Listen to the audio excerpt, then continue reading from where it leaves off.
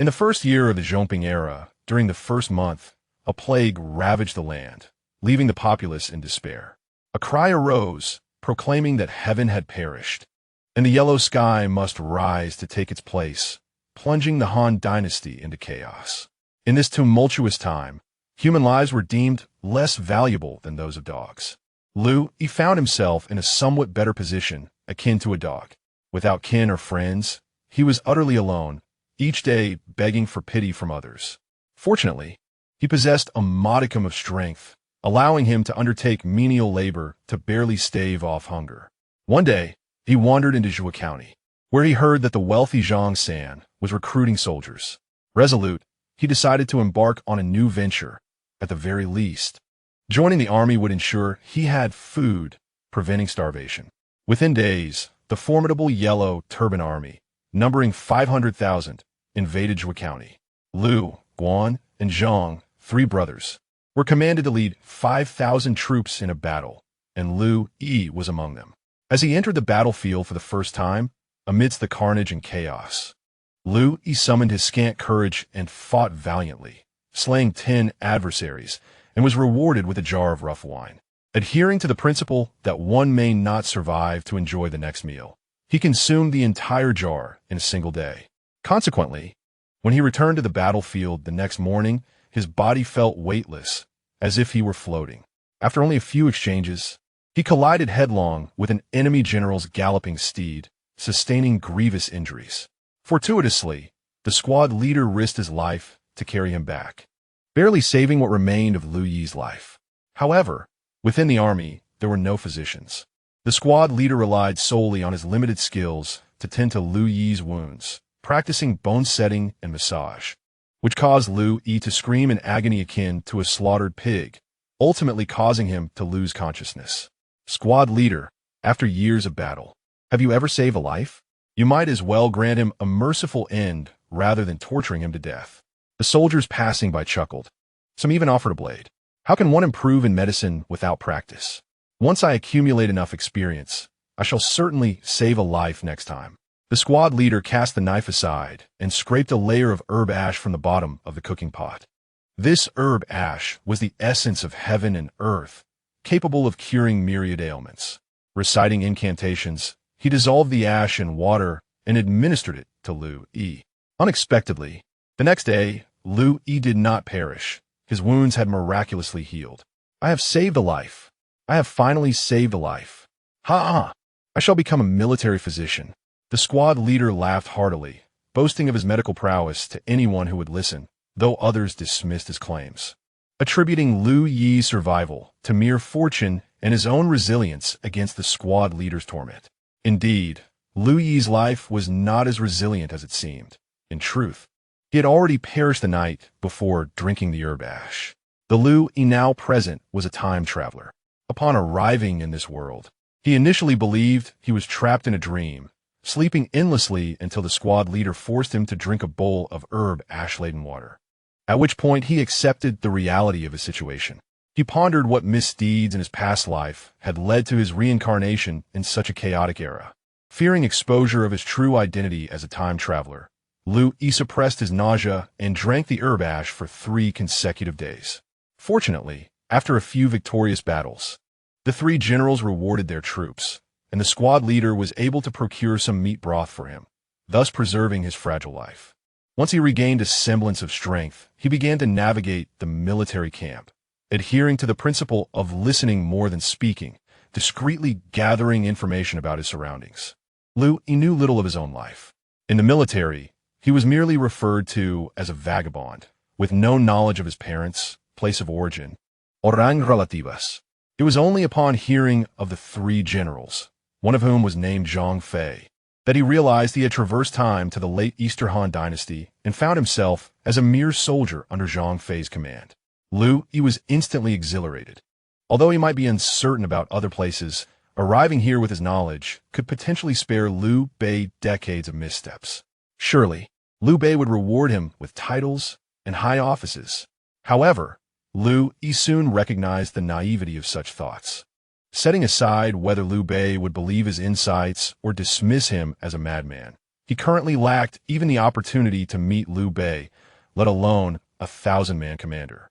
Liu Yi despaired, for in these chaotic times, human life was as worthless as that of a dog. Given his present capabilities, surviving would prove exceedingly difficult. Most troubling was the realization that this world seemed to deviate from the historical late Eastern Han Dynasty he was familiar with, though he could not pinpoint the discrepancies. Days later, having finally recovered, Liu Yi sought a moment of leisure under the sun, contemplating that even if he could not encounter Liu Bei, meeting General Zhang Fei would suffice. However, as he arrived in the open field, the sound of a horn reverberated throughout the camp. "Liu Yi, what are you doing wandering about? Grab your weapon and come with me. We're going to battle." Startled, Liu Yi felt a shiver run down his spine. After days of being transported to this world, was he finally to step onto the battlefield? As a modern man, he struggled to even kill a chicken, which would still run about, bleeding profusely after a dozen strikes. Now, he was expected to take lives? "Captain, I am still injured. Please take care of me." His voice trembled with visible fear. "Why are you still cowardly after being wounded? Don't be timid, just follow me. Remember to keep your distance from the generals on the battlefield." "Why should I stay away from the generals?" He dared not voice this question, fearing his ignorance would be revealed. Instead, he hurriedly followed the captain, nervously inquiring, "Who are we fighting?" "Who else?" "The Imperial Army is besieging the Yellow Turban rebels at Xi'an. Today is the decisive battle. As a mere soldier, you need not concern yourself with such matters. Just charge with me. When you see a yellow turban soldier, strike. When you see mounted captains or generals, evade them. Survive, and I shall treat you to meat soup." A decisive battle? Liu Yi felt an inexplicable thrill, yet the vivid imagery of bloodshed on the battlefield made him tremble. He had contemplated fleeing at the first opportunity, but there was none, as he was swept into the fray with the army. The horns blared, drums thundered, and the cacophony of battle cries stirred the blood. Clutching a rusted blade so dull it would struggle to slice tofu, Liu Yi's heart raced. "Charge!" With a thunderous roar, the surrounding soldiers surged forward, and Liu Yi had no choice but to join the fray. What choice did he have? Fortunately, his body was relatively robust. If he stayed cautious and followed closely behind the captain, he might evade danger. After all, it was merely combat. In ancient times, cold weapons were merely tools for street brawls, and when compared to the brutal savagery of firearms, they seemed utterly insignificant. With a bit of effort and a keen eye for opportunity, one might elevate their status through military merit. Contemplating this, Liu Yi found himself surprisingly calm, even harboring a hint of anticipation. He followed closely in the footsteps of the sergeant, gripping his rusty blade, ever ready to seize any chance that arose. However, after only a short distance, Liu Yi sensed something amiss. A thunderous roar echoed through the air, and as he looked up, his eyes widened in disbelief. He finally grasped what was wrong. Ahead, a formidable general galloped fiercely on a warhorse, wielding a crescent blade that swept through the air, conjuring a chilling flash of light. In its wake, several yellow turban soldiers were instantly reduced to mere fragments of limbs, scattered across the battlefield. With another swing of his blade, yet more soldiers screamed as they were torn apart, their remains soaring skyward. No one could withstand the onslaught. The soldiers fell like leaves in a storm, transforming the sky into a horrific rain of severed limbs. The scene was nothing short of breathtaking. One step could slay 10 men. Would there be any escape for 1,000? Liu Yi was left in shock, his scalp prickling with terror. He began to understand why the sergeant had warned him to steer clear of mounted warriors. Was this even human? This was a veritable god of death, a demon unleashed. As he trembled in fear, the thunder rolled once more, and Liu Yi hesitantly gazed upward, witnessing a tempest brewing. Thick clouds spiraled in the sky, and bolts of lightning danced like frenzied serpents, crashing down from above. Faintly, he heard a distant voice roaring amidst the storm. "The heavens have perished. The yellow sky shall rise. Thunder God and lightning mother, heed my command." With a crack, a bolt of lightning rent the sky, and before Liu Yi could comprehend the unfolding chaos, another flash arced towards him. The sound was thunderous. As the lightning swept through, countless soldiers screamed, flung into the air, ignited by the electric fury. In the blink of an eye, at least 100 lay lifeless, charred beyond recognition. Liu Yi barely steadied himself, narrowly evading the deadly sweep of the lightning, thereby preserving his life. Yet, the sergeant, rushing forth with such speed, was caught in the electric storm. He was hurled into the air, his body engulfed in flames, and it took 3 breaths before he plummeted back to earth, landing unceremoniously not far from Liu Yi. Smoke billowing from his charred form, exuding a ghastly aroma akin to roasted meat. Liu Yi swallowed hard, his heart threatening to cease its rhythm. What in the world was happening? Was this a warrior capable of sweeping through armies? A soldier who could summon the very elements? Could this truly be the late Eastern Han era? Chapter 2. Collecting corpses on the battlefield in Liu Yi's understanding of the late Eastern Han period. No matter how formidable a general may be, it is impossible for them to sweep through an army like a deity, nor are there that many people on the battlefield. He distinctly recalls that the texts mentioned that when Liu, Guan, and Zhang initiated their uprising, they commanded merely 500 men. Yet in this brief moment, the number of fallen soldiers exceeds 500. Liu Yi suppressed his astonishment and gazed ahead once more.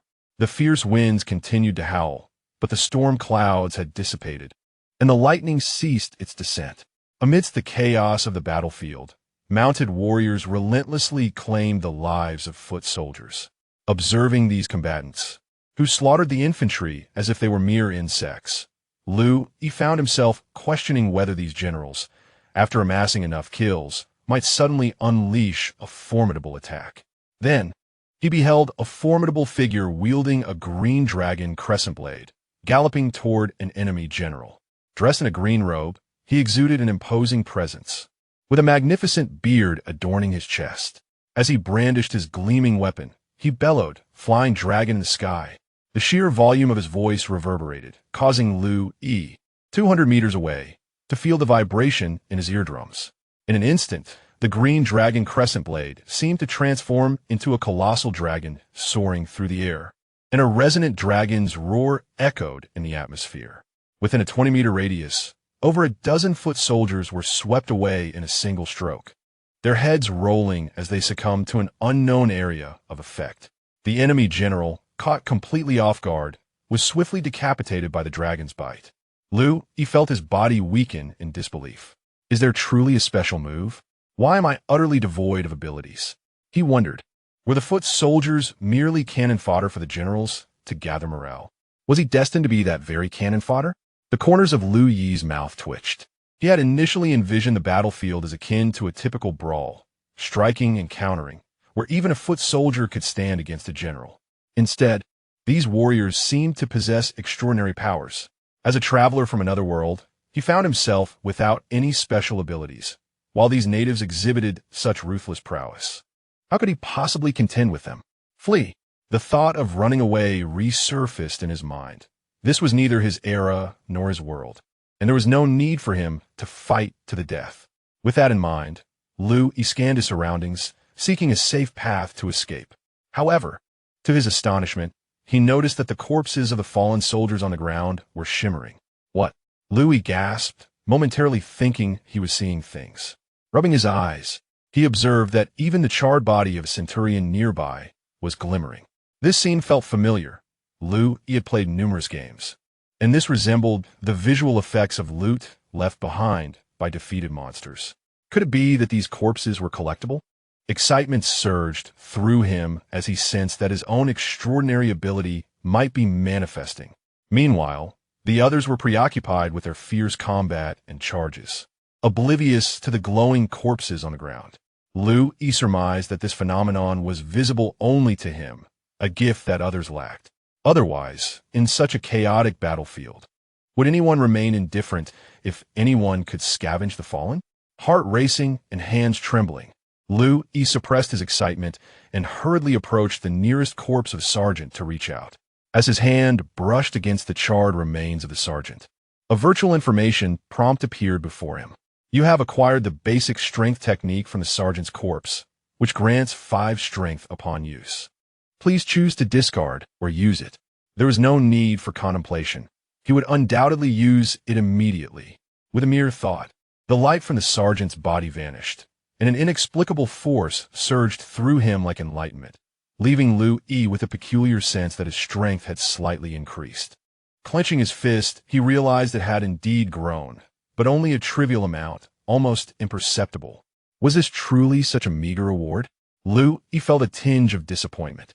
Yet the battlefield was rife with corpses, and he promptly dashed towards the next one. While others engaged in fierce combat, he busied himself with scavenging. You have acquired the basic agility technique from Soldier A's corpse, which grants 1 agility upon use. Please choose to discard or use it. You have acquired the basic intelligence technique from Soldier B's corpse, which grants 1 intelligence upon use. Please choose to discard or use it. You have found the syphilis virus from Soldier C's corpse, which grants 1 syphilis upon use. Please choose to discard or use it. You searched Soldier D's corpse, but found nothing.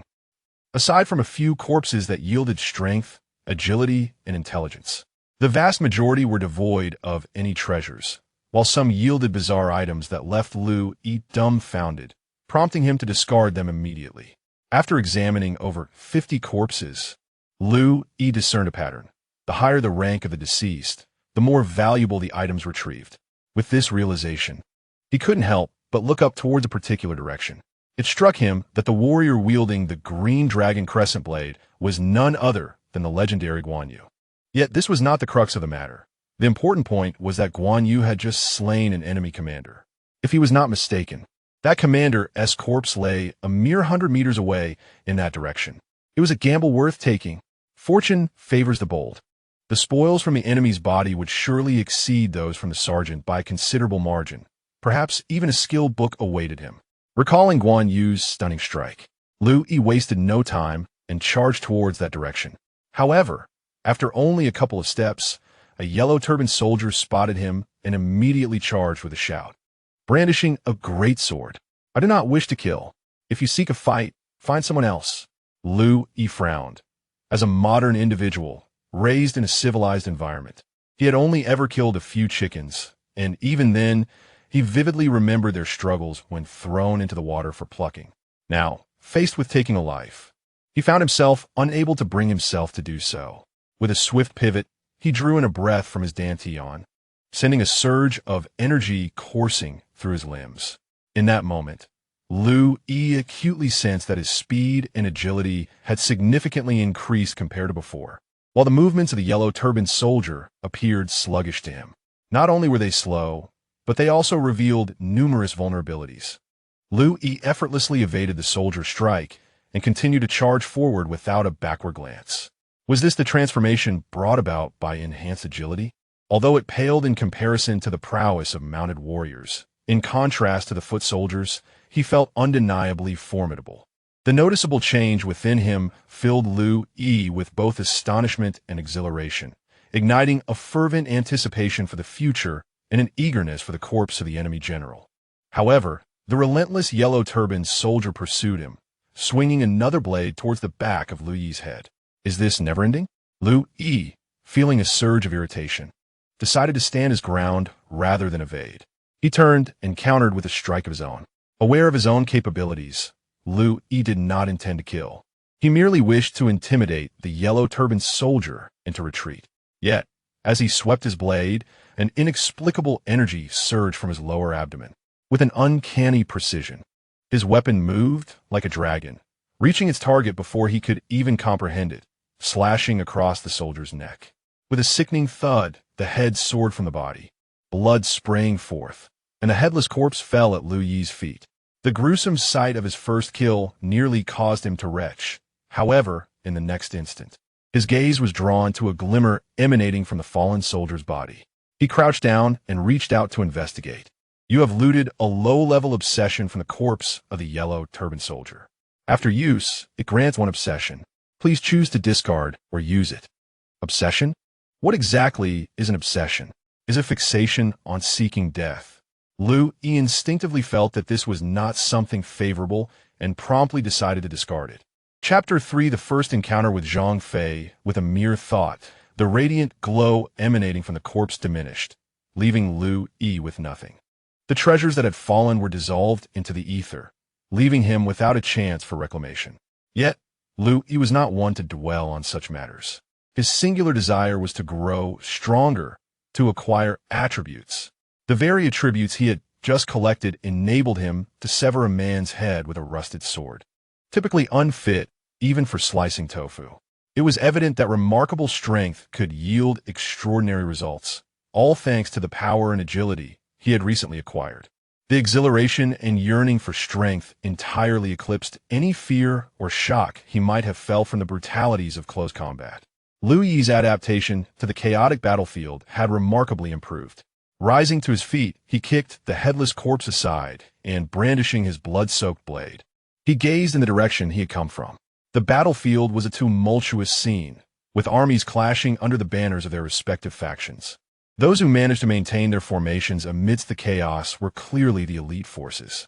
However, it was evident that neither the Yellow Turban Army nor the Imperial troops could be classified as such. The conflict devolved into a melee, with small clusters of soldiers engaging in fierce skirmishes. Liu Yi had long since lost contact with his own unit. Despite their overwhelming numbers, the Yellow Turban soldiers were woefully inadequate in combat prowess, and their defeat was becoming increasingly apparent.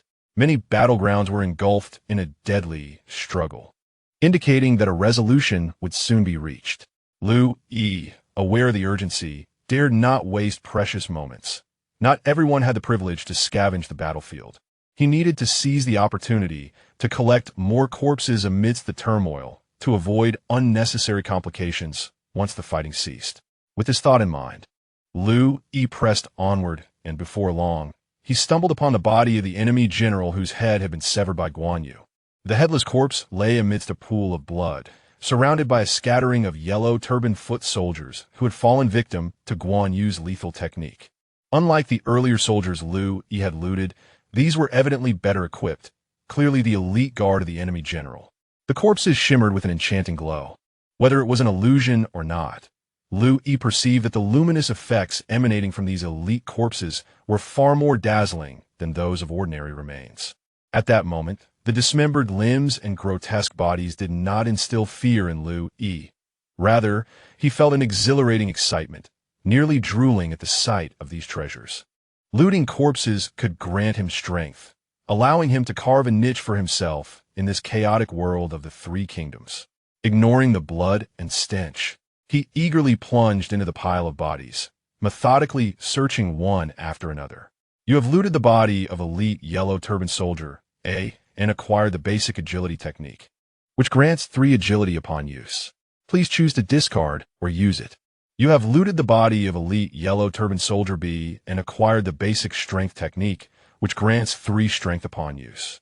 Please choose to discard or use it. Indeed, these elite soldiers were exceptional. Not only did each possess valuable items, but the attributes gained were significantly higher than those from ordinary soldiers. One was worth 3. Soon, Liu Yi arrived beside the headless corpse of the enemy general. Gazing at the decapitated body, a smile involuntarily crept across his face. This must be akin to the legendary boss, or, at the very least, an elite. Is there any boss or elite monster that doesn't drop valuable loot? May the deities bless me with something extraordinary. Although it seemed somewhat disrespectful to the deceased, Liu Yi offered a silent prayer before reaching out to touch the general's corpse. You have acquired basic swordsmanship from the corpse of the Yellow Turban captain. Upon usage, you will learn basic swordsmanship. Please choose to discard or use it. Swordsmanship. Liu Yi's eyes sparkled with excitement. Until now, he had only gathered attributes, but finally, he had come across a technique. Though merely basic swordsmanship, even the tallest tower begins from the ground, with this foundation. How far could he ascend towards the legendary dragon-slaying swordsmanship? Without a moment's hesitation, he eagerly chose to use it. Once again, that exhilarating sensation surged through him, more intense than ever before. Liu Yi distinctly felt a new set of blade techniques unfurling in his mind. Though not overly intricate, they were simple and practical. Is this all there is? Grasping his rusted blade, he felt an overwhelming urge to demonstrate the newly acquired sword technique right then and there. However, at that moment, a shiver coursed through him, his hairs standing on end as a chilling breeze swept across the back of his neck. An inexplicable tremor, as if he could sense the very essence of death. Instinctively, Liu Yi turned around, and not far off, he spotted a yellow-turbaned captain charging towards him atop a warhorse, brandishing a large blade and bellowing with fury. "You dare to desecrate my brother's corpse? I'll have your head, you scoundrel." A wave of murderous intent washed over Liu Yi, causing his heart to race as he recalled the words of the previous sergeant. When encountering a mounted captain, "Run." Now, he believed those words wholeheartedly, without a second thought. He turned and fled. Yet, how could his legs outrun a warhorse? In the blink of an eye, the yellow-turbaned captain had galloped up behind him, raising his sword to strike at Liu Yi's neck. The blade harnessed the horse's momentum, its force seemingly boundless. The sword shimmered with a blinding cold light, sending shivers down his spine. Liu Yi felt his heart leap to his throat, as if he were about to lose his head to the yellow-turbaned captain's strike. In the face of imminent peril, Liu Yi surprisingly found his composure, a blaze of anger igniting within him. "Damn it! I merely wish to scavenge for corpses on the battlefield, to be a quiet, handsome figure, yet you persistently seek to kill me?" As his fury surged, he tightened his grip on the rusted blade, a surge of energy rising from his dantian, filling him with newfound strength as his gaze locked onto the approaching cold blade. Just as the sword was about to sever his head, Liu Yi's legs twisted unexpectedly, thrusting his sword forward as he leaned back nearly 90 degrees. The yellow-turbaned captain's blade grazed past his face, while at the same moment, Liu Yi's sword pierced the belly of the warhorse, a sharp sound echoing as he opened its gut. The warhorse galloped wildly, its intestines and entrails spilling onto the ground. At last, its legs buckled, and in a moment of inertia, it rolled over. The yellow-turbaned officer atop was caught off guard, thrown several meters away by the fallen steed, landing heavily on the ground, howling in pain and unable to rise immediately. Seizing this opportunity, Liu Yi surged forward, leaping 2 meters high, his hands gripping the blade as he executed a powerful downward slash. The basic technique of a sword, harnessing the force of his leap to amplify the strike. He could cleave even a bull in two. The yellow-turbaned officer, evidently unprepared for such strength from a mere soldier, had just regained his balance and had not yet managed to stand when a glimmering blade descended upon his forehead. With a sickening sound resembling a knife slicing through a watermelon, half of the officer's head was severed. In an instant, blood and brain matter splattered, drenching Liu Yi's face. He felt his stomach churn, nearly retching. Fortunately, as the officer's corpse collapsed, it shimmered with a radiant glow, allowing Liu Yi to suppress his discomfort and eagerly reach for the body. "You have retrieved basic horsemanship from the yellow-turbaned officer's corpse. Upon use, you will learn basic horsemanship. Please choose to discard or use it."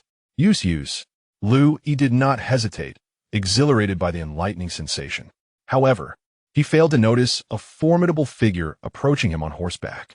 Standing 8 feet tall, with a leopard-like head, hawk-like cheeks, and a spear of considerable length in hand, the imposing general rode toward Liu Yi. By the time Liu Yi regained his senses, the general had already arrived before him, towering on horseback, his eyes resembling copper bells, scrutinizing Liu Yi intently. Upon recognizing the general's visage, Liu Yi's heart raced uncontrollably. This is Zhang Fei, the illustrious third Master Zhang? Chapter 4. How can one dwell in despondency? The idol. Zhang Sanyi is undoubtedly one of Liu Yi's most cherished characters from the Three Kingdoms. On the very first day of his arrival in this realm, he yearned for an opportunity to encounter the illustrious warrior, and today, fate has conspired to grant him such a chance. Liu Yi, overwhelmed with excitement, stood there at a loss for words, gazing foolishly at Zhang Fei with a silly grin. "How audacious! You dare not kneel and pay your respects to General San?" One of Zhang Fei's loyal soldiers bellowed, ready to lash Liu Yi with his whip, but was promptly restrained by Zhang Fei himself. "He's one of our own. There's no need for such formalities. Young man, what is your name?" Zhang Fei, robust and hearty, bore a somewhat endearing demeanor when he smiled. "Liu Yi. Liu Yi? Quite impressive. I saw you earlier, at such a tender age. You wielded a rusted blade and vanquished a yellow-turban officer. You are indeed a talent.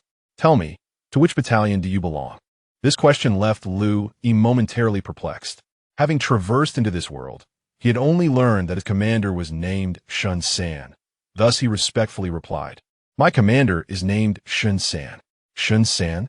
Zhang Fei clearly did not recognize a 10-man commander, yet one of his nearby soldiers interjected. "He is the younger brother of Commander Shinda." "Oh, where's Shun San?" Zhang Fei inquired, his smile growing even more endearing. "That blackened figure over yonder is him." Liu Yi gestured towards the charred body in the distance. Zhang Fei merely glanced at it. In the chaos of battle, the death of a 10-man commander was all too commonplace, and there would surely be others to verify his identity.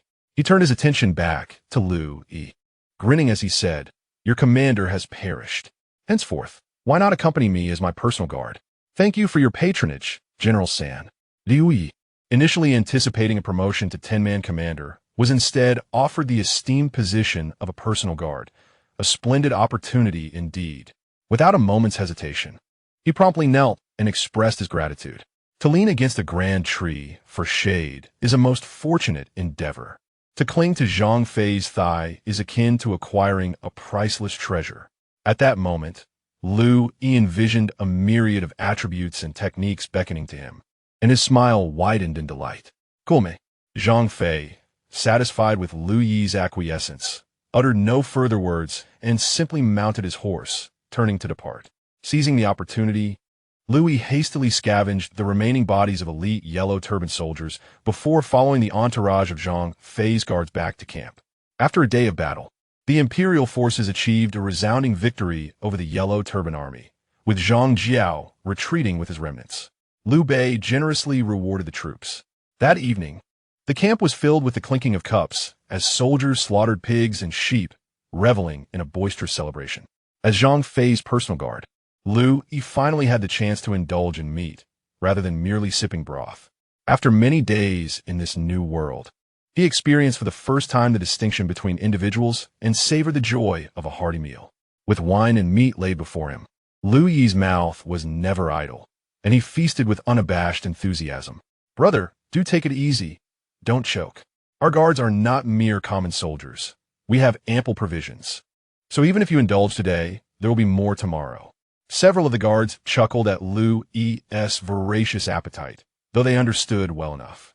After all, how often could ordinary soldiers partake in such lavish feasts?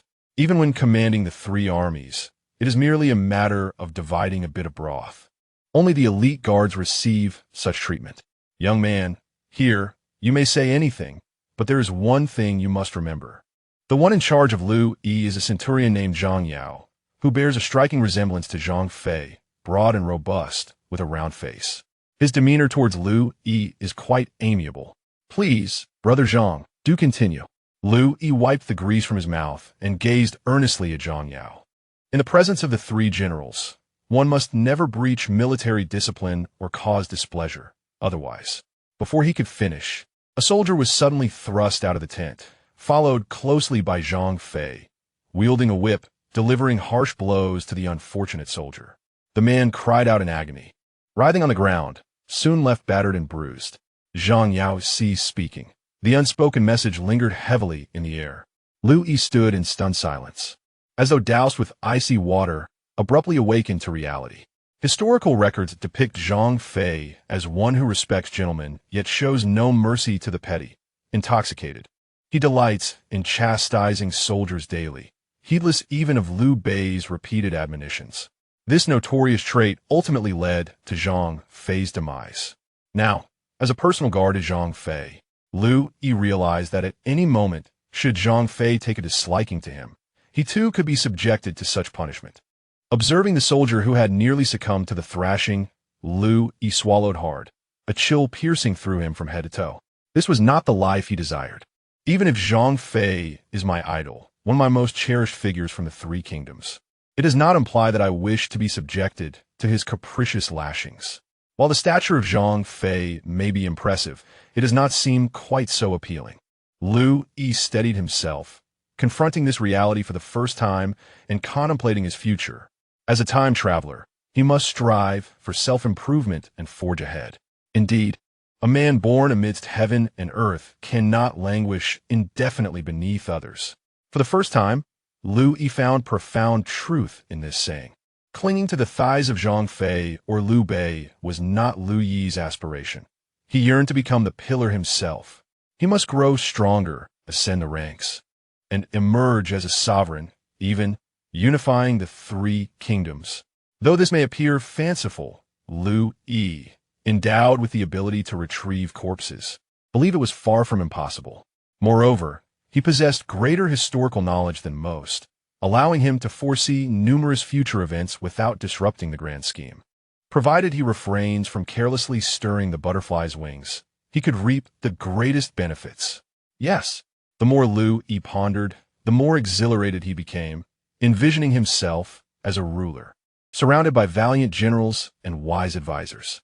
Reflecting on the significant bounty he had collected today, Liu Yi still felt uncertain about his abilities. Was it the system? With a thought, Liu Yi focused inward, and indeed, as he conjured the sensation of corpse retrieval in his mind, a virtual dialogue box appeared before his eyes. The grave picker, wandering through the realms, one can gather the essence of all living beings accumulated throughout their lives within an hour of a fresh corpse's demise. Liu Yi suddenly understood. No wonder some of the items he gathered on the battlefield today were inexplicable, even including syphilis. It turned out these were the most significant treasures accrued by the deceased during their lifetimes, while most corpses yielded nothing, indicating that their lives were largely inconsequential and devoid of merit. Liu Yi nodded inwardly, and with a thought, the dialogue box before him transformed, revealing an attribute panel. Name: Liu Yi. Character: Wu cultivation, mortal strength, 65 agility, 50 intelligence, 23 skills. Basic sword technique proficiency 20-10,000. Low-level horsemanship proficiency 0-10,000. After reviewing this attribute panel, Liu Yi was uncertain of his exact standing, yet this was of little concern. In a chaotic world, corpses were plentiful, even those of formidable figures. Moreover, was it not the case that a prominent individual was nearing their demise? Suddenly, Liu Yi's eyes sparkled, and he could not help but salivate. Zhang Jiao. This individual was due to perish within the next few days, and right here, if he could collect Zhang Jiao's corpse within an hour, would he not acquire the essence of Zhang Jiao's most potent abilities? The terrifying thunder and lightning he witnessed during the day surged back to his mind, sending shivers down his spine. If he could master that spell, he could soar into the skies, possessing the potential to become a formidable figure himself. He needed to devise a plan to approach Zhang Jiao, to collect the remains from Master Zhang. Chapter 5. Liu Yi's aspiration for advancement in that moment. Commanding the winds and summoning the rain, soaring through the skies and vanishing in a thin air, conjuring soldiers from mere beings. Who in the world could stand against me? With revolutionary thoughts far ahead of my time, I would seize the land from the rich and distribute it to the poor. What Zhang Jiao could accomplish, I too could achieve, and what he could not, I would surpass. In essence, I am the favored child of destiny, sanctioned by the heavens to carve out my own domain and unify the world as its sovereign. With 1,000,000 valiant soldiers at my command and 3,000 beauties in my harem, wherever my blade points, the world bows before me. I am the sovereign of all, the first emperor of earth. Ha ha ha! The more I contemplated, the more exhilarated I became, unable to suppress my laughter. My outburst bewildered my loyal bodyguard, Captain Zhang Yao, and several of my comrades. What has happened to this brother? Has he lost his wits? Surely not. The three generals strike daily, yet no one appears frightened. Should he not be weeping if he were truly terrified? Why is he so joyously amused? The bodyguards exchanged glances, their eyes brimming with questions. Then, Captain Zhang Yao seemed to have an epiphany. He raised his hand and delivered a sharp slap to Liu Yi's face, followed by a thunderous roar. Soul, return. Ouch! What are you doing? That slap was delivered with no restraint, leaving Liu Yi's cheek flushed. My brother, I am rescuing you. You were possessed just now. Laughing foolishly. This slap is to awaken your spirit. It is a relief that you are well now. Zhang Yao firmly grasped Liu Yi's shoulders, earnestly advising him, do not be afraid, my brother. Cast aside any psychological burdens. Though the three generals have a penchant for striking, allegiance to them guarantees no loss. Besides, you were personally selected by the three generals to join the elite bodyguard unit. I believe your future is boundless. Do not let a trivial matter intimidate you. Moreover, many here yearn for the chance to be struck by the three generals, but have yet to seize that opportunity.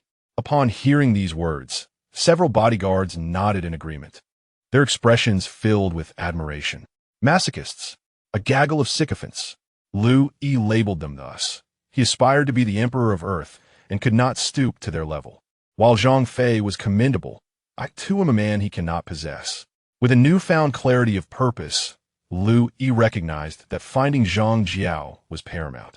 His immediate goal was to preserve his own life until he could lay his hands on Zhang Jiao's corpse. Once he attained Zhang Jiao as formidable powers, he would soar to unprecedented heights, unbound by any constraints. Who could possibly challenge him then? Regaining his composure, Liu Yi raised his goblet and smiled at Zhang Yao and the others. Rest assured, my brothers, I grasp the principles involved. However, as a novice in the bodyguard unit, I am unfamiliar with many things and will require your guidance in the future.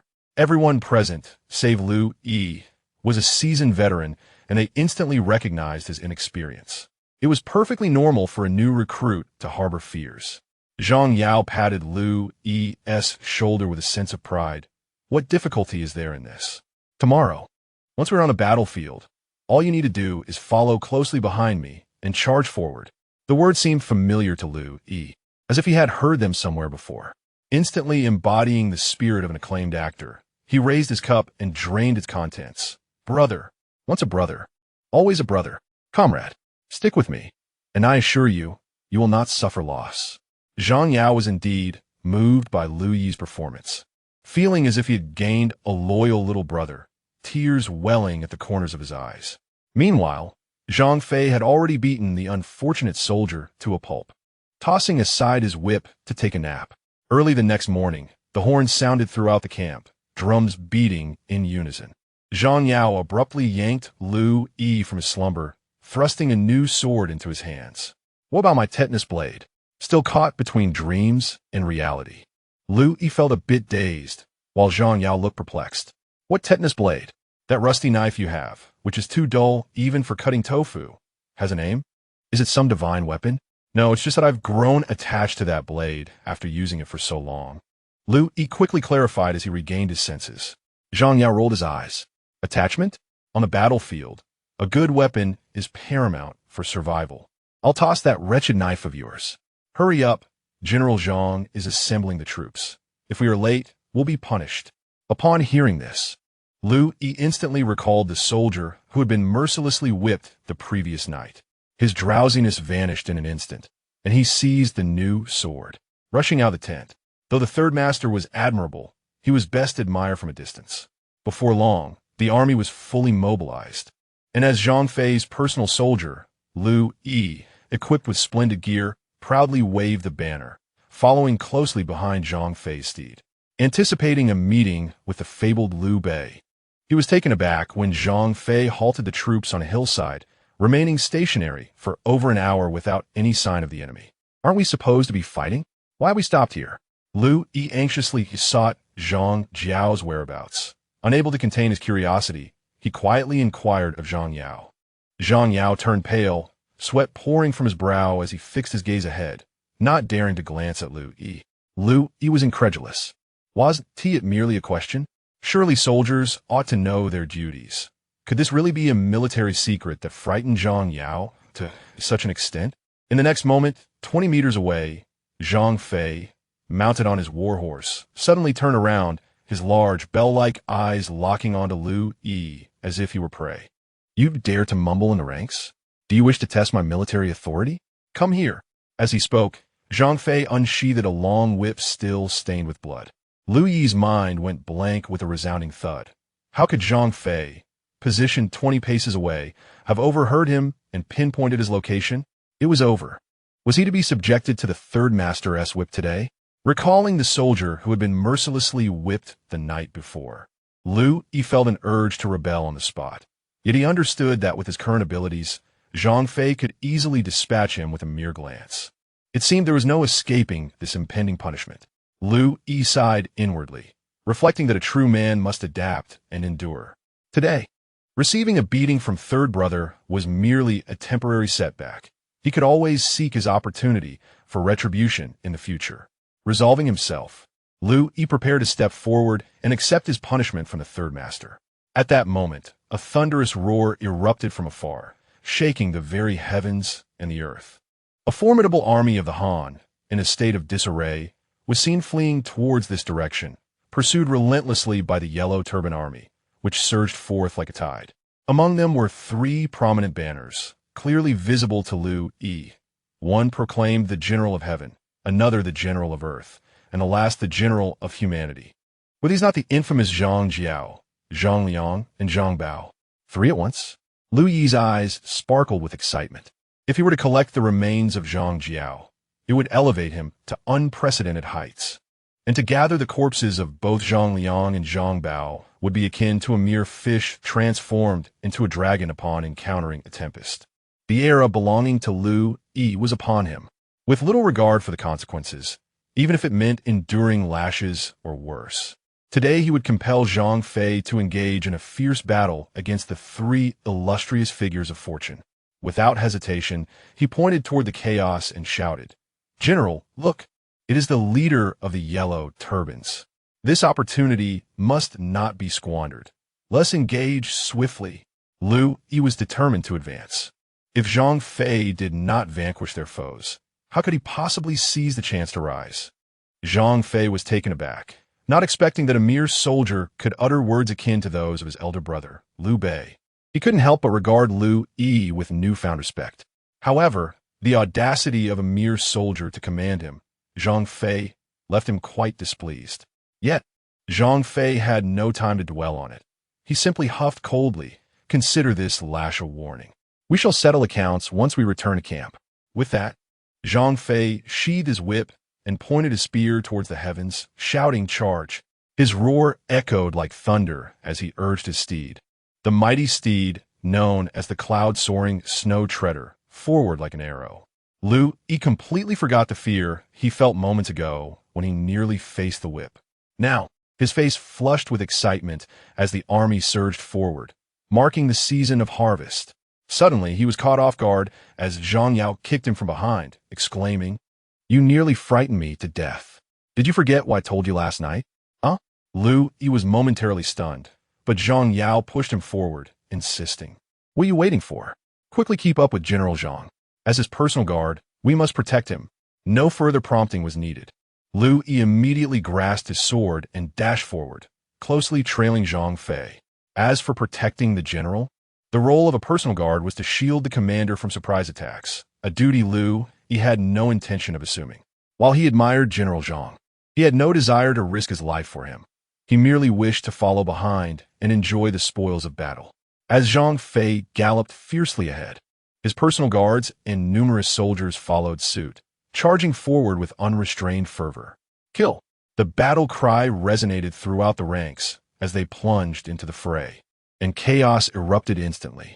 Zhang Fei, a renowned general, stormed through the battlefield, wielding his spear with ferocity. A glint of cold light flashed, followed by the spear striking like a dragon, creating transparent holes in the bodies of Yellow Turban soldiers. In less than 10 minutes, Zhang Fei had dispatched over 100 of them. Some Yellow Turban soldiers didn't even comprehend what had transpired before finding a fatal wound in their chests, never seeing the shadow of their assailant. General Zhang is mighty. Liu Yi trailed behind, collecting the fallen bodies as Zhang Fei claimed victory after victory, his pace of scavenging hardly keeping up with the general's lethal efficiency. As he witnessed his attributes steadily rise, Liu Yi's face beamed with uncontainable joy. Zhang Yao and the others were left speechless. They struggled to keep up with Zhang Fei's relentless charge, while they, seasoned veterans, gasped for breath, lacking the stamina to match Liu Yi's exuberance on the battlefield. It was no wonder that General Zhang held such high regard for him. "This lad would surely surpass me in the future," Zhang Yao mused, perplexed by Liu Yi's scavenging. "Why do you bother collecting those corpses, Liu? Just follow General Zhang into battle," Liu Yi casually replied, I fear these yellow-turbaned scoundrels may not be fully deceased, so I'll ensure they receive a final blow." Zhang Yao shook his head. "Those yellow-turbaned soldiers have been pierced with countless holes. How could they still be alive? Under General Zhang's spear, there are no survivors. Do not waste your efforts. Staying close to General Zhang is the right course of action. You want to provoke his displeasure. You might end up facing more lashes upon our return." As soon as these words were uttered, Liu Yi shuddered, a veil of anxiety enveloping his excited heart. Accompanying Zhang Fei was undoubtedly agreeable, yet the constant threat of being brutally beaten without the chance to retaliate loomed ominously. However, Liu Yi had little time to ponder such matters. Most of the yellow-turbaned soldiers were elite fighters, and failing to collect their corpses would be a grievous waste. Liu Yi fabricated another lie. "Brother, you must understand, my family was slaughtered by those yellow-turbaned scoundrels. Even in death, I cannot quell my anger without striking them a few times." As he spoke, a sudden tempest arose, and the heavens were filled with a cacophony of thunder. Liu Yi faintly discerned a voice roaring in the distance. "The heavens have perished. The yellow sky shall rise. Thunder God and lightning mother, heed my command."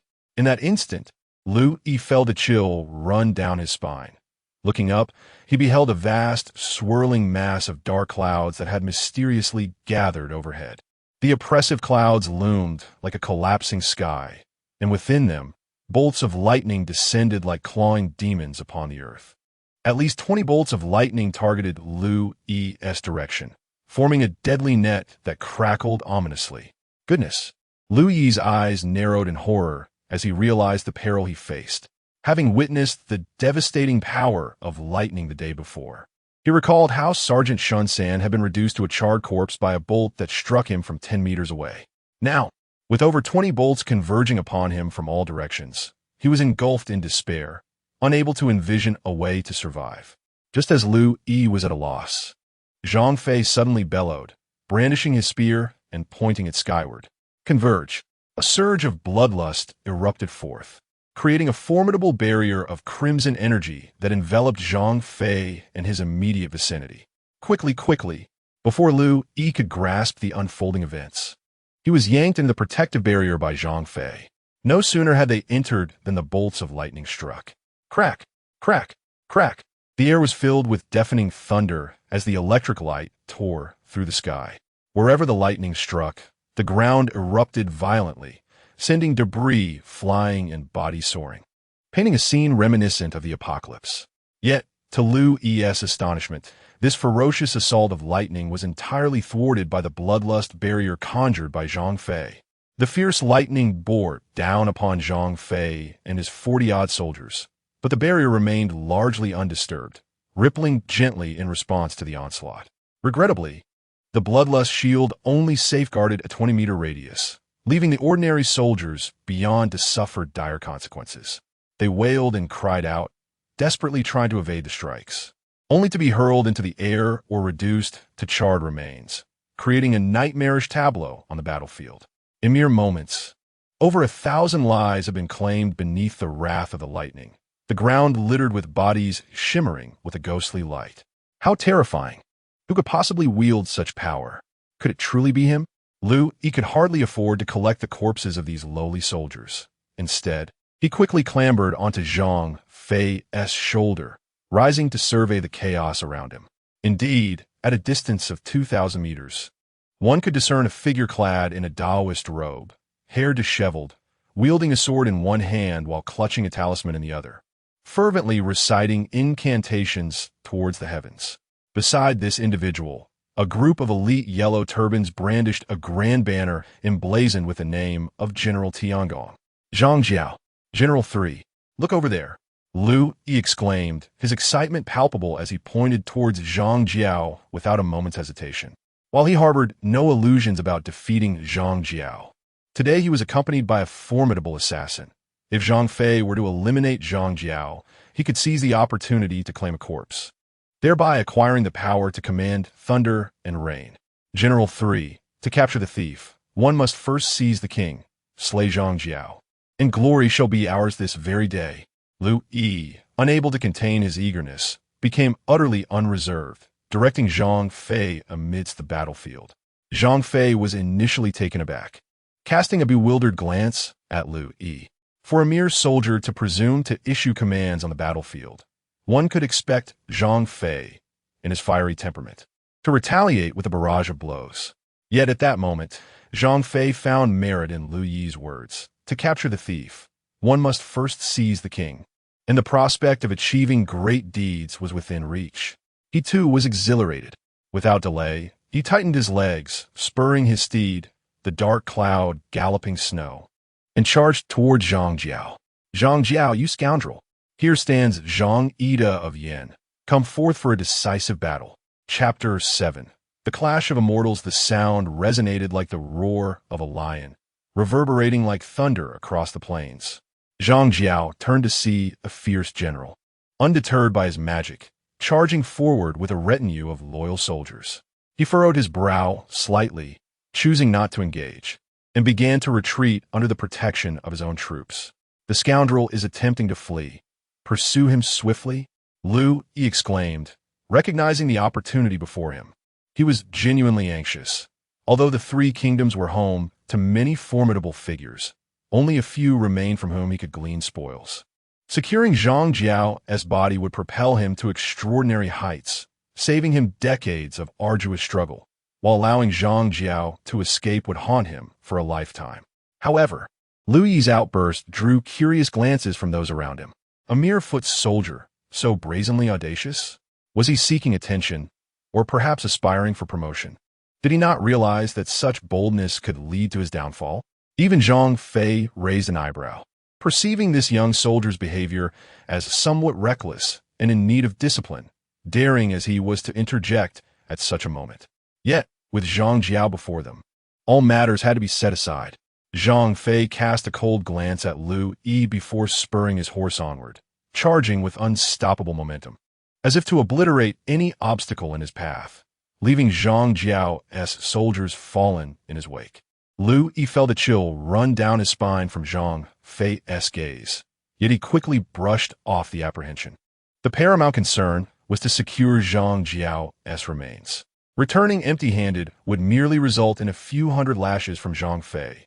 Could Zhang Fei truly bring him to his end?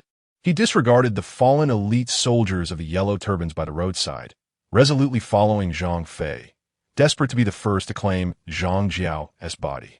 Before long, Zhang Fei closed the distance to Zhang Jiao, now merely 100 meters away. His eyes blazed with fury as he bellowed, "Scoundrel general, dismount and meet your demise." In that moment, a surge of malevolent energy radiated from Zhang Fei, intensifying with each heartbeat as he brandished his formidable 8-foot spear, which glimmered with the brilliance of sun. An indescribable force emanated from him, causing Liu Yi to feel a sense of dread, his blood boiling, as if the very air around him had fled, leaving him gasping for breath. Was Zhang Xin going to unleash his ultimate skill? Instinctively, Liu Yi looked up just in time to witness Zhang Fei thrusting his spear forward with ferocity. The spear pierced through the air like a serpent, a concentrated beam of light shooting toward Zhang Jiao, 100 meters away. As the radiance coursed through the ground, it shattered the earth beneath, sending both Yellow Turban and Han soldiers into frantic disarray.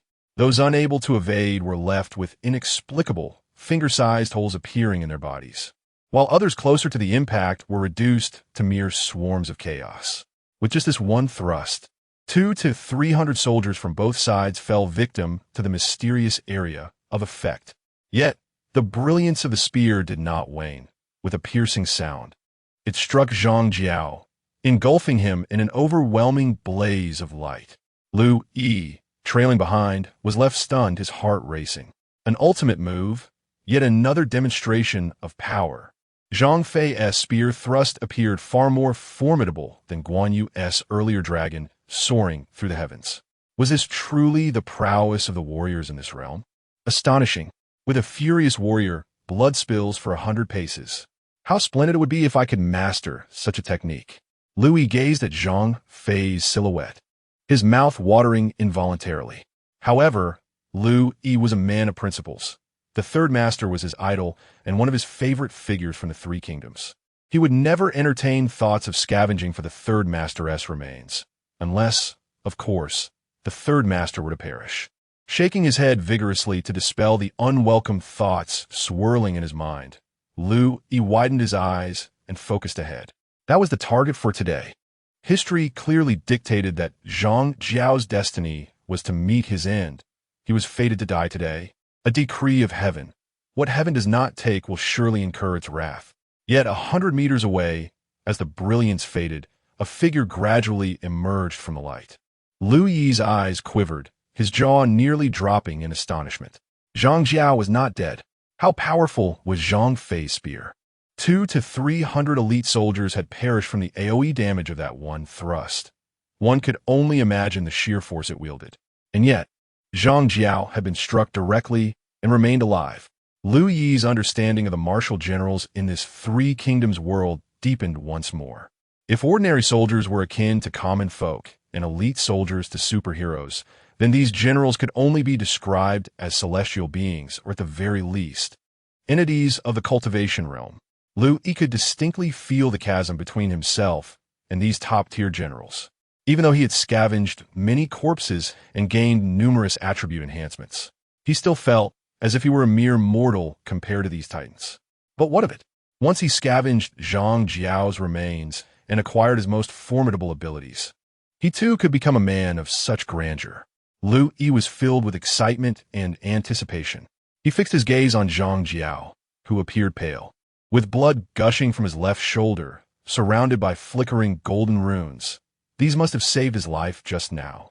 Dong Zhuo turned his gaze toward Zhang Fei, his lips moving as if uttering something about horse hides, and then he formed a seal with his hands, launching a sword strike at Zhang Fei. Crack! The sword light suddenly transformed into dozens of streaks of thunder, crashing down upon Zhang Fei from several dozen meters away. Roar! With a fierce shout, Zhang Fei's malevolent aura surged as he swung his 8-foot-long snake spear down upon the thunderous onslaught. Boom!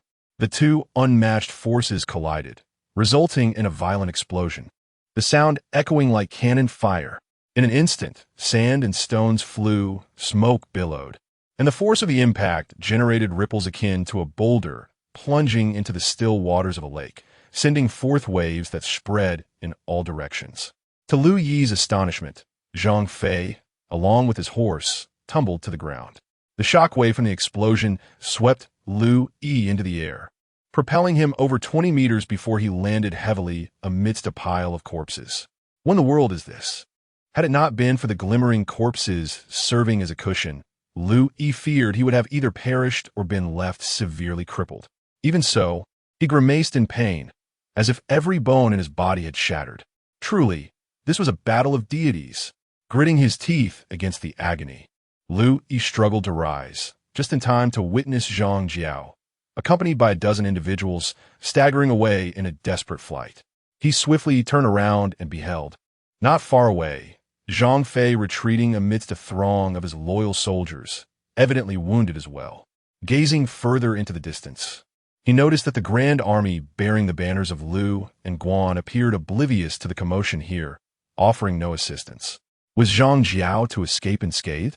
Liu Yi clenched his fists, a fierce determination flickering in his eyes. Opportunities are fleeting. Once this village is passed, the shop will be lost. Moreover, if even Zhang Fei was injured, how could Dong Zhuo fare any better? Surely, he must be hanging by a thread. If Dong Zhuo were to slip away, Liu Yi would regret it for a lifetime. In a surge of passion, Liu Yi, with his blood boiling and his mind aflame, made a daring decision. He would pursue. Today, even if he stood alone, he would bring Dong Zhuo to his end.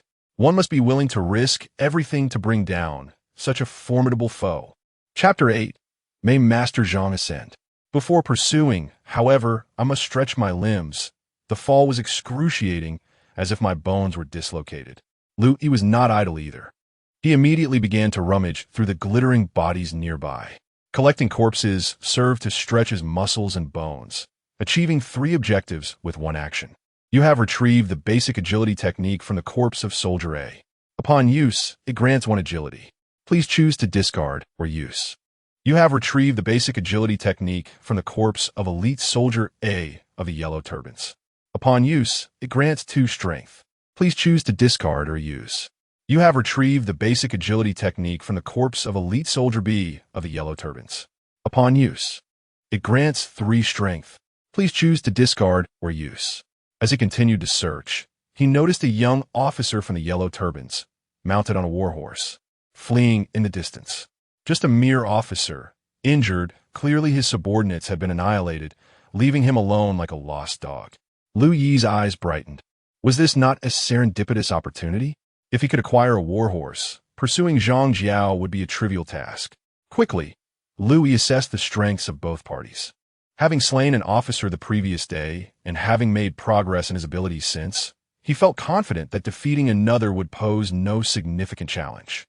Concealing himself along the officer's anticipated path for an ambush seemed like an effortless victory, especially if the officer was caught off guard. With determination, Liu Yi concealed himself in a patch of grass. As the young officer passed, he suddenly leaped out, shouting fiercely and swinging his blade. Kill! The yellow turban officer clearly did not anticipate an ambush. By the time he sought to evade, it was too late, relying on years of experience. He raised his blade to defend. However, both he and Liu Yi underestimated the latter's strength. The strike fell as if cleaving a mountain. A sharp clang echoed as their blades collided, sparks flying. The officer's sword was instantly shattered, and Liu Yi's blade, unstoppable, descended upon the officer's crown. Like chopping wood, it cleaved the officer in 2, blood and brain matter splattering across the ground. This time, Liu Yi felt no discomfort and immediately rummaged through the corpse. You have retrieved the basic sword technique from the corpse of Officer C of the Yellow Turbans.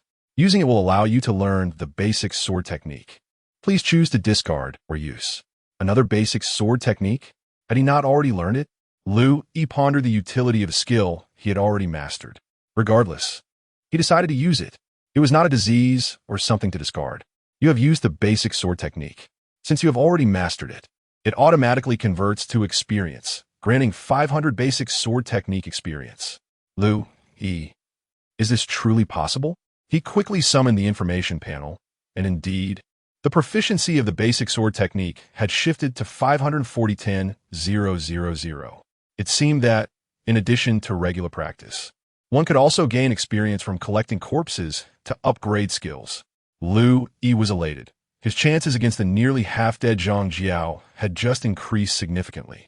Upon mounting the war steed, he pressed his legs together and delivered a sharp slap to its hindquarters. Giddy up! Previously, having witnessed valiant knights and generals galloping majestically across the silver screen, Liu Yi attempted to emulate their grandeur with a spirited shout. However, the warhorse whinnied and surged forward, nearly unseating him. Quickly, he leaned down to grasp the horse's neck, managing to ride for several hundred meters before gradually mastering a few techniques. During this time, he remained oblivious to the increasing proficiency of his skill, basic horsemanship, as he felt his riding becoming more fluid and effortless, ultimately galloping through the wilderness with exuberance. Yet, despite vividly recalling that Zhang Jiao had fled in this direction, after pursuing for some time, he had yet to catch a glimpse of him. As the sounds of battle faded into the distance, disappointment grew. Had he misjudged the path? Furrowing his brow in frustration, he was on the verge of despair when a field of corpses suddenly came into view. There lay a gruesome sight of nearly 200 bodies strewn across the desolate land, all clad in battle armor, an uncommon sight, as even the 2 minor officers he had dispatched earlier lacked complete suits of armor. This clearly indicated that these were elite soldiers, the personal guards of high-ranking commanders who enjoyed such privileges. If memory served, the yellow turban soldiers who had previously surrounded Zhang Jiao were adorned in this very type of armor. It was here. Liu Yi's eyes sparkled with excitement as he unsheathed his blade, eagerly surveying his surroundings. Just then, he heard the sounds of a struggle ahead. He cautiously approached the source of the commotion and found 2 figures locked in combat within a nearby ravine. One was a corpulent man clad in general's armor, and the other was none other than the injured Zhang Jiao. Both appeared to be at their limits, having long lost their former might. resembling nothing more than two ruffians engaged in a brawl. Yet, astonishingly, the general's armored adversary was no match for Dong Zhuo, who had him pinned to the ground, delivering relentless blows. For every 3 punches Dong Zhuo landed, the general could muster only one in return. Heaven has favored me. Liu Yi exhaled in relief, feeling remarkably fortunate. To be candid, Dong Zhuo was a formidable presence, capable of summoning storms and thunder, a warrior who could unseat even the likes of Zhang Fei. Even in his weakened state, he remained a daunting opponent. Yet now, Liu Yi turned towards the pile of corpses. Unperturbed by the unfolding struggle between Dong Zhuo and the corpulent general. Let them fight, let them exhaust themselves, and when they are weary, I shall seize the opportunity. Soon, Liu Yi returned to the site of the fallen bodies, these elite warriors glimmering enticingly in the sunlight. He began to sift through the corpses, his heart swelling with joy as the system notifications chimed in response to his actions. You have acquired basic strength technique from the corpse of an elite yellow turban guard, which grants force strength upon use. Please choose to discard or utilize it. You have acquired the basic agility technique from the corpse of the elite yellow turban guardian, which grants an increase of agility by 4. Please choose to discard or utilize it. You have also obtained the basic strength technique from the corpse of the elite Filial guardian, bestowing a strength increase of 5. Please decide whether to discard or employ it. Furthermore, from the corpse of another elite Filial guardian, you have discovered the fundamental swordsmanship, which can be learned upon use. Please choose to discard or engage with it. The basic agility technique remarkably offers varying attribute enhancements. Who are these elite Filial guardians? Are they part of Dong Zhuo's forces? The realization struck Liu Yi like a flash, causing his breath to quicken. Dong Zhuo is no ordinary figure. He is undoubtedly one of the paramount leaders of the late Eastern Han Dynasty. In this enhanced version of the Three Kingdoms world, what unique abilities and powers might Dong Zhuo possess? What would transpire if both Dong Zhuo and Dong Zhuo's corpses were collected today? The more Liu Yi contemplated, the more exhilarated he became. Initially intending to gather corpses for the auspicious trio, he now found himself unexpectedly gaining Dong Zhuo as a bonus. What could be better?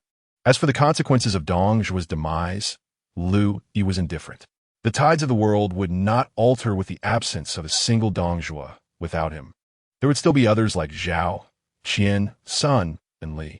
In comparison, acquiring Dong Zhuo's prowess was far more enticing than allowing him to wreak havoc in the capital and alter history.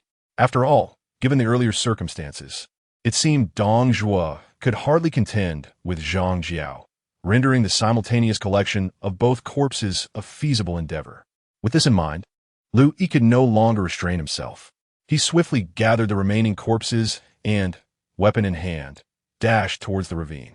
The battle within the ravine was nearing its conclusion. The rotund figure was utterly powerless against Dong Zhuo, who was poised to deliver the final blow. Taking a deep breath, Liu Yi leaped down, swinging his blade directly at Dong Zhuo. May the celestial master rest in peace. Chapter 9. O vast heaven, how hast thou wronged me? Dong Zhuo now stood at the end of his strength, barely able to withstand even the slightest threat. When Liu Yi leaped down, he was caught completely off guard and was swiftly felled by a single stroke. Never had he imagined that ending Dong Zhuo's life would be so effortless, nor did he foresee that it would be at his own hands. Gasping for breath, Liu Yi gazed at Dong Zhuo's lifeless body, his eyes gleaming with excitement. This was the gravedigger of the Han Dynasty, a figure associated with the grand exit of the empire. The sheer potency of his life's essence was beyond Liu Yi's wildest dreams. At this moment, Liu Yi even envisioned his future plans. There was no returning to Zhang Fei. The thought of facing Zhang Fei's wrath, as he recalled the terrifying gaze directed at him earlier, filled him with dread. Returning would surely lead to a severe thrashing.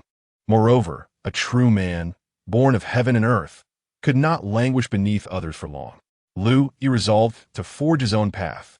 By acquiring Dong Zhuo's abilities, he would proclaim himself as his disciple, thereby enticing the remnants of the yellow turban to follow him.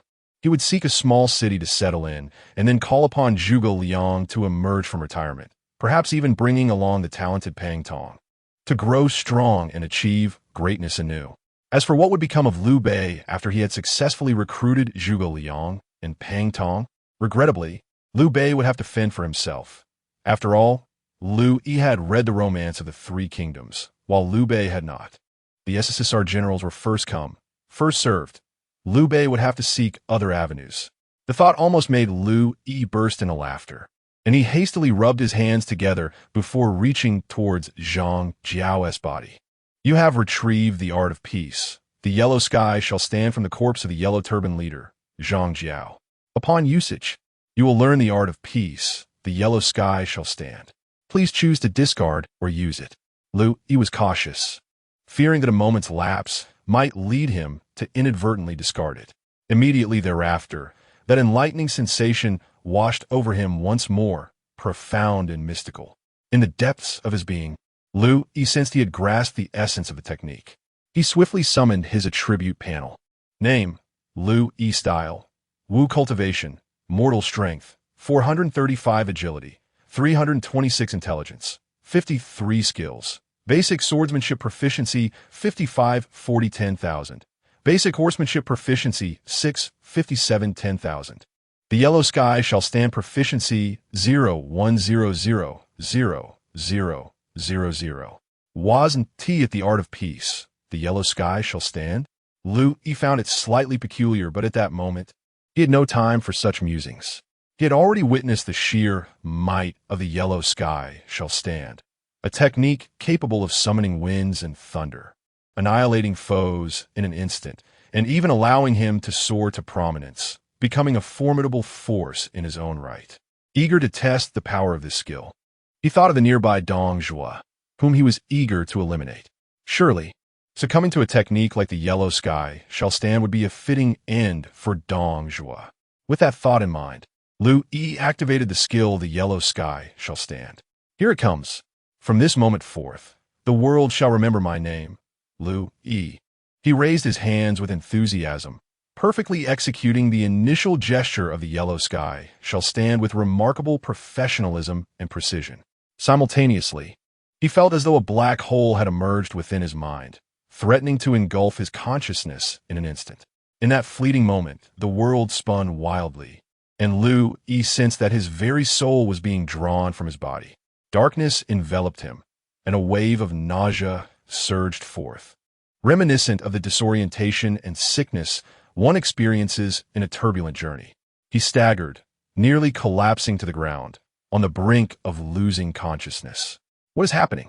At that moment, Liu Yi felt an overwhelming sense of exhaustion, akin to the aftermath of excessive indulgence. His limbs felt weak and feeble, as if all vitality had drained from him.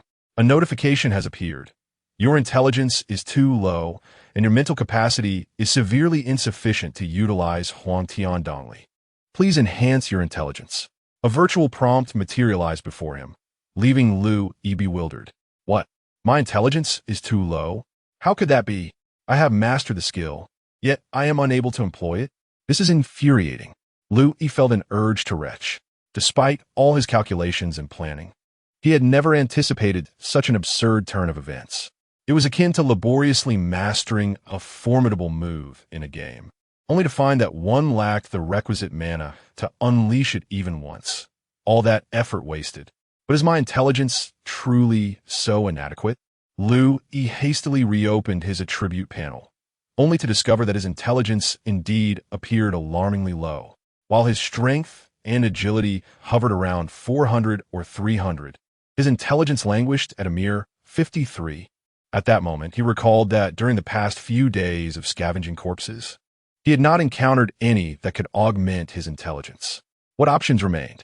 The corpses he had collected were either from Yellow Turban soldiers or Han Army footmen, all of whom were the most rudimentary of combatants, illiterate and devoid of any knowledge. To possess an intelligence of 53 was already commendable given the circumstances. Liu Yi stood there, dazed, his mind nearly void of thought. For this pivotal moment, he had sacrificed a good night's sleep, believing that from this point onward, he would soar to great heights, flourishing like a fish leaping from the water. He envisioned himself becoming a formidable figure, marrying a wealthy and beautiful woman, and achieving the pinnacle of success. Yet this was the outcome. All his plans lay in ruins, and even his next course of action remained uncertain. Was he truly to return and let Zhang San whip him mercilessly tonight? No. Liu Yi swiftly dismissed that notion. He was no masochist, and he had no intention of enduring such punishment. In the next instant, a spark ignited in Liu Yi's eyes as he glanced at the still-breathing Dong Zhuo nearby, who was gasping and pounding his chest. Here stood a prominent figure's corpse to be claimed. If he could not utilize Zhang Jiao's lifetime of knowledge, could he not leverage Dong Zhuo's essence instead?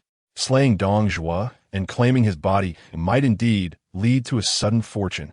With that thought in mind, Liu Yi tightened his grip on the knife, focusing intently on Dong Zhuo's head and preparing to strike.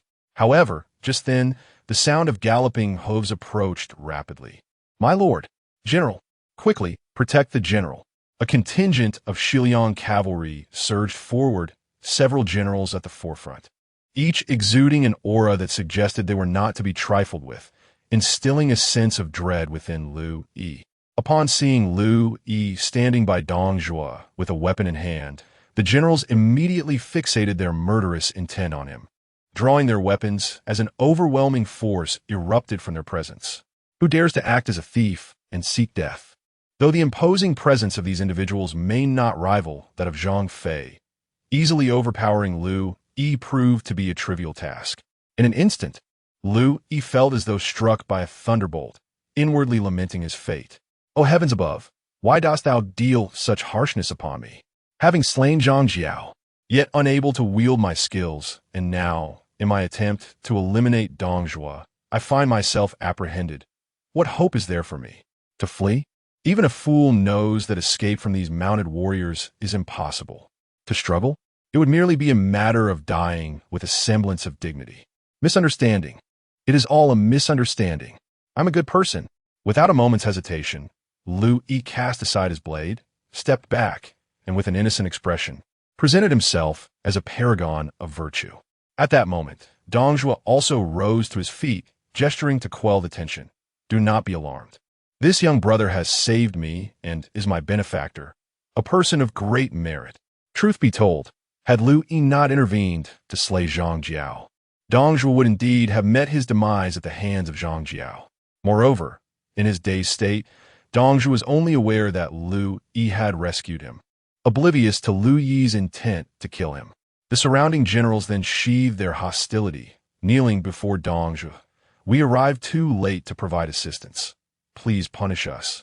"My lord, enough, enough. Your presence is what matters," Dong Zhuo said, regaining his composure, gesturing for the generals to rise, before turning his gaze upon Liu Yi.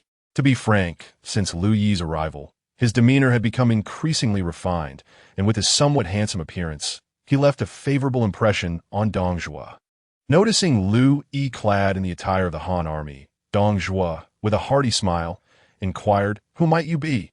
What is your surname and given name? And where do you serve?" Liu Yi, not wishing to deceive, promptly knelt, performing a military salute. "I am Liu Yi, an orphan, merely a lowly soldier in the army." Dong Zhuo nodded, glancing at the corpse of Zhang Jiao, and laughed heartily. "Today, you have assisted me in vanquishing the traitor Zhang Jiao and saved my life. Truly, you're my lucky star. I wish to keep you by my side. Would you be willing?" The ancients were superstitious, and so was Dong Zhuo, who believed Liu Yi to be a person sent by the heavens to protect him and bestow good fortune.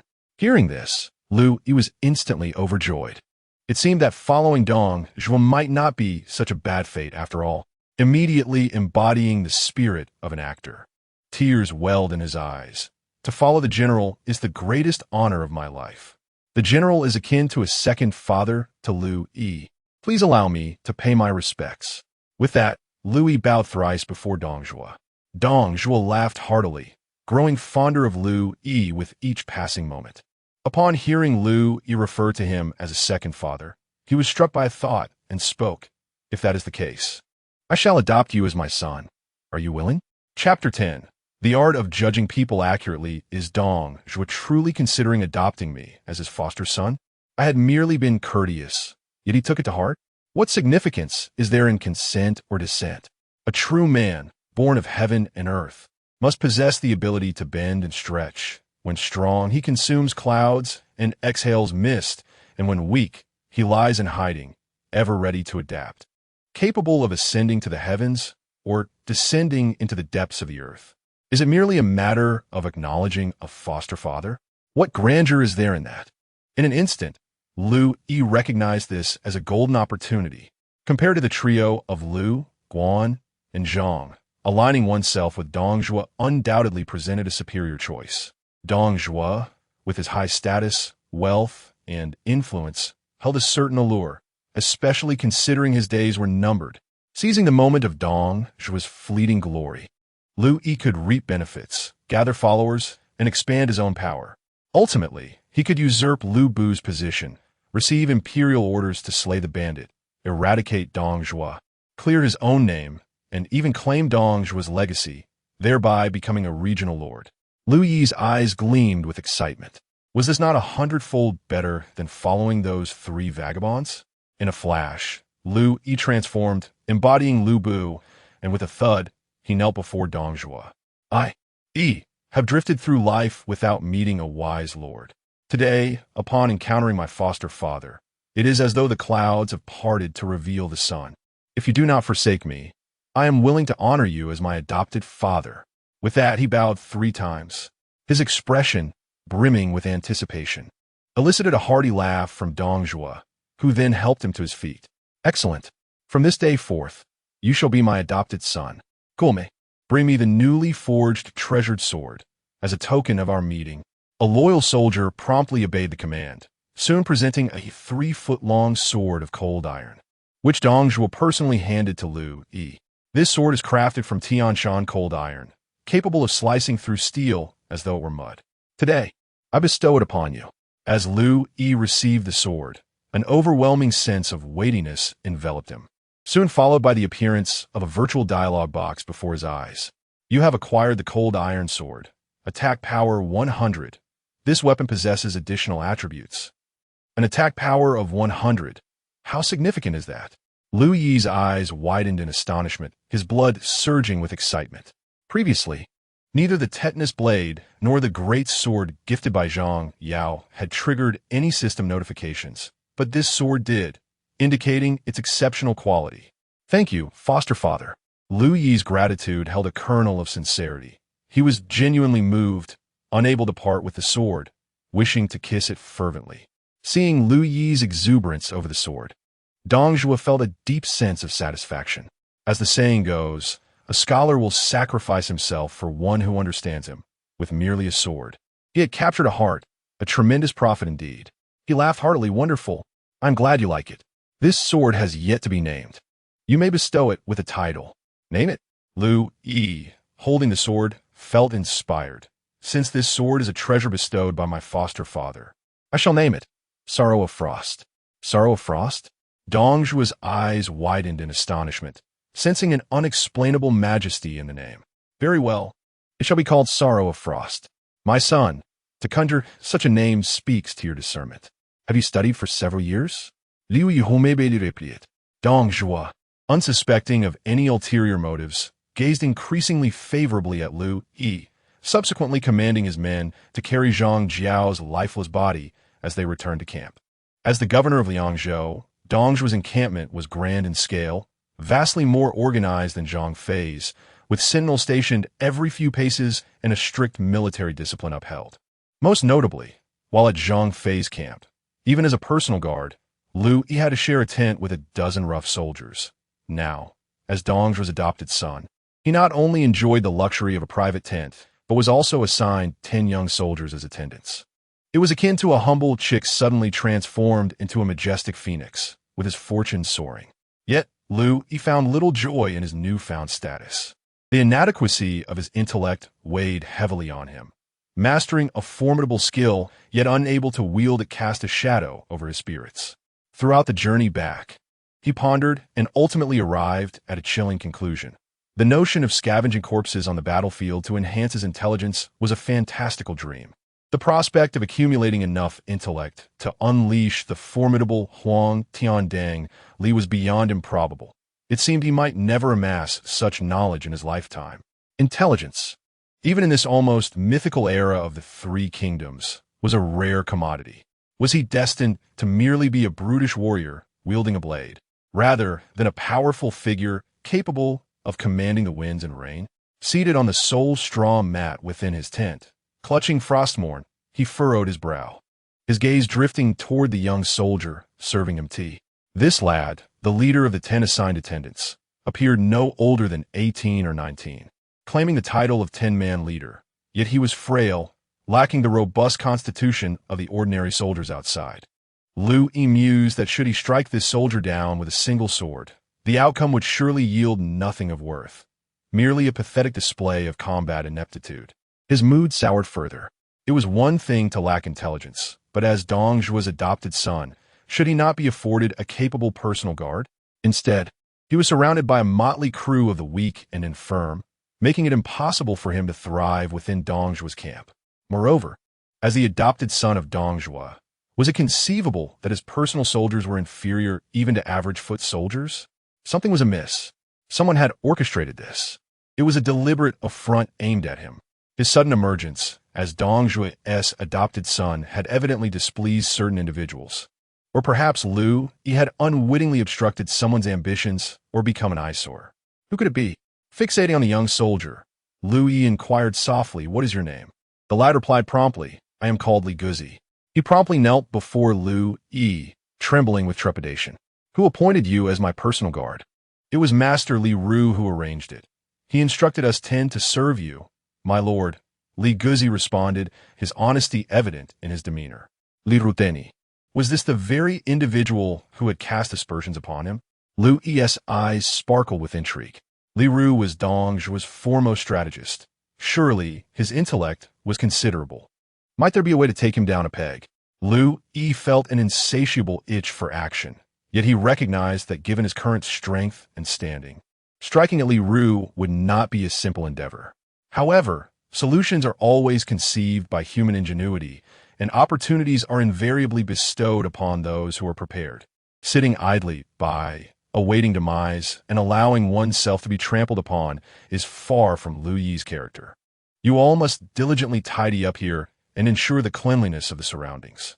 Furthermore, I am not fond of sleeping on hard beds. Lay down extra grass for me. Understand? After issuing these commands, Liu Yi strode out of the tent, making his way toward Dong Zhuo's main tent. As Dong Zhuo's adopted son, his passage was unimpeded. However, upon reaching the entrance of Dong Zhuo's tent, before the guarding sentinels could announce his arrival, Liu Yi overheard a lascivious voice from within. "My lord, that Liu Yi has an unclear background. Why have you taken him as your adopted son? I perceive that he harbors treachery in his heart, and in time, he will surely rebel. It would be wise for you to eliminate him now to prevent future troubles." Standing outside the grand tent, Liu Yi felt a chilling breeze against the back of his head, a wave of cold surging from the soles of his feet to the crown of his head. The speaker was undoubtedly Li Ru. How dare he claim that Liu Yi harbors treachery and suggest that Dong Zhuo should have him killed? This is utterly outrageous. Liu Yi nearly ground his teeth in frustration. Truly deserving of his reputation, Dong Zhuo's chief strategist possesses remarkable discernment. Chapter 11. This fellow is even more sycophantic than I am. If it were anyone else, Liu Yi would not be concerned. However, if this individual truly is Li Ru, then it spells disaster. If memory serves me right, Li Ru is a trusted advisor of Dong Zhuo, someone whose words are practically law. And it is said that he is even Dong Zhuo's son-in-law. If Li Ru were to urge Dong Zhuo to commit murder, what if Dong Zhuo actually heeded his counsel? Liu Yi had already risked his reputation immensely by acknowledging Dong Zhuo as his adoptive father. His standing would suffer greatly. After all this time calling him father, without reaping any benefits, would it all come to ruin? No, that cannot be. If this fellow is perceptive, how could he not have discerned that Lu Bu is a mere pawn? Liu Yi's eyes suddenly brightened, and he regained his composure. Li Ru must have stumbled upon a stroke of luck, without evidence. His claims are nothing but slander and defamation. As he pondered, Indistinct sounds of Dong Zhuo's voice wafted from within the tent. When you worry too much. Do you think I would adopt a person of unknown origin? It is because I had a dream some time ago in which I was to encounter a fated nobleman. If I take him as my son, he would aid me in conquering the world. This individual, though shrouded in mystery, saved my life and vanquished Dong Zhuo. He must be the nobleman from my dream. Lord, one cannot take dreams at face value, and the nobleman in the dream may not be this man. When I encountered the Lord today, I observed this person brandishing a blade beside you, exuding an aura of hostility. Had we not arrived in time, he would have knelt to plead for mercy. When you're overly concerned. He has just slain Dong Zhuo. How could he not possess a murderous intent? Furthermore, this person lacks a solid foundation and is not particularly formidable in combat. He can only serve as a good luck charm. Moreover, as I treat him as a son, how could he not be grateful and serve my interests? My lord, there is no need for further discussion. The conversation within the tent relieved Liu Yi's anxiety. It seems the nobleman from Dong Zhuo's dream must be Liu Bu, but now he has assumed that role. Liu Yi felt compelled to invite Liu Bu for a few drinks to express his gratitude. As for Li Ru, you wish to contend with me, do you? You may be a master strategist of your era, endowed with remarkable intellect, but so what? I have perused the annals of history. I shall not let you prevail. A glint of cold light flashed in Liu Yi's eyes as he strode confidently out of the tent. Son, Liu Yi seeks an audience. A man of valor can bend and yield. Calling Dong Zhuo father made Liu Yi feel far more dignified than those who merely call upon Father Ma without a hint of discomfort. Enter. Inside the tent, besides Dong Zhuo, there was a slender scholar whom Liu Yi had indeed seen on the battlefield before, though he had not paid him much heed at that time. My son, come. Let me introduce you. This is Li Ru, styled Wen Yuan. You two should make each other's acquaintance. Dong Zhuo beamed as he introduced the two. Brotherly, Liu Yi smiled and bowed slightly, concealing the disdainful thoughts he harbored toward Li Ru's ancestors. Brother Liu, Li Ru returned the gesture with a smile, betraying none of his previous exhortations to Dong Zhuo to eliminate Liu Yi. My son, what brings you to see me? Dong Zhuo beckoned the two to sit down, then scrutinized Liu Yi closely. To speak frankly, while Li Ru's words held some sway over Dong Zhuo, the latter placed greater faith in his own discerning eyes. Having witnessed countless individuals, he was confident in his ability to detect treachery. Sensing Dong Zhuo's gaze upon him, Liu Yi dared not exhibit the slightest hint of carelessness. Yet, who was he? Before his journey through time, he was a university student. His eyes sparkled with the unique clarity and navet characteristic of contemporary scholars. He had already contemplated his response prior to entering, and thus he directed his gaze towards Dong Zhuo, clasped his hands in greeting, and said, Father, I have wandered for many years and am acutely aware of my insufficient knowledge. Today, I am fortunate to encounter you, Father, and I humbly request your assistance in introducing a distinguished master to impart wisdom upon me. You wish to take on a mentor? Dong Zhuo's eyes gleamed with interest, and he pointed at Li Ru, exclaiming, I assent their teacher right here. Would you accept my son as your disciple? Li Ru glanced at Liu Yi, shaking his head in apparent reluctance. My lord, should I take on a disciple, he must possess a certain foundation and, moreover, be a person of considerable vision. However, this Liu brother, are you suggesting that I lack vision? Liu Yi retorted, a hint of defiance curling at the corners of his mouth. That is difficult to ascertain, Li Ru replied, not one to suffer fools gladly, and he showed no deference to Liu Yi. Brutally. You may claim I am uneducated, but you cannot say I lack insight. I have roamed the world for years, never once neglecting my studies, and I am well acquainted with the affairs of the realm. Liu Yi's tone bore a trace of indignation. Knowing worldly matters does not equate to foresight, nor does it signify that you possess great vision. Li Ru scoffed, his expression one of disdain, seeing the two on the verge of a quarrel. Dong Zhuo interjected with a smile. Gentlemen, let us not bicker. I propose a test for you both. This was a splendid opportunity, one that Liu Yi had anticipated. Without waiting for Li Ru to speak, Liu Yi promptly declared, Father, please ask your question. Dong Zhuo pondered for a moment before inquiring. I have received a decree to vanquish the Yellow Turbans and slay their leader, Dong Zhuo. What reward do you think I shall receive for such deeds? Defeating the Yellow Turbans and killing Dong Zhuo was indeed a monumental achievement, and Dong Zhuo could scarcely contain his mirth on the journey back to camp. He had dreamt of this moment, envisioning promotions and accolades, rising to the rank of prime minister, second only to the emperor. This question posed no challenge to anyone. Dong Zhuo's intent was to offer Liu Yi a chance to shine. Even Li Ru chuckled at the question, fearing Liu Yi might seize the moment, and thus he hastily interjected. Such an accomplishment surely warrants elevated ranks and titles. Cut! Liu Yi interrupted dismissively before Li Ru could finish his thought. What does my son mean? Is when you mistaken? Dong Zhuo queried, intrigued yet unconcerned. Li Ru further mocked. What does this young lad know? Such a grand achievement cannot go unrewarded. He merely seeks to distinguish himself from me, courting attention. Is that so? Liu Yi turned his gaze to Li Ru, speaking with an air of pride. The Liu family once prospered greatly. In my youth, I devoured countless tomes. If you claim I am merely seeking attention, would you dare to wager against me? What is there to fear? Very well. Liu Yi nodded, swiftly recalling his historical knowledge, and then proudly proclaimed. My adoptive father has achieved great merit in quelling the Yellow Turbans. The court shall bestow lavish rewards upon the three armies. However, I firmly believe my adoptive father shall receive no such honors. As soon as the words left his lips, Li Ru erupted in laughter, exclaiming, Nonsense! Our Lord has made tremendous contributions. How could there be no rewards?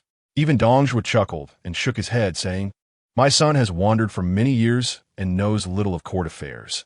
It is of no consequence if he speaks amiss. Liu Yi remained unfazed and continued. Although my adoptive father may not receive rewards this time, and might even be demoted back to Shiliang, it won't be long before the world undergoes a great transformation. At that time, he will. What'll he do? Suddenly, Li Ru felt an inexplicable urge to strike Liu Yi, finding his expression rather irritating. Liu Yi, however, stood up and bowed deeply to Dong Zhuo, uttering a statement that rendered the entire tent silent. At that time, my adoptive father shall rise like a gale in the night, soaring to great heights. He shall stand one man below, yet tower above 10,000, and the world shall bow before him. Upon hearing this, Dong Zhuo's eyes twitched violently. Liu Yi's words resonated perfectly with his previous dream, a dream so extraordinary that he had been skeptical. Yet now, Liu Yi had spoken them aloud. Could it be true? Was Liu Yi indeed the noble figure from his dreams? Dong Zhuo's heart raced, his blood pressure soared, and his face flushed with excitement. Meanwhile, Li Ru stood there, his lips twitching, internally cursing, This brat is even better at flattery than I am. What audacity! Chapter 12. Promotion. What rewards could possibly accompany such audacity?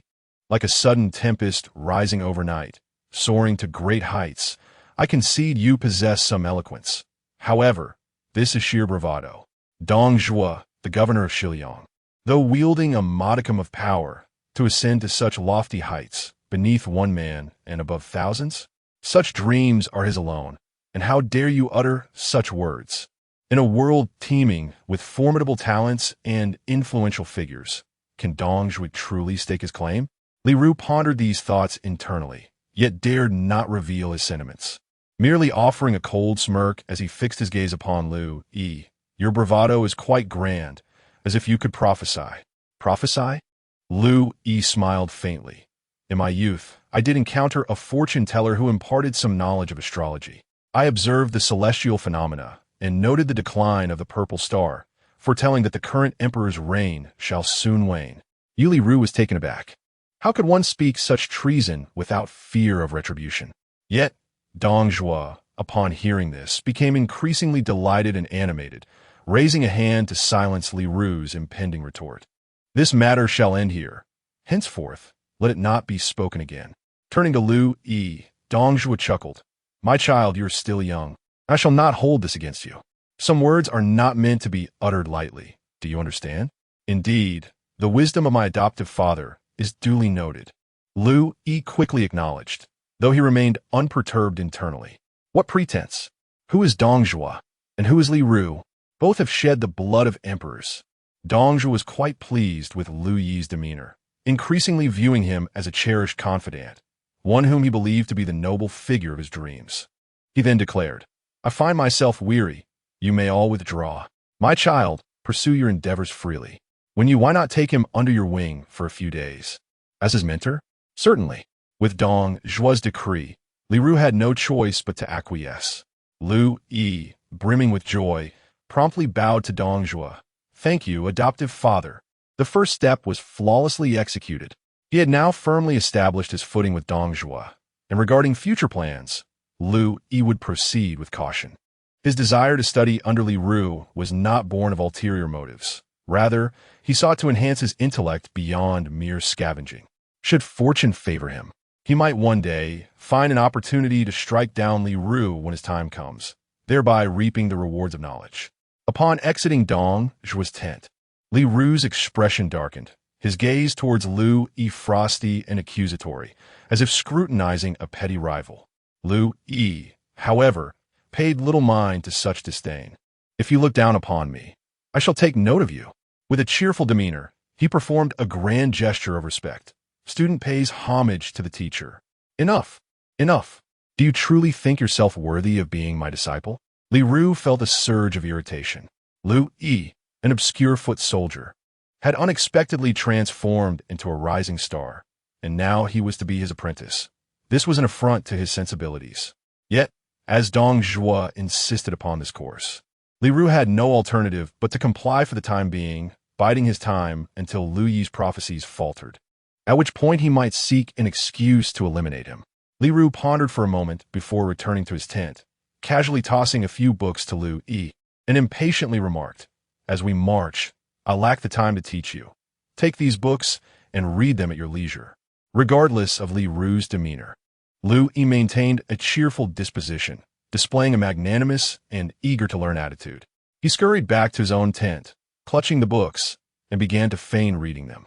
Titles such as the I Ching, Spring, and Autumn Annals, and Zhuozhuan were far beyond Liu Yi's comprehension. In fact, he struggled to decipher most of the characters. Nevertheless, he grasped a fundamental truth. One must read a book 100 times for its meaning to become apparent. Thus, he resolved to memorize the text, if only to present a fade before Dong Zhuo. In the ensuing days, Dong Zhuo led his army to eradicate the remnants of the Yellow Turbans, and Liu Yi accompanied the troops, scavenging the battlefield to enhance his own attributes. During moments of solitude, he would retreat to his tent to read, memorizing the I Ching, Spring and Autumn Annals, and Zhuozhuan. With the death of Zhang Jiao, the Yellow Turban forces were left leaderless. Many perished while others surrendered. Soon, the court began to reward merit with lavish honors. Yet, Dong Zhuo did not receive any promotions. He noted that since the uprising of the Yellow Turbans, his victories had been few and his defeats numerous. Given his role in the execution of Zhang Jiao, his merits and faults seemed to balance, prompting a return to Shiliang to stabilize the borders. Astonishingly, he had spoken the truth. How could this be? Within the grand tent, having bid farewell to the envoy, both Dong Zhuo and Li Ru wore expressions of astonishment. Could it be that Liu Yi was indeed a prodigy? Quick! Summon my son Liu Yi. Dong Zhuo's heart raced. If Liu Yi possessed such abilities, his dreams might truly come to fruition. Meanwhile, Li Ru felt a tangle of emotions. He had an eye for talent, and had secretly observed Liu Yi over the past few days. The young man was indeed studious, spending his time reading rather than engaging in battle. He had heard rumors that Liu Yi struggled with reading. How could someone with such challenges possess such insights? Before long, Liu Yi arrived at the central tent, where Dong Zhuo eagerly seized him. My son, you were right. Everything you said was accurate.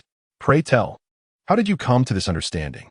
Liu Yi was well aware of the day's events. After all, the arrival of the envoy had created quite a stir, and news had spread rapidly. He glanced at Li Ru and then smiled at Dong Zhuo, stating, This matter is quite simple.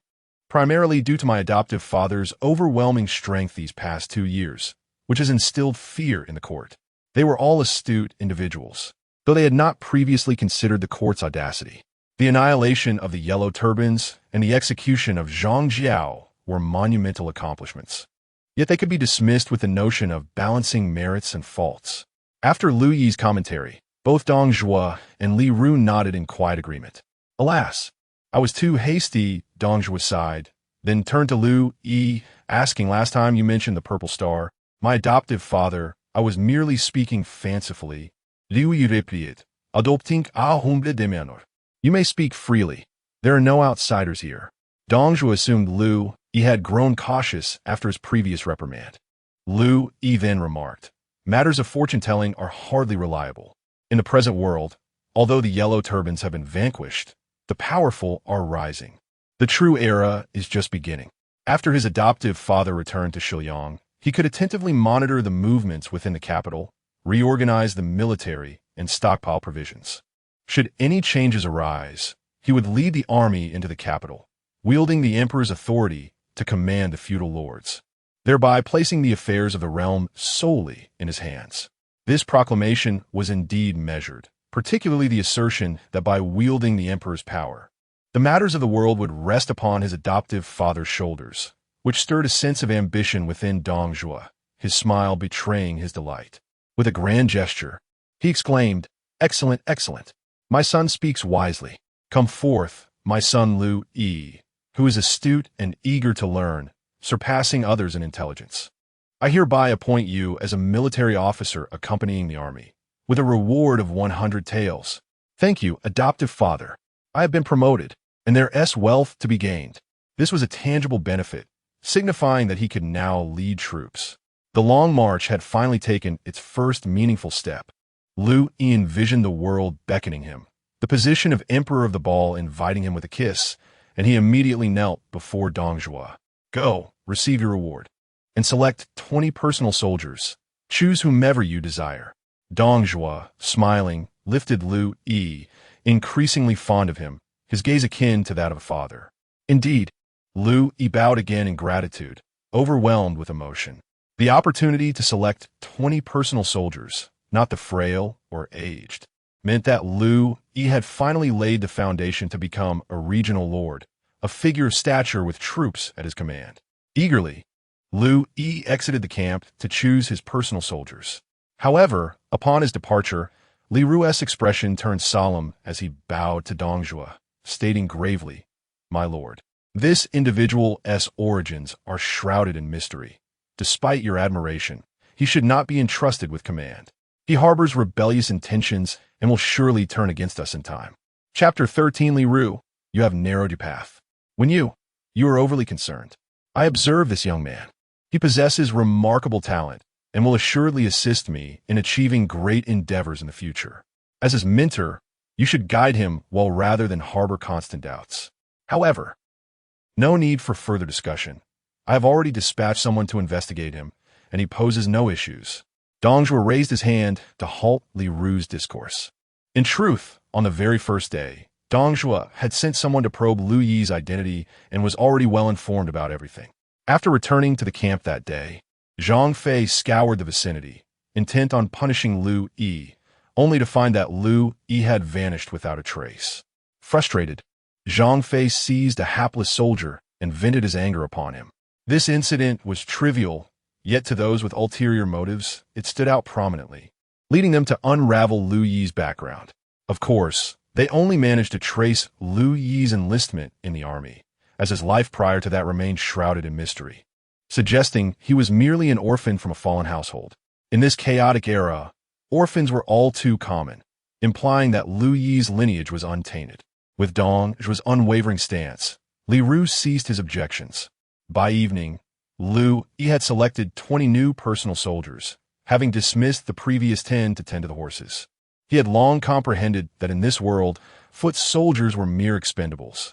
One should not cultivate emotional bonds with them, lest one be saddened by their inevitable demise in battle due to unforeseen calamities. Thus, Liu Yi's criteria for selecting his personal soldiers were minimal.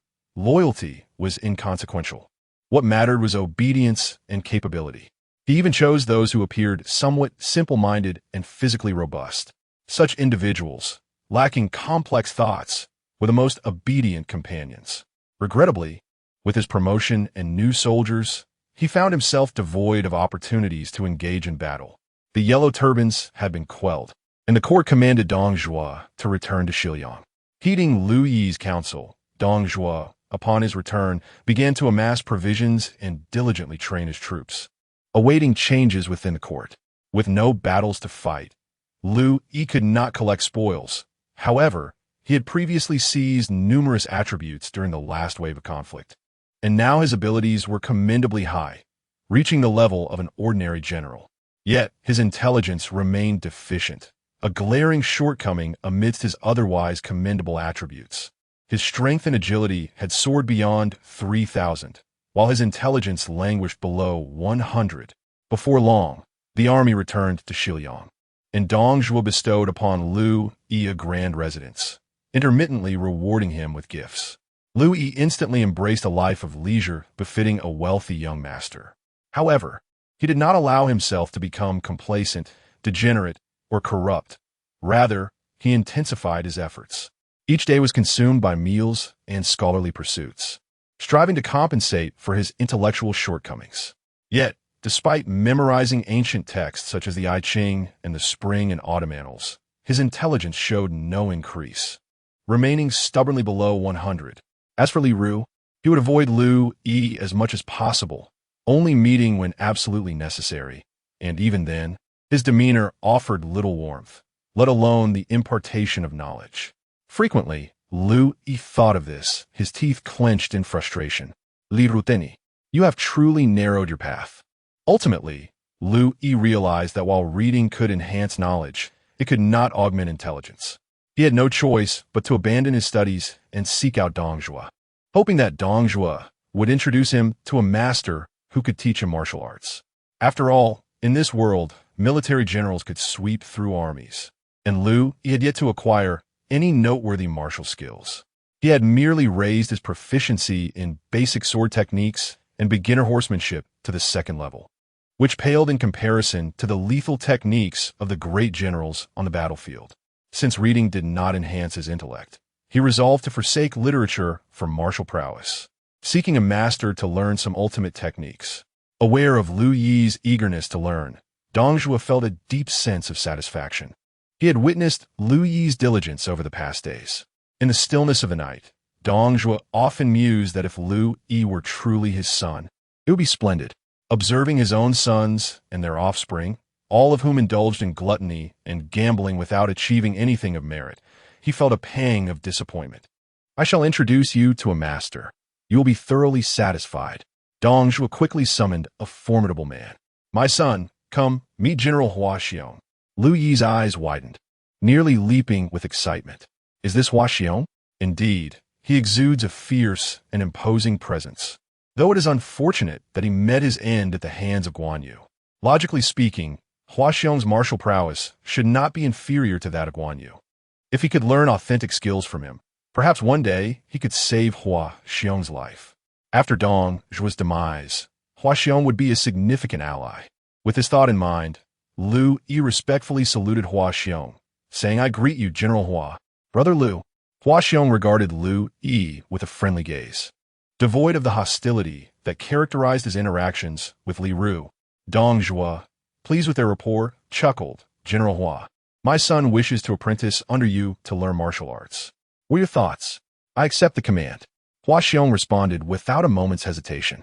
Overjoyed, Dong Zhuo invited the two to his residence for drinks and the apprenticeship ceremony, allowing them to leave only after nightfall. The following morning, Liu Yi eagerly arrived at Hua's residence. Noticing Liu Yi's diligence, Hua Xiong regarded him with newfound respect and eagerly took him to the training grounds, eager to assess Liu Yi's abilities. After a bout of practice, Liu Yi found himself battered and bruised, while Hua Xiong was filled with exhilaration. Zichuan, as Dong Zhuo had named Liu Yi, exhibited a solid foundation. His strength and speed were exceptional, marking him as a rare talent in martial arts. I've gained a disciple in Zichuan. My skills have found a worthy heir.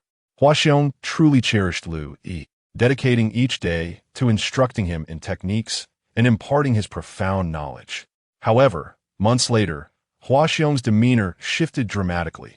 His temper grew increasingly volatile, culminating in daily outbursts. Whenever Liu Yi arrived at Hua's residence, it would not be long before the sound of Hua Xiong's thunderous roar echoed through the halls. Breathe and focus. Seek the sensation of qi. It must flow through the meridians in the correct order. This technique originates from Guanshi, emphasizing the fusion of speed and strength.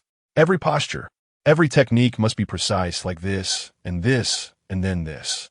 If I can teach a pig or a cow, why can't I teach you? You are the worst disciple I have ever trained. The fury of Hua Xiong reached its zenith, prompting him to abandon the endeavor and allow Liu Yi to ponder and practice independently, claiming he wished to extend his years. Liu Yi's heart was heavy with frustration. He possessed the energy. It surged naturally from his dantian when he executed the basic sword technique. Yet, despite employing every conceivable method, he could not harness this energy at will. As for the lethal stances Hua Xiong had described, he earnestly endeavored to master them. But many of the postures could not be fully realized without the cooperation of energy, which he was unable to control. Master Hua, this is not your fault. It is entirely mine. I have disappointed you, Liu Yi lamented, understanding that the blame could not rest on Hua Xiong, nor on himself, but rather on the system's interference. His only recourse was to scavenge for martial arts techniques, learning solely from the skills obtained through this means. From that day forth, Liu Yi brought a flask of fine wine to Hua Xiong each day, diligently practicing in the martial arena. He did not train the techniques taught by Hua Xiong, as he could not grasp them. Instead, he focused on the basic sword technique and beginner horsemanship, which he could improve merely through practice. Liu Yi had his personal guards accompany him in sparring sessions each day, honing his basic sword technique and beginner horsemanship. Day after day, his skills in these disciplines reached unparalleled mastery, rivaling that of a grandmaster. Hua Xiong observed this progression with admiration, lamenting, "What a remarkable talent! Such unyielding determination, willing to endure hardship. Alas, his intellect is lacking, and his comprehension falls short. He cannot grasp profound concepts and must rely on the gradual accumulation of fundamental swordplay and horsemanship. Yet, even if perfected to an extraordinary level, what purpose would it serve? At best, he could attain the rank of a minor vice-general." One day, a swift steed burst into Dong Zhuo's residence, and the news swiftly spread. The Ling Emperor had passed away, the 10 attendants concealed the mourning, and Crown Prince Liu Bian ascended the throne. Eunuchs and ministers clashed, and Grand General He Jin summoned the various warlords to Beijing to eradicate the eunuchs. Dong Zhuo, elated by the imperial edict he received, immediately recalled Liu Yi, who had foretold this event. "My son, you are indeed a prophet. All you predicted has come to fruition. In my opinion, you need not pursue martial arts any longer. Rather, join me as a strategist and offer your counsel." Liu Yi, equally exhilarated, felt goosebumps ripple across his skin. The chaotic era at the end of the Han Dynasty, where heroes vied for supremacy, had finally arrived. His time had come, and he could once again scavenge for skills. How could he settle for being merely a strategist at such a moment? He yearned to stand on the battlefield and rise within the military ranks. Instantly, Liu Yi connect, proclaiming loudly, "Father, by virtue, I am resolutely committed to mastering martial arts, not in pursuit of hollow fame, but for the thrill of battle. I wish to serve as a vanguard vice-general.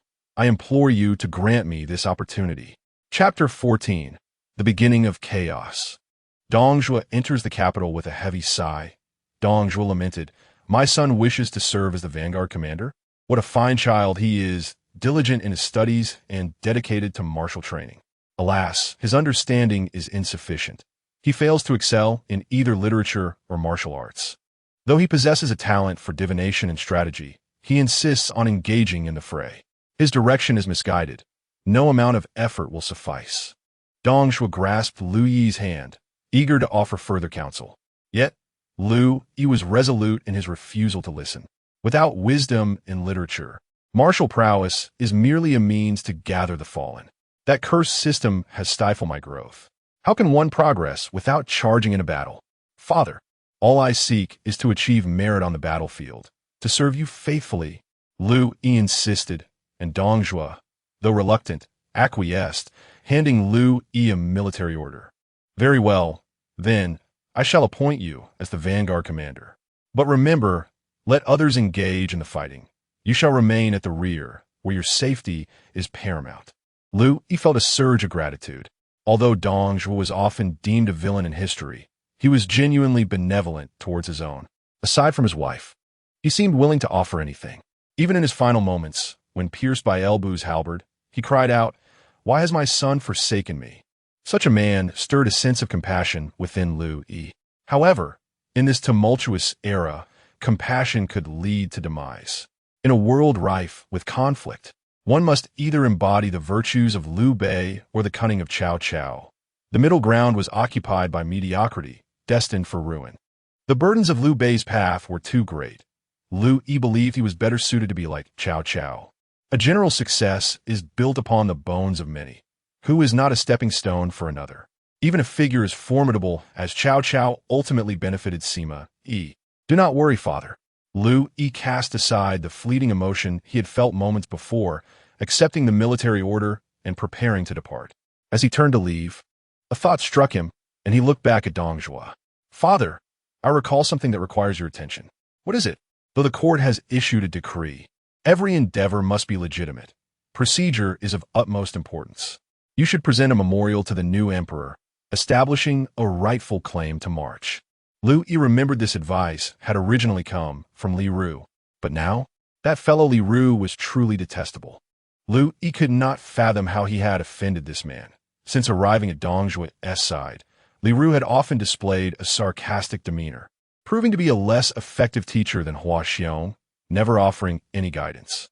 When Liu Yi abandoned literature for martial pursuits, Li Ru had merely whispered behind his back, "Since you have shown me no kindness, do not blame me for my lack of loyalty.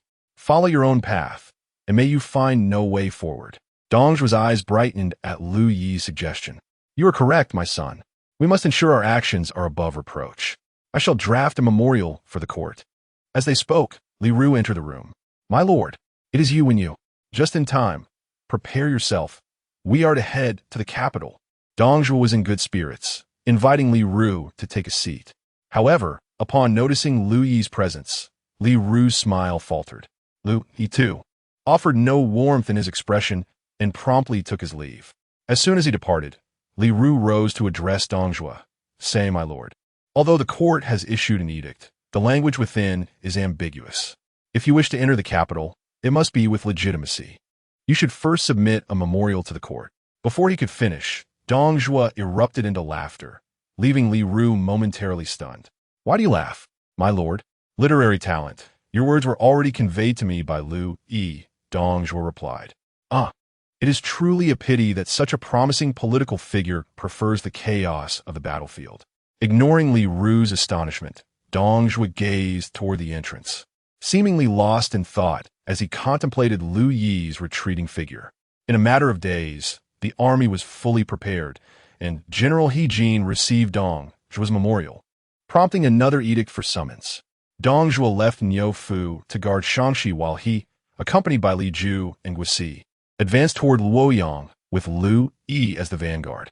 On horseback, with the formidable Shiliang forces behind him, Liu Yi felt a sense of triumph akin to the spring breeze hastening his steed. Had he not departed from Zhongshan, he would still be struggling in some mountain hollow, subsisting on meager rations alongside Liu Bei.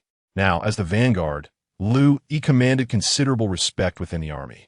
His remarkable swordsmanship made him deserving of the position, and apart from Li Ru's disdain, both Dong Zhuo and Hua Xiong treated him well, garnering admiration from the officers who sought to curry favor with him. In the vanguard, Liu Yi had effectively become the leader, with everything revolving around him. As he waved the standard, countless foes fell before him, and he relished the exhilaration of authority. The army marched onward without incident, but within a few days, news from Luoyang arrived. General He Jin had fallen to the eunuchs, beheaded in a struggle against them. Duan Sao and Gao Gao Saoge Vengen, leading their troops into the palace to eradicate the eunuchs. Chaos ensued, and amidst the turmoil, the emperor was nowhere to be found. Dong Zhuo immediately convened a meeting, addressing the gathered assembly. "Gentlemen, how shall we interpret this matter?" Liu Yi had contemplated the situation for several days, when Dong Zhuo inquired. Liu Yi held the most authority to speak. As Li Ru began to rise to speak, Liu Yi swiftly stood, preempting him. This is a monumental opportunity. Congratulations. My adoptive father. Li Ru's lips twitched, his gaze towards Liu Yi filled with displeasure. Flatterer. In the past, when Dong Zhuo sought counsel, Li Ru was the one with the authority to speak. Now Liu Yi had the audacity to usurp his words. Frustrated, Li Ru clenched his teeth, while Liu Yi secretly smirked.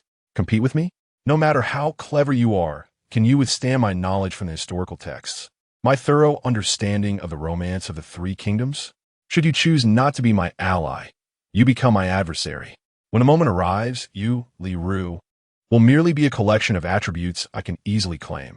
The tension between the two simmered beneath the surface, and Dong Zhuo, observing the exchange, chose not to comment further, merely smiling as he inquired, My son, what brings you such joy? In today's tumultuous world, chaos seems to serve as a testament to our significance. The emperor has vanished, highlighting the incompetence of those officials in the capital. Our journey to the imperial city to seek the emperor's return is paramount, as I previously mentioned. Liu Yi did not finish his sentence. Yet Dong Zhuo comprehended his intent. To leverage the emperor's authority to command the lords, the affairs of the realm now depend on Dong Zhuo. Ever since Liu Yi first uttered this phrase, Dong Zhuo has been haunted by it in his dreams. Do any of you have further comments? Dong Zhuo inquired, his gaze sweeping over the others with delight. Li Ru's lips twitched in annoyance. Liu Yi had articulated everything he wished to say, leaving him at a loss for words. Li Ru felt his position precariously threatened, and his disdainful glances at Liu Yi intensified. Liu Yi, undeterred by such matters, felt bolstered by the support of Dong Zhuo and Huaxiong. He was in the Western Liang army, basking in the heights of power, and paid little mind to Li Ru. He promptly rose and proclaimed, I have a strategy that will bolster the might of my adoptive father. Oh, my son possesses a scheme? Pray share it swiftly. Dong Zhuo exclaimed, astonished. Usually, his strategist Li Ru was renowned for his sagacity. Yet this time, he remained silent, while Liu Yi's ingenuity flowed freely. After a moment's contemplation, Liu Yi proposed, When my adoptive father enters the capital, it would be wise to amplify his presence. We should dispatch individuals to spread ballads among the populace, highlighting my adoptive father's valor in rescuing the emperor, akin to delivering coal in the midst of snow. Oh, what kind of ballad do you envision? Dong Zhuo's eyes sparkled with interest, and even Li Ru looked on in shock, unable to fathom that such wisdom could emanate from Liu Yi. How could a mere youth possess such insights? With ease, Liu Yi recited, The emperor is not an emperor, the king is not a king. 1,000 chariots and 10,000 steeds traverse the northern hills. The emperor is not an emperor, the king is not a king. 1,000 chariots and 10,000 steeds traverse the northern hills. Dong Zhuo nodded, murmuring in approval, his face alight with joy. Yet upon hearing this, Li Ru felt his own status increasingly threatened. Unable to remain seated, he rose and fixed Liu Yi with a piercing gaze, stating, This ballad merely speaks of the capital's misery. What connection does it have with our Lord? You would do better to add a line that accentuates our Lord's merit in rescuing the emperor. Upon hearing this, not only did the other officers and strategists agree, but even Dong Zhuo subtly nodded, eager to hear Liu Yi's response. Initially, Liu Yi thought there might be merit in Li Ru's suggestion, but upon noticing the glint in Li Ru's eye, he suddenly understood. By heavens, this scoundrel Li Ru, truly one of the premier strategists, is as cunning as they come, seeking to ensnare others without leaving a trace. I nearly fell into his trap. Chapter 15. I want to overthrow the emperor. What are your thoughts? Absolutely not. Liu Yi immediately shook his head and spoke with a profound tone. Excess is as detrimental as deficiency. If we were to include such a line, it would suggest that my adoptive father sanctioned this ballad, thereby treating the noble heroes of the realm as fools. Adding such an expression would only backfire, drawing trouble upon my adoptive father. The essence of the ballad lies in the world recognizing the emperor's plight. For my adoptive father's merits are not sung, but demonstrated through action. As long as he lends timely assistance and saves the emperor, The latter half of the ballad will naturally be completed by those who witness his deeds. Upon hearing these words, the crowd came to a sudden realization, with Dong Zhuo clapping in admiration, growing increasingly fond of Liu Yi. Only Liu wore an awkward expression, his eyes flickering with confusion. He could hardly believe that Liu Yi possessed such insight. Had he misjudged him? Was this individual even more cunning than he had anticipated? Noticing that the discussion had reached a lull, Dong Zhuo was elated, declaring, "Excellent. Let it be so. Someone go and spread the ballad. The entire army shall march day and night towards Luoyang to assist the emperor and quell the rebellion." With the command given, the army set forth, galloping through the night towards Luoyang. As the vanguard, Liu Yi led the troops, eager to locate the emperor before anyone else. After all, while Dong Zhuo was commendable, his time was limited, and Liu Yi had to contemplate his own course of action after Dong Zhuo's demise. This had been on his mind since the day he joined Dong Zhuo, and now he had devised a brilliant plan. In a matter of days, the army had entered Luoyang's territory. Liu Yi, fully aware of the urgency, did not dare to delay, pushing forward with keen eyes, fearing he might miss a chance encounter with the Han Emperor. Indeed, it was not long before he spotted a group of several hundred people ahead. They appeared disheveled and varied, resembling a throng of refugees. Yet among them were numerous soldiers and generals clad in armor. If he was not mistaken, this must be the wandering emperor. Liu Yi's heart surged with joy as he brandished his weapon and galloped forward. In an instant, the 10,000 troops of Shiliang followed suit, with several vanguard generals hurriedly flanking Liu Yi to ensure his safety. In a moment, the banners obscured the sun, and the thunderous hoofbeats stirred a cloud of dust. Upon witnessing this grand display, many in the group ahead quaked in fear. As Liu Yi closed in to within 50 paces, a formidable general emerged from the ranks, charging forward on horseback and bellowing, "Who goes there?" Liu Yi noted that this general bore an impressive stature, clearly not an insignificant figure.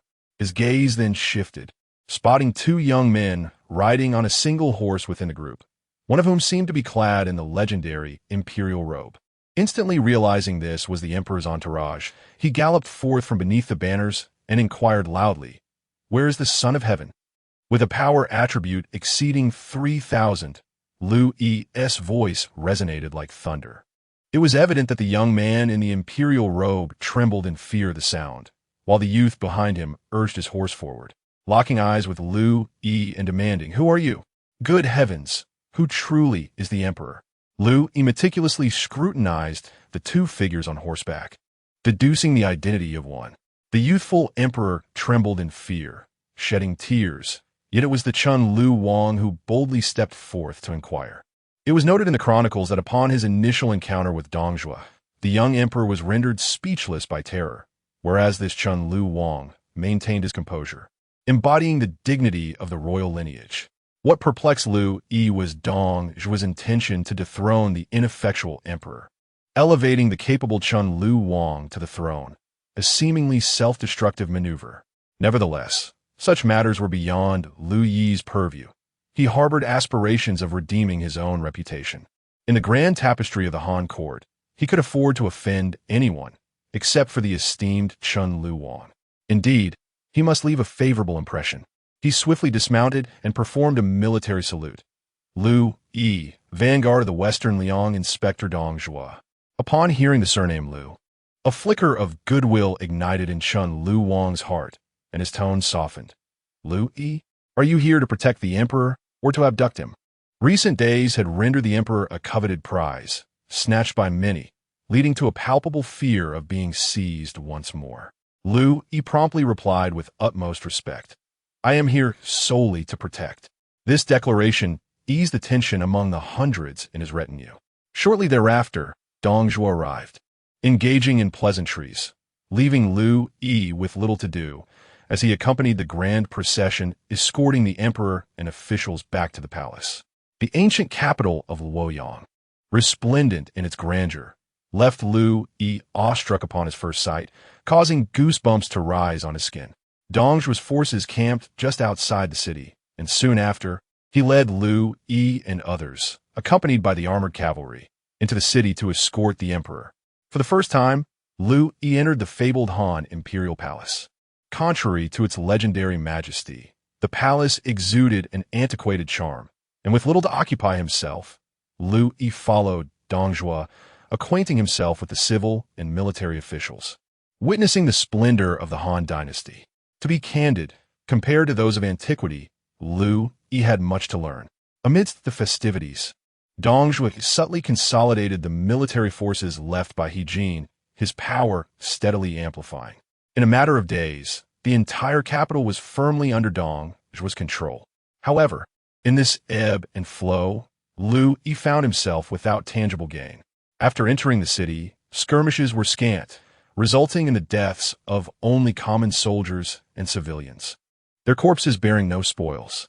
Yet, Liu Yi remained unperturbed, following Dong Zhuo's armored troops into the city, inciting chaos. While Dong Zhuo convened court sessions, Liu Yi seized the opportunity to discreetly inquire about the Zhongzhangfu, discovering that the current Zhongzheng was named Liu Ai, which he meticulously noted. However, this endeavor proved exceedingly delicate, requiring execution without leaving a trace or arousing suspicion. Pondering this, Liu Yi felt it was not the right moment to act. Yet, the fear of future inopportune timing weighed heavily on him, creating a tumult of indecision. As evening descended upon the camp, Liu Yi found himself deep in contemplation when Dong Zhuo summoned him for a matter of great importance.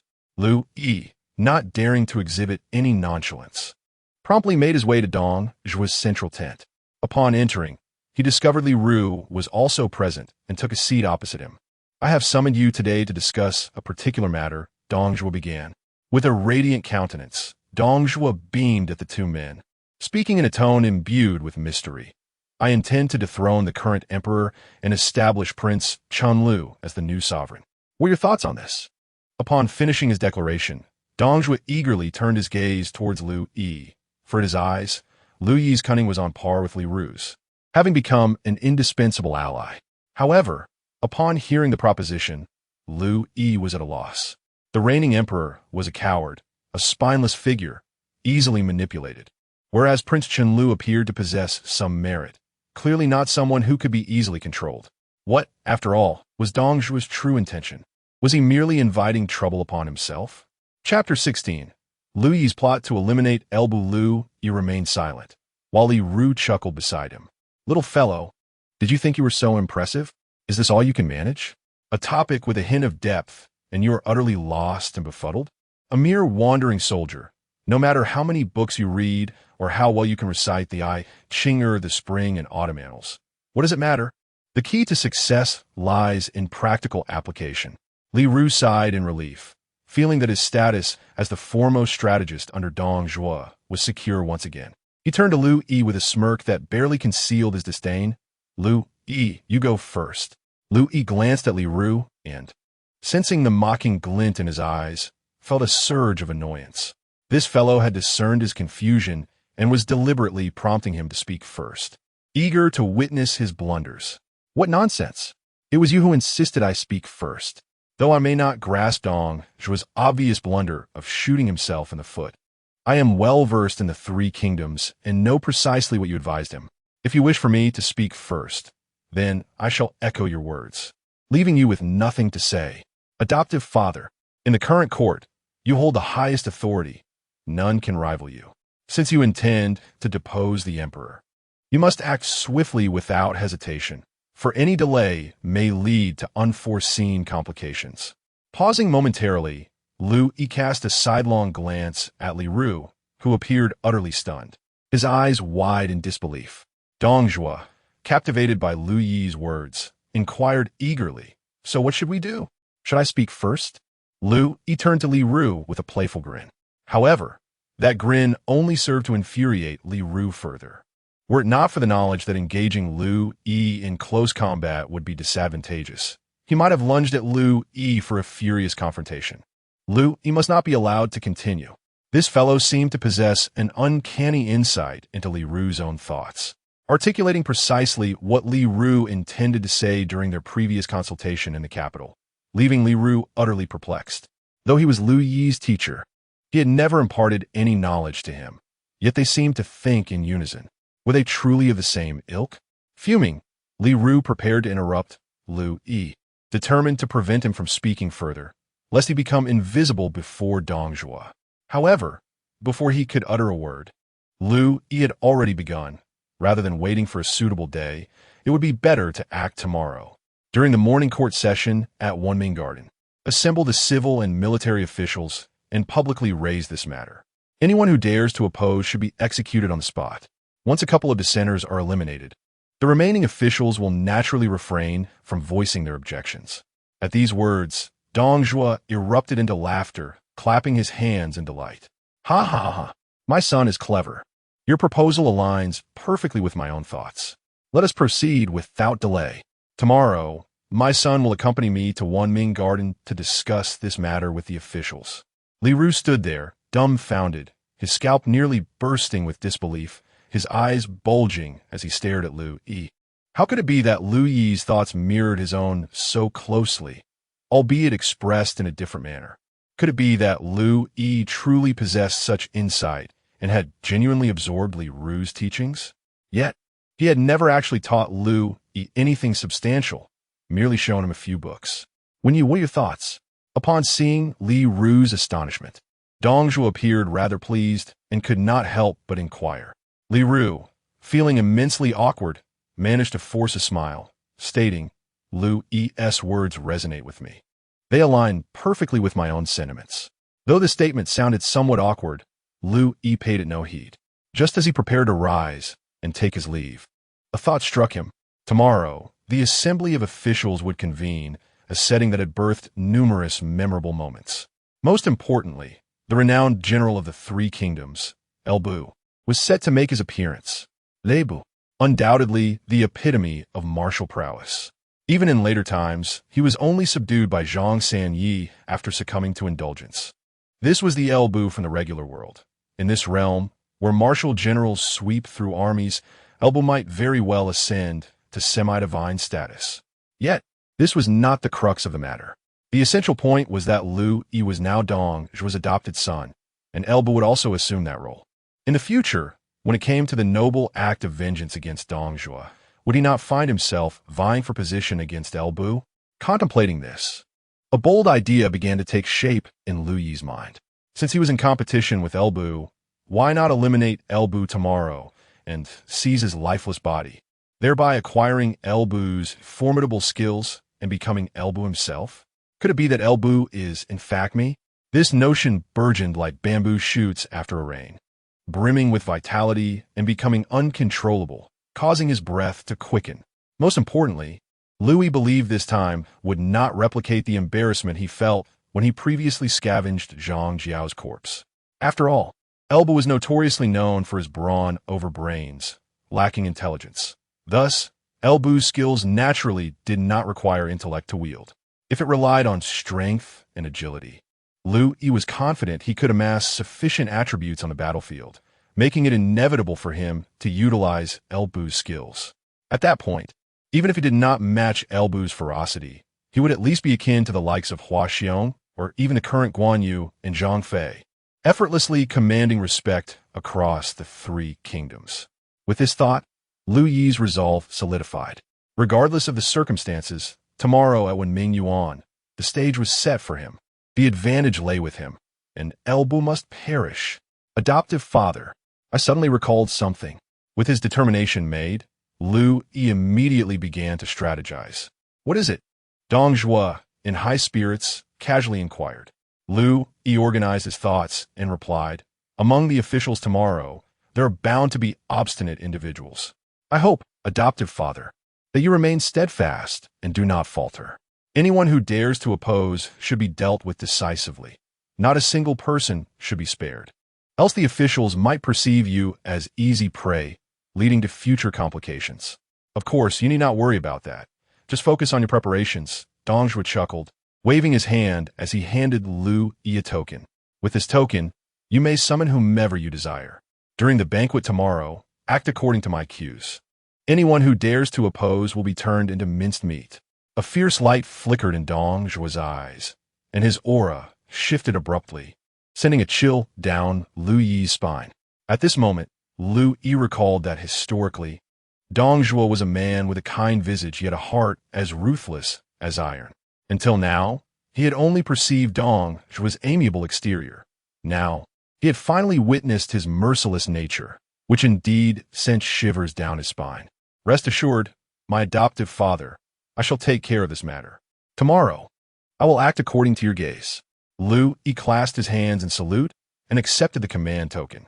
Perhaps influenced by Dong Zhuo, a fierce glint flashed in the corner of his eye. Liu Bu, no matter how formidable you are in my territory, you must heed my command. Whether it be a dragon coiling or a tiger crouching, if I desire your demise tomorrow, you shall not see the sun of the day after. Liu Yi brimmed with confidence. Though Liu Bu was exceptionally strong, he was still but a single man. Armed with Dong Zhuo's token, he could summon countless troops. It is to be noted that the warriors of Shiliang were no feeble adversaries either. Upon departing from Dong Zhuo's tent, Liu Yi lingered not for a moment and made directly for the domain of Huaxiong. The foremost warrior of Shiliang, second only to Liu Bu, was not necessarily a match for the legendary Guan Eri, and with the support of other generals from the army, Liu Yi felt quite assured in overwhelming Liu Bu. Although he had endured considerable reprimand from Huaxiong and had ultimately failed to master his martial techniques to become his successor, the bond between Huaxiong and Liu Yi was quite amicable, with both referring to each other as master and disciple. From a distance, he spotted Huaxiong sitting in meditation within the main tent of the camp. Liu Yi approached with a jug of wine, laughter bubbling forth as he ran toward him. Master, do you desire achievements? Just utter the word, and tomorrow I shall take you to witness the world. Chapter 17. The net of heaven and earth to slay Elbu. Just bring me the wine, you rascal. What I need with accolades or worldly experience. Upon seeing Liu Yi, Huaxiong greeted him with a warm smile, speaking in a tone that conveyed a senior's affection for a junior. To be candid, Liu Yi lacked the innate talent to master Huaxiong's unparalleled martial arts. Nevertheless, Huaxiong acknowledged Liu Yi's diligence. After all, anyone capable of refining the most basic sword techniques to perfection through relentless practice is not an ordinary individual. Huaxiong had refrained from dismissing Liu Yi from his tutelage, hoping to witness a day when Liu Yi might achieve enlightenment. Given Liu Yi's temperament and perseverance, there was a possibility that he could not only learn but also elevate Huaxiong's techniques to new heights. What teacher does not desire to see their students surpass them? Master, let us drink. Liu Yi poured wine for Huaxiong before continuing. Tomorrow, my adoptive father will convene with the ministers and military officials at Wenming Garden. I fear there may be dissent, particularly from some skilled warriors, necessitating your intervention to quell any unrest. That is a matter of state. I have no objections. Huaxiong replied without hesitation. Observing Huaxiong's apparent indifference to the situation, Liu Yi quickly adopted a serious demeanor and insisted, Master, we must summon all capable generals from our army. Huaxiong regarded Liu Yi with curiosity. Who possesses such audacity to demand all our combat-ready generals? Liu Yi found himself at a loss for words.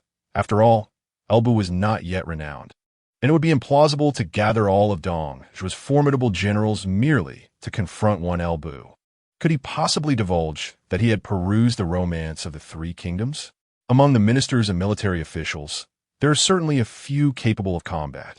If we fail to summon them, and we are unable to suppress any dissent, it could jeopardize my adoptive father's grand endeavor. It is prudent to prepare and navigate cautiously through life's turbulent waters. Liu Yi fabricated a rationale, producing a command token. My adoptive father granted me this token, allowing me to mobilize forces at will. All generals must heed my orders. Upon seeing the token, Huaxiong stood in solemn respect, realizing the gravity of the situation and the necessity for vigilance. He began to enumerate. There are indeed many capable generals within our ranks.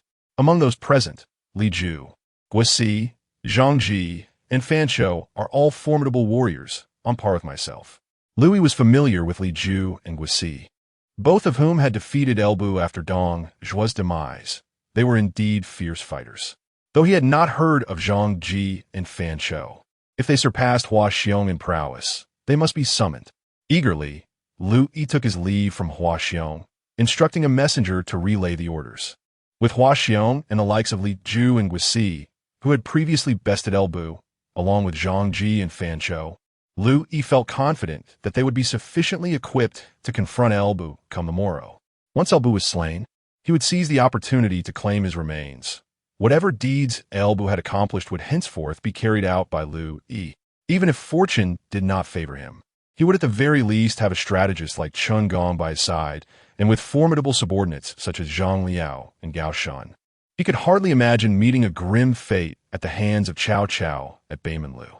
As Liu Yi pondered, his anticipation surged, compelling him to summon the generals that very night, meticulously arranging the events for the following day, so much so that he nearly lost sleep in his excitement. At the break of dawn, the clarion call resounded, as Dong Zhuo, leading 3,000 armored soldiers, majestically marched into the city of Luoyang. Wherever the procession traversed, it exuded an air of arrogance, causing the common folk to flee in panic. Liu Yi observed this spectacle, feeling powerless to intervene, for it was beyond his capacity to effect change. He could only admonish his personal guards to refrain from oppressing the populace. Upon arriving at Wenming Garden, the dignitaries and officials stationed in the capital had already gathered, for Dong Zhuo wielded immense power and influence. Who would dare to refuse his invitation? Esteemed guests, I apologize for my tardiness. I hope you will not take offense. Dong Zhuo bellowed with laughter, engaging in pleasantries with the assembled officials.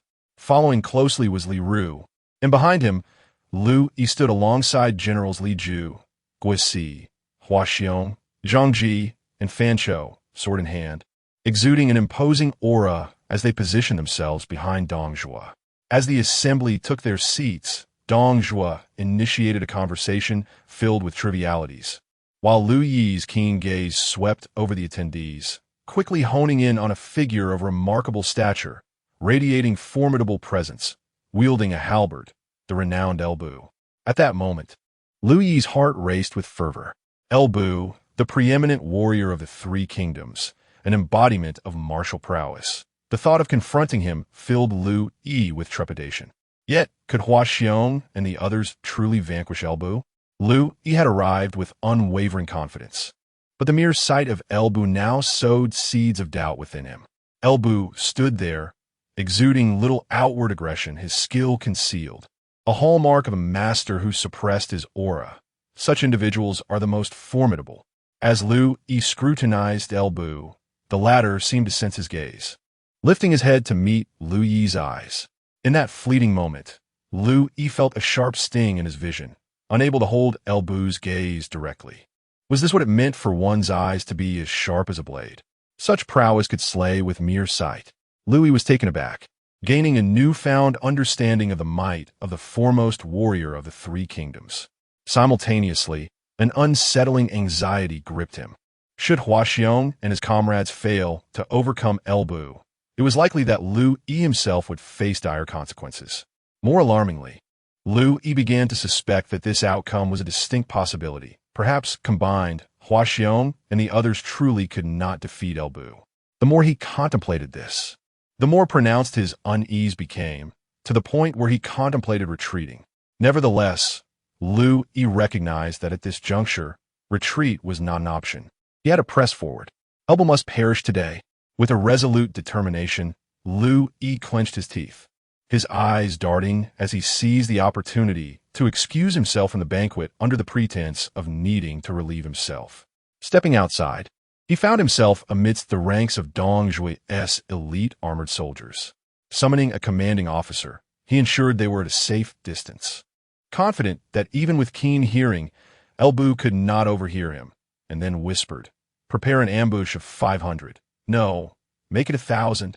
Prepare 1,000 armored axe-wielders at the entrance. Should any unforeseen events arise within, a shattered cup will serve as the signal for a swift incursion. They are to slay the individual I wish to eliminate, but ensure the remains are not reduced to mere pulp. Do you understand?" The commanding officer assented with a respectful bow. Yet, Liu Yi remained unconvinced. He had witnessed the prowess of Generals Guan Yu and Zhang Fei on the battlefield, their acts of slaughter akin to mowing grass, each strike felling numerous foes. 1,000 elite armored warriors might very well prove insufficient to confront a warrior of Elbu's caliber. Double it. No, triple it. Surround the Wunming garden and remain poised for action. Everything is permissible except for reducing the body to a bloody mash. Liu Yi resolved to stake everything on this endeavor. The rationale behind the prohibition against dismemberment stemmed primarily from a fear that should Elbu be annihilated into a mere mass, identifying the corpse would become impossible, thus compromising the certainty of the kill. The commanding officer perceived Liu Yi's concerns as somewhat exaggerated, considering the presence of formidable generals such as Hua Xiong within. Surely, their 3,000 armored troops would not be necessary. The assembly to confront the god of war could hardly be more formidable. Nevertheless, Liu Yi held a position of some authority within Dong Zhuo's ranks, bolstered by the authority of Dong Zhuo's insignia, rendering the officer reluctant to voice any dissent. And he complied without question. At last, Liu Yi's countenance brightened with satisfaction, his heart steadied. This plan effectively constituted an impenetrable net, all devised for the sole purpose of eliminating Elbu. Surely, even a warrior as formidable as he could not prevail against such overwhelming odds. Clapping his hands, Liu Yi returned to the banquet hall, his gaze towards Elbu now imbued with newfound confidence. Chapter 18. The terrifying Elbu furrowed his brow slightly. He had no enmity with Liu Yi. In fact, today marked their first encounter, and he was unfamiliar with the young man's name. It perplexed him greatly why this impetuous youth regarded him with such a murderous glint in his eyes. Had he inadvertently offended this individual? Standing there, Elbu recalled his recent travels, yet he could not remember having crossed paths with Liu Yi. It was indeed strange. Suddenly, an unexpected adversary had emerged, leaving Elbu bewildered and feeling somewhat wronged. Meanwhile, Liu Yi had returned to stand behind Dong Zhuo, anxiously awaiting the unfolding of events. As Dong Zhuo concluded his pleasantries, he cleared his throat, set his cup down, and called for silence, transitioning to the main topic.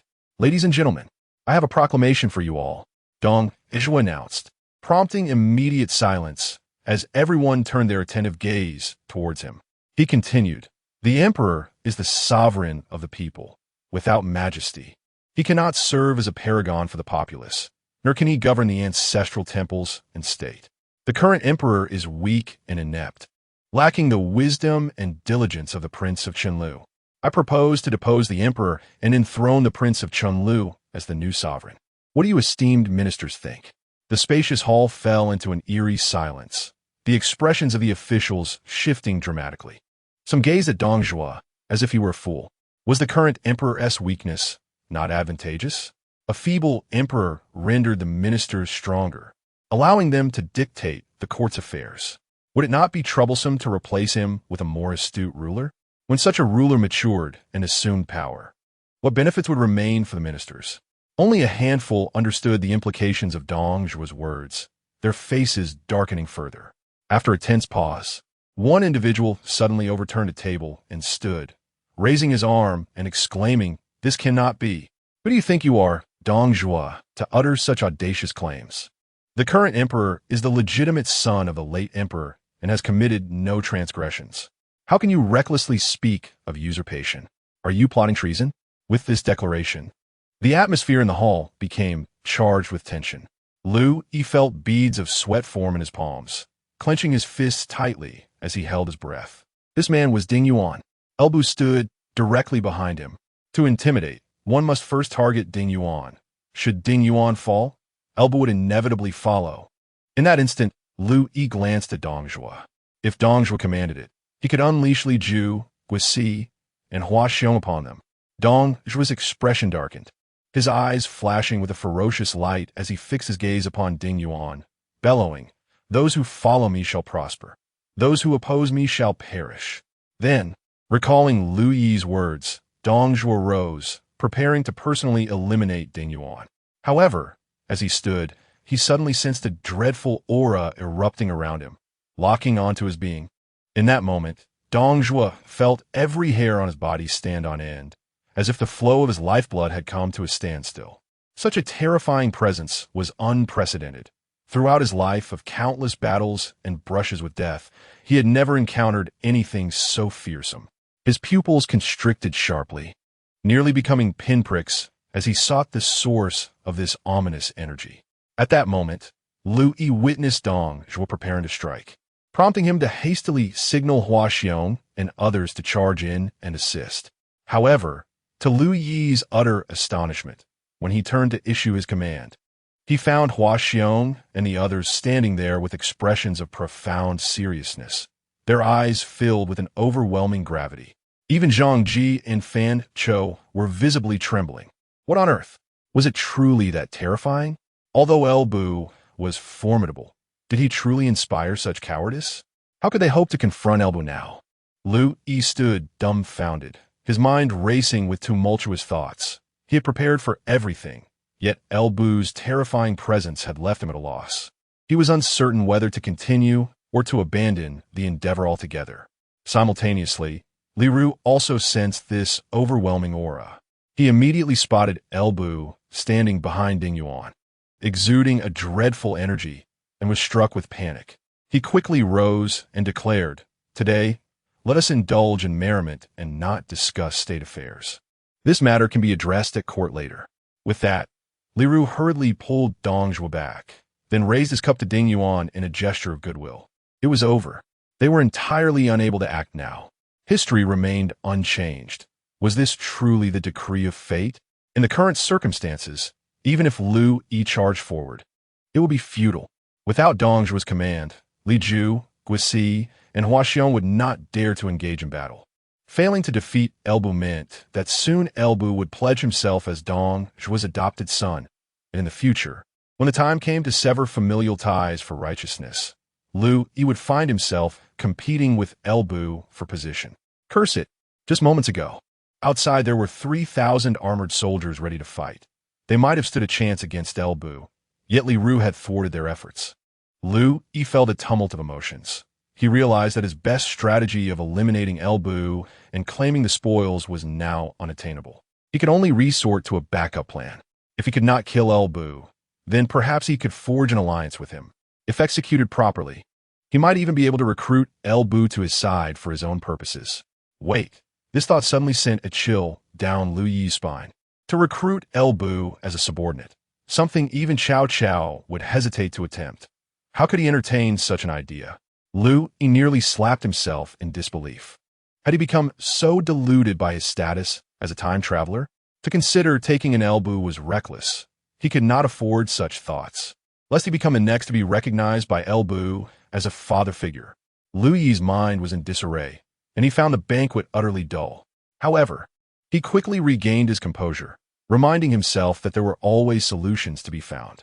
At least until Dong Zhuo's demise, he could extract numerous benefits from El Bu. It could be seen as a resourceful utilization. If necessary, when El Bu approached, he could foster a stronger bond. After all, Liu Yi had pledged himself to Dong Zhuo first, while El Bu would follow. By the hierarchy of kinship, El Bu would have to address him as elder brother. With this thought, Liu Yi's mind returned to the present. He lifted his gaze, intending to offer El Bu a friendly smile to mend the unpleasantness of their previous encounter, only to discover that Ding Yuan and El Bu had already departed. At this moment, Dong Zhuo drank 3 bowls of wine to quell his agitation. With the liquor coursing through him, he regained his haughty demeanor. Casting his gaze over the assembly, he inquired once more, "Gentlemen, do you not find my previous remarks just?" As his voice faded, another individual rose to pay his respects to Dong Zhuo, citing classical texts and asserting, "Your Excellency, the current sovereign bears no fault, and being of tender years, he requires guidance. Furthermore, as a provincial governor, you have not previously engaged in state affairs, and lacking the talents of figures such as Yi Yin or Huo Guang, how can you entertain thoughts of usurpation? The sages have proclaimed that only one possessing the ambition of Yi Yin may act thus. Lacking such ambition leads to treachery. Are you, Your Excellency, contemplating rebellion?" Dong Zhuo's fury was ignited instantly. It was one thing for a formidable bodyguard by Ding Yuan's side to oppose him, but what audacity did Liu Yi possess to challenge him? Abruptly, Dong Zhuo rose, drawing his treasured sword, poised to strike Liu Yi down. Meanwhile, Liu Yi had long since lost interest. His purpose for the day was to eliminate El Bu, and with that goal unfulfilled, he regarded the others with indifference. He considered Liu Yi to be a decent man, and whether he lived or died was of little consequence. As Dong Zhuo prepared to act, Liu Yi remained motionless, showing no inclination to intervene. Conversely, from Liu Yi's side, a cadre of over 20 ministers sprang forth, urging restraint. Minister Liu commands great esteem throughout the court. To slay him would send shockwaves across the realm and destabilize the court. We implore your excellency to reconsider. The sudden uprising of so many caught Dong Zhuo off guard. He could not possibly execute all the officials present. Caught in an awkward predicament, Dong Zhuo stood there with sword in hand, uncertain whether to strike or to abstain, unable to extricate himself from the situation. Chapter 19. Those who truly know me. My son Liu Yi. The atmosphere was palpably tense. The banquet hall enveloped in an almost suffocating silence. Dong Zhuo, an outsider to the court, relied heavily on the influence of the esteemed officials. After all, each of them was backed by formidable aristocratic families, none of whom were easily trifled with. Initially, Dong Zhuo anticipated merely a couple of dissenters to emerge, and should they be silenced, it would serve as a warning to the rest, ensuring a smooth resolution. To his astonishment, however, a multitude had risen in opposition. Should he resort to executing them all, the chaos would surely reignite in Luoyang, leading to an uncontrollable conflict that would leave all parties embroiled in turmoil. Without absolute power, one cannot wield absolute authority, and Dong Zhuo, still lacking in strength, was unwilling to witness such a scenario unfold. Yet, with his sword already drawn, retreating now would be a significant loss of face. He cast a glance towards Li Ru, hoping for a subtle rescue. To his dismay, Li Ru feigned ignorance of the predicament at hand. A man of Li Ru's caliber certainly understood the gravity of the situation. He had previously intervened during the altercation with Ding Yuan. However, this time, he seemed disinclined to offer counsel. Instead, his gaze shifted toward the distracted Liu Yi, who appeared lost in thought. A nefarious scheme began to form in Li Ru's mind. The officials were formidable adversaries, but had not Liu Yi himself proposed the idea of setting an example? The time had come for him to execute that very notion. By inciting the fury of the court, Dong Zhuo could easily dispose of Liu Yi, quelling the outrage and simultaneously deposing the emperor, an opportunity to achieve 3 objectives with a single stroke. This was not an unprecedented tactic in the past. Emperor Jing had used Chao Qiuo to diminish the powers of the feudal lords, leading to the Wang-Mang rebellion. Li Ru smirked with satisfaction, signaling Liu Yi to take action against the officials, ideally eliminating them entirely. Yet, Liu Yi, having released Liu Bu earlier, was in a foul mood and chose to disregard Li Ru's insinuations. Even in a better frame of mind, he would have ignored them. Liu Yi merely sought to collect the spoils, but he was no fool. With so many officials stepping forward and lacking a direct command from Dong Zhuo, how could he act? For a mere handful of attribute points? Killing all these officials would not grant him the ability to unleash Yellow Heaven to be established. Moreover, with Dong Zhuo's days numbered, assassinating so many would only serve to alienate him further. How could he possibly cleanse his reputation thereafter? Liu Yi would never engage in such a losing venture, and thus, he turned a blind eye to Li Ru's signals. The silence deepened, and the tension grew increasingly palpable. Dong Zhuo, taken aback by Li Ru's refusal to assist, felt an explosive rage building within him, his seemingly benevolent countenance twisting into a more menacing expression. It was Wang Yun, the Minister of Works, who recognized that this stalemate could not persist. Rising from his seat, he declared, "The matter of deposing and establishing an emperor is of paramount importance. Such significant issues cannot be deliberated under the influence of wine. Let's all remain calm and revisit this discussion at a more opportune time." At last, a lifeline had been extended. Dong Zhuo felt a surge of relief, nearly wishing to embrace Wang Yun in gratitude. Immediately taking advantage of the situation, he sheathed his sword and smiled, saying, "Since Master Wang has said so, let's discuss this further when we are sober." As he spoke, Dong Zhuo cast a fierce glare at Li Ru. The banquet ended on a sour note, and soon, not a single official remained. Reflecting on the earlier embarrassment, Dong Zhuo's anger intensified, feeling as though he had a weight pressing upon his chest. In a fit of rage, he overturned the table and shouted, "This is infuriating." The room was filled with trepidation at Dong Zhuo's fury. Li Zhu, Guosi, and Hua Xiong lowered their heads and quietly retreated, fearful of incurring Dong Zhuo's wrath. Li Ruteni, Aquali Tarifia, could not shake the image of Dong Zhuo's displeased gaze from his mind. All present were astute individuals. How could Dong Zhuo not recognize Li Ru's deliberate refusal to offer a way out? Fortunately, Li Ru was even more cunning than Dong Zhuo. Suddenly, an excellent strategy to shift the blame emerged in his mind, and the scapegoat was none other than Liu Yi. With this plan forming, Li Ru glared at Liu Yi and exclaimed loudly, "Liu Yi, what is the matter with you? Did you not say yesterday that you would kill a chicken to warn a monkey? Just now, when the Lord drew his sword, why did you not act? You have jeopardized the Lord's affairs. What punishment do you deserve?" Striking first to gain the advantage, Li Ru's tactic of diverting the calamity was indeed quite ingenious. But who was Liu Yi? Although reading may not enhance intelligence, it certainly cultivates wisdom. Liu Yi had memorized the I Ching and the spring and autumn annals.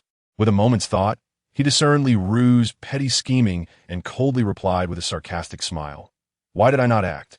Yesterday, my adoptive father instructed me to act according to his signals. I was standing behind him just now and did not see his signal, thus I could not act. Yet you, standing in front of my adoptive father, why did you not see his signal? If you had acted, I would have acted too. Did I not give you a signal? Do not say you did not see it." Li Ru was taken aback by Liu Yi's sharp retort, feeling inexplicably angered. Liu Yi chuckled, "I only act according to my adoptive father's signals. Why should I heed yours?" You. Li Ru was left speechless, nearly exploding with rage. It was Dong Zhuo who could no longer tolerate the bickering and slammed the table, exclaiming, "Enough of this. I will certainly depose the emperor. No one can save him. Rather than squabbling, you two should come up with a practical solution." At once, Li Ru and Liu Yi became compliant, standing like obedient children at the side, though neither spoke a word. The atmosphere fell silent once more. Observing that Li Ru and Liu Yi were on the verge of confronting each other, yet now silent, Dong Zhuo's frustration mounted and feeling suffocated. He stood and walked towards the door, eager to breathe in fresh air. Liu Yi and Li Ru exchanged glances, both snorting in disdain, their rivalry palpable. They quickly followed Dong Zhuo closely, soon arriving at the entrance of the Wenming Garden. "Go, kill." As soon as they arrived at the entrance, they beheld Bu brandishing his famed halberd, galloping on a warhorse in the distance. The gleaming weapon shimmered with a cold light, and Bu radiated an aura of formidable ferocity, embodying the very essence of a hero, instilling fear in those who beheld him. Dong Zhuo could not help but recall the terror he felt when Bu had previously fixed him with a murderous gaze, causing his heart to race uncontrollably. And he could not refrain from asking, "Who is this man?" "He is." Li Ru began to respond, eager to make a good impression. However, he was swiftly interrupted by Liu Yi, who seized the opportunity to speak. "To answer you, my adoptive father, this man is named Bu," styled Feng Xian. "He is the adopted son of Ding Yuan, possessing unparalleled bravery. Though his physique is robust, his intellect is rather simplistic. He is a reckless man, and it would be wise for you to keep your distance from him to avoid any harm." Li Ru, taken aback, thought, "Is he really usurping my moment? Am I the strategist, or is he? Moreover, why is it that the very thoughts I intended to articulate have escaped my lips through his voice, and he has echoed them so perfectly?" With narrowed eyes, Li Ru glared at Liu Yi, feeling a swell of frustration. Liu Yi, however, merely smiled triumphantly. "Oh, you think you know Bu? I assure you, I possess knowledge that surpasses yours." Liu Yi continued, "My adoptive father, should you desire, we could entice Bu to join us, becoming your right-hand man." Upon hearing this, Dong Zhuo's eyes brightened, and he turned to Liu Yi with delight, exclaiming, "Truly, my son Liu Yi understands me well. If this plan comes to fruition, a reward of 1,000 pieces of gold shall be yours." Chapter 20. The worthy brother of Bu was sour. Acrid scent of jealousy permeated the air. Li Ru's eyes were nearly ablaze with indignation. Having followed Dong Zhuo for many years and contributed numerous strategies, he had never received such high praise from Dong Zhuo. Moreover, those words had originally been intended for him. The rewards were rightfully his. Li Ru intended to voice his grievances, but Dong Zhuo had already turned his back and departed. Meanwhile, Liu Yi found himself ensnared in a dilemma. Should he personally approach Bu to persuade him to surrender, or delegate the task to another? Being well-versed in the annals of the Three Kingdoms, he understood Bu's history of being persuaded to yield. Yet he pondered whether it was wise for him to be the messenger. What if Bu, in a fit of rage, refused? After much contemplation, Liu Yi resolved to send someone else. After all, his life was far too precious to gamble on such risks. That evening, Liu Yi sought out the valiant General Li Su, bearing a fine jug of wine, and the two engaged in a night of revelry, discussing the matter of persuading Bu. Naturally, Liu Yi did not need to instruct Li Su on the nuances of their shared homeland, as they had ample topics to converse about. His primary objective was to cultivate a favorable impression of himself in Bu's eyes, ensuring that Bu understood it was Liu Yi who had endorsed him to Dong Zhuo. If killing him was not an option, then fostering a good relationship was essential. The following day, as Liu Yi and Li Su were recovering from their intoxication, Ding Yuan led his troops to challenge them.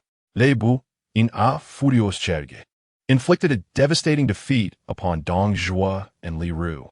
Liu Yi hurriedly accompanied Li Su to the main tent, where they found Dong Zhuo in a state of lamentation. Bu, the divine general, if I could but win him over, there would be no one in this world I would fear. Upon hearing this, Liu Yi rushed into the tent, exclaiming, "Father!" However, Dong Zhuo did not respond. Seizing the moment, Li Ru coldly interjected, "In the midst of this great battle, where have you been, Liu Yi? Reeking of alcohol, you awaken now after a night of debauchery? Do you not realize your transgressions?" Instantly, all the generals present turned their gazes toward Liu Yi, and even Dong Zhuo's eyes glimmered with anger.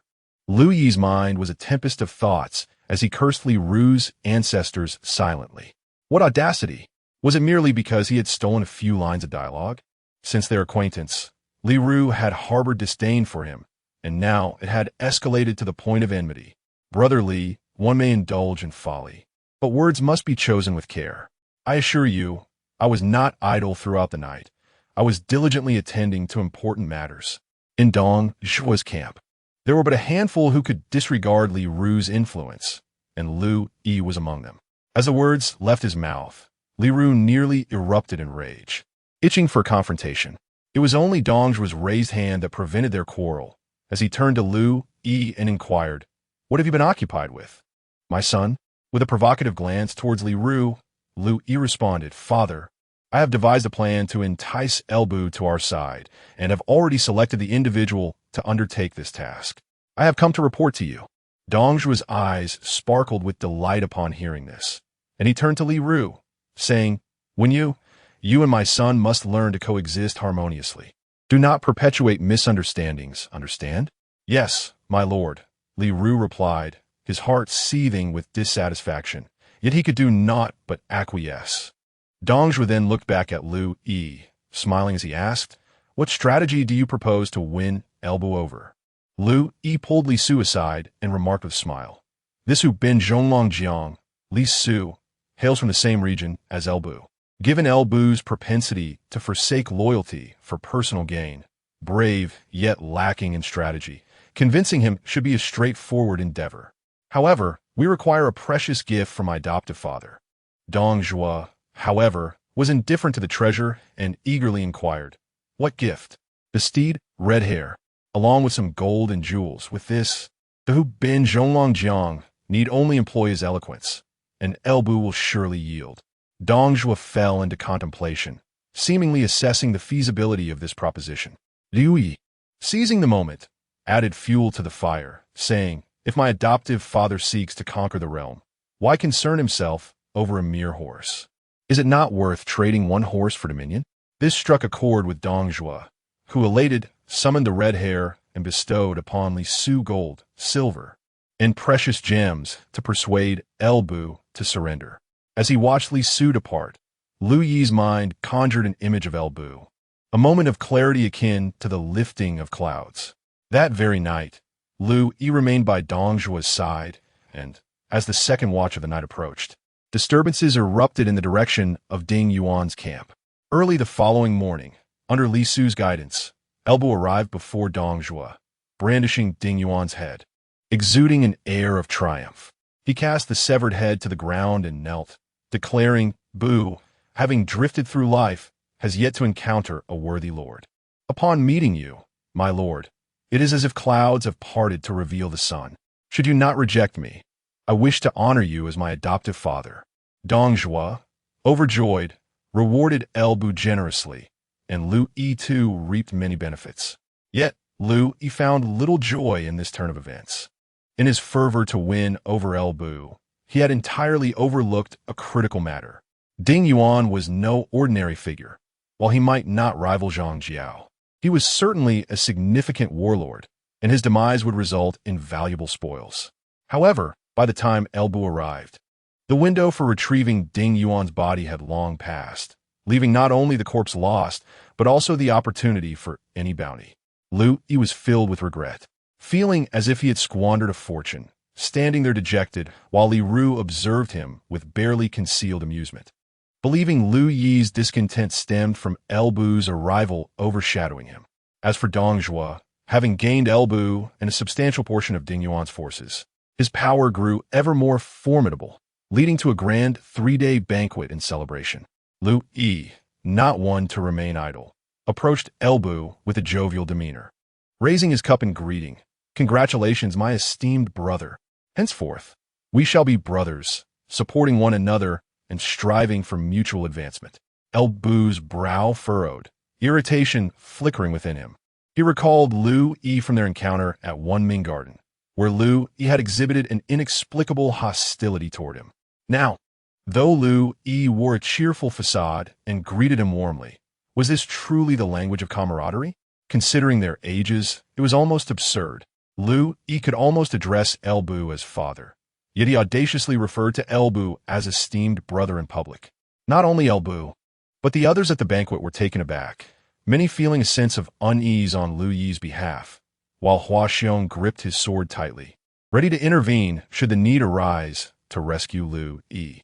Liu Yi, unfazed and leisurely, smiled and said, "Dear brother El, please refrain from regarding me with such a gaze. Allow me to introduce myself.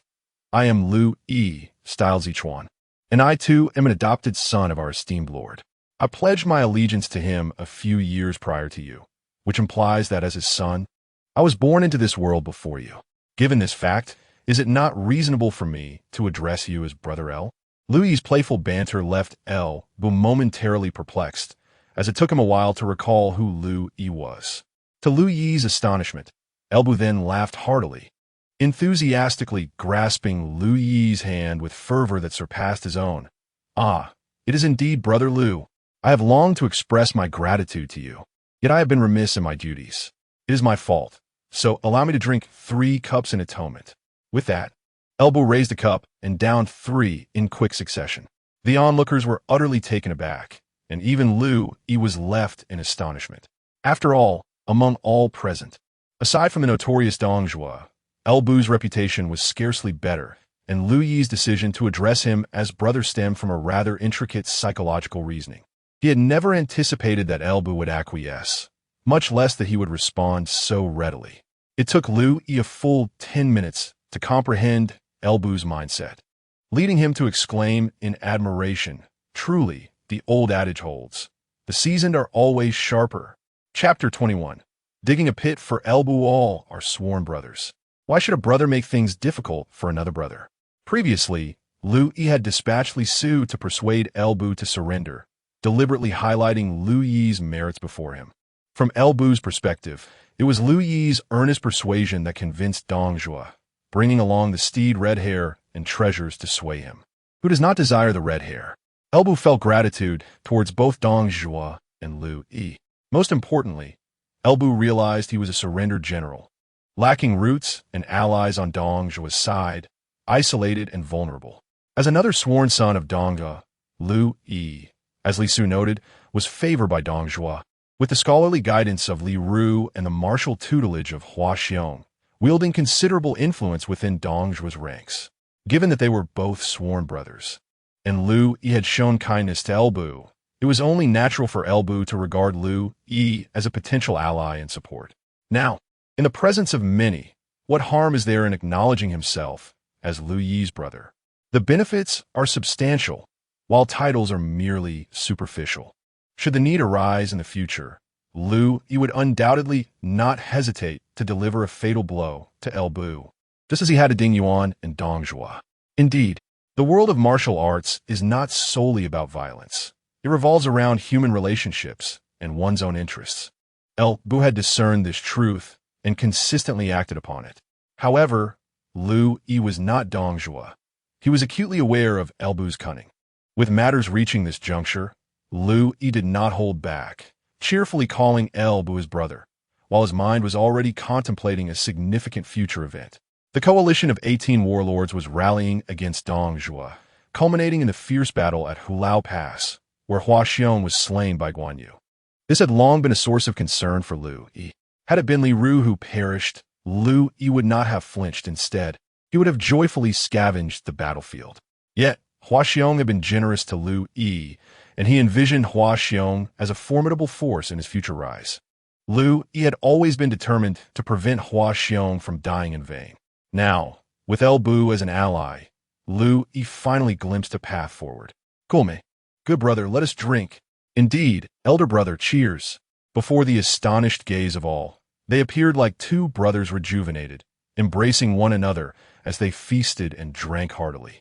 Initially, it was believed that these two would be at odds, embroiled in a rivalry. Yet this scene left Li Ru, who had anticipated a spectacle, utterly disheartened. Seizing the opportunity, he approached Dong Zhuo to urge him to expedite the matter of the imperial succession. After the banquet, Dong Zhuo summoned Liu Yi and Elbu to the main tent for discussion. Liu Yi gradually began to grasp Dong Zhuo's motives behind deposing the easily manipulated youthful emperor in favor of reinstating the capable Chun Lu Wang. No matter how intelligent or ambitious the Chun Lu Wang might be, he would pose no real threat. Conversely, the power to depose and appoint an emperor signifies immense authority, capable of instilling fear across the court. Throughout history, those who possess the power to alter the imperial line, even eunuchs, have wielded unparalleled influence. The act of deposing and appointing is a means, not an end. This time, Liu Yi refrained from competing for the spotlight with Li Ru. He understood Li Ru's intentions were far from benevolent. He was wary of becoming entangled, as it could jeopardize his future. At this moment, Liu Yi was preoccupied with a significant matter, one that would pave the way for the future following Dong Zhuo's demise. Should this endeavor succeed, he would circumvent decades of arduous detours. When he initially arrived in Luoyang, Liu Yi had contemplated this very task, yet had lacked an opportune moment. Now that moment had finally arrived. He intended to discreetly maneuver through the affairs that Li Ru was orchestrating, laying the groundwork for his ambitions. While Liu Yi was lost in thought, Dong Zhuo remained indifferent, for these were old matters being rehashed, and with the formidable presence of Elbu backing him, Dong Zhuo felt confident of success. After deliberation, Dong Zhuo issued a direct order. Tomorrow, I shall host a banquet in the province to gauge the opinions of the officials. Liu Yi, Leibu, present. Responded Liu Yi and Leibu promptly. On the morrow, you two shall each command 1,000 armored guards at my side. Should anyone dare to defy me, let them be judged by my gaze and executed. Dong Zhuo was resolute. This time, he must achieve victory. Anyone who opposed him would face a deluge of bloodshed. Yes, the two replied in unison, with Elbu's eyes gleaming, sensing an opportunity to make his mark. If he could earn Dong Zhuo's favor through notable deeds, Elbu's position would solidify, his influence would expand, and he would no longer need to ally with others or depend on anyone. With this thought, Elbu could not help but cast a sidelong glance at Liu Yi. What is this? He has known the adoptive father for a few years longer than I have, yet he dares to call himself my elder brother? Sooner or later, he shall kneel before me, calling me father. Sensing the piercing gaze from beside him, Liu Yi glanced at Elbu, only to see him instantly donning a smile. This fellow possesses some cunning. Liu Yi mused with a cold chuckle, then suddenly recalled something. The forthcoming assembly would likely witness a scene reminiscent of the illustrious moments of the Three Kingdoms, where Dong Zhuo's declaration of executing any dissenters would surely target Yuan Shao. In the realm of the Three Kingdoms, Dong Zhuo ultimately failed to eliminate Yuan Shao, but with Liu Yi in the mix, it was not impossible that tomorrow could end differently. Of course, Liu Yi had no intention of executing this plan himself. Yuan Shao's family had held high office for generations, and his multitude of disciples and former officials would only seek to retaliate against him should he orchestrate such a murder. Liu Yi aspired to become a regional lord. He could not afford to shoulder the blame for such an act. Contemplating Elbu's fleeting glance earlier, Liu Yi was struck by a cunning idea, preparing to set a trap for Elbu. After all, brothers are merely meant to be used, aren't they? Upon exiting Dong Zhuo's camp, Liu Yi enthusiastically grasped Elbu's arm and said, "Brother, tomorrow's banquet is of utmost importance. It appears that great events are on the horizon." "Indeed, elder brother," Elbu replied, feigning humility, though internally he had already plotted his course. He was determined to shine brilliantly the next day, striving to claim the first merit for himself. Although Liu Yi was uncertain about Elbu's thoughts, he had already devised a plan in his heart. He smiled and nodded, saying, "Brother, tomorrow marks a significant event for our adoptive father. Anyone who dares to oppose him shall face dire consequences, and we shall eliminate any obstacles in his path." As for the merits, Liu Yi paused deliberately, observing Elbu's reaction to the mention of merits, and noticed his expression shift slightly. He continued, "As brothers, we must be fair in our accounting. Tomorrow, whoever assists our adoptive father shall claim the glory." This struck a chord deep within Elbu, dispelling any doubts he might have harbored. He beamed with a radiant smile and agreed, "Yes, yes, indeed. Brother speaks wisely. As brothers, we must be equitable. I appreciate this sentiment. Tomorrow, the merits belong to whoever earns them." Liu Yi chuckled. "In that case, let us see who among us is swifter tomorrow. The first to take a head shall claim the glory." "Absolutely," Elbu bellowed with laughter. In his eyes, Liu Yi was merely an incompetent warrior, far too inexperienced to match his swiftness. Liu Yi, in turn, laughed heartily. The spark of competition had ignited Elbu's spirit, and it was clear that tomorrow, Yuan Shao would find himself in grave peril. "My apologies, Yuan Shao. I, Liu Yi, shall be left to gather your remains." Chapter 22. The deceit that led Lu Bu to slay Yuan Shao. Both men were exceedingly pleased, each contemplating the advantages that awaited them on the morrow. As they parted ways, they exchanged a fervent embrace. Upon returning to the encampment, Liu Yi was so exhilarated that he found himself restless throughout the night, unable to believe that Yuan Shao could possibly escape from Lu Bu's grasp. After all, this was Yuan Shao, a figure of great renown, with ancestral ties to 4 generations of high officials. What would be the essence of his legacy upon his demise? Surely it could not be indecisiveness and a penchant for scheming without resolution. Yet Liu Yi felt a twinge of anxiety. After all, the essence of a life could just as easily be its finest qualities as its most lamentable flaws, and Yuan Shao might yet yield something of the latter. All he could do was beseech the heavens for a favorable outcome, praying that only valuables would emerge from this encounter. Otherwise, Yuan Shao's death would be in vain. Another sleepless night ensued, filled with worries, and at the break of dawn, Liu Yi rose early to muster 1,000 armored troops, marching grandly alongside Dong Zhuo into the city. As the ministers convened, indulging in wine, meat, and conversation, Liu Yi and Lu Bu took their positions, flanking the assembly with their armored forces. After a few rounds of libations, Dong Zhuo, with an authoritative demeanor, began to address the gathering, seated with an air of command, one hand resting on his sword. His gaze was piercingly fierce. "The current emperor is weak and unfit to inherit the throne.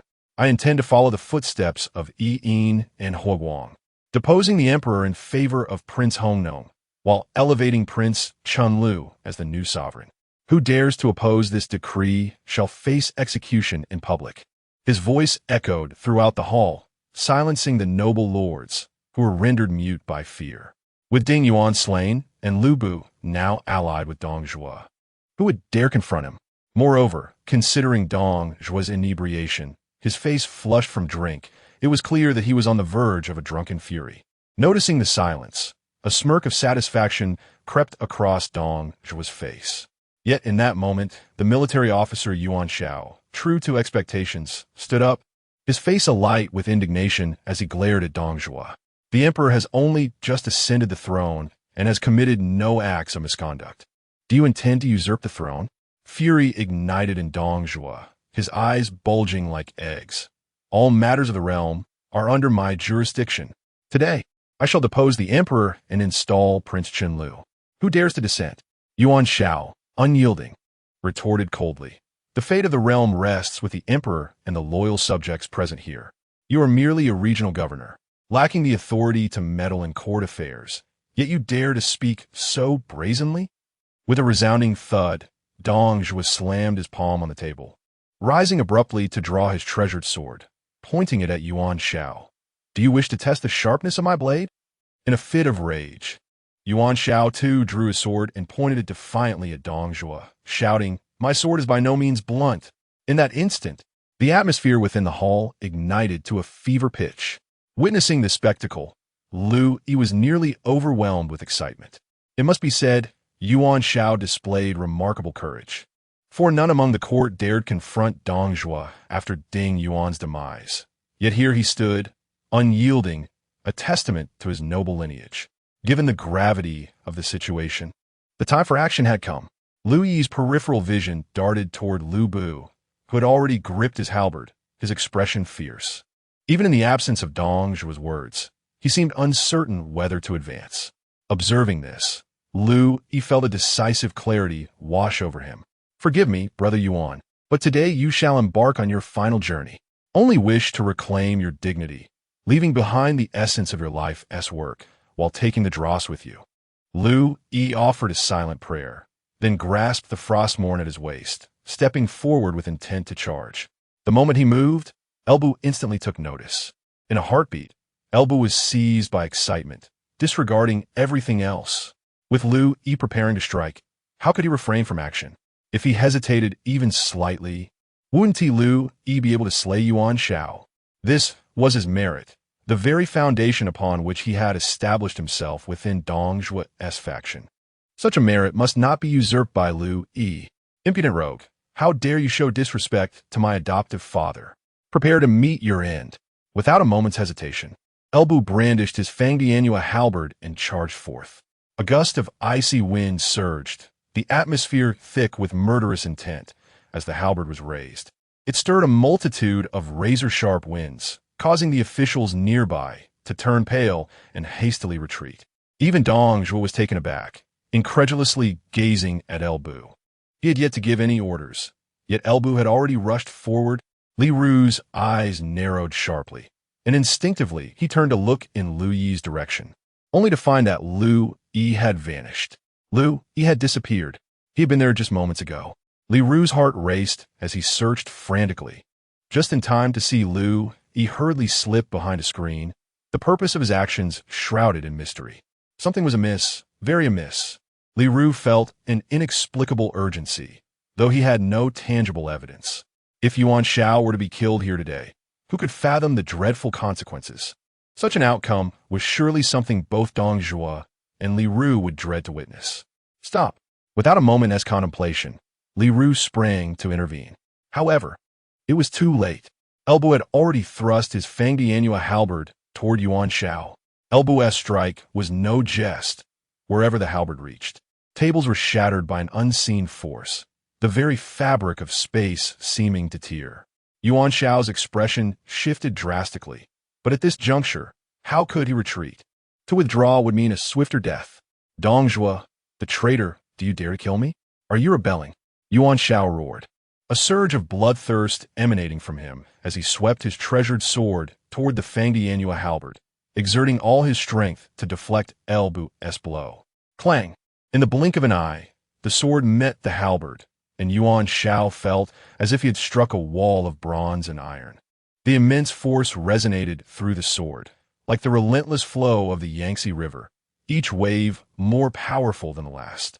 It was evident that at the moment Yuan Shao's sword struck the halberd, numerous cracks appeared like glass, before shattering inch by inch, from blade to hilt, and ultimately into Yuan Shao's very hand. How could this be possible? Yuan Shao's eyes widened, terror washing over him like a tidal wave. That was the ancestral sword of the Yuan family, renowned for its indomitable strength, yet it had shattered so easily. His expression mirrored his fear, his face devoid of color, feeling as though his arm would splinter along with the sword. In that critical moment, without a second thought, Yuan Shao discarded the sword. The 3-foot-long sword, along with its hilt, shattered into fine powder. Though Yuan Shao managed to relinquish the precious blade to save his arm, his hand bore the marks of a spiderweb-like fracture, blood oozing profusely. Had he hesitated, even for a fleeting moment, his arm would have surely been rendered useless, perhaps even obliterated into a gruesome mist of flesh and blood. Much like his sword, such formidable strength. The immense force propelled Yuan Shao backward, sending him tumbling several meters before he landed on the ground. His heart raced as he stared in astonishment at Elbu, as though he had encountered a specter. What a formidable adversary! Elbu, having failed to eliminate Yuan Shao with a single strike, felt his resolve intensify. With a swift turn of his halberd, he charged forward once more. At that moment, Dong Zhuo, having regained his senses, was taken aback by the sight of Yuan Shao's bloodied hands. The effects of alcohol dissipated almost entirely.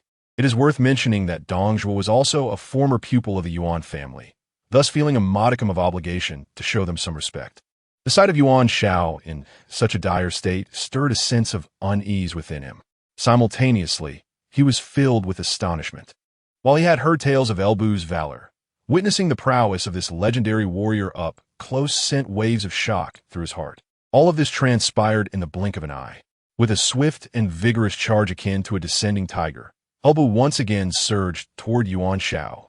Chapter 23. The villain you are, the good man I become. Stop. As Elbu was about to strike again, Yuan Shao found himself unable to evade, prompting Dong Zhuo to finally shout out.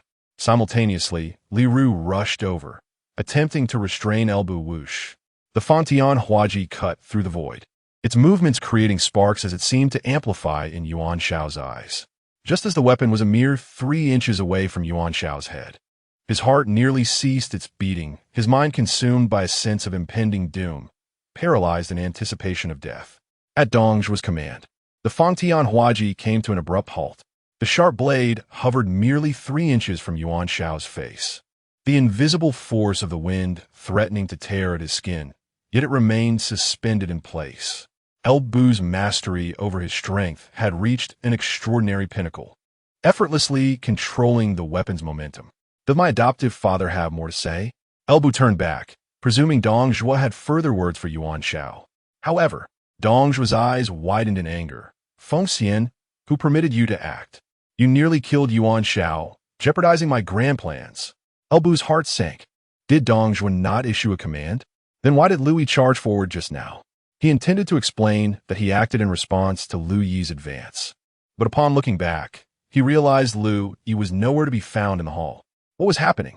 Elbu was bewildered, unable to articulate his thoughts. Swallowing back his words. Withdraw. Dong Zhuo gestured dismissively, his expression betraying displeasure. Elbu's heart raced with apprehension. Had he inadvertently caused trouble? What began as an attempt to claim the glory had turned into a blunder. Where had Liu Yi disappeared to? Elbu was beset by a multitude of questions. Yet he could only retreat in silence. Liu Yi observed everything keenly, piecing together the unfolding events in his mind. This young man, Liu Yi, had grasped these matters rather swiftly. Had I truly underestimated him? Perhaps he too was a force to be reckoned with? Muttering to himself, Liu Yi also stepped back, casting furtive glances towards the screen behind which Liu Yi had vanished. Meanwhile, Dong Zhuo remained oblivious to these interactions, his cold gaze fixed on Yuan Shao, who clenched his teeth and rose unsteadily, his back drenched in sweat. Had he not possessed a modicum of courage, he might have lost control of his bladder in fear. Confronted by Dong Zhuo's fierce glare, Yuan Shao let out a heavy huff, then bowed respectfully to the officials. discarding the token that symbolized his authority on the ground before striding out. Upon exiting the palace, Yuan Shao dared not linger, mounting his steed and galloping swiftly towards Jizhou. Within the grand hall, Dong Zhuo stood resolute with his sword, while the officials were left in a state of disarray, trembling in fear, hardly daring to meet his gaze. The terror of Elbu was palpable. Dong Zhuo's final gaze fell upon the Grand Tutor Yuan Wei, his voice icy. Yuan Wei, your nephew has been disrespectful. If it were not for your standing, I would have seen to his demise today. What say you regarding the matter of dethroning the emperor? Yuan Wei, trembling in fear, dared not oppose Dong Zhuo. Having witnessed how close Yuan Shao had come to death, he lacked both the ability and status to confront Dong Zhuo. After all, Yuan Shao is currently the head of the Yuan family, representing them. Although he is his uncle, he is merely a minor character. A slip of the tongue could lead to dire consequences. Yuan Wei, trembling with fear, immediately replied, "What the Grand Commander says is indeed correct. Everything shall be done according to the Grand Commander's wishes." At this, Dong Zhuo's expression softened slightly as he turned his gaze toward the remaining officials and ministers, sternly demanding, "And what about you? What do you have to say?" The response from the officials was unanimous. What the Grand Commander says is indeed correct. Everything shall be done according to the Grand Commander's wishes. The civil and military officials, filled with trepidation, dared not utter a single word of dissent. Only then did Dong Zhuo reveal a smile, bursting into hearty laughter. "This is precisely how it should be. Come, do not be afraid. I, Dong Zhuo, am benevolent and generous. We all serve together in this court, and our days are long ahead of us. Come, let us drink and continue the festivities." With that, Dong Zhuo summoned the courtesans and musicians, instructing them to clear the broken tables and resume the banquet. At that moment, Liu Yi emerged from behind the screen. Although his face betrayed no emotion, there was a hint of disappointment in his eyes. Fate had favored Yuan Shao today. Had Dong Zhuo merely hesitated for a moment, Yuan Shao would have met his demise, and Liu Yi would be left to collect the remains. Unfortunately, with Yuan Shao's escape, it seemed there would be no future opportunities to gather his remains. It was a matter of time, circumstance, and destiny. Perhaps this was simply fate. Attempting to defy, it was not an easy endeavor. Liu Yi felt disappointed, yet not overly so. Yuan Shao's survival was inconsequential, as there would still be ample opportunities to collect remains in the future. He returned to his post, remaining silent. "Brother, where did you go just now?" At this moment, Elbu quietly approached Liu Yi and asked in a hushed tone, clearly infused with resentment, the tension palpable in the air.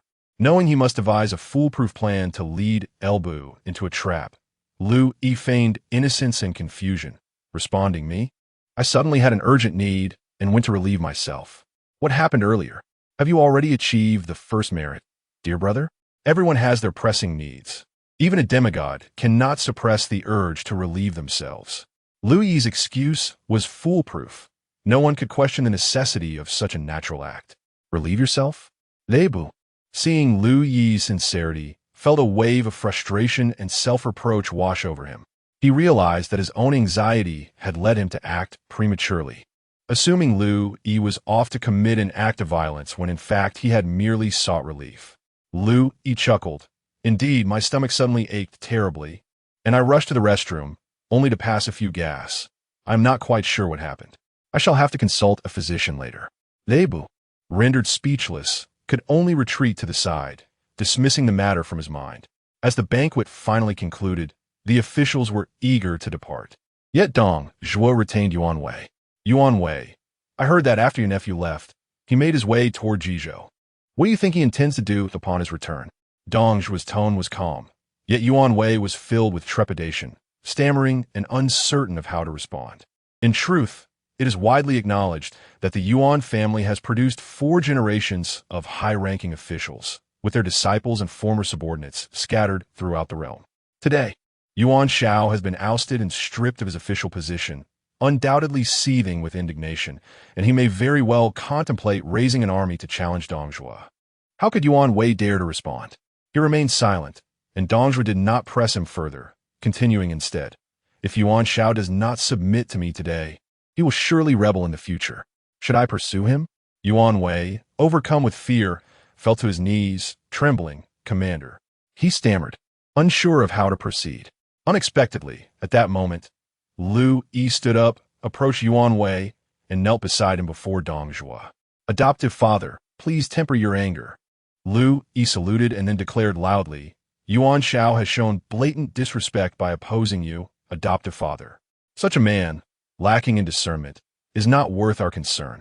The Yuan family, with its illustrious lineage and numerous followers, would benefit from your benevolence.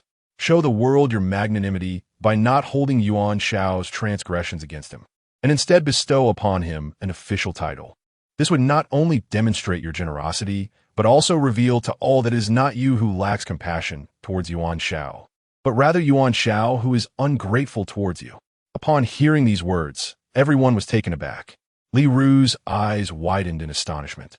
Unable to fathom that Liu Yi possessed such cunning and strategy, far surpassing his previous perceptions and evaluations of him. This young man was indeed a hidden gem, deserving of caution. Li Ru grew increasingly wary of Liu Yi. Meanwhile, Liu Bu stared blankly, resembling a fool as he gazed at Liu Yi, unable to grasp the meaning of his words, yet recognizing Liu Yi's prowess and intelligence, feeling a deep sense of envy.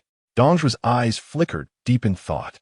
The more he pondered, the more he found Liu Yi's words to hold wisdom and insight, recognizing him as a man of great intellect. He couldn't help but reflect on his own sons and grandsons, all of whom were inept and frivolous. How fortunate it would be if even one of them possessed a fraction of Liu Yi's qualities. Yuan Wei, kneeling beside Liu Yi, was moved to the point of tears. He never anticipated that Liu Yi would come to his aid, even speaking in favor of Yuan Shao. It appeared that Liu Yi was still a man of conscience, aware of the greater good, and Yuan Wei contemplated how and when he might express his gratitude to him. Meanwhile, Liu Yi kept his head bowed, a smug smile curling at the corners of his mouth. "Let the villains act as they wish, particularly Liu Bu. I shall take on the role of the virtuous. From this moment forth, I shall ensure that the court slowly recognizes me as a breath of fresh air beside Dong Zhuo." Chapter 24. Am I to become the abandoned emperor? Not merely a refreshing force, but a uniquely exceptional one. After uttering these words, Liu Yi plunged into the fray, stirring the world and placing himself precariously on the edge of an abyss, facing the specter of death. After all, this was a grand game of chess, fraught with peril. From the day Liu Yi allied with Dong Zhuo, he had been plotting, and today, one might say, was a fortuitous moment that he seized with both hands. Once he took this step, amidst the tumult of the Three Kingdoms era, Liu Yi would officially enter the arena, becoming a true player, a formidable figure contending with the great lords of the land. Although this strategic move was the culmination of Liu Yi's extensive contemplation and the exploration of countless variations, he was acutely aware that even the slightest misstep could lead to a near-fatal predicament. The stakes were perilously high, akin to teetering on the brink of a chasm. Yet, having just witnessed Yuan Wei faltering under Dong Zhuo's interrogation, Liu Yi, in a moment of impulsive fervor, stepped forth to extricate Yuan Wei from his predicament. He had thrust himself into the fray, and with this step, there was no turning back. He would have to forge ahead, come what may. Fortunately, the words he spoke were drawn from the annals of history, not mere fabrications of his imagination, and they fortuitously aligned with his plans. Dong Zhuo perceived Liu Yi's words as consideration for his interests, while Yuan Wei saw it as a gesture of assistance for himself and his family, eliciting joy from all parties involved. Dong Zhuo, stroking his beard, regarded Liu Yi with admiration and remarked, "Let us proceed as my son suggests. Yuan Wei, you shall relay this edict." Furthermore, Dong Zhuo graciously instructed Liu Yi to escort Yuan Wei home. This gesture was nothing more than a means to placate, indicating his reluctance to engage in genuine conflict with the Yuan family, allowing Liu Yi, who had just advocated for them, to soothe their concerns, thus preserving Dong Zhuo's standing in the court. Liu Yi, who had been fretting over how to find an excuse for a private conversation with Yuan Wei, was elated by Dong Zhuo's arrangement and led Yuan Wei out of the palace. Yuan Wei followed closely behind Liu Yi, and as they reached a secluded spot, He discreetly pressed a small pouch of gold beans into Liu Yi's hand. "Thank you for your gallant words, young general. The Yuan family shall forever be indebted to you." Liu Yi accepted the gold beans, smiling enigmatically as he replied, "All for the glory of the Han Dynasty. I merely did what I ought to do." Yuan Wei was profoundly moved, struck by Liu Yi's noble sentiments. At that moment, seizing the opportunity of their solitude, Liu Yi quietly cautioned Yuan Wei. "The court is on the brink of upheaval. Security must be tightened." "What?" Yuan Wei's eyes widened in disbelief, thinking he had misheard. He intended to inquire further, but Liu Yi had already resumed, walking as if nothing were amiss. Stunned, Yuan Wei stood there, nearly slapping himself in disbelief, questioning his own sanity. Was Liu Yi hinting at something? Or was this part of some insidious plot by Dong Zhuo to ensnare him? Confused and hesitant, Yuan Wei could only follow Liu Yi outside, burdened by his uncertainties. Upon reaching the palace gates, Liu Yi halted, smiling as he remarked, "I shall accompany you no further. Remember my earlier words and act wisely." With that, he turned on his heel and departed. His heart raced with excitement, uncertain whether his counsel would bear fruit. Having lived 2 lives, this was his first foray into such significant matters, leaving him to resign to fate. Yuan Kuei, equally perplexed, watched Liu Yi's retreating figure, sensing a hidden message, yet suspecting it might be a trap laid by Dong Zhuo. After much contemplation, Yuan Kuei quietly visited the residence of Minister Wang Yun to confer with him. Wang Yun, equally baffled, pondered Liu Yi's allegiance as Dong Zhuo's adopted son and questioned whether Liu Yi intended to oppose him. It seemed improbable, yet given the circumstances, they resolved to discreetly bolster their ranks within the court. The two deliberated through the night, but failed to decipher Liu Yi's intentions, agreeing that it was prudent to be prepared for any eventuality. At dawn the next day, Dong Zhuo summoned Liu Yi to accompany him into the palace. It was the day of the Grand Court Assembly, where civil and military officials would pay homage to the emperor in the Hall of Jiada. Liu Yi was acutely aware of the monumental events that awaited. He simply did not know whether the seed sown the previous day would germinate. His aim was to stir the waters of the capital, creating chaos conducive to his ambitions. During the assembly, Dong Zhuo, accompanied by Li Ru, Liu Yi, and Elbu, donned armor and wielded weapons as they entered the court. Liu Yi couldn't help but glance toward Yuan Kuei, unaware that Li Ru and Elbu were discreetly observing him. After the officials had paid their respects, Dong Zhuo, brandishing his sword, stood in the hall, his piercing gaze sweeping across the gathered ministers. "Our current emperor is feeble and incompetent, unworthy of his position. Today, I announce a decree. Pay heed." At this proclamation, Li Ru shifted his focus from Liu Yi, producing a lengthy edict and reciting it in a manner reminiscent of a eunuch. Liu Yi, now attentive, prepared to listen closely. The discourse was extensive, rife with references, ultimately distilling into 3 key points. First, the emperor's ineptitude warrants his deposition, relegating him to the status of king of Hongnou. Second, the capable prince of Chenlu is favored by heaven and should ascend the throne. Third, the Empress Dowager must refrain from political interference, restoring governance to the new emperor. Upon concluding, Li Ru suddenly turned his gaze to Liu Yi, issuing a command. "General Liu Yi, assist His Majesty in descending from the throne, retrieve the imperial seal, collect the Empress Dowager's crown and garments, kneel facing north, and pledge fealty as we welcome the new emperor." The audacity of deposing the emperor fell upon Liu Yi's shoulders. He had merely wished to remain inconspicuous, standing even behind Elbu, content to observe the unfolding drama, only to find himself summoned by Li Ru. Was it not more sensible to dispatch a couple of soldiers for such a task? Moreover, no one had briefed him on the procedure, leaving him utterly unprepared. Liu Yi glared at Li Ru, who wore a sinister smile, and in that moment he felt ensnared. Liu Yi was no fool.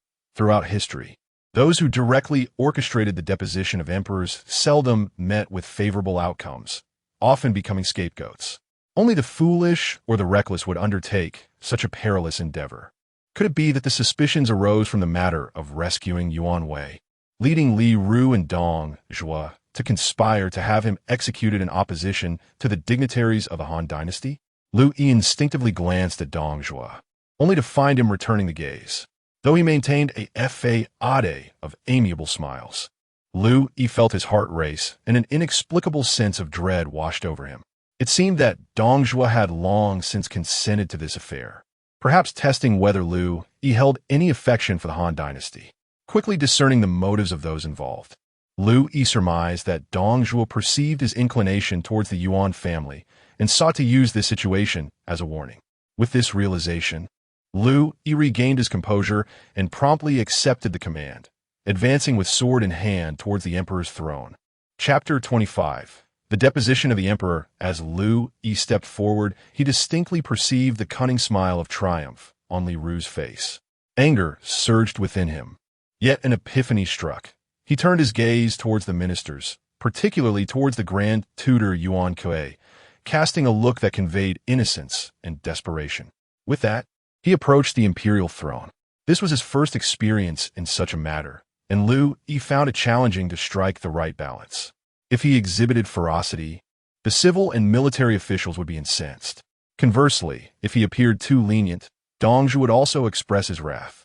Moreover, Liu Yi had to be wary of Dong Zhuo's demeanor, for even a hint of sympathy towards the emperor could be exploited by Li Ru to his detriment, leading to future complications. Upholding dignity, he resolved to proceed with decorum before taking action. In his moment of crisis, a singular phrase resonated in Liu Yi's mind, illuminating his path, to be humble yet resolute. Subsequently, he respectfully bowed before the emperor. Fortunately, at that moment, he had his back to Dong Zhuo and the others, allowing only the emperor and the empress dowager to witness his expression. The rest could only perceive his upright and courteous posture. Liu Yi's face bore an expression of profound grievance and sympathy, with tears shimmering in the corners of his eyes. Yet his voice rang clear and assertive. "Your Majesty." "Empress Dowager, please." Truly, he was a master of performance. The Empress Dowager and the Emperor found it hard to harbor any anger towards Liu Yi. As they sat there sobbing uncontrollably, they had assumed that by treating each other with respect, they could maintain their dignity. Now, however, it fell upon Liu Yi to safeguard their honor. Left with no choice, Liu Yi gestured for his guards to forcibly assist the Emperor and Empress Dowager from their seats. These guards, whom Liu Yi had selected for their brawn rather than intellect, were exceedingly crude, with one nearly tearing the Empress Dowager's garments. The Emperor and Empress Dowager's cries grew more mournful, echoing throughout the Grand Hall. Witnessing the pitiful lamentations of this solitary mother and son brought genuine sorrow to Liu Yi's heart. Yet, standing at the precipice of this tumultuous era, he could do little but strive to remain inconspicuous, seeking a less prominent position to divert attention from himself. At that moment, a minister, unable to endure the scene any longer, suddenly leaped to his feet, brandishing a ceremonial tablet and charging at Dong Zhuo. Like a desperate beast, this scholar was enveloped in an aura of righteous fury. "Dong Zhuo, you traitor! You defy the heavens! You are rebelling! I shall fight you to the end!" This unexpected upheaval captivated the attention of most in the court. In the blink of an eye, the minister had reached Dong Zhuo's side. However, armed only with a ceremonial tablet, he stood no chance against the fully armed Dong Zhuo. Without even drawing his sword, Dong Zhuo merely raised his leg and delivered a kick that sent the minister flying. With a resounding thud, the official landed not far from Liu Yi. In that instant, a clever idea sparked in Liu Yi's mind. He unsheathed Frostmourne and charged forward, delivering a fierce kick. "How audacious! You dare to disrespect the Grand Commandant." With a force akin to that of kicked football, the official was propelled several meters away, landing heavily not far from Yuan Wei. Liu Yi had no intention of stopping. Seizing the opportunity to distance himself from the Empress Dowager, he leaped down with unrestrained fury, delivering another punch. The official, battered and bruised, staggered back, finding himself right beside Yuan Wei. Instinctively, Yuan Wei reached out to steady him just as Liu Yi charged forward once more. "Why haven't you taken him away yet?" Liu Yi silently mouthed, his eyes conveying a desperate urgency. Yuan Wei was momentarily taken aback, then quickly regained his composure. pulling the official behind him in preparation to escort him away. However, at that very moment, Dong Zhuo, seething with rage, issued a furious command from behind. Bring him out. Execute him. In recent days, Dong Zhuo had repeatedly sought to establish his authority through executions, but had met with failure each time. Today, unable to contain himself, he seized the opportunity to eliminate this relatively insignificant figure as a warning to others. With a single command, his personal guard sprang into action. 5 or 6 armored soldiers seized the official, dragging him like a dog to the entrance of the Grand Hall, where, in full view of the gathered officials, they raised their blades. With a sickening crunch, blood splattered as the severed head flew through the air, leaving only the official's desperate screams echoing within the palace. Dong, traitor! I, Dingguan, shall never be at peace with you. The headless body slowly crumpled to the ground, and within the hall, the ministers and officials were aghast, trembling in fear and too terrified to utter a single word. Even the weeping emperor and empress dowager were rendered speechless, frozen in shock. Yet Liu Yi at this moment felt a surge of excitement. His intention had never been to save the man. Rather, he sought to maintain his own image, conveying his helplessness to Yuan Wei. His purpose had been fulfilled, and Dingguan's death bore little significance to him. Moreover, Dingguan was a high-ranking official. His demise would not leave behind a legacy of poverty. Seeing the corpse, now illuminated at the entrance of the Grand Hall, Liu Yi's excitement escalated. Truth be told, it had been ages since he last scavenged a corpse, and his abilities had stagnated for years. With chaos looming over the realm, if he did not enhance his strength, he might find himself struggling to preserve his own life. Any quality corpse was a treasure to be cherished. Determined, Liu Yi strode out of the Grand Hall, under the astonished gazes of all present, and unleashed a flurry of punches upon Dingguan's lifeless body. You dared to strike my foster father? Though it appeared to be an act of venting his anger on behalf of Dong Zhuo, in reality, each blow he delivered deftly allowed him to loot Dingguan's remains. You have obtained the advanced intelligence technique from the corpse of the minister Dingguan. Using it grants 150 intelligence. Please choose to use or discard it. Gasping in exhilaration, Liu Yi's eyes sparkled with anticipation. Indeed, the intelligence dropped by a civil official amounted to a staggering 150 points. If he were to eliminate all the civil officials within the Grand Hall, would he not experience an overwhelming influx of intelligence? Perhaps even meeting the requirements to cast the spell Yellow Sky shall rise? As the thought emerged, Liu Yi could not suppress the rapid beating of his heart. He turned to gaze at the civil and military officials with a ferocity akin to that of a predator eyeing its unsuspecting prey. Intelligence, it was all about intellect. That gaze not only sent shivers down the spines of the officials, but also startled Dong Zhuo, who feared that Liu Yi might unleash a massacre upon them, prompting him to hastily urge Liu Yi to step aside. Liu Yi, of course, had no intention of slaughtering the officials when Dong Zhuo instructed him to move aside. He promptly retreated, becoming a mere shadow in the background. The air was thick with the scent of blood, the gruesome, headless corpses still displayed at the entrance, leaving the officials too terrified to utter a sound. A glimmer of cold satisfaction flickered in Dong Zhuo's eyes as he bellowed. Let the king of Chunlu ascend the throne and inherit the great legacy. Liu Yi turned to witness the trembling king of Chunlu, surrounded by a cadre of armored guards, cautiously stepping over Dingguan's corpse and entering the Grand Hall. The king of Chunlu, indeed, possessed a greater resolve than the former Emperor Shao. He merely cast a fleeting glance at the bloody remains without a trace of trepidation, before Dong Zhuo guided him to take his seat upon the dragon throne. The new emperor ascended, and the ministers bowed in reverence. Every detail was orchestrated by Dong Zhuo himself, even the coronation ceremony. The entire court of civil and military officials averted their gazes from the now-deposed Emperor Shao and the Empress Dowager, focusing solely on congratulating the new emperor.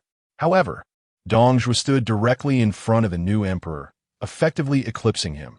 As the ministers knelt, it appeared as though they were paying homage to Dong Zhuo rather than the emperor, who became merely a backdrop. Truly, he exuded an unparalleled majesty. His demeanor transformed compared to before. Is this the advantage bestowed by such a change in leadership? Liu Yi pondered it. Chapter 26. Why the emperor conspired against the throne although the nation was in turmoil. The sense of ritual could not be neglected. The entire coronation ceremony was tedious and uninspiring, a true torment for someone like Liu Yi. He nearly dozed off while standing in the corner, not awakening until the ceremony finally concluded. In contrast, Dong Zhuo appeared radiant, perhaps buoyed by fortune, as he continued to issue commands. Empress Dowager He, Prince of Hongnong, and the imperial consort Tang were directed to reside in the Yong'an Palace, with the palace gates firmly sealed, forbidding any ministers from entering without permission. The era was renamed Chuping, and Dong Zhuo was appointed as chancellor, receiving honors without a name, entering the court without haste, and donning a sword upon the throne. He stood one person beneath the emperor, yet above myriad officials. All matters of the realm were dictated by Dong Zhuo. The words Liu Yi had once spoken to Dong Zhuo had now all come to fruition. Dong Zhuo, invigorated by such joyous events, grew increasingly fond of Liu Yi, directly rewarding him with a lavish residence in Luoyang, complete with maidservants and attendants. Liu Yi was astonished to find that he now possessed a home in Luoyang. However, for the past few days, Dong Zhuo had been lavishly rewarding the army, hosting banquets, and keeping Liu Yi constantly by his side, leaving Liu Yi unaware of what the entrance to his own mansion even looked like. Li Ru and El Bu, witnessing Liu Yi's favored status with Dong Zhuo, were both displeased. Yet, Dong Zhuo believed that his current achievements stemmed from having Liu Yi, this auspicious figure, as his adopted son, fostering an immense trust in him. Time and again, when Li Ru and El Bu hinted at Liu Yi's possible collusion with other ministers, Dong Zhuo dismissed their concerns, prompting the two to retreat from confronting Liu Yi directly. Within the residence of the minister, merriment reigned, while the court's officials, both civil and military, were naturally discontent. At Yuan Wei's residence, Minister Wang Yun wore a frown, and Grand Tutor Yuan Wei appeared equally troubled. The power of the treacherous Dong Zhuo was formidable. It was feared that it would not be long before he attempted to usurp the throne. As loyal ministers, we cannot remain idle. We must take action. After much contemplation, the two found themselves at a loss for a viable plan. Suddenly, Yuan Wei recalled Liu Yi's earlier advice and whispered, "Last time, Liu Yi urged us to strengthen the palace guard. Could there be a secret we are unaware of? Liu Yi, that scoundrel, outwardly amiable yet ruthless at heart. He resembles Dong Zhuo's own son. Can his words be trusted?" Wang Yun shook his head in disdain as he spoke of Liu Yi. However, Yuan Wei countered, "I believe Liu Yi is someone we can win over. He is still young, and his recognition of Dong Zhuo as his adoptive father may have been a reluctant decision. He once came to my aid regarding Dingguan. Although he did beat Dingguan severely, it was likely a ruse, as he discreetly signaled me to have Dingguan removed. Alas, Dong Zhuo acted first and ordered Dingguan's execution. Otherwise, perhaps Dingguan would still be alive. Is that truly the case?" Wang Yun's eyes brightened. "Am I to speak frivolously?" Yuan Wei assured him, "I have a strong feeling that Liu Yi is merely a misguided youth, still loyal to the Han. Given this, we must prepare for palace matters. Perhaps we will find an opportunity to eliminate the treacherous Dong Zhuo." Wang Yun nodded thoughtfully, and the two began to strategize, planning to send assassins into the palace. Though Dong Zhuo claimed to monitor the imperial palace, his influence had not fully penetrated its depths. Wang Yun and Yuan Wei, local power brokers, found it relatively simple to discreetly send individuals into the palace. After accomplishing this, the two grew increasingly curious about Liu Yi, often pondering when they might engage him in earnest discourse to discern his true intentions and whether he could be persuaded to aid in the restoration of the Han Dynasty. However, at present, Liu Yi reveled in merriment alongside Dong Zhuo, indulging in wine and feasting with utmost delight. The more Dong Zhuo observed Liu Yi, the more he grew fond of him, his satisfaction blossoming with each glance. After consuming 2 cups of wine, he jovially grasped Liu Yi's hand and exclaimed, "Zichuan, my son, you are not young anymore. You have reached marriageable age. I have a daughter, in her prime at 18, strikingly beautiful. You have no kin. I shall act as your father and arrange for her hand in marriage. What say you?" Caught off guard, Liu Yi stood stunned, as did Li Ru and Lu Bu. Liu Yi was astonished to learn that Dong Zhuo had a daughter, merely 16 years old, and notably lovely. Meanwhile, Li Ru and Lu Bu were taken aback by the realization that Liu Yi had risen to prominence within Dong Zhuo's faction. Should he also become Dong Zhuo's son-in-law, he would undoubtedly overshadow them. Lu Bu felt a pang of jealousy. Though they were all sworn brothers, his prowess paled in comparison to Liu Yi's, and the fact that Dong Zhuo would choose to marry his daughter to Liu Yi instead of him felt exceedingly unfair. Oblivious to their expressions, Dong Zhuo continued to enthusiastically promote his daughter, saying, "What do you think? My daughter is fair and beautiful. I assure you, you'll find her pleasing." Liu Yi found himself at a loss for words, setting aside the fact that Dong Zhuo was already on a path to demise. How could such a dark and corpulent figure father a daughter of such beauty? It seemed implausible without some external assistance from the neighboring Yuan. Liu Yi was reluctant to become too deeply entangled with Dong Zhuo's affairs, yet he feared that refusing the proposal might hinder his departure from the residence. Amidst his hesitation, a scout rushed in and knelt, exclaiming, "My lord, there is a matter within the palace that requires your judgment." Instantly, all eyes turned to the scout. Liu Yi exhaled a sigh of relief, quickly becoming exhilarated.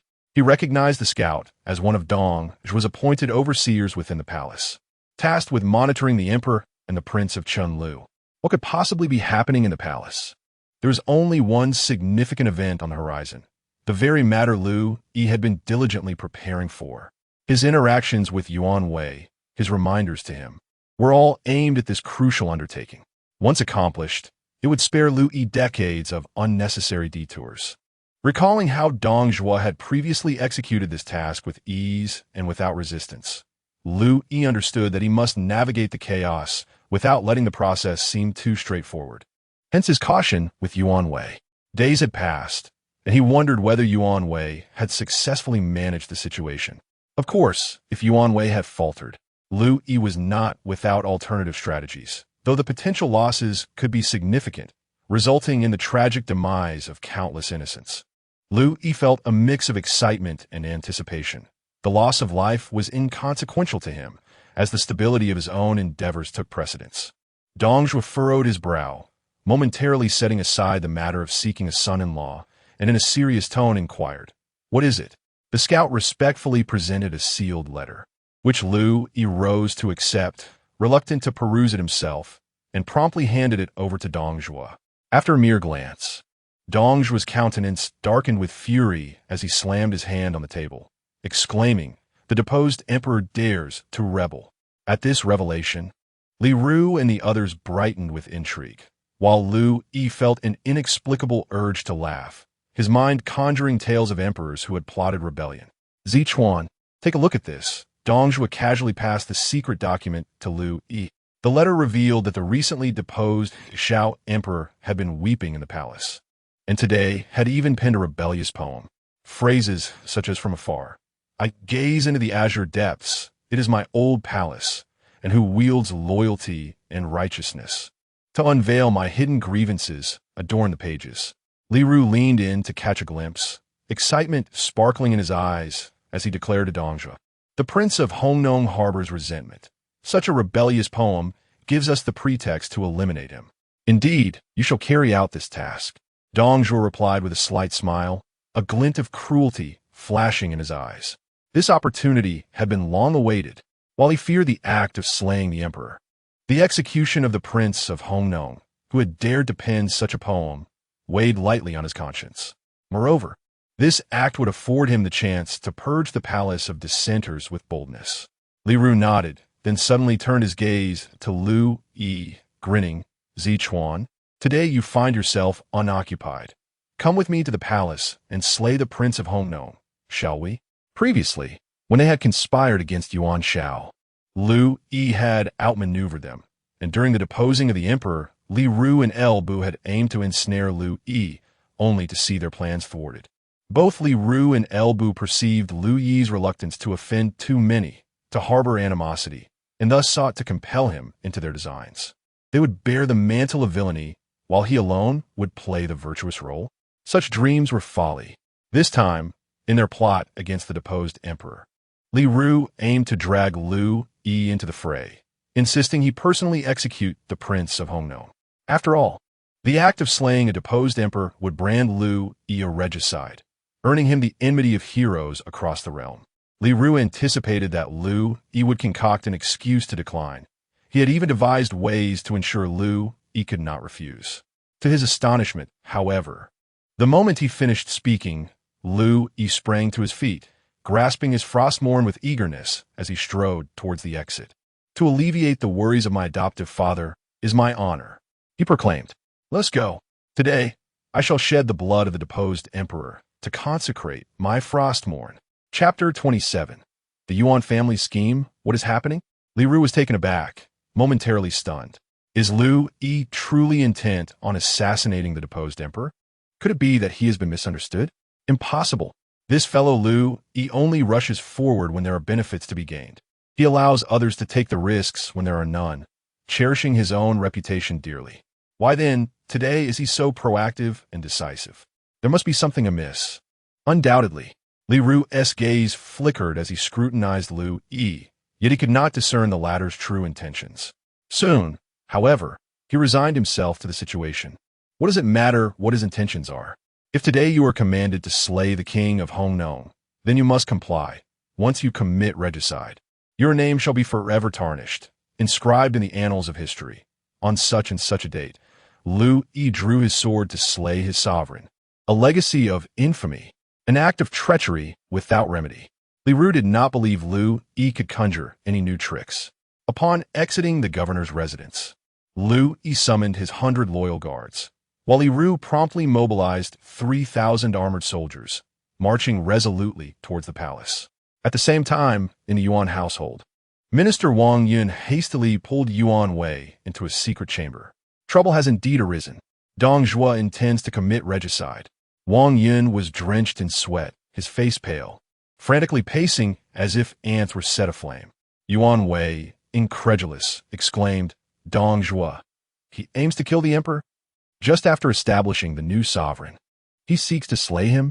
No, it is the young emperor, the king of Hongnou."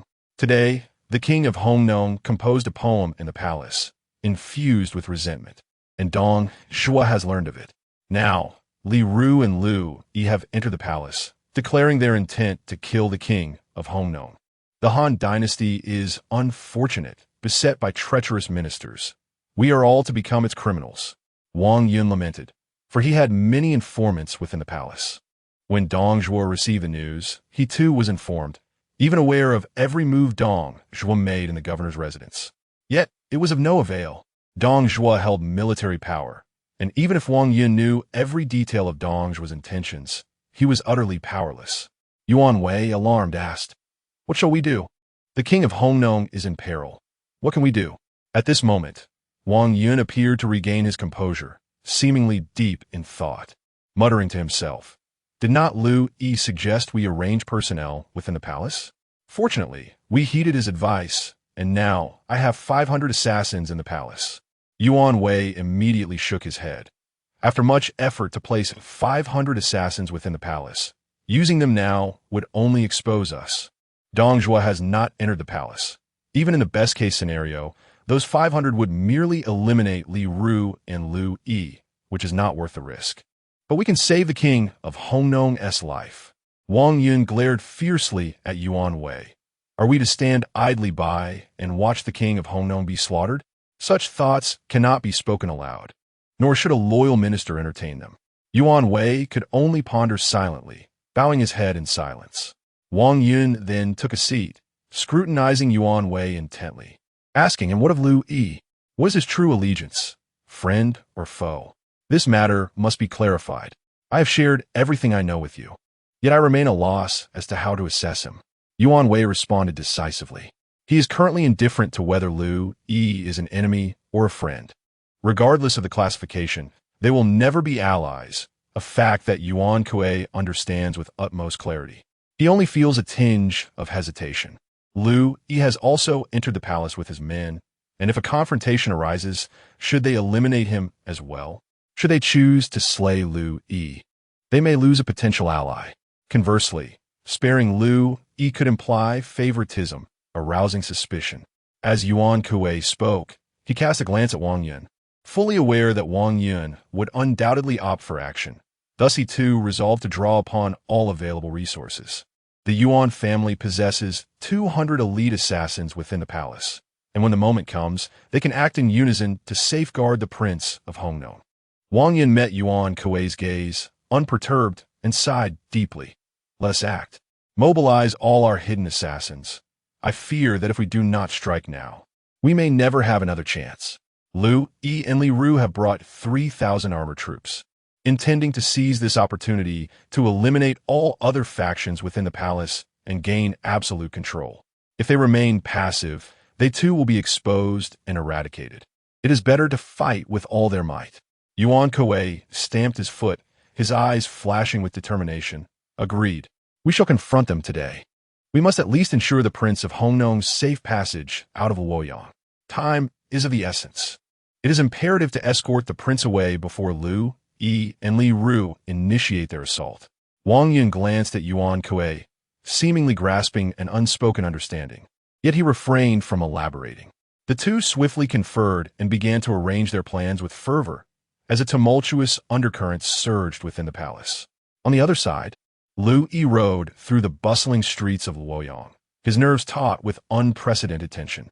In his 2 lifetimes, this marked the first time he found himself genuinely undertaking a significant endeavor, one that would shape the future, and to claim he felt no anxiety would be disingenuous. Just moments ago, he had replayed the events of the 3 kingdoms in his mind. He vividly recalled that the texts indicated Li Ru's operation was executed with remarkable ease, without causing any notable disturbances, as the palace's affairs remained well within their control. Although Liu Yi was absent from the records, he had continuously sought to alter the course of history, yet had never succeeded. He failed to assassinate Dong Zhuo, could not eliminate El Bu, and did not manage to kill Yuan Shao. Even Ding Guan ultimately met a grim fate. It seemed an insurmountable task to defy fate and rewrite history. However, this time, Liu Yi held 2 strategies in his hands. If he could not persuade others to change history, he would take matters into his own hands. He refused to believe that by igniting a fire to consume the palace, he could not leave a significant mark in the annals of history. Before long, the grand gates of the palace loomed ahead. The guards had long been replaced by Dong Zhuo's troops, and after the gatekeeper verified their identities, the gates swung open. Liu Yi had traversed this path numerous times, yet this occasion felt distinct from all previous visits. The sun shone brightly, birds chirped melodiously, and the air was imbued with a serene ambience. Liu Yi sat upright on his steed, one hand gripping the reins and the other clutching the hilt of his frost-morn sword at his waist. His brow furrowed slightly, his expression grave, as he urged his horse into a brisk trot.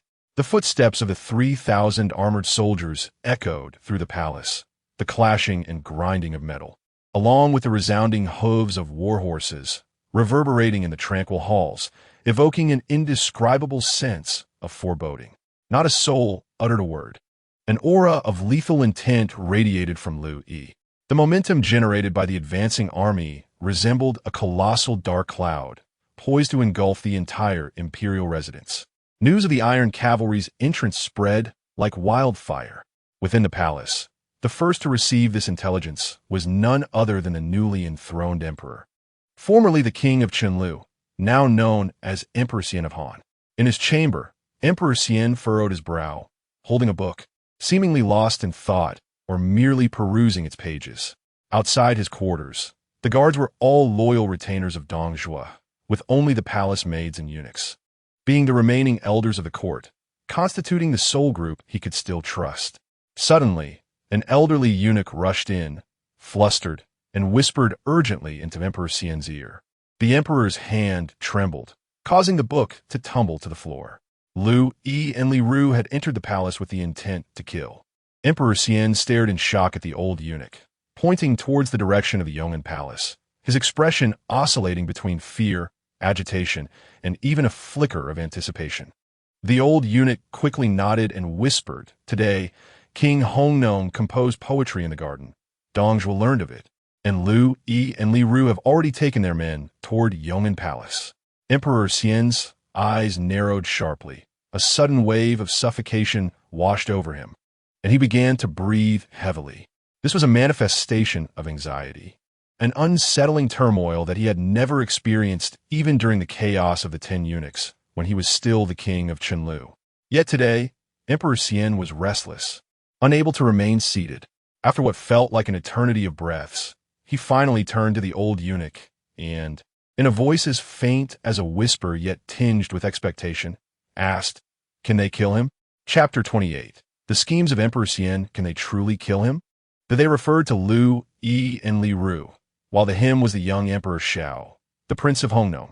A tremor of fear echoed in Emperor Xian's voice, mingled with anxiety and a flicker of hope. His desire for the Prince of Hongnong's demise was unmistakably evident. It is difficult to fathom that such words would escape the lips of Emperor Xian himself. Even the old eunuch was momentarily taken aback, only to quickly regain his composure. A puppet emperor is still an emperor. After all, how many aspire to such a role, yet never find the opportunity? Furthermore, this particular Emperor Xian was not one to resign himself to mere puppetry. Even while concealing his true ambitions, the old eunuch understood that, despite not yet ascending the throne, Emperor Xian had been relentlessly striving to alter the course of events and restore the glory of the Han Dynasty. A man of such ambition could hardly disregard the significance of the throne. It was one thing not to occupy the position before, but now that he had ascended, few would willingly relinquish it, nor would they allow anyone to threaten their reign, even if it was but a puppet's throne, gazing into the deep azure clouds. He reflected upon his former palace. Who among you, steadfast in loyalty, will alleviate the resentment within my heart? Emperor Xian approached the window, his eyes glimmering as he gazed longingly towards the distant Yong'an Palace, his hands involuntarily clenching into fists. He was oblivious to the irony that the brothers who once relied on one another had now become adversaries. He yearned for a return to allegiance, to have someone champion loyalty, to restore him to power while usurping his throne once more. Was I disloyal? What grievances could he possibly harbor? Does he resent me as well? Emperor Xian murmured to himself. Gradually his gaze hardened with icy resolve, and he abruptly turned to the old eunuch. "Do you believe you'll perish?" The old eunuch, bowing his head, replied softly, "He should." "What do you mean by should?" Emperor Xian's eyes narrowed. He would not accept should. He demanded must. The old eunuch hastily clarified. Liu Yi, Li Ru, and El Bu are the 3 formidable guardians of Dong Zhuo. With 2 of them present, logically, the Prince of Hongnong should have no chance of survival yet. But what? Emperor Xian leaned forward, resembling a lion on the brink of madness. In recent days, many had infiltrated the palace. The Yuan and Wang families, under the pretext of protecting His Majesty, had introduced a multitude of assassins. Just moments ago, these assassins had acted. The Yuan family sought to rescue the Prince of Hongnong. Rescue? To where? Where could they possibly take him? A pang of realization struck Emperor Xian, his expression morphing into one of ferocity. To Jizhou, the Yuan family stronghold, where Yuan Shao resides. The old eunuch knew a fragment of the unfolding events, yet not the entirety. However, Emperor Xian grasped the situation instantaneously. How intriguing. The Yuan family intends to rescue the Prince of Hongnong, and upon reaching Jizhou, they will restore him to the throne, proclaiming me a puppet emperor installed by Dong Zhuo, rallying the world against me. Indeed, Emperor Xian was a remarkable individual. Had he not been born into the chaotic twilight of the Han Dynasty, and had he not encountered a formidable figure like Cao Cao, perhaps he might have genuinely realized some of his aspirations. The Yuan family's ulterior motives had not escaped Wang Yun's notice, but Emperor Xian saw through them with clarity. In theory, from a broader perspective, there should be no issue with the Wang of Hongnong fleeing Luoyang to regroup. Perhaps the Liu family might indeed have a chance at resurgence. However, for Emperor Xian of Han, this is an absolute impossibility. The restoration of the Wang of Hongnong, what does that imply for him? Most critically, Emperor Xian is a son of a concubine, whereas the Wang of Hongnong is a legitimate heir. The Wang of Hongnong was designated by the late emperor to inherit the throne, while Emperor Xian was merely installed by the treacherous Dong Zhuo, lacking any legal foundation. Many officials had opposed this at the time, and should the Wang of Hongnong rise in rebellion, the landscape of the Han Dynasty would drastically alter, with the lords of the realm rallying once more around the Wang of Hongnong, leaving Emperor Xian merely as a jester. Why should this be the case? A cold glare intensified in Emperor Xian's eyes. The Wang of Hongnong must perish. There cannot be the slightest chance of failure. How many loyal and capable individuals do I possess? Emperor Xian is no ordinary man. He quickly regained his composure, his gaze fixed intently on the old eunuch. His mind racing. Not many, merely a few dozen eunuchs, the old eunuch replied nervously. A few dozen eunuchs? Emperor Xian's teeth nearly ground to dust. What could a mere handful of eunuchs accomplish? Nevertheless, Emperor Xian was resourceful. He quickly devised a plan and whispered to the old eunuch. Select 10 astute and reliable ones to keep a constant watch on the movements within Yong'an Palace. Let them stir the pot. If Liu Yi and Li Ru fail, you act, but if they succeed, you know nothing. Understood? Yes. The old eunuch, having once mingled with the 10 eunuchs, though less formidable, grasped enough of the intricacies to discreetly arrange matters. Within the vast palace, the atmosphere grew increasingly oppressive. A wind began to stir. A fierce gust rushed forth as Liu Yi's eyes sharpened. In the distance, the shadow of Yong'an Palace became discernible. Along the way, palace maids and eunuchs scurried in alarm, those unable to escape trembling on their knees. As Liu Yi rode past these quaking figures, he felt little of the tumult that a modern individual might experience. Instead, a sense of dominion over the lives of others surged from within. Li Ru rode alongside Liu Yi, both men silent, each lost in his own thoughts. As they approached Yong'an Palace, Li Ru finally smiled and turned to Liu Yi. Zichuan. Ahead lies Yong'an Palace. Do you know what to do once we arrive? Liu Yi smiled faintly, not even casting a glance at Li Ru, but rather surveying their surroundings with his peripheral vision. The palace was unnaturally quiet, eerily so. Yet, amidst the whispers of the wind, Liu Yi discerned a barely noticeable footfall, distinct from that of the 3,000 armored troops. It appeared Yuan Kuei had not remained idle. A palpable aura of danger pervaded the palace.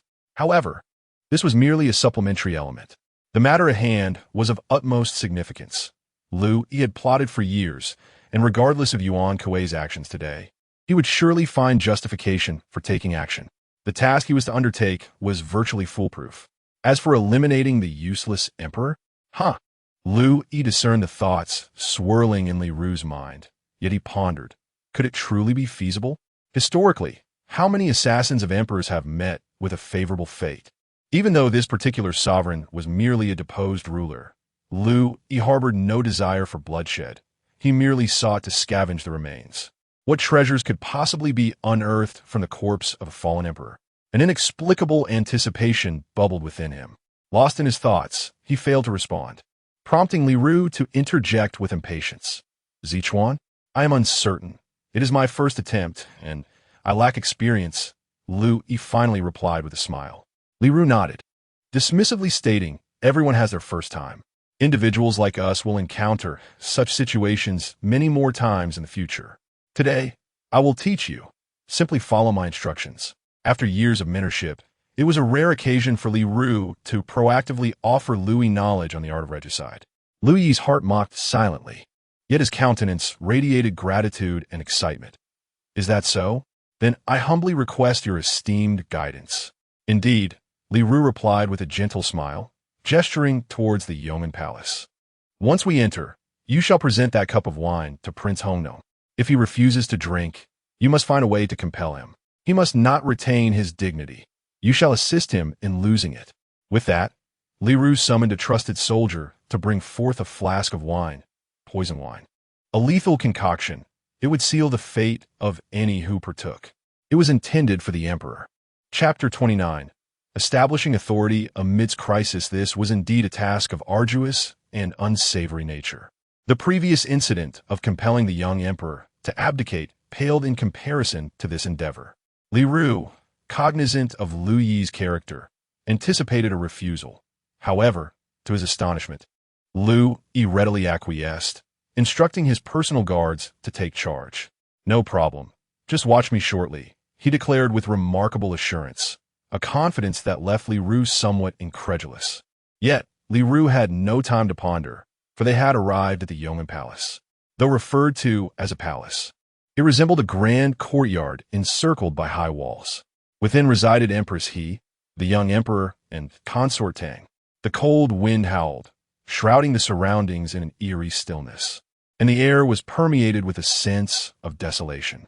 As the 3,000 armored soldiers approached, the eunuchs and maidservants stationed at the gates trembled in fear, collapsing to the ground. A glint of cold light flickered in Li Ru's eyes as he intended to command the gates to be opened, only to find Liu Yi galloping ahead, vociferously rebuking the gatekeepers. "What are you dawdling for? Do you not recognize me? Do you not know General Li Ru?" he bellowed. "Open the gates at once." Li Ru furrowed his brow, suppressing a laugh. Liu Yi's loud proclamation of his name seemed to be an attempt to announce Li Ru's entry into Yong'an Palace to the world. "How foolish! It is you, Liu Yi, who will be pouring wine for the young emperor, not I, Li Ru. Do you truly believe you can evade the consequences? Such trifling antics are beneath notice. Liu Yi remains too young." At last, a smile broke across Li Ru's face. Meanwhile, Liu Yi, stationed before the gates, cheerfully gestured to Li Ru. "After you, esteemed teacher." Li Ruteni azitata momentarily. Throughout their ride from the Xiangfu to Yong'an Palace, Liu Yi had maintained pace beside him, without so much as a bow upon entering the imperial grounds. Yet now, he feigned politeness? "Liu Yi, oh Liu Yi, does your cleverness truly serve you well? You have already committed to pouring wine for the emperor. What difference does it make who enters the gates first? Such naivety. Very well, I shall not be polite then." Li Ru strode forward, entering through the grand gates without reservation. Liu Yi watched closely, even sidestepping as Li Ru crossed the threshold. Upon entering, Li Ru encountered no concealed threats or ambushes. The atmosphere remained tranquil, with naught occurring. Liu Yi furrowed his brow, for he had distinctly heard faint footsteps amidst the cold wind. Why was there no ambush? Was Yuan Kuei's preparation insufficient, or had he chosen not to act today? Indeed, plans often falter against the tide of reality. Liu Yi had taken a considerable risk approaching Yuan Kuei, and it seemed he had yet to earn his trust. Nonetheless, it mattered little. Irrespective of Yuan Kuei's involvement, Liu Yi was determined to see this through. Taking a deep breath to quell his rising excitement, Liu Yi dismounted and followed Li Ru into Yong'an Palace. The palace, neither exceedingly large nor particularly small, revealed a gathering of figures atop a distant pavilion. Judging by their attire, it was none other than Empress He and the young emperor, along with others. Meanwhile, Empress He, the young emperor, and consort Tang were upstairs, beset by worry. Upon noticing Liu Yi and his entourage approaching, a palace maid quickly alerted. "Your Highness, look, it is Liu Yi and Li Ru." The young emperor shuddered instinctively, and upon raising his gaze, beheld Liu Yi and Li Ru, accompanied by soldiers, advancing towards him with menacing intent. His face turned ashen, his legs trembled uncontrollably, and he collapsed on the ground, crying out in despair. What do they want?" The others fared little better, consumed by fear and uncertainty. While Empress, he remained relatively composed, rising to intercept Liu Yi and his men. However, as she stood, several well-built men suddenly charged in from the opposite side of the pavilion. One of them glanced towards Liu Yi before kneeling before the Empress, proclaiming loudly, "Your Majesty, Dong Zhuo seeks to usurp the Emperor. We implore you, Your Majesty, and the Tang consort, to leave with us. We shall fight to the death to ensure your safety." At this moment, the young emperor was too terrified to utter a word, his mind in disarray. Empress He, observing his state, asked in a grave tone, "Leave? To where? And who are you?" "We are the loyal warriors of the Yuan family, tasked with rescuing His Majesty and taking him to Jizhou, where General Yuan Shao resides." "Absolutely not." Empress He responded without hesitation. In the palace, she was the empress. In Jizhou, she would merely be a pawn in their hands. The warriors, taken aback by her refusal, grew anxious. "Your Majesty, please come with us at once, or it may be too late. When Liu Yi and Li Ru arrive, it will be too late." However, Empress, he turned to see Liu Yi and his men closing in, their murderous intent palpable even from a distance. Panic set in. Having recently endured the turmoil of the 10 eunuchs, she recognized the ruthless power struggles of the court. The demeanor of Liu Yi and Li Ru was no different from those who had once sought her life. Remaining in the palace threatened certain death. But what awaited her in Yuan Shao's domain? It was merely a shift from one peril to another. As Liu Yi and his men drew nearer, her heart raced, and she instinctively glanced back at the frightened young emperor, filled with an overwhelming sense of despair. The atmosphere in the pavilion felt as though it had solidified, with hearts pounding in a chaotic rhythm, and the eunuchs and palace maids trembling in fear. The warriors, frantic, urged her, "Empress, please make a decision swiftly." In a flurry of thoughts, Empress, he stamped her foot, resolving, "Very well, let us depart. Which of you will carry my son?" The warriors, overjoyed, hurried to lift the young emperor onto their backs, guiding Empress He and the Tang consort toward the opposite side of the pavilion. In the distance, Li Ru caught a glimpse of Empress He and her entourage hastily descending from the other side, immediately sensing impending doom. He shouted, "This is bad. The deposed emperor is trying to escape. After them." No sooner had he uttered the word chase than a sudden sound of arrows slicing through the air pierced the silence, accompanied by an overwhelming sense of pressure emanating from the front. Instinctively, everyone looked up to see a swarm of arrows raining down upon them from the rear of the pavilion, resembling a horde of locusts. Beneath the storm of arrows, hundreds of cloaked warriors surged forth, undeterred by death, charging alongside the projectiles. "Kill!"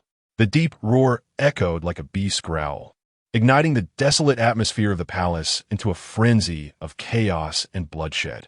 Just moments ago, Li Ru, who had been shouting for pursuit, was taken aback and immediately retreated behind his personal guards. In contrast, Liu Yi was first slightly surprised, but soon felt a surge of joy. His earlier decision to cautiously approach Yuan Wei proved not to be in vain. The Yuan family was on the move. They were laying ambush in the palace to abduct the deposed emperor. Liu Yi had initially intended to create some commotion before making his move, but now it appeared unnecessary. With the Yuan family entering the fray, Liu Yi had an even stronger justification. Assassins. Kill them all. Without hesitation, Liu Yi brandished Frostmourne and shouted, charging into battle. Having been on the battlefield before, he had no fear of the charge, and now possessed the prowess of a top-tier officer. Such a situation was child's play for him. Liu Yi surged forward, and his personal guards followed suit, even outpacing him. Arrows rained down like locusts, all striking the position where Li Ru was located. Fortunately, the 3,000 armored soldiers were all elite fighters, exuding an aura of energy, wielding their weapons to deflect the arrows, protecting Li Ru within the formation. Meanwhile, Liu Yi had engaged in fierce combat with the assassins, blood splattering in the air as casualties mounted on both sides. Though the assassins were formidable, their numbers were limited. The 3,000 armored soldiers, all elite, charged forth in formation, quickly turning the tide of the battle as rows of assassins fell to their blades.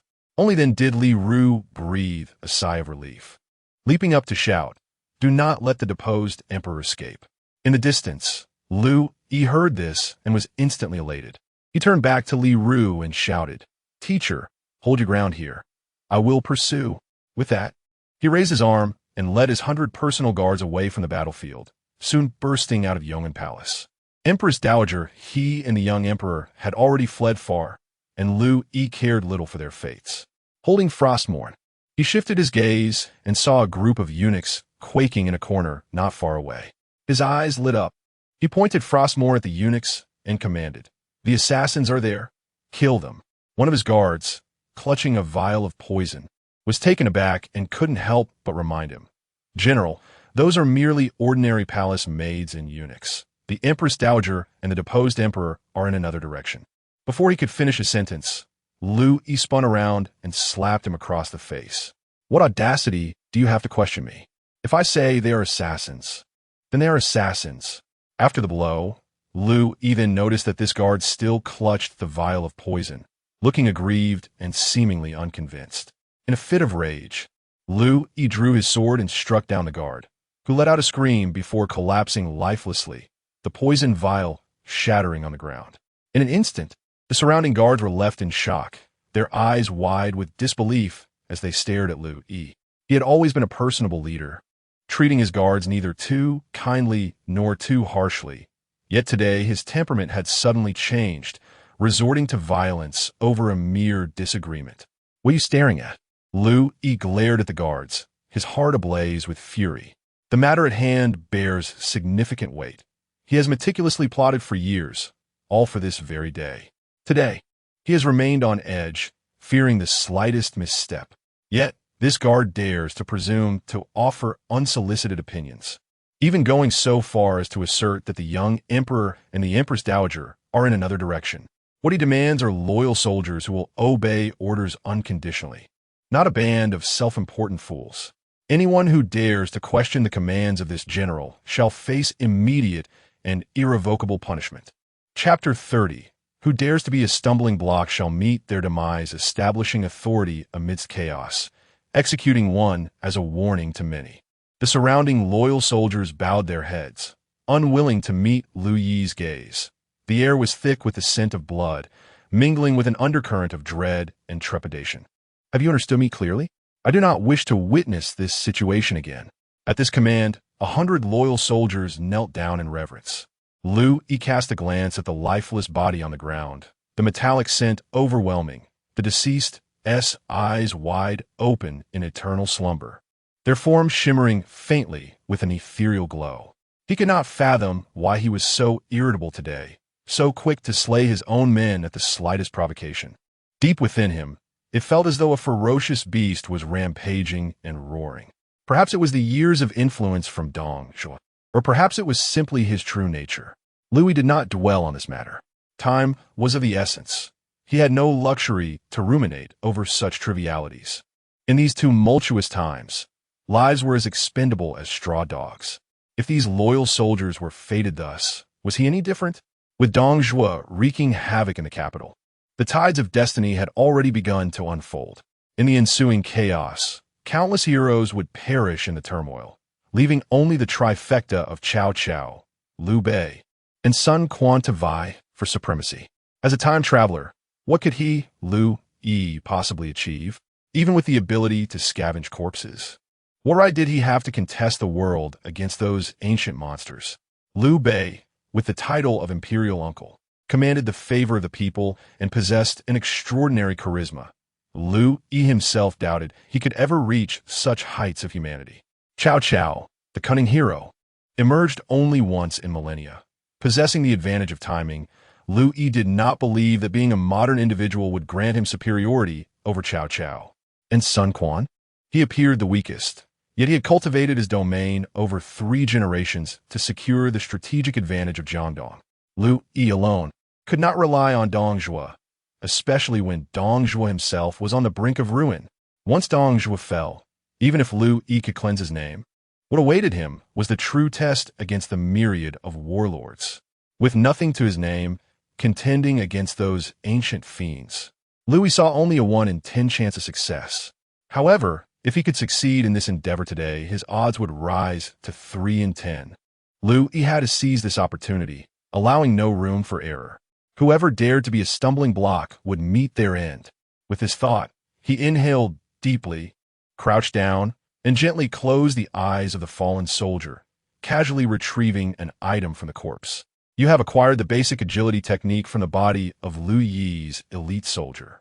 Upon use, it grants 3 agility. Please choose to discard or use it. Liu Yi's lips twitched slightly as he chose to use it without hesitation, then stood, sword in hand, gazing ahead. In the distance, the eunuchs and palace maids were still fleeing. Liu Yi pointed his sword. "Pursue them." With heavy footsteps, the 100 loyal soldiers immediately followed Liu Yi's command, none daring to utter another word. Whether that direction led to Empress He or the fleeing young emperor was no longer of their concern. Those eunuchs were no match for the soldiers. It wasn't long before they were caught, trembling and kneeling, pleading for mercy. "Grandfather, please spare us. We have done nothing wrong. We were merely passing by, knowing nothing, seeing nothing. We beg you, show us mercy." Liu Yi's gaze was icy, his very blood seeming to chill. He casually placed Frostmourne against the neck of a eunuch, coldly inquiring, "Where have you hidden King Hongnong and Empress He?" I do not know." The eunuch stammered in response. Such an answer was erroneous. With a swift motion, Frostmourne sliced through the eunuch's throat. Blood erupted forth, and the eunuch let out a wail before collapsing into a pool of crimson, his trembling limbs ceasing to move as life slipped away. The remaining eunuchs, terrified, lost control of their bowels, while the faint-hearted fainted on the spot. Liu Yi paid them no heed. He was acutely aware that these eunuchs held no knowledge of the whereabouts of Empress He and the young emperor. However, this was of little consequence to him. In the pursuit of grand ambitions, casualties were inevitable. In times of chaos, the land was rife with the unjustly slain, wandering souls and vengeful spirits. Moreover, for Liu Yi, this was merely the beginning. Today, it was destined that his sword would spill the blood of more innocent lives. Spread out and search. Dig 3 feet into the ground, if necessary, to locate Empress He and the young emperor. I personally witnessed their flight in this direction. Let none escape. Anyone who obstructs us shall be deemed a rebel and dealt with mercilessly. With a command, 100 loyal soldiers dispersed immediately.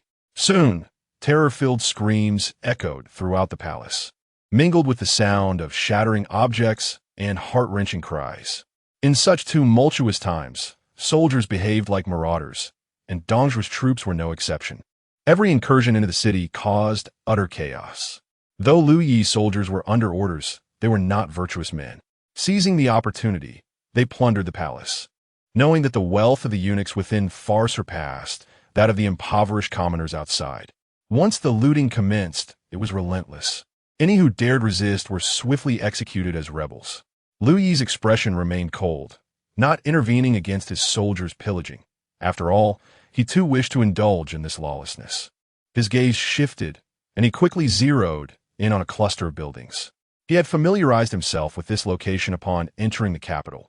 Today, he had come with intent. "Follow me," Liu Yi commanded, leading a cadre of 20 loyal soldiers, brimming with murderous intent, towards the designated structures. The Zhongzhangfu. This was the place where the Han Dynasty managed royal family affairs, its gates now firmly shut, with several eunuchs trembling behind them. This was it. All the chaos, all the bloodshed had led to this moment.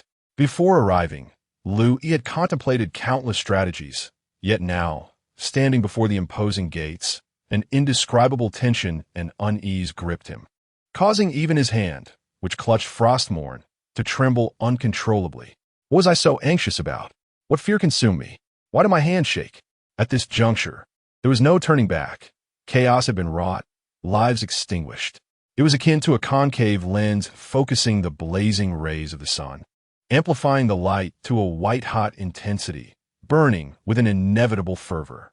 Thus, with a decisive motion, he kicked the door with force. "Open up. Time to check the water meter." Liu Yi, in a moment of mischievous whimsy, was soon met with a quivering voice from behind the door. What water meter? I have no water meter." The corners of Liu Yi's mouth curled slightly as he commanded his loyal guards to break the door down. "There are rebels within the palace. You locked the door against me. Are you hiding them inside? Come, break down the door." With this command, a dozen guards charged forward, forcefully crashing the door open. Behind it, the eunuchs fell to their knees in terror. A middle-aged civil servant, trembling, approached Liu Yi with clasped hands and said, "Ah, it is General Liu Yi. There are no rebels here. Surely there must be some misunderstanding." "Misunderstanding?" Liu Yi responded with a cold smile, fixing his gaze on the civil servant before him.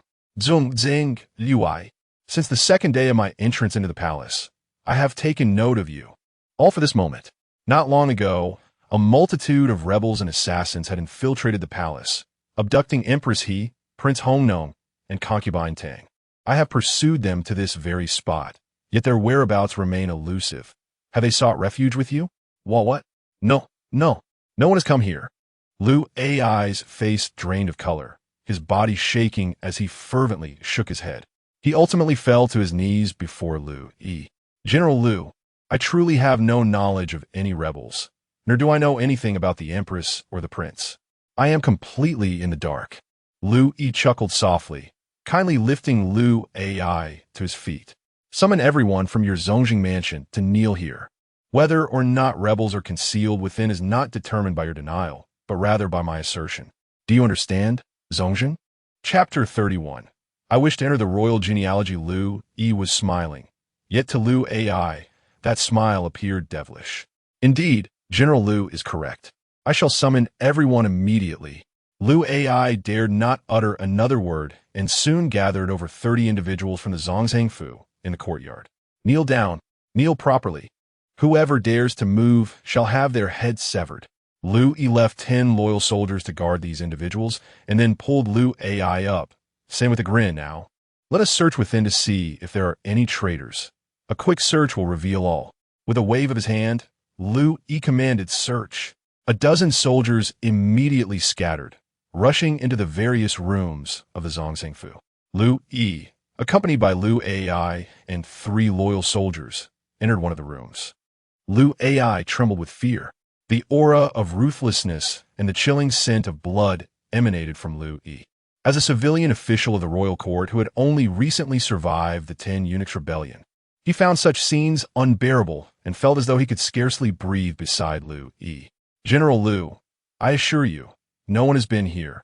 This is merely a storage room for documents, and there are no traitors. Is that so?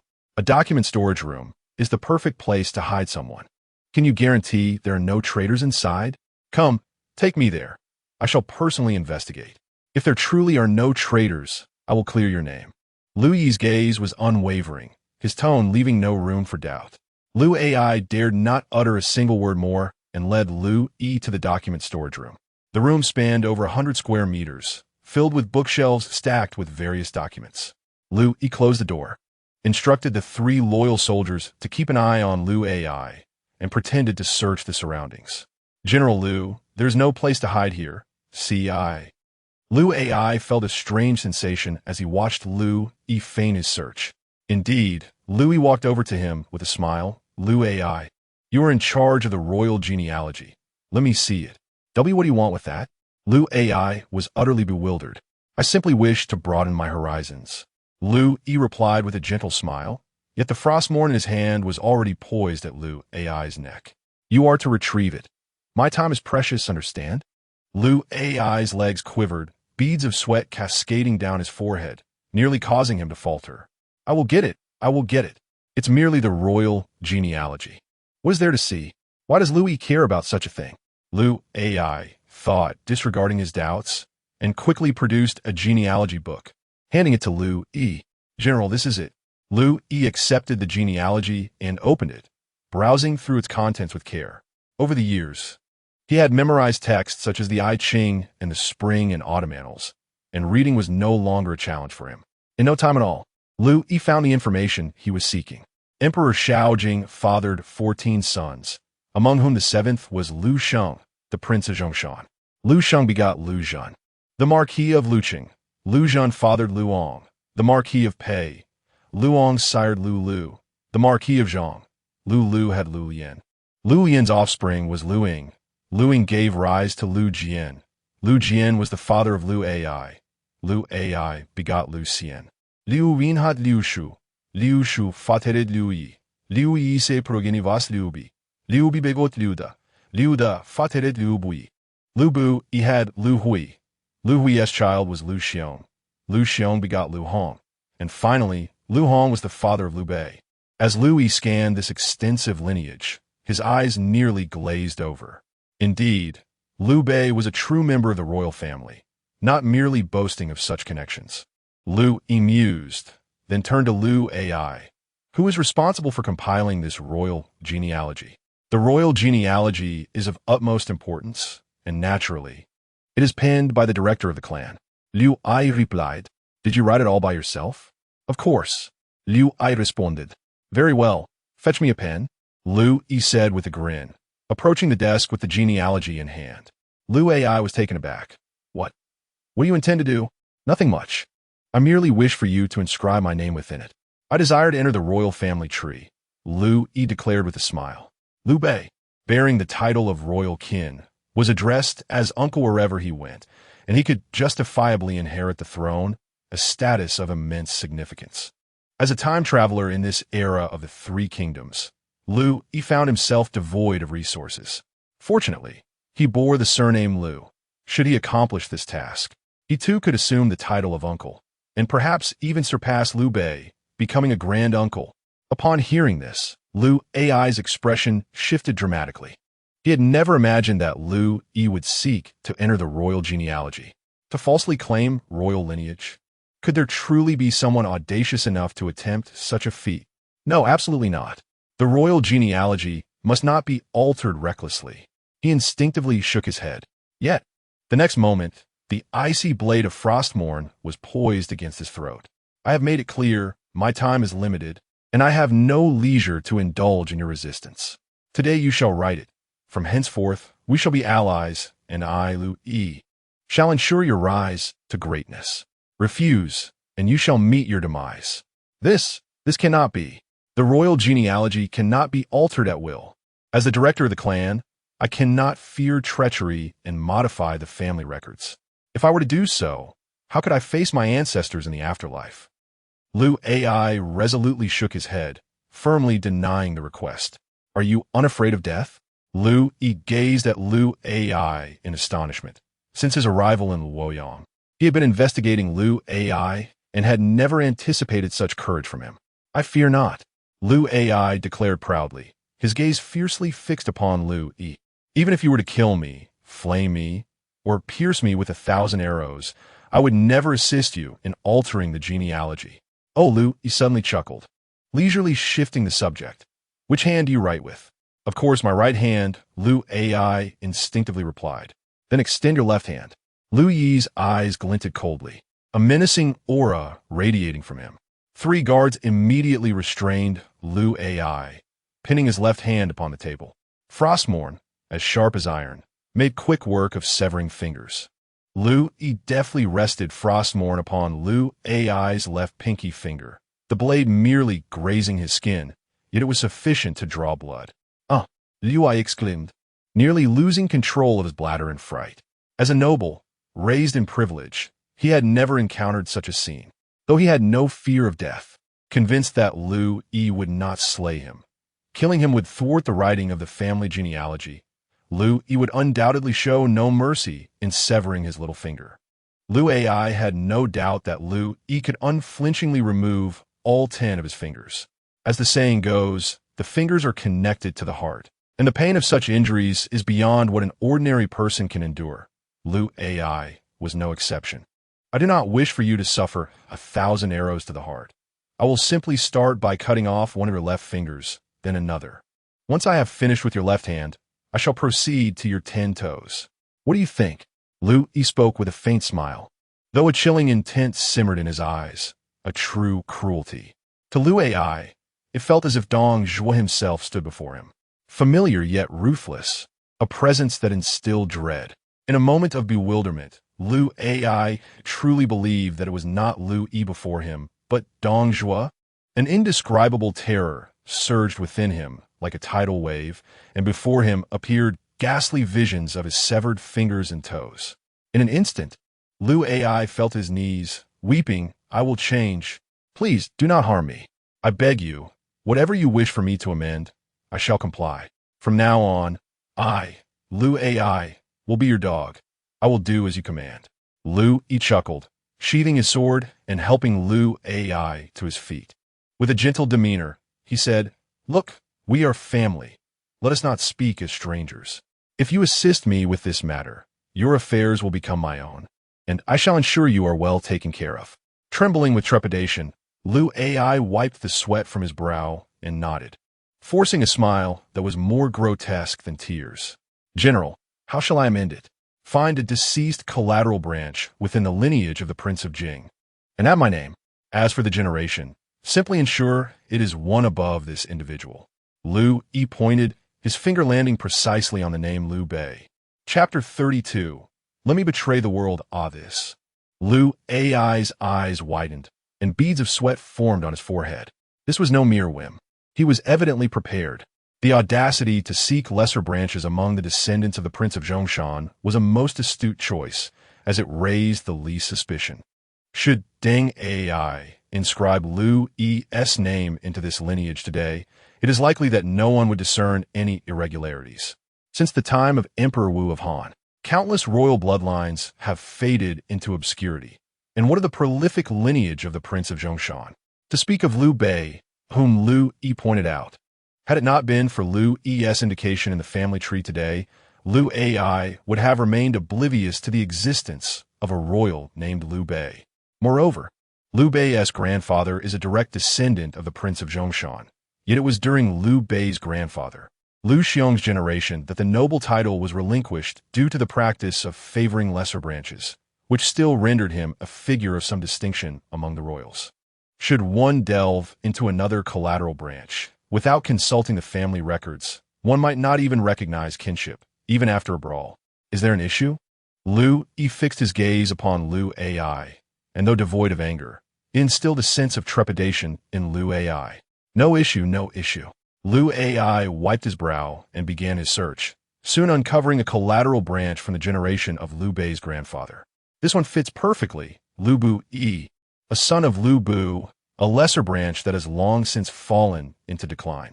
In the turmoil of recent years, they have been devastated by the Yellow Turban rebels, leading to their extinction. If the general finds this satisfactory, your father is Liu Chong, who fathered Liu Yi at the age of 60. Liu Yi, of an age comparable to the general, could be considered an uncle to Liu Bei in terms of lineage. Liu Ai, scheming for Liu Yi, concluded with a smile that bore a hint of flattery. Liu Yi scrutinized the family tree and finally allowed a semblance of a smile to emerge. Very well. This will do. Ensure you amend it meticulously. No flaws must be visible. Do not attempt any tricks. As long as you execute this task well, I assure you, your affair shall become mine. Yes, yes, yes. Rest assured, General Liu. Liu Ai rejoiced. He had now cast his lot. Today's endeavor could be deemed a token of allegiance. With Liu Yi's protection, he would surely savor a life of luxury. By the way, my courtesy name is Xuanhao, not Zichuan. You must take note. Zichuan was bestowed by Dong Zhuo. Xuanhao is of my own choosing. Do not err.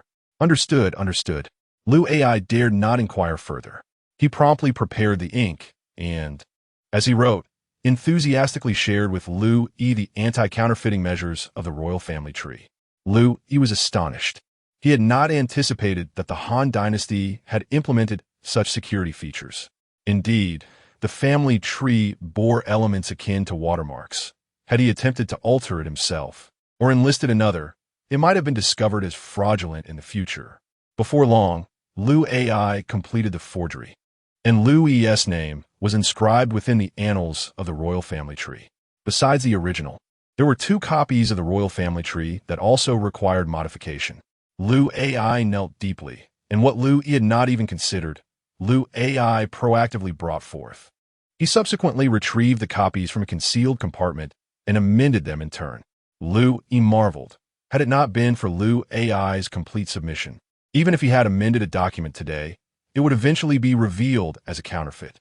Once everything was completed, Liu Yi smiled with satisfaction. You have performed admirably. I shall not neglect you in the future. Can one still trace my name back to its origins? No, it cannot be traced. From this moment forth, General Liu shall be a member of the Han imperial family. Liu Ai replied cheerfully. Excellent. You have done splendidly. I shall not forsake you, Liu Yi said, patting Liu Ai's shoulder. Yet, as Liu Ai prepared to express his loyalty with flattering words, Liu Yi swiftly drew Frostmourne and thrust it forward. With a sharp sound, the blade penetrated Liu Ai's abdomen and emerged from his back. You deceive me. Liu Ai's eyes widened in fear, despair, and rage as he stared at Liu Yi. No, I promised you would not be neglected. You shall be honored as a hero, a martyr slain by an assassin, the pride of the Han lineage. With that, Liu Yi withdrew the sword, causing Liu Ai to collapse, his eyes wide open, convulsing until shortly after he breathed his last, becoming a shimmering corpse. Only the dead can keep secrets. This matter was of utmost importance to Liu Yi, He could not afford the slightest oversight or leave any trace. Liu Yi had to die, a decision Liu Yi had long since made, along with the 3 loyal soldiers who had entered with him. Gripping Frostmourne tightly, Liu Yi's heartbeat quickened, his gaze sharpening, transforming into the blood-red ferocity of a beast. Without hesitation, he swung Frostmourne towards the 3 soldiers. "General." The 3 soldiers were stunned, utterly bewildered by Liu Yi's sudden aggression, standing frozen without a hint of resistance or evasion, and were instantly slain. Of course, they lacked the ability to resist. Although Liu Yi had trained in basic swordsmanship, he had reached an extraordinary level. Wielding the sword like a knife, these soldiers were no match for him. Do not blame me. A general's success is built upon countless sacrifices. I cannot leave any traces. If blame is to be assigned, let it fall upon your ill-fated lives. Liu Yi had already taken many lives today. Killing had lost its shock value for him. Such was the nature of this era. He crouched down, first retrieving items from Liu Yi's corpse. You have obtained advanced intelligence technique from Liu Yi's corpse. Using it grants 55 intelligence. Please choose to discard or use. You have obtained basic agility technique from the corpse of Liu Yi Soldier B. Using it grants 3 agility. Please choose to discard or use. You have obtained basic strength technique from the corpse of Liu Yi Soldier C. Using it grants 3 strength. Please choose to discard or use. Everything proceeded smoothly. Only the final step remained. Liu Yi took a deep breath, gazing at the corpses below, suddenly revealing a peculiar smile. He had meticulously planned this for many years, and he would not allow even the slightest flaw to manifest. To fully immerse oneself in the act, one must also execute the task with utmost precision. Better for me to bear the world's disdain than for the world to scorn me. As the words fell from his lips, Liu Yi abruptly raised his hand and struck himself with his sword. The blade cleaved through his armor, leaving a deep gash on his right shoulder. Flesh torn and blood instantaneously gushing forth, causing Liu Yi to grimace in agony. Subsequently, he dashed to the window at the back of the room and forcefully flung it open, using the momentum to rebound and topple a row of bookshelves. There are assassins. Capture the assassins. Help! Lying on the ground, Liu Yi bellowed at the top of his lungs.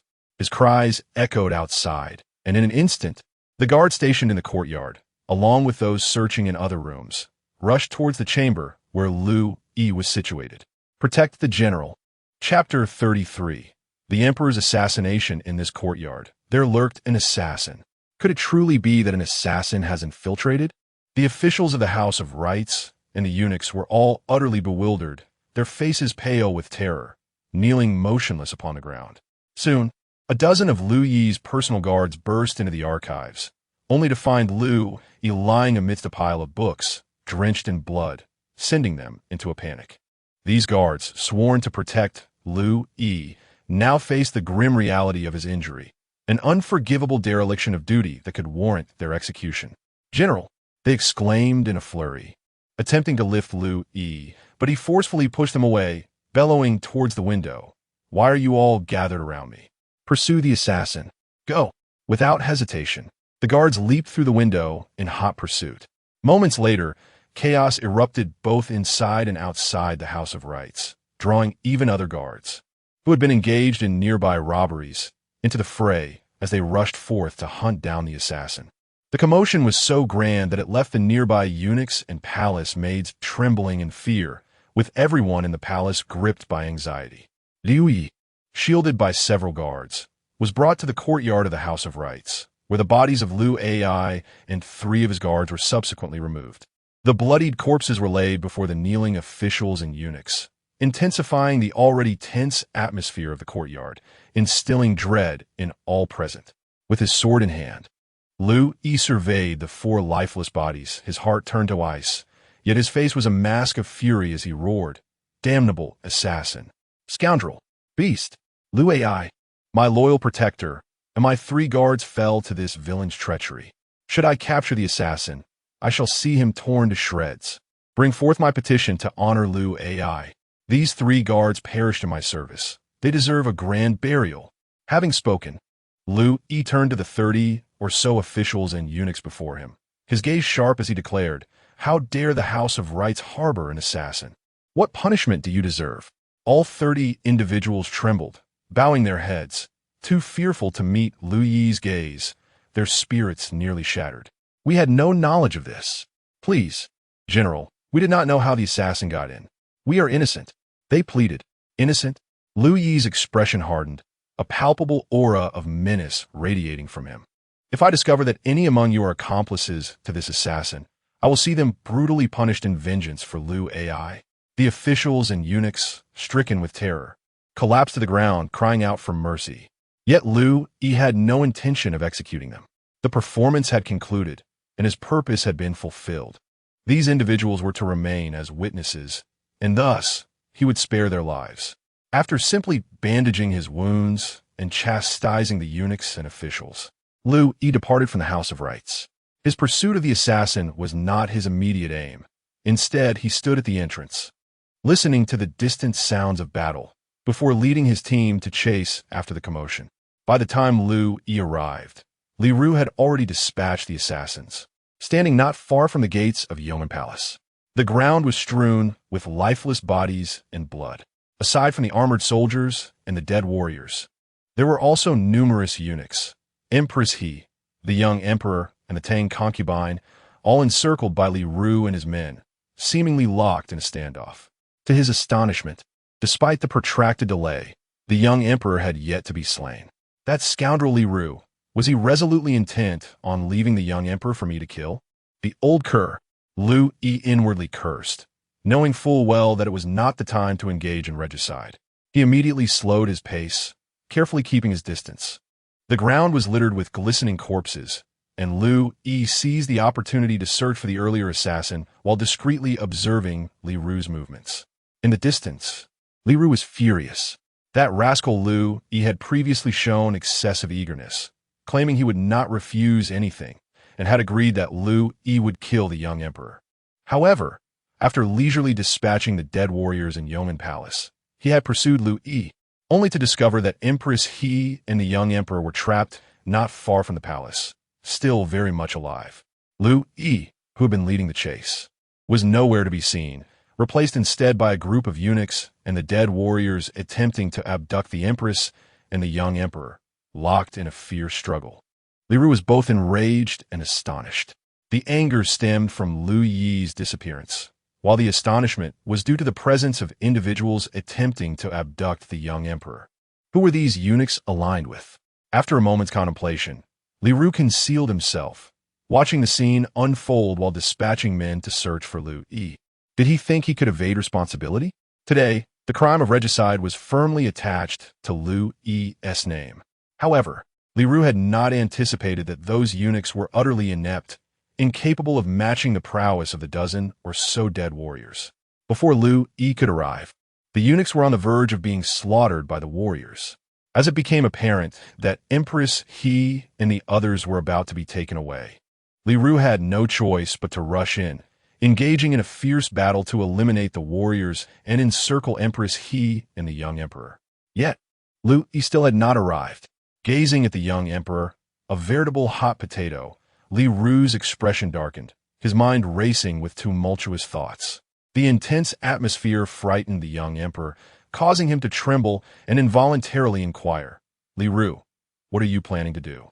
Li Ru had initially intended to stall for time until Liu Yi arrived to fulfill his task, but with Liu Yi's continued absence, he realized there was no time to waste. Who knew if word would spread and someone might come to their aid? Taking a deep breath and cursing Liu Yi's ancestors in his heart, he steeled himself and addressed the king of Hongnong, saying, "Spring has arrived, and I am commanded to present the exquisite wine offered by the esteemed Chancellor Dong. I invite the king of Hongnong to partake." As soon as he uttered these words, Li Ru suddenly recalled that he had given the wine to Liu Yi earlier. Now, with Liu Yi absent, there was no wine to offer. What was he to present to the king of Hongnong then? Damn it, Li Ru had sensed something amiss with Liu Yi throughout the journey, and now it was more apparent than ever. He suddenly realized that he had been ensnared by Liu Yi's schemes today. Killing the king of Hongnong with poisoned wine could still be justified, as there would be no visible wounds from the outside, and the historian could simply record that the young emperor had succumbed to illness. However, in the absence of wine, should one resort to the blade? With wounds from swords adorning the body, the pretense would be futile, and it would be quite difficult to explain to the esteemed officials. Liu Yi, that scoundrel. Could it be that he deliberately took away the poisoned wine and then vanished, intending for Li Ru to strangle the emperor or slay him? A chill ran down Li Ru's spine. This rascal is truly sinister, more devious than even he is. Li Ru pondered how, over the years, he had not imparted these cunning strategies to Liu Yi. How had this young man surpassed him so remarkably? Could it be that Jia Su was clandestinely teaching Liu Yi? Yet, that old curmudgeon Jia Su has always been discreet, and there's been no sign of interaction between him and Liu Yi. To think that after a lifetime of scheming against others, today he's been outmaneuvered by this young whippersnapper. Li Ru fumed, his face darkening with fury. Meanwhile, the young emperor, misinterpreting Li Ru's demeanor as hostility directed at him, trembled in fear, rendered speechless. Had it not been for the support of Lady Tang, he surely would have faltered. Upon witnessing her son's ineffectiveness, Empress He had no choice but to step forward, glaring at Li Ru and declaring, Li Ru, since you claim it is the exquisite wine provided by Dong Zhuo, I command you to drink it first. Li Ru, already seething with anger, found his ire further ignited by the Empress's demand. How dare she, a mere Empress, presume to command him? I have yet to even produce the wine, and you expect me to drink first? Do you wish for me to be embarrassed by my inability to present it? With a sudden glimmer in his eye, a wicked idea took root in his mind, and a cruel smile spread across his face. Recognizing the malevolence in Li Ru's gaze, Empress He understood that there was no escaping this dire situation. In despair, she pointed at him and cursed. Dong Zhuo's treachery has led to my son and I facing ruin. Heaven has forsaken us, and you, Li Ru, are complicit in this tyranny. Your family shall surely meet its end. Li Ru, enraged by her words, felt the sting of her accusation pierce him deeply. In a fit of fury, he lunged forward, drawing his sword and thrusting it towards Empress He's chest. With a sickening sound, the blade pierced through, and she widened her eyes in shock, collapsing lifelessly. The young emperor and Lady Tang, terrified, fell to the ground, weeping uncontrollably. Li Ru, brandishing the bloodied sword, gazed at them with the ferocity of a demon. Raising his hand and commanding, slay the prince of Hongnon, Lady Tang, and all these eunuchs and maidservants. Execute them all. Chapter 34. Everything is well except for intelligence. Upon the conclusion of his words, a dozen warriors surged forward, brandishing their blades indiscriminately. And soon the court was strewn with lifeless bodies. The king of Hongnon and the Tang concubine were brutally slain amidst the chaos, and not a single eunuch or maidservant remained. In the distance, Liu Yi beheld this gruesome scene and, disregarding the bodies around him, hastily sprinted toward the unfolding carnage. As he ran, he shouted to the armored soldiers surrounding him, "What are you all standing idly by for? Hurry and search for the king of Hongnon." The armored soldiers remained silent, too intimidated to respond. Liu Yi pressed on until he reached Li Ru, his face flushed with righteous indignation as he inquired, "Master, what are you doing here? Have you seen Empress He and the king of Hongnon?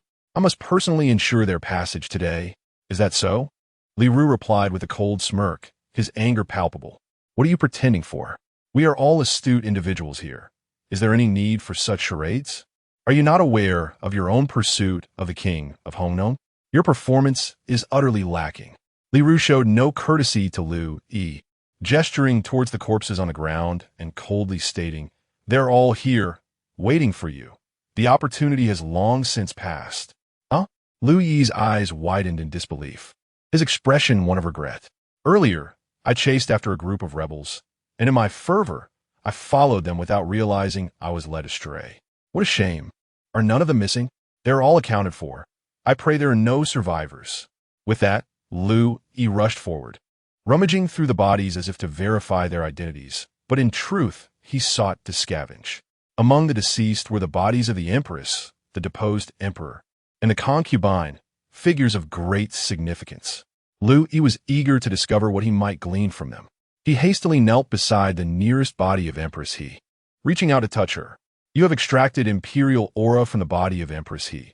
Using it grants you 20 imperial fortune. Please choose to discard or use. You have extracted imperial aura from the body of the deposed Emperor Liu Yi. Using it grants you 100 imperial fortune. Please choose to discard or use. You have extracted imperial aura from the body of the Tang concubine. Using it grants you 5 imperial fortune. Please choose to discard or use. Liu Yi's heart raced with excitement. Imperial fortune. This was a novel concept, and its name alone suggested its tremendous potential. If he were to amass enough of this fortune, could he not ascend to the throne and become an emperor? Without hesitation, he summoned his attributes panel, and indeed, his statistics had undergone a remarkable transformation. Name: Liu Yi. Courtesy name: Xuanhao, Zichuan. Cultivation: mortal strength, 34-23 agility, 32-32 intelligence, 245 imperial fortune, 125 skills. Basic swordsmanship proficiency, perfected. Basic horsemanship proficiency, perfected. Yellow sky ascending proficiency, 01000000. Liu amused himself. Is it truly necessary to eradicate the entire court of scholars to acquire the intelligence required to unleash yellow sky ascending? Li Ru furrowed his brows. His attention diverted from Liu Yi as he scrutinized the bodies of the eunuchs, sensing something amiss, yet unable to discern the truth in that moment. Subsequently, Li Ru turned his gaze towards Liu Yi, his eyes narrowing in astonishment as he realized that Liu Yi bore wounds upon his shoulder, as if struck by a blade. Zichuan, you are injured? Who did this?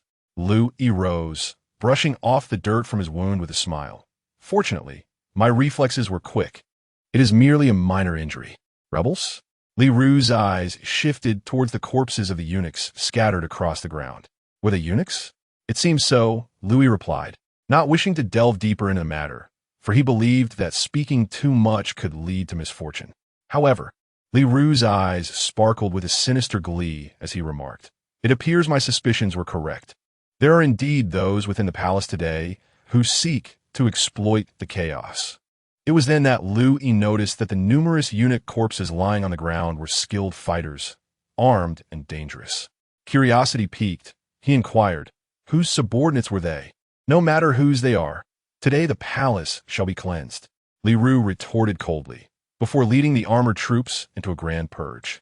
Liu Yi, claiming his injury hampered him, voluntarily offered to assist with logistics, collecting the bodies, and seizing the opportunity to amass several attribute points. While his intellect remained unchanged, both his strength and agility surged by several hundred. By the end of the day, the palace had been thoroughly cleaned by Li Ru and Liu Yi under the pretense of capturing rebels, after which the two returned to the residence. Upon hearing of Liu Yi's injury, Dong Zhuo expressed great concern and bestowed upon him ample medicinal supplies. Soon after, as Li Ru recounted the events involving the eunuchs earlier that day, Dong Zhuo pondered for a moment before breaking into a chilling smile, one that sent shivers down the spine. It seems our new emperor is far more formidable than we had imagined. Gulme, let us enter the palace and teach our new emperor a lesson today. Li Ru was taken aback. Does my lord mean to imply that those eunuchs belong to the emperor? Even Liu Yi was astonished, exclaiming, the young emperor has only just ascended the throne, yet he has managed to cultivate such a cadre of assassins? Dong Zhuo laughed heartily. You need only accompany me into the palace today. He then pulled Liu Yi along, exclaiming, Zichuan, today you have displayed remarkable courage. Thankfully, your injuries are not severe. I shall take you to the palace to restore your strength. Thank you, adoptive father, Liu Yi replied, feeling deeply moved yet puzzled. Was the palace truly the only place where he could recuperate? Surely the delicacies and ginseng from the residence could not be inferior to those of the palace. He dared not inquire further and simply followed Dong Zhuo out of the residence. Along the way, Dong Zhuo insisted on sharing a carriage with Liu Yi, causing Li Ru and El Bu, who trailed behind, to wear expressions of envy, especially Li Ru, though he had accomplished the most that day. Having slain Empress He and the young emperor, it was Liu Yi who garnered all the accolades. Dong Zhuo lavished gifts upon him and insisted that Liu Yi refrain from riding, allowing him to share a carriage. What an honor this was! What a privileged relationship! Li Ru, who had followed Dong Zhuo for many years, had never received such treatment. A sense of bitterness welled up within him, but he could only silently watch with a tinge of jealousy. In the carriage, Dong Zhuo once again spoke of his beautiful daughter, insisting that Liu Yi agree to become his son-in-law. He declared that once Liu Yi consented, he would arrange for a matchmaker to propose and organize the wedding festivities. Liu Yi initially intended to refuse, but as the conversation progressed, he sensed Dong Zhuo's growing displeasure and felt compelled to acquiesce. This brought a slight improvement to Dong Zhuo's mood, as he grasped Liu Yi's hand and laughed heartily, saying, "Rest assured, Zichuan, my daughter is fair-skinned and beautiful, virtuous and gentle, with a love for literature. She will be the perfect wife for you." "Thank you, adoptive father." Liu Yi forced a smile while contemplating how to find an opportunity to extricate himself from this predicament. However, Dong Zhuo, patting him on the shoulder, laughed. "From now on, you're not only my adopted son, but also my son-in-law. You may simply call me father." "Father," Liu Yi reluctantly exclaimed, feeling an overwhelming sense of entrapment. He wished to maintain some distance from Dong Zhuo, yet it seemed he was now bound to him. Dong Zhuo, overjoyed by the address, repeated the word "good" thrice, pointing toward the palace ahead. "Good, good, good. Later, I shall help you strengthen your constitution." Dong Zhuo rarely repeated himself, which piqued Liu Yi's curiosity. Could it be that he intended to present him with some miraculous elixir from within the palace? If it could enhance his abilities and attributes, that would indeed be advantageous. Soon, the grand army made its way into the palace. As night fell, Emperor Xian of Han had just settled into bed with the noblewoman Fu Shou, preparing for intimate activities, when a frantic eunuch burst in to announce, "Your Majesty, Minister Dong has entered the palace with his troops." "What?" The emperor was taken aback, hastily jumping from the bed, his body trembling. "Dong Zhuo, what is he here for? Has he discovered the plot to abduct the young emperor today?" The emperor's mind raced, nearly causing him to collapse. At that moment, Dong Zhuo, with Liu Yi in tow, arrived at the entrance to the sleeping quarters. He instructed Li Ru and El Bu to wait outside, then, without ceremony, pushed open the door and entered, leaving the gatekeeping eunuchs no room to intervene. Upon their entrance, a woman's shrill scream erupted from the chamber. It was Fu Shou, still in bed, having not yet dressed, startled by the sudden intrusion of Dong Zhuo and Liu Yi, and she quickly dove beneath the covers. Nevertheless, that fleeting glimpse of spring was caught by Dong Zhuo's keen old eyes, and in that instant, Liu Yi distinctly felt Dong Zhuo's temperature soar.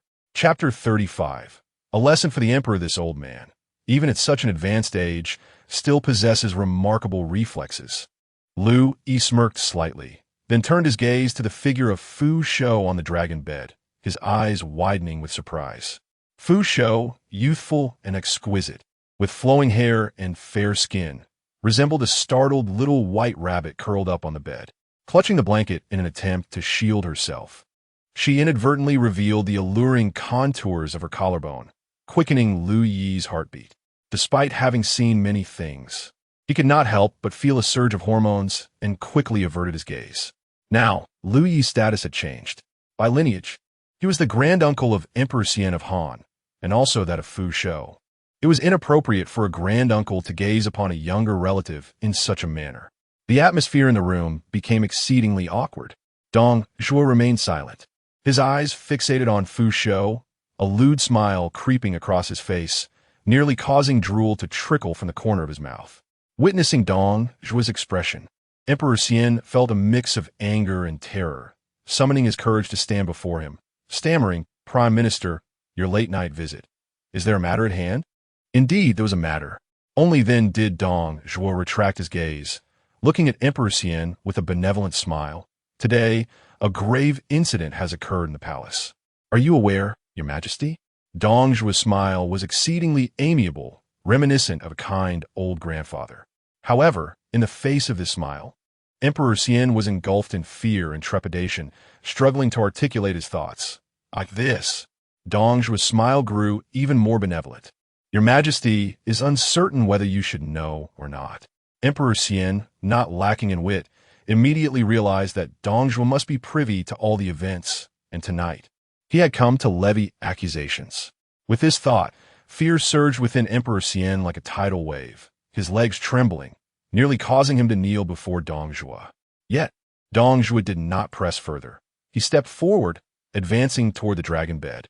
With each step Dong Zhuo took, Emperor Xian retreated, ultimately having no choice but to clear a path for Dong Zhuo to approach the dragon bed.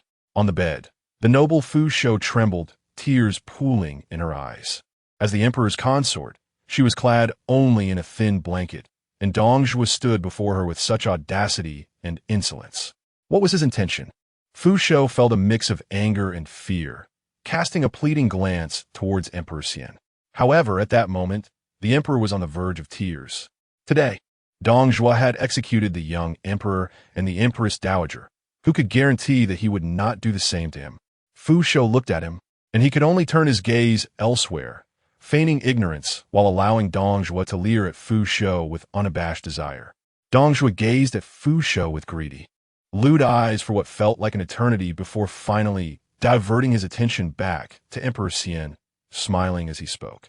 Today, rebels dared to assassinate the Empress Dowager and Prince Hongnong, only to be encountered by my son Liu Yi and General Li Ru. My son fought valiantly, but alas, the rebel forces were too formidable, and his efforts ultimately fell short. The Empress Dowager, Prince Hongnong, and concubine Tang have all met with misfortune at the hands of the rebels. This!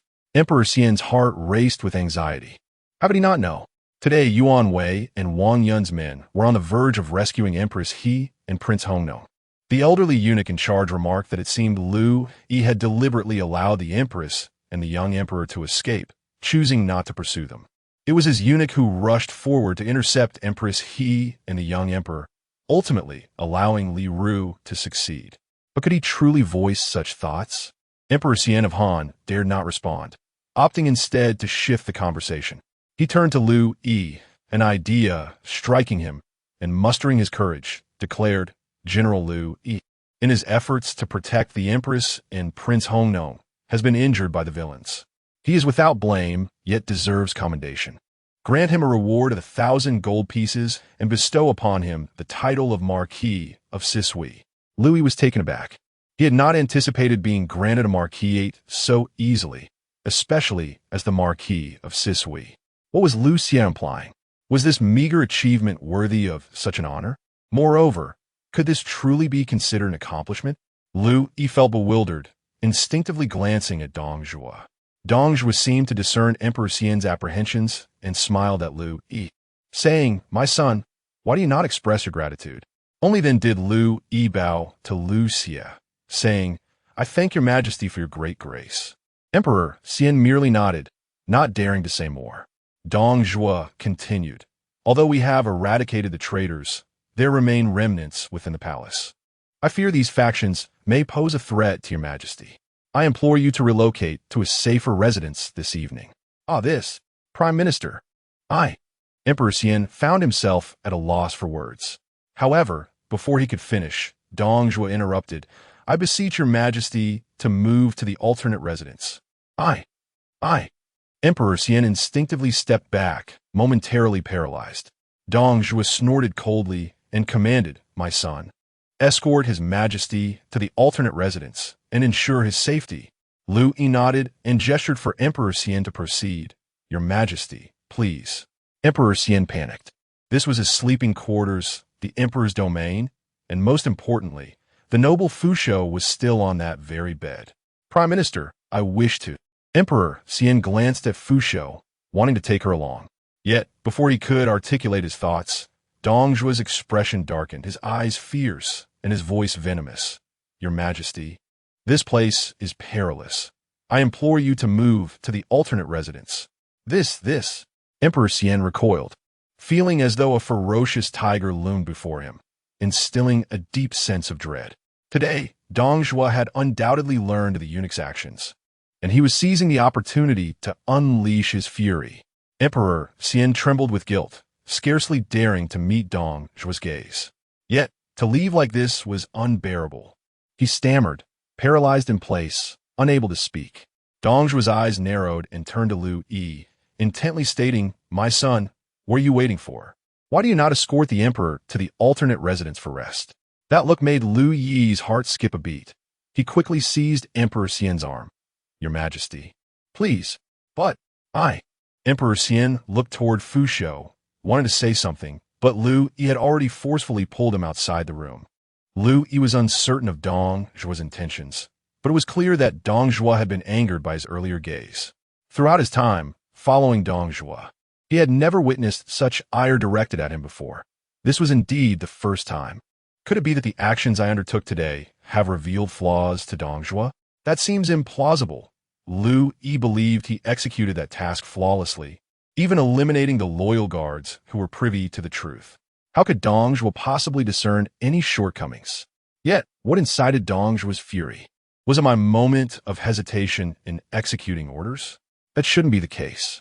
Regardless of the circumstances, Liu Yi understood that if he did not urgently remove Emperor Xian from harm's way, not only would the emperor suffer, but he too would face dire consequences.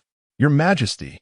Just as Liu Yi was pulling Emperor Xian towards the door, Fu Shou, filled with newfound courage, called out from the dragon bed, attempting to follow them while ensconced in her blankets. However, as soon as she descended from the bed, Dong Zhuo seized her, declaring, I merely intend for His Majesty to reside in the manor. There is no need for you to accompany him.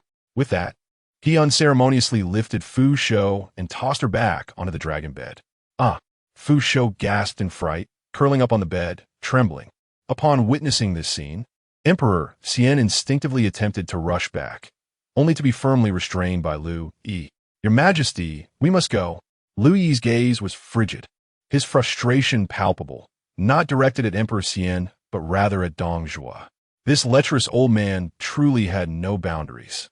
Liu Yi did not consider himself virtuous. He had taken numerous innocent lives today, yet he could never stoop to the depths of depravity exhibited by Dong Zhuo. Now, Liu Yi comprehended the unsettling glint in Dong Zhuo's eyes and the urgency in his tone just moments prior. It was evident that he was flustered by the sight of beauty, unable to contain his desires.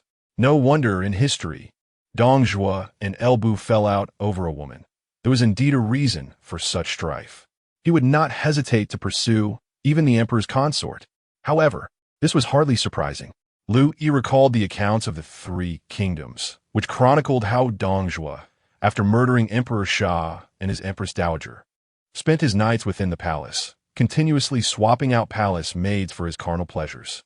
What astonished Liu Yi was a revelation that Dong Zhuo would stoop so low as to pursue the emperor's concubines.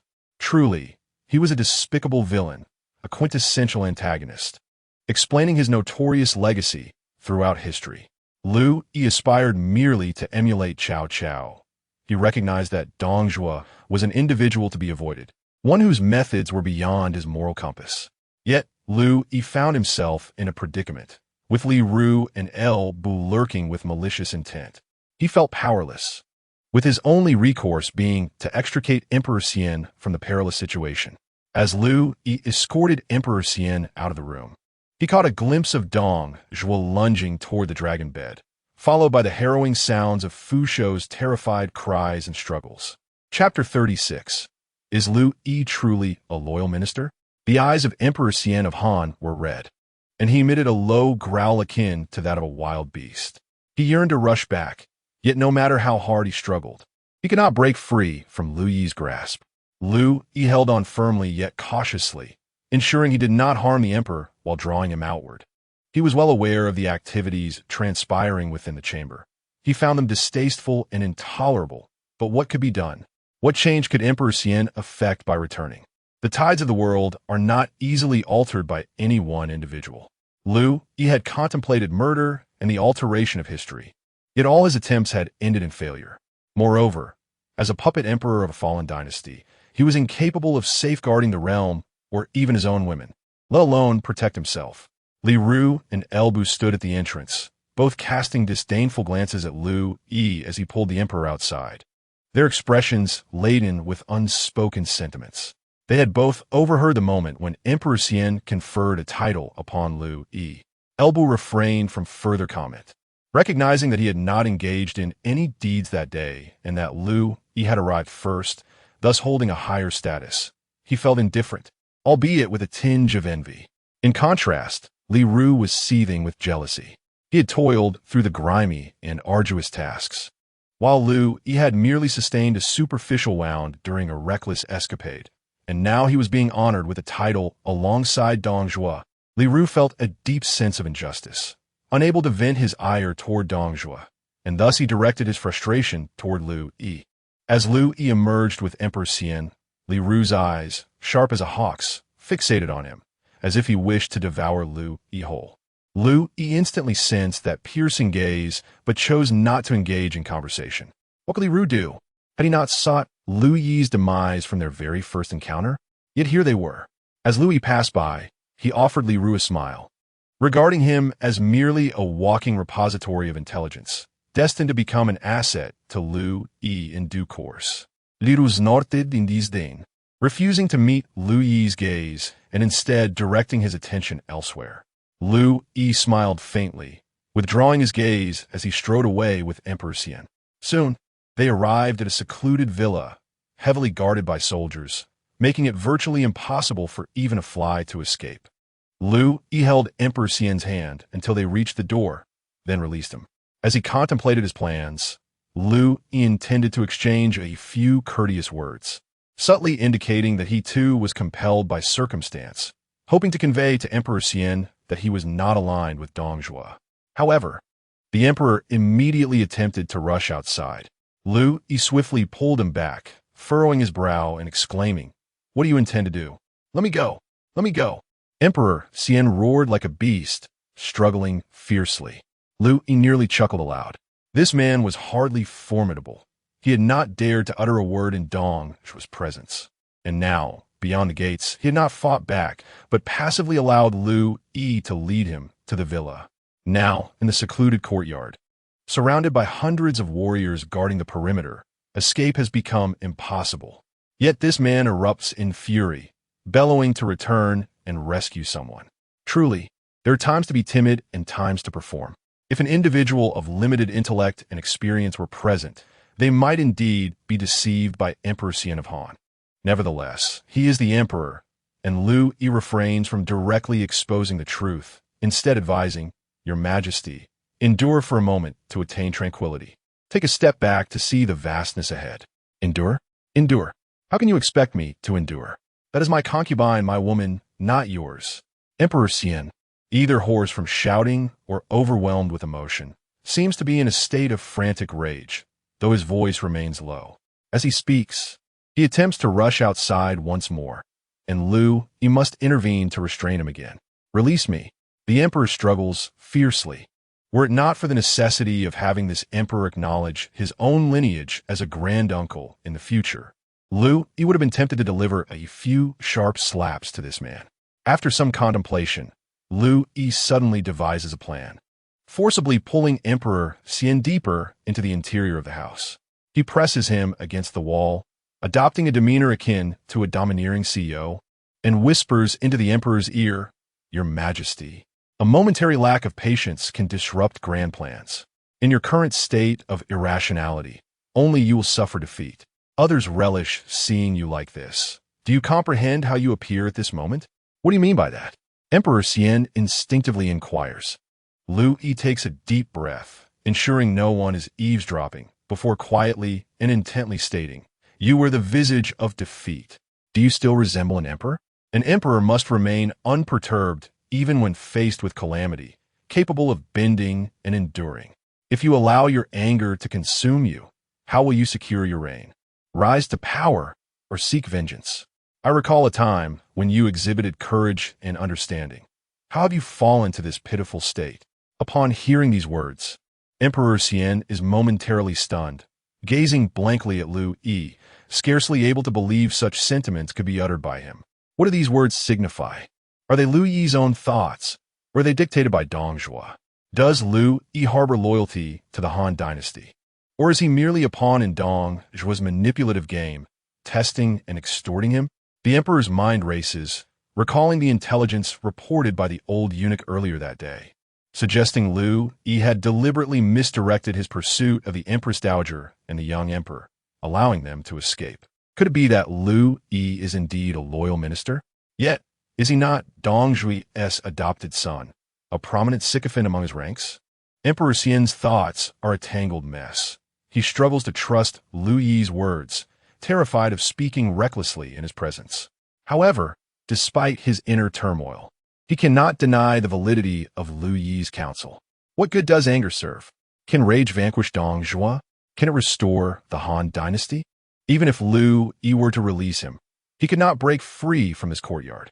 Dong Zhuo occupies not only his royal bed, but also his women. Should he seize his throne, what could he truly accomplish? With no capable allies and no soldiers at his disposal, merely preserving his imperial title and his life has become a formidable challenge. Emperor Xian of Han sat despondently on the ground, his gaze gradually becoming vacant, tears streaming down his cheeks. What could he do?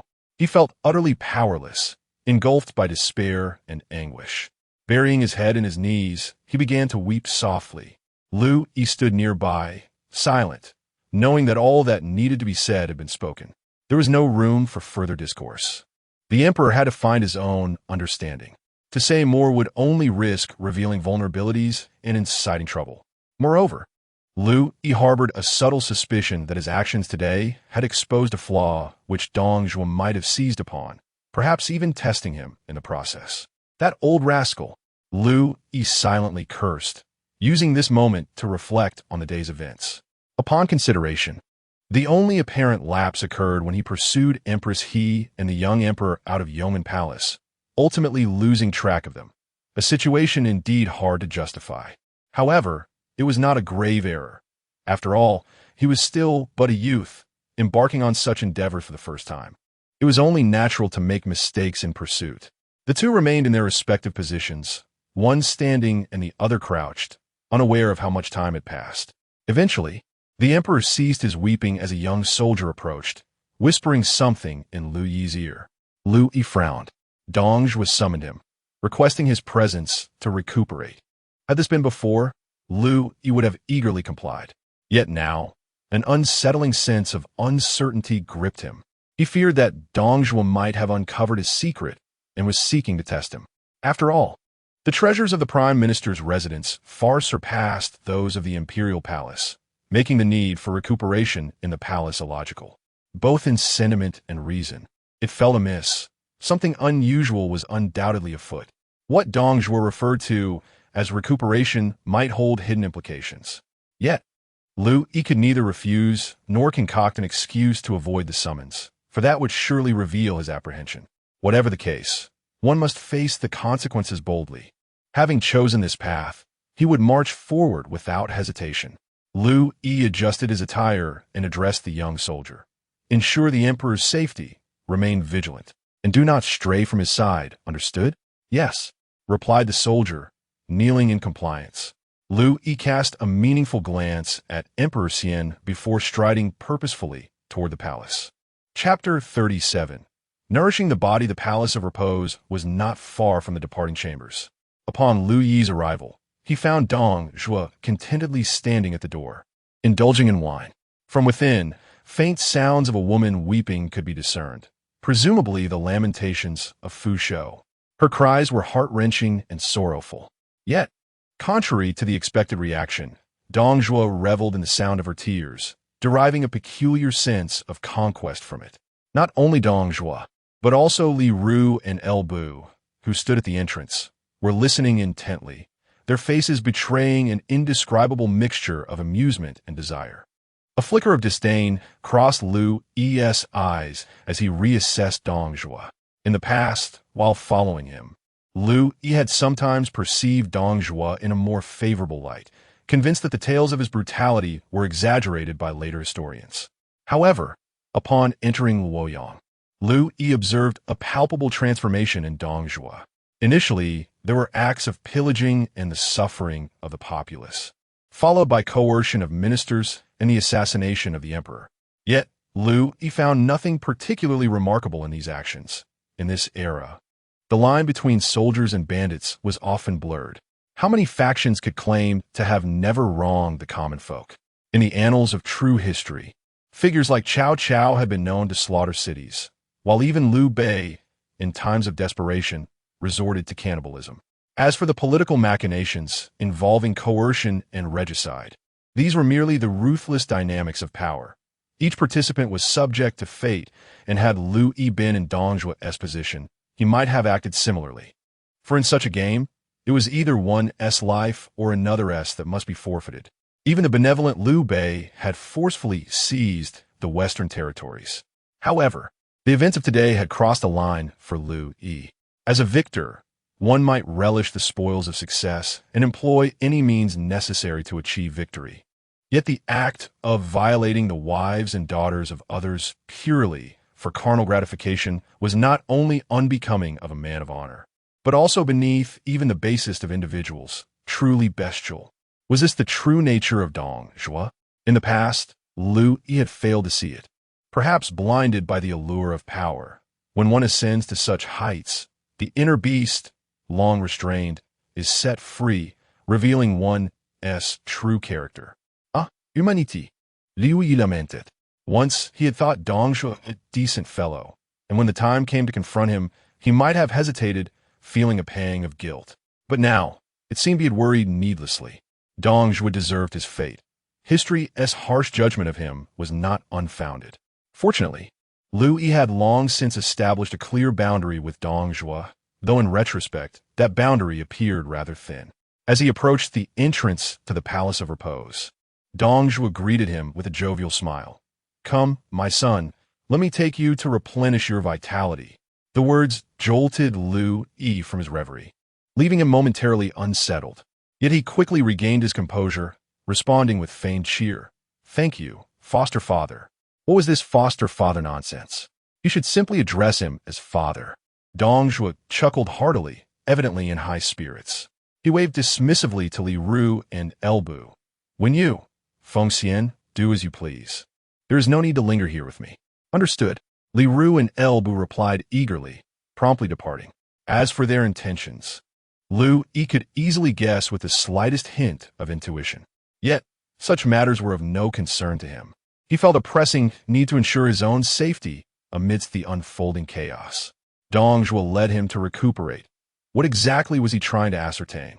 Was it that today, Empress He and the young emperor intentionally took a wrong turn and were discovered? Surely, that could not be of great consequence.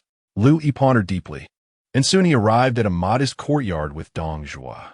Waving away the supervising eunuch, Dong Zhuo grinned and gestured toward the house ahead. "Say, my son, go ahead.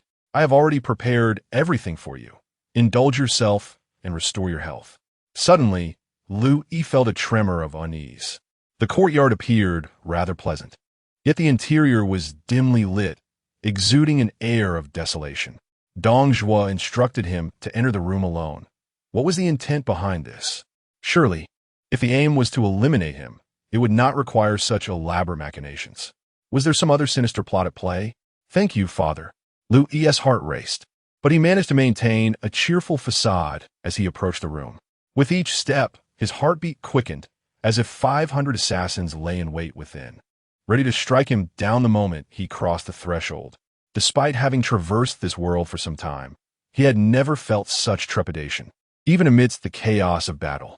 Indeed, the unseen is often the most fearsome. At last, Liu Yi reached the door. Glancing back to see Dong Zhuo was still standing at the courtyard entrance, smiling at him. What did this mean? Liu Yi grew increasingly anxious, yet with no alternative. He could only open the door. However, the moment the door swung open, he was taken aback. The room was impeccably clean. There were no assassins, only a woman. A young woman, clad in a sheer gown, trembled as she sat at the edge of the bed. She was extraordinarily beautiful, rivaling Fu Shou in grace. Her hair cascaded over her shoulders, her delicate face adorned with exquisite features, and her skin was fair and smooth, resembling flawless jade. Yet, her cheeks were streaked with tears, and her round shoulders shuddered as she wept softly. As the door opened, the visibly startled woman's expression shifted to one of profound fear. She hastily descended from the bed and knelt before Liu Yi. What did this signify? Liu Yi turned to look at Dong Zhuo. Was this what he meant by recuperation?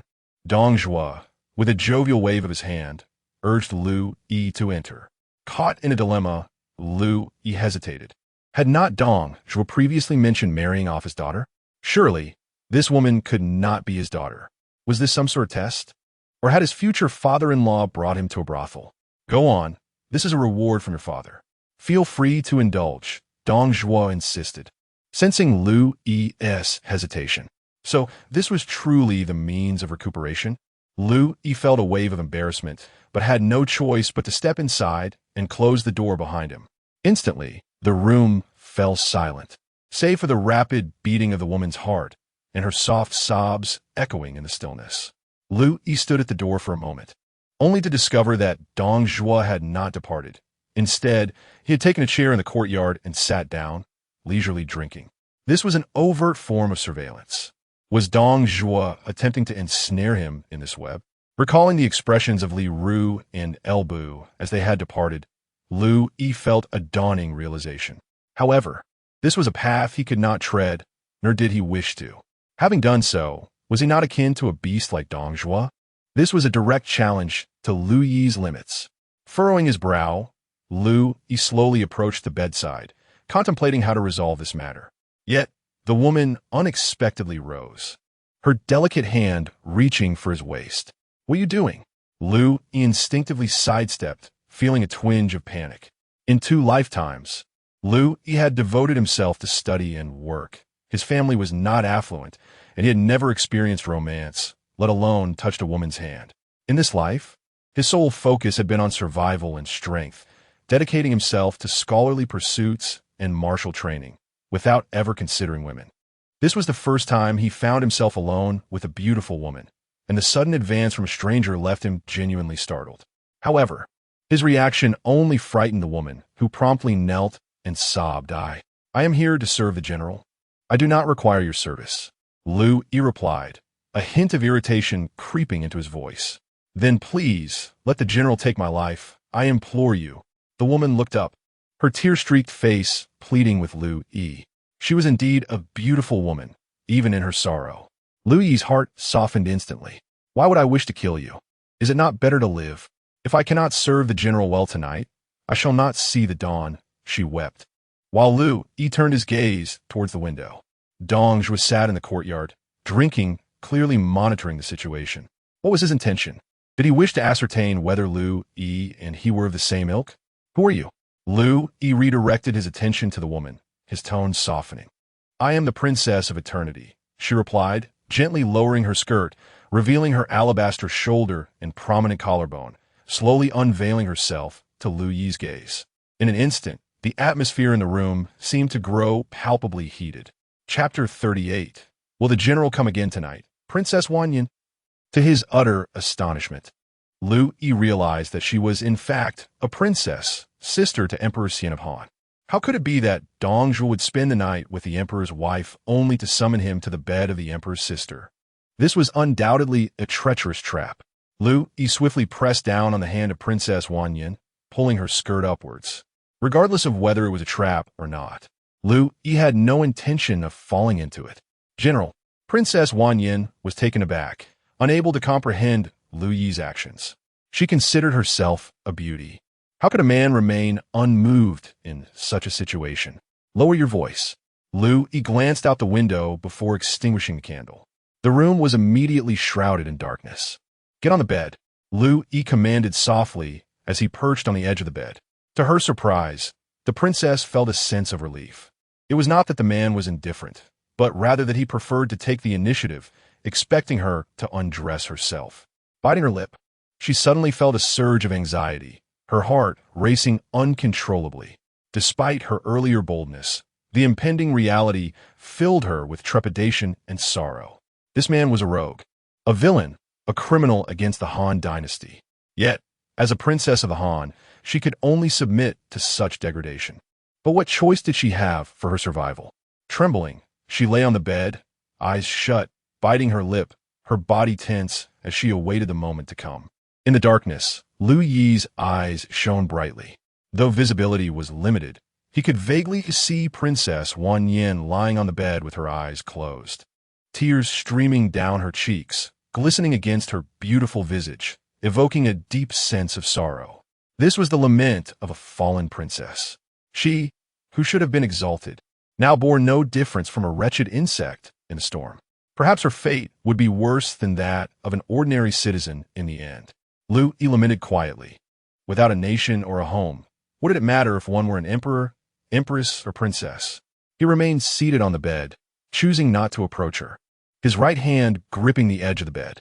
With nearly 4,000 points of strength, he easily caused the wooden bed to tremble. Creaking and groaning, the bed swayed, producing a cacophony of sounds. Princess Wanyan, who had anticipated a tempestuous encounter, was momentarily stunned, stealing a glance at Liu Yi from the corner of her eye. What was this man doing? He had her lying on the bed, yet did nothing, merely shaking the bed. Was he preparing for the impending storm? This thought sent her nerves into overdrive, her small hands gripping the blanket tightly as her legs tensed. Meanwhile, Liu Yi was oblivious to her expression. He gazed out the window, noticing Dong Zhuo was still seated in the courtyard, stirring a tempest within him. What was this treacherous man plotting? Why was he lurking outside, personally overseeing this affair? Damn it. It seemed this night would not pass without difficulty. Liu Yi turned back to Princess Wanyan, only to find her lying there, barely daring to breathe, and he couldn't help but urge softly, "Go ahead and call out." Huh? Call out for what? I do not. The Princess of Eternity's face flushed crimson. I never anticipated that the illustrious Liu Yi, a notorious scoundrel under the command of Dong Zhuo, would possess such peculiar inclinations. Liu Yi was taken aback. You cannot do this? The Princess of Eternity appeared to be in her 20s, during ancient times. She would have already been a mother for many years. How could she still be inexperienced in this regard? No, I cannot. I have never done this before. The Princess of Eternity's voice was barely audible, akin to a whisper. Liu Yi was further astonished. Could it be that such a beautiful woman had yet to be married? This seemed improbable. However, upon reflection, it was not entirely impossible. In such chaotic times, how many would willingly bind themselves to the royal family? Liu Yi could only reach out and pinch the Princess of Eternity's arm. A cry of pain immediately echoed. That should suffice. Liu Yi had no alternative but to proceed in this manner.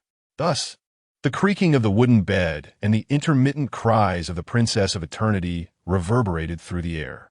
In the courtyard, Dong Zhuo chuckled with satisfaction, his eyes glimmering, shrouded in mystery. Within the chamber, the Princess of Eternity gradually relaxed, her fear dissipating, even casting curious glances at Liu Yi in the darkness. She had anticipated a night of degradation, preparing herself for the worst. Yet, the reality was utterly divergent from her expectations. It was said that Liu Yi was the second most nefarious villain under Dong Zhuo, after Li Ru, yet tonight he seemed far less malevolent than the tale suggested. Initially, the Princess of Eternity presumed Liu Yi's reluctance stemmed from inadequacy. However, she soon discerned that he was a normal man, simply choosing to restrain himself. Why? If he was capable, why not proceed? What manner of person was he? Curiosity flickered in her eyes, and her fear and resentment towards Liu Yi gradually waned. After what felt like a quarter of an hour, Liu Yi continued to rock the bed, alternating between quick and slow movements. The Princess of Eternity, believing Liu Yi had grown weary, could not help but inquire softly, "Is it still necessary?" It had not been long. Was he belittling her? "I require at least half an hour." Half an hour, equating to 1 hour, was a duration she had no real grasp of, so she merely followed the rhythm of Liu Yi's motions, occasionally letting out a cry. As this half-hour elapsed, the room finally fell silent amidst the cacophony of creaking and the Princess of Eternity's urgent cries. In the courtyard, Dong Zhuo stared wide-eyed, a look of envy crossing his features. My son is indeed valiant. It seems my dear daughter is fortunate. With that, he leisurely rose and made his way back towards the palace. That night, Liu Yi remained awake, seated by the edge of the bed, contemplating the events of the day and those yet to unfold. Dong Zhuo had imparted a lesson to the Han Emperor this evening, as well as to him. The vessel of Dong Zhuo, akin to a decayed wooden ship, had reached its zenith and was on the brink of sinking. Liu Yi had no choice but to deliberate on the path ahead. First and foremost, one must have capable individuals at hand. Over the years, Dong Zhuo has been relatively kind to Liu Yi. However, he has never permitted Liu Yi to command troops. Even during the advance towards Luoyang, The title of Vanguard was bestowed upon him, yet it held no real power, merely a symbolic honor. Currently, Liu Yi possesses only 100 loyal soldiers, who could be swiftly replenished, and perhaps he might garner the support of Huaxiong. Huaxiong. A spark ignited in Liu Yi's eyes, with Huaxiong by his side. When Dong Zhuo's ship inevitably capsizes, he would have a formidable force at his disposal, allowing him to ascend amidst the chaos of warlords. Yet, Huaxiong was fated to perish at the hands of the illustrious Guan Yu. Liu Yi's brow furrowed in distress. Huaxiong must not die, despite his repeated attempts. Liu Yi found himself unable to alter the course of history. Could he truly save Huaxiong from the clutches of Guan Yu? After an entire night of restless contemplation, he still hadn't devised a reliable plan, and dawn had already broken. As sunlight streamed through the wooden window, Liu Yi stretched his limbs and then turned to the eternal princess lying on the bed. Addressing her with a hint of warning in his tone, "I must take my leave. Remember, should you dare to divulge even a fragment of what transpired last night, I shall make you regret it for the rest of your days." The eternal princess had also spent the night in wakefulness, contemplating Liu Yi as he pondered his thoughts, captivated by the enigma that he represented. As Liu Yi prepared to depart, the eternal princess promptly rose and knelt before him, her face alight with hope. "Will you return tonight, General? I beseech you." Chapter 39. "That woman is mine." Liu Yi's lips twitched. Here again? What a joke. He had spent an entire night in turmoil, besieged by a vision of exquisite beauty, her alluring form captivating him. Her occasional calls had nearly overwhelmed his resolve. Had it not been for the need to maintain his image and the grand ambitions he harbored, he would have succumbed to temptation long ago. Now, he found himself in distress, contemplating whether to seek an outlet for his pent-up desires. "You expect me to endure another night? If you do not come, I shall be offered to another." The eternal princess, her forehead pressed to the ground, pleaded desperately, "I beg you." Liu Yi's gaze narrowed slightly, yet he chose to disregard her, striding purposefully toward the courtyard exit. The princess, despair etched upon her face, wept as tears streamed down her cheeks, once more bowing to the earth. "I implore you." Still, Liu did not look back. As he reached the gates, he casually tossed a handful of gold beans to the guard station there. "I will return tonight. Ensure she is kept safe, understood?" The guard, clutching the gold beans with wide, envious eyes, nodded fervently. "Yes, yes, General. Rest assured, no one shall be allowed in." Liu Yi remained silent, departing without a backward glance. Not far from the gates, he encountered Dong Zhuo, who emerged from the emperor's chamber, his face flushed with satisfaction. Dong Zhuo spotted Liu Yi and waved cheerfully. "My son, how was your night?" "Father, that woman is mine." Liu Yi's face flushed with embarrassment, his response lacking confidence. However, Dong Zhuo misinterpreted his words, erupting into a raucous laugh, his expression lewd yet knowing. "That is no issue. Since you fancy her, take her as a concubine. Do not fret. It is quite normal for a man to have multiple wives. My daughter will not be jealous. Come, let's proceed to court." With a faint smile, Liu Yi followed Dong Zhuo into the imperial court. In a single night, news of Dong Zhuo's nocturnal escapades with the palace maidens spread among the court officials.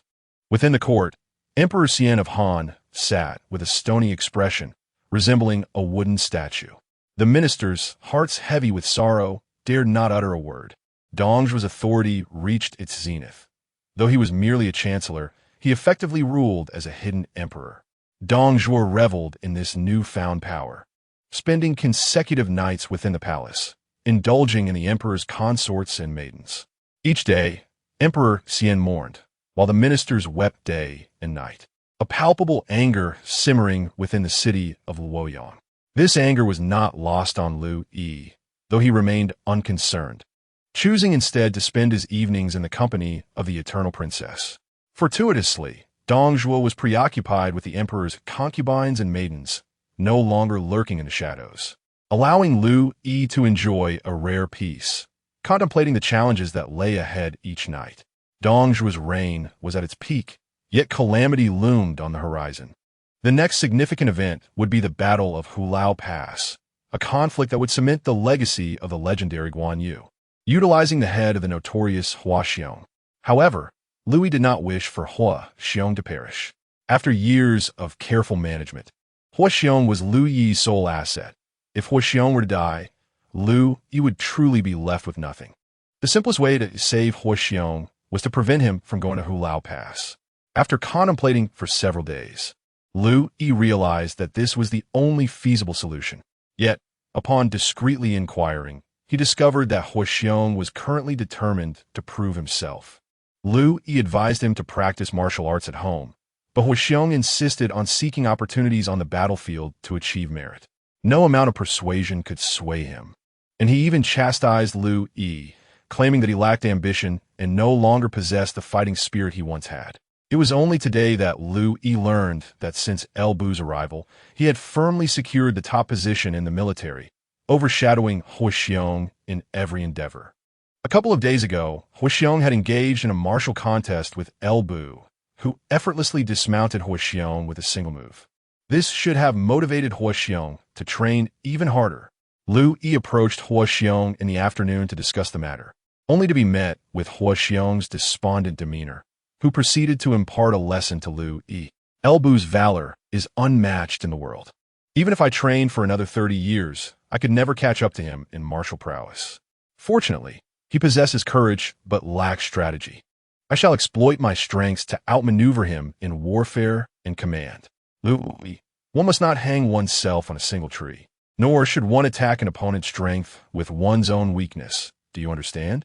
Liu Yi, infuriated, felt compelled to risk being deemed insane and warn Hua Xiong, stating that he would be slain by Guan Yu if he went to Hulao Pass. Yet, Hua Xiong remained resolute, heading off to practice military drills. This left Liu Yi in an exceptionally foul mood, one that did not escape the notice of the princess of WNIN. However, she dare not speak, instead choosing to sit quietly beside him, observing his profile, curiosity growing in her eyes. The princess had encountered numerous generals, external ministers, loyalists, traitors, and power-hungry officials. Yet Liu Yi was undoubtedly the most extraordinary among them. Was he a good person or a villain? What worries, anxieties, or fears plague his mind? The princess could not fathom, but she sensed that Liu Yi was different from the likes of Dong Zhuo, and she yearned to find an opportunity to inquire with Emperor Xian of Han, Liu Xie. Perhaps this younger brother could provide her with clarity. 2 more days passed, and Dong Zhuo continued to enter the palace nightly, while Liu Yi remained at a loss for effective strategies. One afternoon, Liu Yi decided to stroll along the walls of Luoyang City to clear his mind and allow his thoughts to wander. As he meandered, the sudden sound of thundering hooves echoed from outside the city, raising a cloud of dust. Liu Yi looked up to see Dong Zhuo returning with his army. Ordinarily, this would not have been peculiar, as Dong Zhuo frequently led troops into battle. Liu Yi had feigned injury to avoid accompanying them, which was not unusual. However, Liu Yi immediately noticed that today's procession was markedly different, with numerous carts laden with goods, their surfaces stained with blood and adorned with severed heads.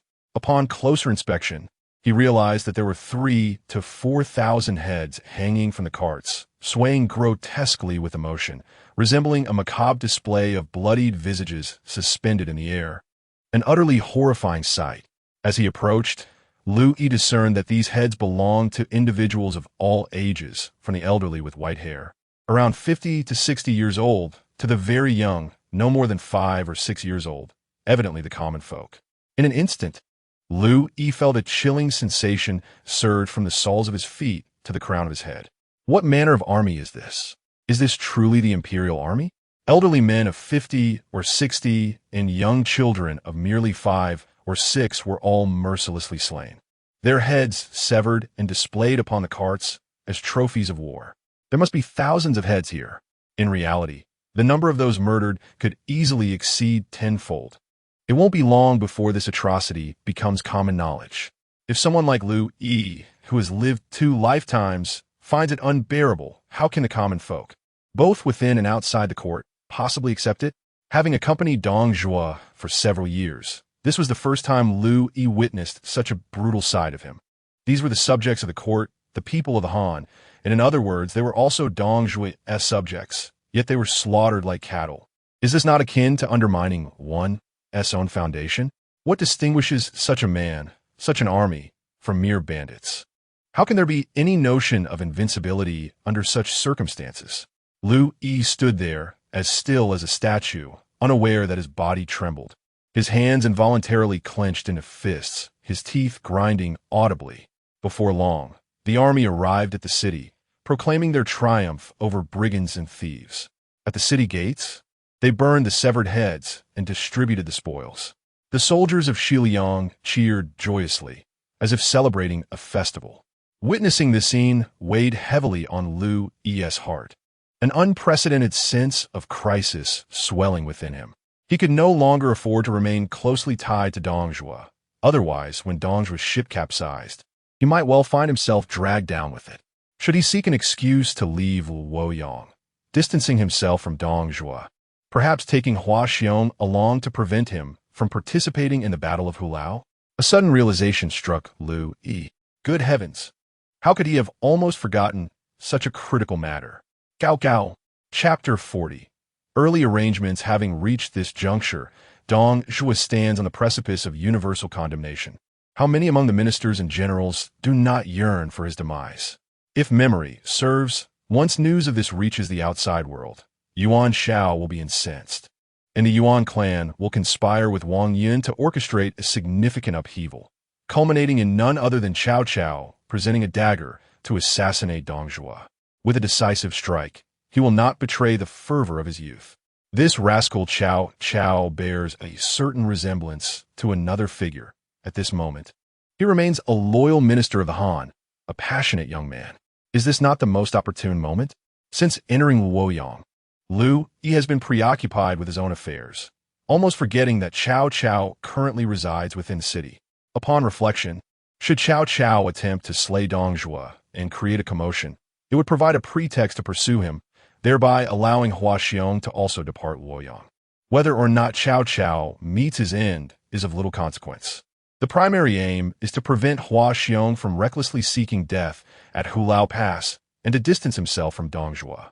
With this in mind, Liu Yi finds himself invigorated by anticipation. Moreover, this venture promises not only the presence of Cao Cao, but also Chen Gong. This individual is indeed a rare strategist in the twilight of the Han Dynasty. Even someone as unremarkable as Elbu managed to forge a faction under his guidance. And he even outmaneuvered Liu Bei. If Liu Yi could bring him under his banner, surely it would be preferable to facing death at the hands of Cao Cao in the end. Furthermore, what is paramount in the pursuit of great endeavors? It is not merely scavenging for corpses to enhance one's attributes or acquire skills, but rather the cultivation of talent. Liu Bei is impressive, is he not? It was only after acquiring Zhuge Liang that he soared to greatness. And Zhuge Liang, magnificent as he was, ultimately exhausted himself to the point of demise. Talent, a multitude of talent. Liu Yi believes he must now devise meticulous plans. This endeavor, a trifecta of achievements, marks the second step toward his ascension as a regional lord. What remains is to ensure that Cao Cao's assassination attempt on Dong Zhuo fails, and then pursue Cao Cao to seek out Chen Gong. Liu Yi must make Chen Gong recognize Cao Cao's true nature, facilitating their divergence. At this moment, as Chen Gong faces adversity and despair, Liu Yi shall seize the opportunity to welcome him into his fold. The more Liu Yi contemplates this, the more exhilarated he becomes. Disregarding the hellish scenes outside the city as he composes himself and descends the stairs, he can hardly contain his eagerness. Preparations must commence at once. Liu Yi recalls most of the events of the Three Kingdoms, yet certain details elude him. What county does Chen Gong govern? This must be clarified. Otherwise, what if he pursues the wrong direction? Fortunately, such information can be obtained within the court, where it is overseen by none other than the Chancellor, Dong Zhuo himself. Upon exiting the tower, Liu Yi makes his way to the Chancellor's residence. Given his status, accessing these records is a straightforward task. However, just as he locates the information regarding Chen Gong, an uproar of hurried footsteps echoes from outside. The Lord has been attacked. A shout from the crowd startles Liu Yi. Could be, Hes Gao Gao A Stetshaw Sweeply. Though he recalls that, according to the Three Kingdoms narrative, Cao Cao is merely a minor player at this point. The previous incident involving the assassination of the young emperor deviated significantly from the account in historical texts. The fluttering wings of a butterfly have already begun to influence the trajectory of this world. Liu Yi dared not be negligent. What if his mere existence precipitated Chao's assassination of Dong Zhuo? He hastily secured the documents and strode out to seize a junior officer accompanying the army. What did you just say? The Lord has been attacked. The assassin has been apprehended and is already being executed. Oh, what? Liu Yi suddenly felt a sense of panic. Who is the assassin? It is the cavalry lieutenant, Wu Fu. Relieved that it was not Cao, Liu Yi exhaled, then immediately inquired, "Where is he? How dare he attempt to assassinate my father? I shall ensure his body is torn asunder, right outside at the marketplace." The heinous act of attempting to assassinate Dong Zhuo warranted a public execution at the marketplace to instill fear across the realm. By the time Liu Yi arrived, Dong Zhuo's men had already dispersed, and the bloodied corpse lay discarded by the wastewater ditch of the marketplace, resembling a skinned rabbit. A crowd of onlookers had gathered, some even daring to bring bread to smear with blood from a body. Witnessing this scene, Liu Yi could not help but recall the depictions of blood bonds by great warriors. For countless ages, the populace has remained ignorant, unable to read, and lacking scientific understanding. Numb to the core, it seemed that from the end of the Han Dynasty to the Qing era, little had changed. For reasons unknown, a sudden jolt surged through Liu Yi, akin to a current flowing through his veins. He clenched his fists, silently vowing to transform this era. As a traveler from another time, he aspired to unify the realm and implement widespread education and an industrial revolution, thus shortening this dark age by several millennia. However, he recognized that such aspirations could not be rushed. For now, he must diligently gather the dead, strengthen himself to survive amidst the chaos, and perhaps even endure the tumultuous times ahead. Taking a deep breath, Liu Yi's gaze fell upon the blood-soaked yet radiant corpse, and he was about to approach to collect it. Yet, out of the corner of his eye, he noticed several suspicious figures lurking among the crowd. Liu Yi's footfalls abruptly halted. Wu Fu's assassination of Dong Zhuo was undoubtedly a commendable act, though the court officials dared not show their approval. Countless individuals secretly admired Wu Fu. These shadowy figures were likely spies sent by the court, perhaps seeking to retrieve Wu Fu's body. Realizing this, Liu Yi adopted a stern expression as he approached, waving his hands to disperse the onlookers who sought to smear the corpse with blood. Ahem, disperse. There is nothing to see here. The crowd quickly scattered, and among them, those waiting to collect Wu Fu's body frowned in discontent. Liu Yi stood beside the corpse and casually reached out, determined to retrieve the body first. You have acquired a high-level power technique from the corpse of cavalry, Lieutenant Wu Fu. Using it grants 200 strength. Please choose to discard or use it. Astonishing. Such high attributes. This was the first time Liu Yi had encountered such a significant attribute point, and he naturally chose to use it immediately. In that moment, he distinctly felt a surge of power welling up within his meridians, igniting within him an impulse to let out a mighty roar. It must be said, albeit with some reluctance, that Liu Yi found himself contemplating the prospect of collecting a dozen or so more corpses, imagining that one day he might strut arrogantly before the Tiger Gate, perhaps even challenging General Panfeng, if not the illustrious Guan Yu himself. Yet, the question remained, where could he possibly find such numerous corpses? These were loyal subjects of the court, and Liu Yi felt a pang of guilt at the thought of their demise. Remove this body from here.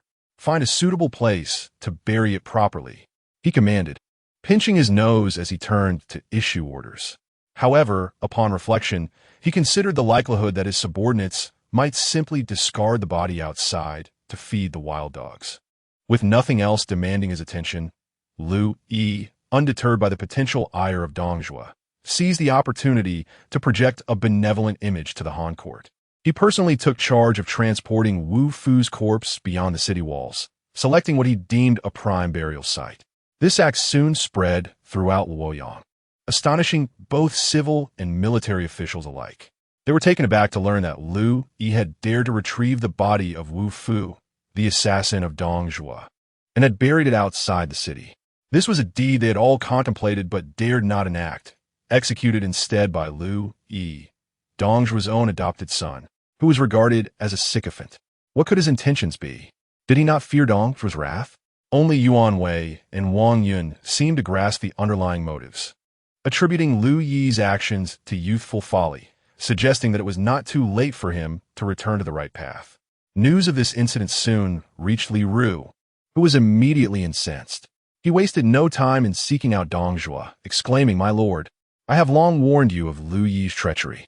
This boy will surely rebel in time. Look, he has publicly collected the corpse of the traitor Wu Fu, revealing his disloyalty.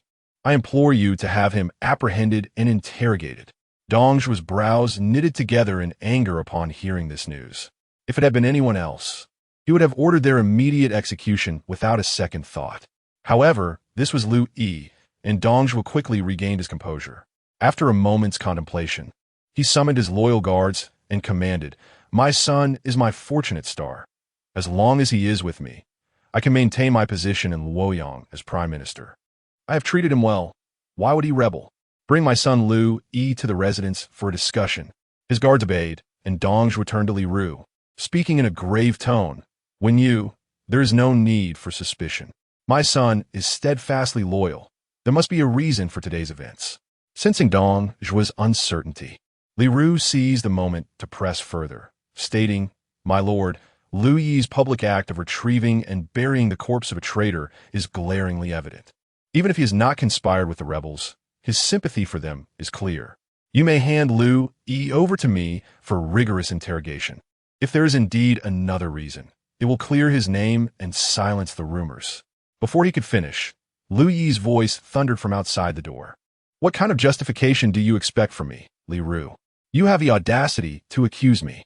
As a strategist, instead of devising plans for my father, you seek to entrap the loyal. What is your true intention? I believe the one who deserves to be apprehended and tortured is you." Chapter 41. A chance encounter with Cao Cao. As Liu Yi strode into the grand hall with a stern expression, Li Ru's countenance darkened. "Liu Yi, how dare you return?" Caught red-handed for his underhanded reporting, Li Ru was left momentarily speechless, unsure of how to respond. Liu Yi cast a cool glance at Li Ru and retorted, "Why should I not come? If I were to stay away, I can only imagine how you, a despicable and cunning man, would malign me. With purpose." Liu Yi approached Dong Zhuo, bowing respectfully. "Father," he addressed him. He was fully aware that daring to bury Wu Fu and to present it before the ministers of the Han would certainly provoke Dong Zhuo's ire. Yet, as long as he acted with integrity, he feared not the whispers of gossip, freely navigating the realms of right and wrong. Seeing Liu Yi's boldness and lack of trepidation, Dong Zhuo nodded appreciatively and said, "My son, Li Ru claims that you have collected the remains of the traitor Wu Fu and buried him outside the city today. Is that so?" "Indeed," Liu Yi affirmed proudly. "My actions were entirely for the benefit of my father." Li Ru could not help but chuckle at this.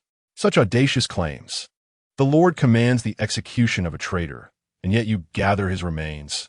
Does that not imply to the world that the Lord has erred in his judgment? Is this what you call considering the Lord's interests? The Lord's actions against the traitor are justified, Liu Yi replied coolly, and so too are mine in collecting his remains. Am I in the wrong? Li Ru laughed in anger. Of course you are. Liu Yi bowed once more Dong Zhuo, stating, "Father, these days Luoyang is in turmoil. While civil and military officials may appear to submit to your might, their hearts remain unconvinced. This has led to assassins wreaking havoc in the court and Wu Fu's brazen assassination in the streets. If this continues, Luoyang will be on the brink of catastrophe, and we shall surely lose it. You foolish boy, what do you know? Li Ruteni Snarat. Our forces command Luoyang with great strength. The officials are in awe, and the emperor's fate lies solely in the hands of the Lord.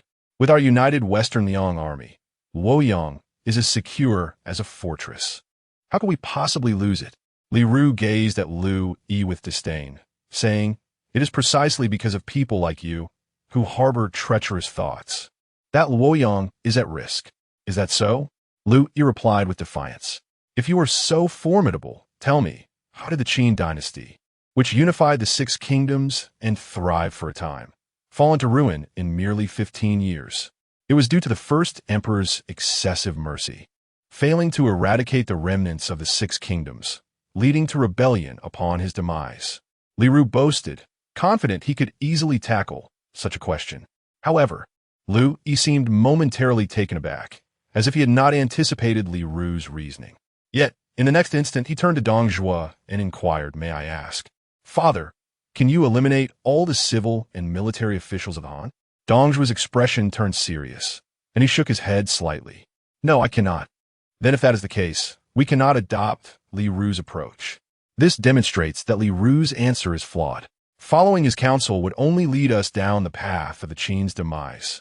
As for the true cause of the Qin's downfall," Liu Yi paused momentarily before reciting, "the fall of the Qin was due to a single man's folly leading to the ruin of 7 temples. Bodies lie in the hands of the living, and the world laughs at such folly. It is because benevolence and righteousness were neglected, resulting in a disparity between offense and defense. The fall of Qin, a single man instigating chaos while 7 temples lay in ruin with bodies strewn across the ground, provoking laughter from the world. What does this signify? The absence of benevolence and righteousness, coupled with the disparity of offense and defense, speaks volumes." Both Dong Zhuo and Liu Yi were taken aback, instinctively following Liu Yi's recitation, profoundly shaken by the depth of his words. How could Liu Yi articulate such profound sentiments? Both men fell into contemplation, while Liu Yi remained silent, allowing them the space to ponder. He had anticipated this moment beforehand. Dong Zhuo's brutality was ingrained, and reversing his course seemed nearly impossible. Should Dong Zhuo grasp the essence of Liu Yi's words today and defy fate, it would serve as a repayment for the years of his patronage. Conversely, if he could not be swayed, Liu Yi would still feel a sense of moral satisfaction, as he would leave this world with a clearer conscience when Dong Zhuo ultimately met his demise. Did Liu Yi believe Dong Zhuo would heed his counsel? Not particularly. Even if he did, action was unlikely. Yet, the principle remained, and Dong Zhuo could hardly blame Liu Yi for it. "My son speaks wisely," Dong Zhuo finally remarked, nodding in agreement after a long pause. "From this moment forth, I shall show them kindness, allowing them to recognize my virtues." With a wave of his hand, he continued, "Enough of this. I am weary. You two should cease your mutual suspicions and assist me diligently. You may leave. I require rest." It was evident that Dong Zhuo had little interest in the dynamics between Liu Yi and Liu Yi, perhaps seeking to incite rivalry between them as a means of maintaining balance in his reign. Liu Yi, indifferent to this, bowed and took his leave. As he reached the gates of the residence, he nearly collided with a tall figure entering. Preoccupied with his thoughts, having alleviated Dong Zhuo's concerns, he contemplated whether to meet Cao Cao, believing that familiarity could be advantageous. Should they encounter one another on the road, it would be easier to contend with an adversary than a drink with a friend. As they brushed past one another without exchanging greetings, Liu Yi dismissed the idea of seeking out Cao Cao. Though history is often immutable, it is evident that the grand currents of fate are difficult to alter. Yet, subtle shifts in history have already occurred, stirred by Liu Yi's butterfly effect. The assassins from the last palace intrigue were never meant to exist. They emerged as a consequence of Liu Yi's suggestion to Yuan Wei, leading to significant alterations. Moreover, he had inscribed his name in the royal genealogies, and one day, it would be discovered, elevating him to the status of a grand uncle to the current emperor. Thus, while the overarching narrative remains unchanged, the minutiae can vary considerably. If he were to approach Cao Cao, it might incite suspicion. And what if this paranoid and self-preserving coward were to abandon his plot against Dong Zhuo? What if he fled? Such a scenario is not beyond possibility. Historically, Cao Cao was known for his cowardice. Although he once dared to confront Dong Zhuo with a blade, he was quickly intimidated and fled the city under the pretext of surrendering his weapon. In the face of uncertainty, it is imperative to seize this opportunity. Liu Yi made a decision and instantly felt a wave of relief wash over him. Whistling a melody, he prepared to head to the palace to seek out Princess Wanan. He contemplated the idea of fostering a good relationship with her, and when the time was right, subtly revealing his royal lineage. However, after taking just a few steps, The sudden voice of Liu from behind caused Liu Yi to halt abruptly, as if struck by lightning, nearly leaping 3 feet into the air. "Where's the Chancellor?" "The Chancellor is resting in the inner chamber. Mengda can go alone." This phrase sounded eerily familiar. Furthermore, Mengda can go alone. Wasn't Mengda another name for Cao Cao? The man he had almost collided with just moments ago was indeed Cao Cao. Liu Yi whirled around, and through a haze, he glimpsed the burly figure bowing to Liu before hastily making his way into the residence. Could it be that Cao Cao was plotting to assassinate Dong Zhuo today? How could this be? According to history, such an event was not meant to transpire for quite some time. Yet, with Cao Cao arriving alone and Dong Zhuo resting in the inner chamber, everything seemed to align perfectly. Liu Yi immediately ceased his advance. If Cao Cao was truly here to eliminate Dong Zhuo, he could not afford to miss this opportunity. Chapter 42. Let me capture Cao Cao, however, standing in the middle of the road was too conspicuous. Liu Yi quietly slipped to a hidden corner of the street, patiently awaiting the unfolding of events. Liu, humming a tune, hurried past, seemingly oblivious to Liu Yi's presence.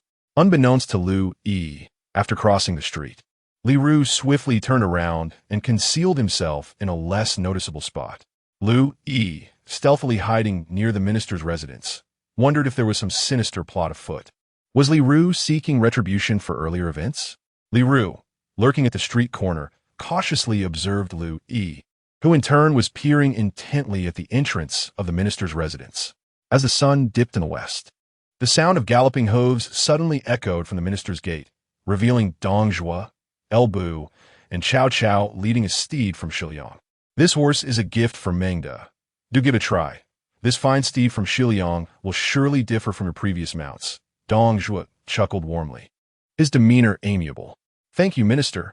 I shall test it immediately." Cao Cao replied with a respectful bow, mounting the horse. He spurred the animal, which in pain let out a loud neigh and bolted down the street, racing past Liu Yi's hiding place in a whirlwind, disappearing in an instant as if fleeing for his life. Liu Yi was left dumbfounded. This scene was all too familiar. Cao Cao was indeed here to assassinate Dong Zhuo today. The timing had accelerated significantly. It appeared that the Yuan family's actions had hastened. Had he not come to explain to Dong Zhuo about the burial of Wu Fu, he would have surely missed this opportunity. How perilous. Liu Yi was drenched in cold sweat. Cao Cao had undoubtedly fled, and with his departure, Liu Yi found a golden opportunity. By pursuing Cao Cao, he could discreetly escort Hua Xiong out of Luoyang, enjoying a government-funded excursion and evading the impending battle at Hulao. This was practically the only way for Hua Xiong to survive. Fortuitously, he encountered this situation today. Otherwise, he would have lacked an excuse to pursue Cao Cao in the future. Opportunities like this are fleeting. They do not present themselves twice. Liu Yi decisively emerged from his hiding place and strode towards the minister's residence. Observing this, Liu hastily followed suit. As Dong Zhuo was about to retreat for a moment's respite, he caught sight of the two approaching, causing him to pause in surprise. "My son, Wenyong, why have you returned? Is there something amiss?" The discord among his subordinates was bothersome, yet competition could be beneficial. Dong Zhuo felt a headache coming on upon seeing Liu and Liu Yi together. Liu Yi was taken aback to find Liu behind him. Hearing Dong Zhuo's words, he turned and furrowed his brow. Indeed, the historical texts mentioned that Liu returned at this time, but he had not anticipated such a return. It seemed they both had merely lingered in the street. However, Liu Yi had no time to engage in banter with Liu.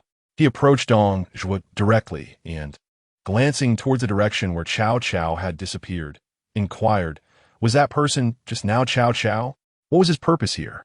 "Oh, he came to present me with a treasure blade," Dong Zhuo replied cheerfully. If it was a mere gift of a blade, why did he appear as though he were fleeing for his life? Liu Yi probed, clearly perplexed. Upon his utterance, Liu Bu beside him suddenly grasped the situation. As if a revelation struck him, he remarked, "Just now, outside the small pavilion, I observed Cao Cao exhibiting signs of intent to assassinate. It was only because I happened upon him that he chose to present his dagger instead." "Oh!" Dong Zhuo furrowed his brow, contemplating This assertion indeed seems plausible. My son, Wenyu, what are your thoughts on this matter? With Liu Yi present, Li Ru typically exhibited eagerness in responding to Dong Zhuo's inquiries, and he promptly cleared his throat, preparing to speak. At this moment, Liu Yi would not relinquish the initiative to Li Ru. Seizing the opportunity, while Li Ru cleared his throat, he interjected, Cao Cao has neither wife nor children in the capital. He is a bare official. The adoptive father may send someone to his residence to summon him for questioning. Should Cao Cao audaciously return, it would indicate his intent to present the dagger. However, if he conspicuously fails to appear, or if he fled on horseback the moment he departed the Prime Minister's residence, it would confirm his assassination plot. These words resonated deeply with Dong Zhuo, who immediately dispatched a contingent of personal guards to summon Cao Cao. Li Ru, observing the exchange, was left bewildered.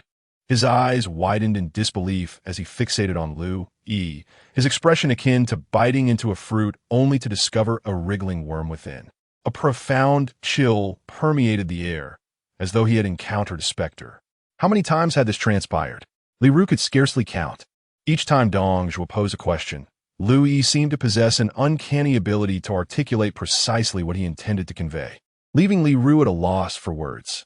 Was Liu Yi truly so astute? Why did his thoughts invariably mirror Li Ru's own? An inexplicable flicker of fear crossed Li Ru's gaze, as he pondered whether Liu Yi had completely deciphered him. Noticing the peculiar expressions on both their faces, Dong Zhuo felt a twinge of embarrassment and refrained from further discourse, instead summoning Li Ru and Liu Yi back to the residence to partake in tea while they awaited news. Before long, the soldiers dispatched to summon Cao Cao returned to report that he had not returned to his residence. After leaving the Prime Minister's abode, he had proceeded directly to the East Gate, claiming to be on official business for the Chancellor and urging the gatekeeper to open the city gates to allow his escape. Upon hearing this, the atmosphere in the room fell into an oppressive silence. Dong Zhuo's countenance darkened instantaneously. His previously gentle and benevolent demeanor now resembled that of a malevolent specter. Li Ru, seizing the moment, rose to speak before Liu Yi could interject. This time, having learned from past lessons, he refrained from clearing his throat and opened his mouth to address the matter. However, before he could utter a word, Liu Yi slammed his palm forcefully onto the table. The sudden sound reverberated through the quiet room like thunder, startling Li Ru, who turned to look at Liu Yi in bewilderment. Liu Yi, filled with rage, his eyes ablaze, bellowed, Cao Cao. Surely he flees in fear. He is here to assassinate. Li Ru was taken aback. Isn't that precisely what I was about to articulate? The audacity of Liu Yi was infuriating. Clenching his teeth, Li Ru felt an inexplicable urge to strangle Liu Yi. Yet, before he could channel his anger, Dong Zhuo slammed his hand upon the table with even greater force. The solid wooden table splintered under the impact. Well done. Dong Zhuo gritted his teeth, seething with rage, and exclaimed 3 times in succession. Just when I resolved to practice benevolence, extending goodwill towards him by gifting him a horse, he audaciously plotted to assassinate me, even utilizing the very steed I bestowed upon him to flee, all while claiming it was my command. The fury within Dong Zhuo was palpable. He was truly on the verge of exploding. His corpulent form swelled like a volcano ready to erupt. Benevolence, to hell with such notions. These wretched scoundrels are unworthy of my kindness. Dong Zhuo's eyes burned red, akin to a frenzied beast. Li Ru, witnessing this, felt an overwhelming surge of joy. So, benevolence is not to be applied, and the tides of offense and defense shift, is it? Liu Yi, you fool. Do you now comprehend the folly of extending kindness? You have indeed misjudged the situation. I shall relish watching how you attempt to justify your actions. Seizing the opportunity, Li Ru intended to support Dong Zhuo, preparing to cast aspersions upon Liu Yi. However, as he reached out to Dong Zhuo, Liu Yi abruptly seized his shoulder and forcefully yanked him backward. Li Rutini, being a scholar, lacked the strength of Liu Yi and was swiftly pulled aside, nearly losing his balance. Li Ru was taken aback, astonished that Liu Yi would dare to act so brazenly, his eyes narrowing in a predatory glare directed at Liu Yi, ready to confront him. Yet, Liu Yi paid him no heed, instead helping Dong Zhuo with fervor, exclaiming, "Father of righteousness!" Cao Cao's audacity signals the presence of conspirators. Please, allow me to gather men to apprehend Cao Cao and unearth his accomplices, restoring peace to the court. Chapter 43. I can predict fate. I shall capture Cao Cao, not only that, but I shall also create shadowy images to disseminate throughout the land, a nationwide manhunt. As Liu Yi spoke, Li Ru was left utterly astonished. Was Liu Yi human or a ghost? How could he so audaciously usurp Li Ru's thoughts? The notion of creating shadowy images and spreading them across the realm was clearly what had been brewing in Li Ru's mind. Yet time and again, it was Liu Yi who articulated these thoughts. Once could be dismissed as mere coincidence, twice perhaps a fluke, but what a third, fourth, or even fifth instance? A tempest of fear surged within Li Ru, compelling him to step back involuntarily, his gaze piercing through Liu Yi as if seeking to unveil his true nature.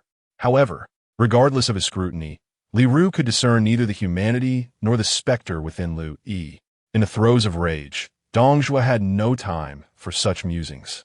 He was consumed with a singular desire to capture Cao Cao and rend him asunder.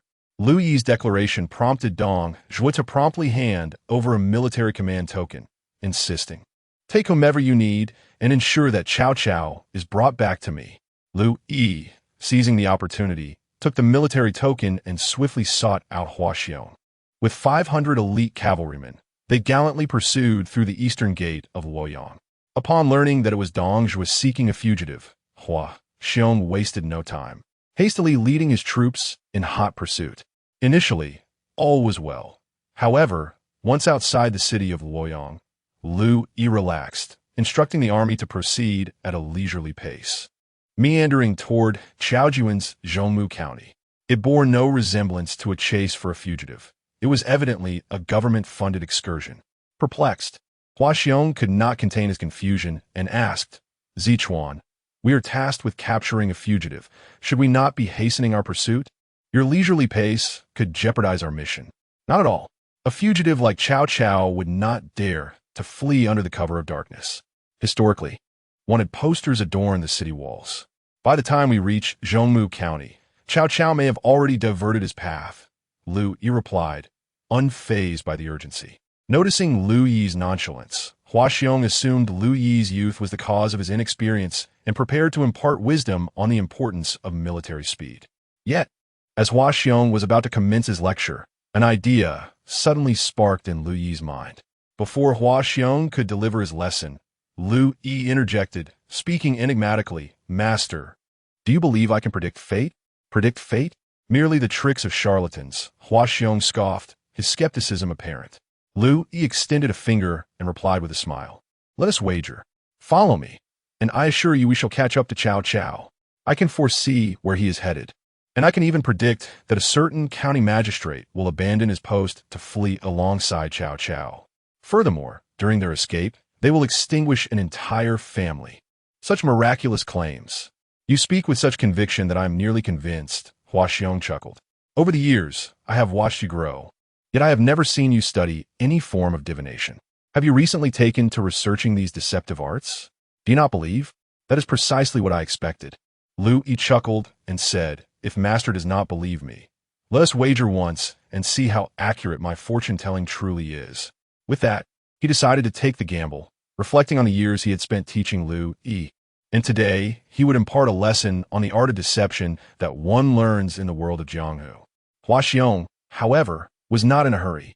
In his view, the chances of capturing Cao Cao were exceedingly slim. So it would be wise to first redirect Liu Yi away from his misguided beliefs in such dubious arts.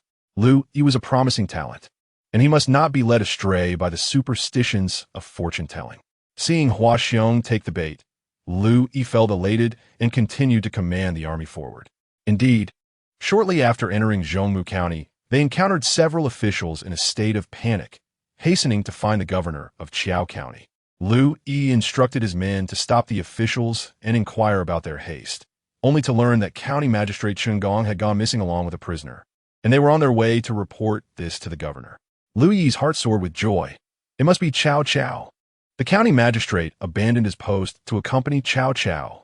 Hua Xiong was left speechless, having intended to teach Liu Yi a lesson, but instead found himself schooled. Could it be that Liu Yi truly possessed the gift of prophecy? Hua Xiong stared at Liu Yi as though witnessing a supernatural phenomenon, then shook his head. It must be mere coincidence. Perhaps Liu Yi was aware of Cao Cao's accomplices, and the county magistrate was one of them. Zichuan, this is your fault for not informing me that the county magistrate was an ally of Cao Cao, and instead deceiving me with this talk of fortune-telling. Have you been playing me for a fool? Zichuan, I have misjudged you all these years. Hua Xiong's frustration began to surface. Liu Yi hastily shook his head, smiling as he replied, Master, from beginning to end, you have always been my mentor. How could I ever jest with you? If you believe that the matter concerning the county magistrate is not something I divined, do you not think I could also foresee that these two might commit murder along the way? That seems unlikely, Hua Xiong conceded.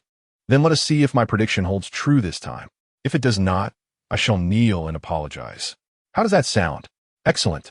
Hua Xiong pondered, recognizing that Cao Cao's assassination of Dong Zhuo must have involved accomplices, making the county magistrate's role as a supporter quite plausible. However, the notion that they might murder an entire family during their escape was something that could only occur as an unforeseen event, which could not be predicted.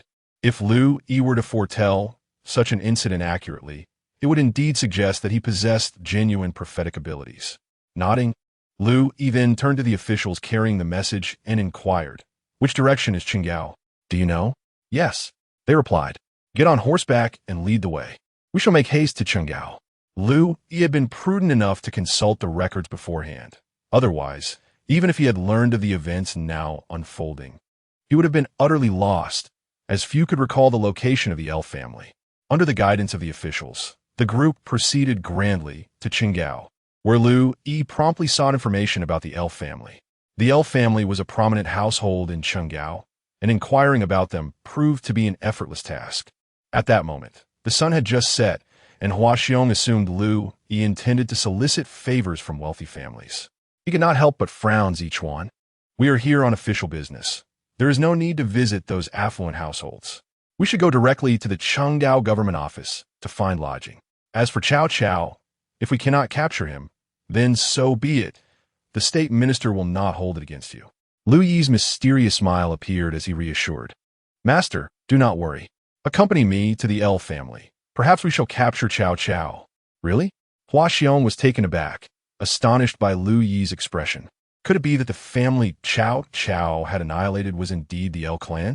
Previously, Hua Xiong had believed that if Liu Yi could truly foresee the future, then Cao Cao's victims were likely a humble family of 3 or 4. Yet, the El family was a prominent lineage, with Cao Cao while fleeing for his life, audacious enough to strike at such a grand house. Confounded, Hua Xiong could only follow Liu Yi as they proceeded. Not long after the army had marched, they encountered an elderly man riding a donkey, a wine jug slung over his shoulder as he made his way. Upon seeing this, Liu Yi immediately perked up, urging the soldiers to disperse and conceal themselves. He and Hua Xiong, along with a few others, stealthily trailed the old man from a distance. What could this mean? Hua Xiong was utterly perplexed but felt it inappropriate to inquire further. Before long, the old man had traveled only a few miles when 2 figures on horseback approached. Faintly, voices could be heard exchanging words. Esteemed nephew, my lord, it is already dark. Why are you still on the road? We are wanted men and dare not linger here. It would be unfortunate to implicate you. I have already instructed my family to prepare a feast with pork. I have also procured fine wine. What harm is there in staying for a night? At that moment, Liu Yi was suddenly filled with excitement. This was a moment of historical significance. It was here that Cao Cao uttered his timeless words. Liu Yi had never anticipated witnessing such a scene firsthand. With wide eyes, he gazed at the 3 silhouettes beneath the night sky, lamenting the absence of a recording device, for this was a moment that deserved to be immortalized in history. Chapter 44. The notable scene of Cao Cao upon overhearing the conversation. Hua Xiong immediately surmised that the 2 silhouettes in the darkness were none other than Cao Cao and Qinggong. Unable to contain himself, he was poised to rush out and apprehend them. Fortunately, Liu Yi restrained him with a firm grip, whispering, "Patience, my friend. Cast a long line to catch a great fish." The capture of Cao Cao was of little consequence. Liu Yi was intent on winning over Chen Gong, who was currently devoted to Cao Cao. Liu Yi awaited the moment when Chen Gong's resolve would wane. Hua Xiong, though perplexed, heeded Liu Yi's counsel. Thankfully, the night was cloaked in darkness and a howling wind, which obscured their presence from Cao Cao. However, before Liu Yi could savor this stroke of luck, he observed Cao Cao's eyes narrowing sharply as he abruptly turned his gaze towards Liu Yi's direction. Had they been discovered? A wave of anxiety washed over Liu Yi. Then, with a commanding gesture, Cao Cao bellowed, "Who is over there?" The shout startled both Liu Yi and Hua Xiong, who feared their cover had been blown. El Bosch and Chen Gong also turned anxiously towards the source of the voice. Hua Xiong, hand resting on his sword, fixed a steely gaze upon Cao Cao, prepared to leap into action. At that moment, in a swift and unexpected turn, Cao Cao drew his sword and struck at El Bosch with lethal intent. The poor old man, who had kindly invited Cao Cao for a drink, met a tragic fate, his family slaughtered, his eyes wide with disbelief as he implored, "Why, dear nephew?" Cao Cao, indifferent to his words, advanced with a flurry of blows. Within moments, El Bosch was reduced to mere flesh, his identity obliterated, dead beyond recognition. The air became thick with the stench of blood, and the mountain winds rustled the wild grass, leaving only the sound of Cao Cao's labored breathing. Hua Xiong was left in stunned silence. He had braced himself for a grand confrontation with Cao Cao, only to witness the execution of the old man. Their previous dialogue suggested that El Bosch was a relative of Cao Cao. The sudden shift left Hua Xiong frozen among the grass, recalling Liu Yi's words. Could it be that Liu Yi had spoken the truth once more? Did he possess the gift of foresight? Unable to suppress his astonishment, Hua Xiong glanced at Liu Yi, a tempest of emotions swirling within him. Disbelief etched upon his features. Simultaneously, Chen Gong stared in shock at Cao Cao, incredulity spilling forth as he exclaimed, "Cao Mengde, what have you done?" Earlier, at home, one could argue it was an accident, but this, can you still claim it was unintended? "Gao Gao, baludit swat in hen," gasped as he addressed Chen Gong. If El Bosch returned home to find his family slaughtered, he would undoubtedly seek retribution, reporting us to the authorities. If I do not eliminate him, it is I who will perish at his hands. Chen Gong's face flushed with anger as he retorted vehemently, "Absurd. You were in the wrong from the outset, and now you compound that error. A kind man offered you hospitality, and you repay him with the slaughter of his family over events that have yet to transpire. This is a profound injustice." Cao Cao's laughter was cold as he regarded El Bosch's lifeless body, his voice rising with intensity. "I would rather betray the world than allow the world to betray me." Chen Gong's shock deepened. His gaze upon Cao Cao transformed into one of utter unfamiliarity and disbelief. Under the luminous glow of the moonlight, Chen Gong had one hand firmly grasped on the hilt of his sword at his waist, seemingly poised to engage in battle with Cao Cao. However, Cao Cao remained oblivious to Chen Gong's intentions, his peripheral vision darting towards the direction where Liu Yi lay in ambush. Suddenly, he pivoted and seized Chen Gong, urging him to flee. "This place is no longer safe. Come, we must depart swiftly." At that moment, Hua Xiong grew anxious, realizing their cover had been compromised. If they did not act now, when would they? He glanced at Liu Yi, who remained calm, and implored him to exercise patience. Now was not the opportune moment. Liu Yi sought discord between Cao Cao and Chen Gong, so he could exploit the ensuing chaos. Chen Gong, feeling despondent, was being pulled forward by Cao Cao, his mind a tumult of conflicting emotions. I regarded Cao Cao as a virtuous man, abandoning my official duties to follow him, only to discover that he is a ruthless scoundrel. He is of the same ilk as Dong Zhuo. Allowing him to live would surely bring calamity upon us. It would be better to eliminate him. A surge of murderous intent arose within Chen Gong, yet he refrained from acting. I followed him for the sake of my country's future. To slay him would be an act of injustice. It is better to part ways. With a heavy sigh, Chen Gong suddenly steadied himself. Cao Cao turned back, puzzled, and inquired, Why do you hesitate, Gong Tai? Mengda, our fates have diverged. Let's part ways henceforth. As he spoke, Chun Gong clasped his fists in salute to Cao Cao and then turned his horse to the left. Cao Cao was momentarily taken aback, but quickly grasped the implications. Gong Tai believes I am unworthy, thus he refuses to follow me. His departure may lead him to report me, claiming he was an undercover agent, thus evading blame and retaining his post as county magistrate. I cannot allow him to leave alive. As Chun Gong's silhouette faded, a glint of murderous intent flickered in Cao Cao's eyes, his gaze growing increasingly fierce and menacing, his hand now resting on the hilt of his sword, poised to charge and strike Chun Gong from behind. Just then, a gust of wind swept through, accompanied by the distant sound of war horses neighing. Cao Cao was suddenly startled, turning to regard Liu Yi's hiding place, an instinctive alarm rising within him, causing the hairs on his neck to stand on end. Something was amiss. Sans signe danger. Cao Cao disregarded Chun Gong and, without a moment's hesitation, turned his steed to gallop furiously to the right. If we do not pursue now, they will surely escape. Hua Xiong, in a state of agitation, witnessed the separation of Chun Gong and Cao Cao, yet Liu Yi remained unruffled, unable to contain himself from offering a reminder. With a knowing smile, Liu Yi, observing Chun Gong's retreat, addressed Hua Xiong, Master, lead the cavalry to hunt down Cao Cao. Let the outcome be whatever it may. What about you? Hua Xiong immediately thought of Liu Yi. In this venture, Liu Yi had brought but 2 personal guards, with everyone else pursuing Cao Cao. Liu Yi's decision to chase after Chun Gong seemed perilous. Yet Liu Yi, exuding confidence, insisted, Chun Gong is merely a sorcerer without personal guards for protection. Even if he possesses formidable magical prowess, in close combat, he may not be my match.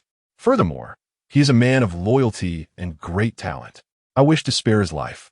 As for Cao Cao, Master, pursue him relentlessly, and do not hesitate. Strike him down without a second thought. He is treacherous and cunning, and allowing him to live would undoubtedly result in unforeseen complications.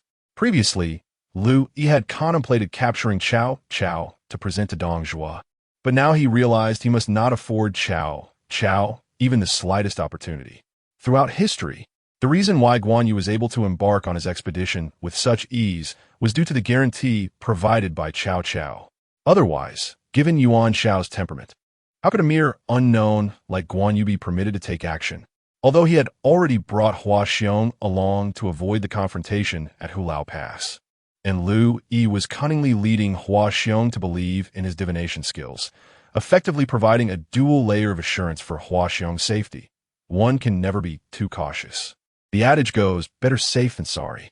Should Cao Cao be slain today, it is quite possible that Guan Yu would not even have the opportunity to engage in battle, which would be a far more prudent course of action.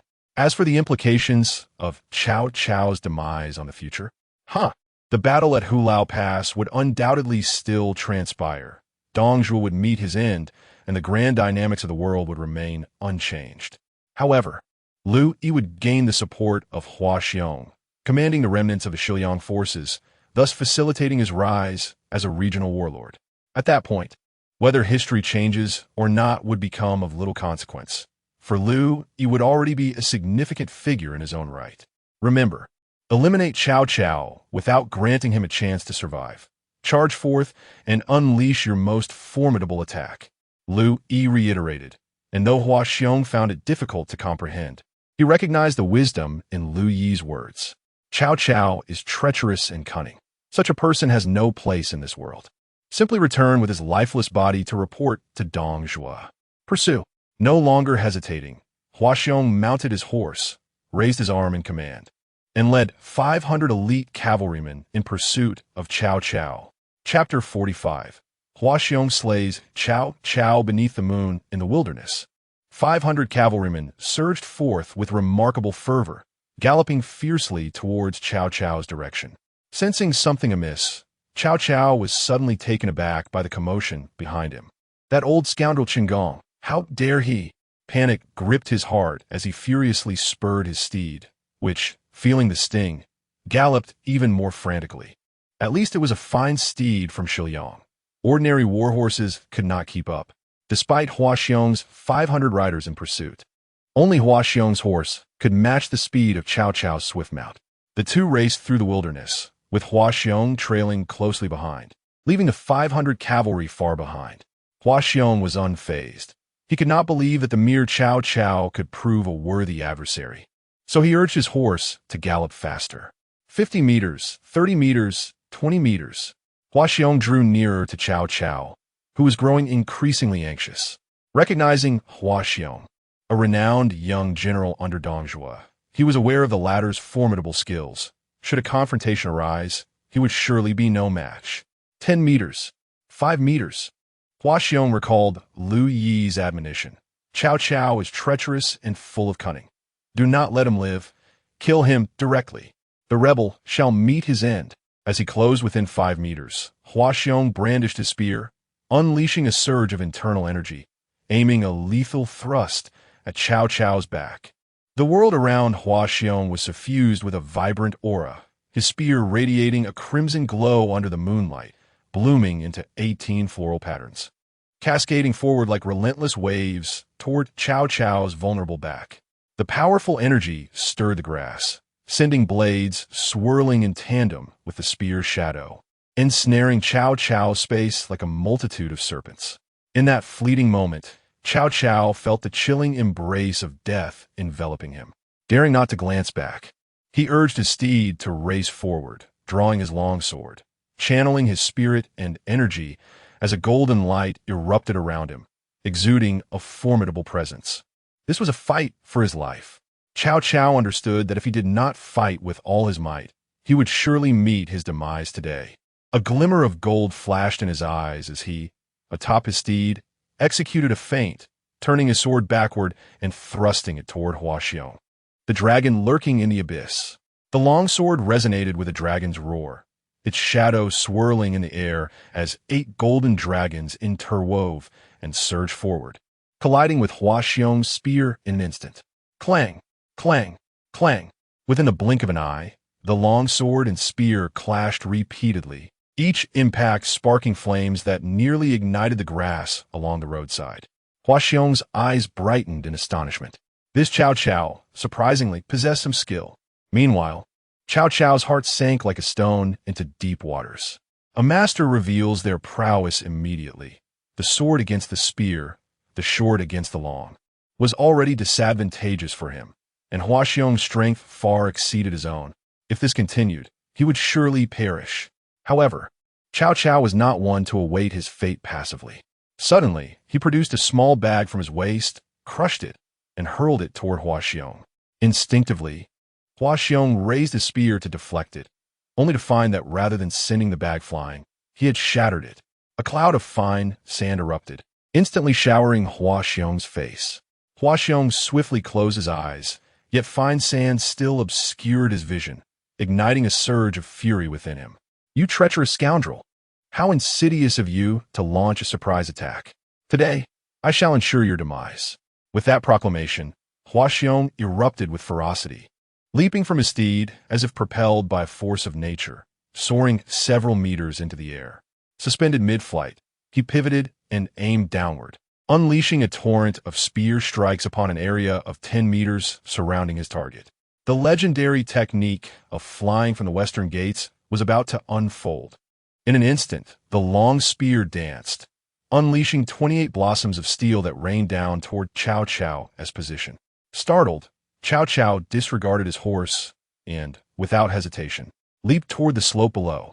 At the very moment he vaulted away, Hua Xiong's spear shadows descended upon him. The fine steed of Shiliang was unable to emit a sound before its body erupted in a shower of crimson as over 20 gaping wounds punctured its flesh, collapsing lifelessly to the ground. Hua Xiong landed with a devastating strike, his spear's energy sweeping through the air, reducing Cao Cao's noble steed to mere remnants. Curse it! That scoundrel has escaped. Hua Xiong's fury intensified upon realizing he had missed his mark. Uncertain of the substance obstructing his vision, he refrained from wiping it away, opting instead to close his eyes and listen intently. Hearing hurried footsteps nearby, he relied on his acute sense of hearing to pursue. However, with his eyes shut and the terrain challenging, he found himself trailing further behind, bellowing in rage, "Chow thief, do not flee. Gao gao glung set buck." A cold smirk gracing his lips as he quickened his pace, darting into a nearby grove, quickly disappearing from sight. Simultaneously, Liu Yi, accompanied by 2 loyal soldiers, caught up to Qingong. "Why run so hastily, my friend? Why not pause for conversation?" Qingong furrowed his brow, turning to see Liu Yi, a youth of merely 20, whom he did not recognize. Yet the uniforms of the 2 soldiers behind him unmistakably bore the insignia of the Shiliang army, leading him to deduce that they were government pursuers. To his astonishment, the officials had arrived so swiftly. Qingong had no intention of halting, coldly replying, "Young man, we have nothing to discuss. Depart at once, or I shall not be courteous. I am Liu Yi," he asserted, "and I have long admired your reputation. Today, I merely wish to share a conversation with you and assure you that I mean no harm." "Liu Yi?" Qingong exclaimed in shock. He knew of Liu Yi's infamy as the second-in-command under Dong Zhuo, the very man who had coerced the young emperor to abdicate. "I have nothing to say to a traitor. Should you pursue me further, I shall take action." As he spoke, a shimmering silver aura enveloped him. Liu Yi, drawing nearer, beheld Qingong on horseback, his hands weaving intricate gestures, murmuring incantations. Astonishment washed over him. This fellow is casting a spell. The prowess of a sorcerer of Qinggong's caliber surely rivaled that of Zhang Jiao, although there were no lesser soldiers to bolster his power here, and the sorcery could not reach the earth-shattering magnitude of Zhang Jiao on the battlefield. Liu Yi was acutely aware that he was no match for this skill. He could very well be slain by Qinggong. "Stop reciting. I am a friend, not a foe. I have come to speak with you." Liu Yi exclaimed in alarm, hastily calling out. Yet Qinggong paid him no heed. As Liu Yi closed in, Qinggong even bit his tongue to draw forth his vital blood, causing the silvery radiance surrounding him to intensify. A shimmering silver light, akin to a great river, surged forth from the heavens and the earth, signaling the imminent culmination of Qinggong's sorcery. In a moment of desperation, Liu Yi disregarded all caution and lunged forward with all his might. Thankfully, after years of daily practice, Liu Yi had mastered the rudiments of horsemanship to an extraordinary degree, although he was inferior to Qinggong in many other skills. When it came to riding, even 10 Qinggongs combined could not match a single hair of Liu Yi's prowess. Before Qinggong could react, Liu Yi leaped from 5 meters away, landing squarely upon the rear of Qinggong's steed. If it were anyone else, the precision of such a jump would be dubious. Even if they managed to mount, they would likely be thrown off. Yet Liu Yi sat firmly upon the horse's rear, propelling himself forward and dragging Qinggong down from the mount, tumbling into the grass. The scholars and sorcerers were unfit for close combat. Qinggong was unable to resist, though he continued to chant his incantation, and powerful energies surged towards him, causing the silver light enveloping him to flicker to its zenith. Just as Qinggong was about to unleash his spell, Liu Yi, in a state of panic, disregarded all else and seized a handful of earth, shoving it directly into Qinggong's mouth. Slow-witted Qinggong had barely uttered 2 words before his mouth was filled with dirt. The physical silence interrupted the sorcery entirely. Chapter 46, Recruiting an S-Class Strategist. We are not suitable to him. The mud in the countryside held unspeakable horrors, and Qinggong felt a wave of foulness churning in his mouth, collapsing to the ground as tears streamed from his eyes. Why must this be? Liu Yi sat beside him, gently patting Qinggong's back to help him regain composure.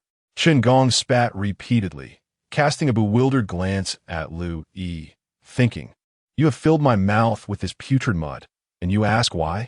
Had Qinggong not been a scholar, he would have been no match for Liu Yi in close combat. Otherwise, he would certainly have continued to struggle against him. At that moment, Liu Yi's 2 personal guards caught up, leaving Qinggong utterly despondent. He lamented inwardly, never expecting that his lofty aspirations would lead him to an untimely demise before he could even realize them. However, Liu Yi waved his hand, instructing his guards, "Stand guard 50 paces away." The guards, not daring to hesitate, promptly turned and positioned themselves 50 paces distant. Curiosity piqued within Chen Gong. "Are you not afraid of me taking advantage of your guard's absence?" Liu Yi simulated, rising to brush off the dirt from his clothes before kneeling before Chen Gong. "My earlier actions were unintentional and compelled by circumstance. I offer my apologies and seek your forgiveness." With that, Liu Yi bowed his head in reverence. Chen Gong was taken aback, staring at Liu Yi in sheer disbelief.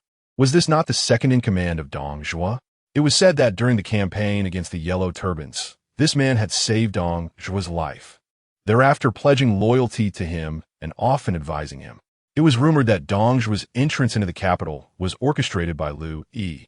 How could such a person bow before him? Was this akin to a weasel wishing a chicken good fortune? Recently deceived by Cao Cao, Chen Gong was wary of trusting anyone easily.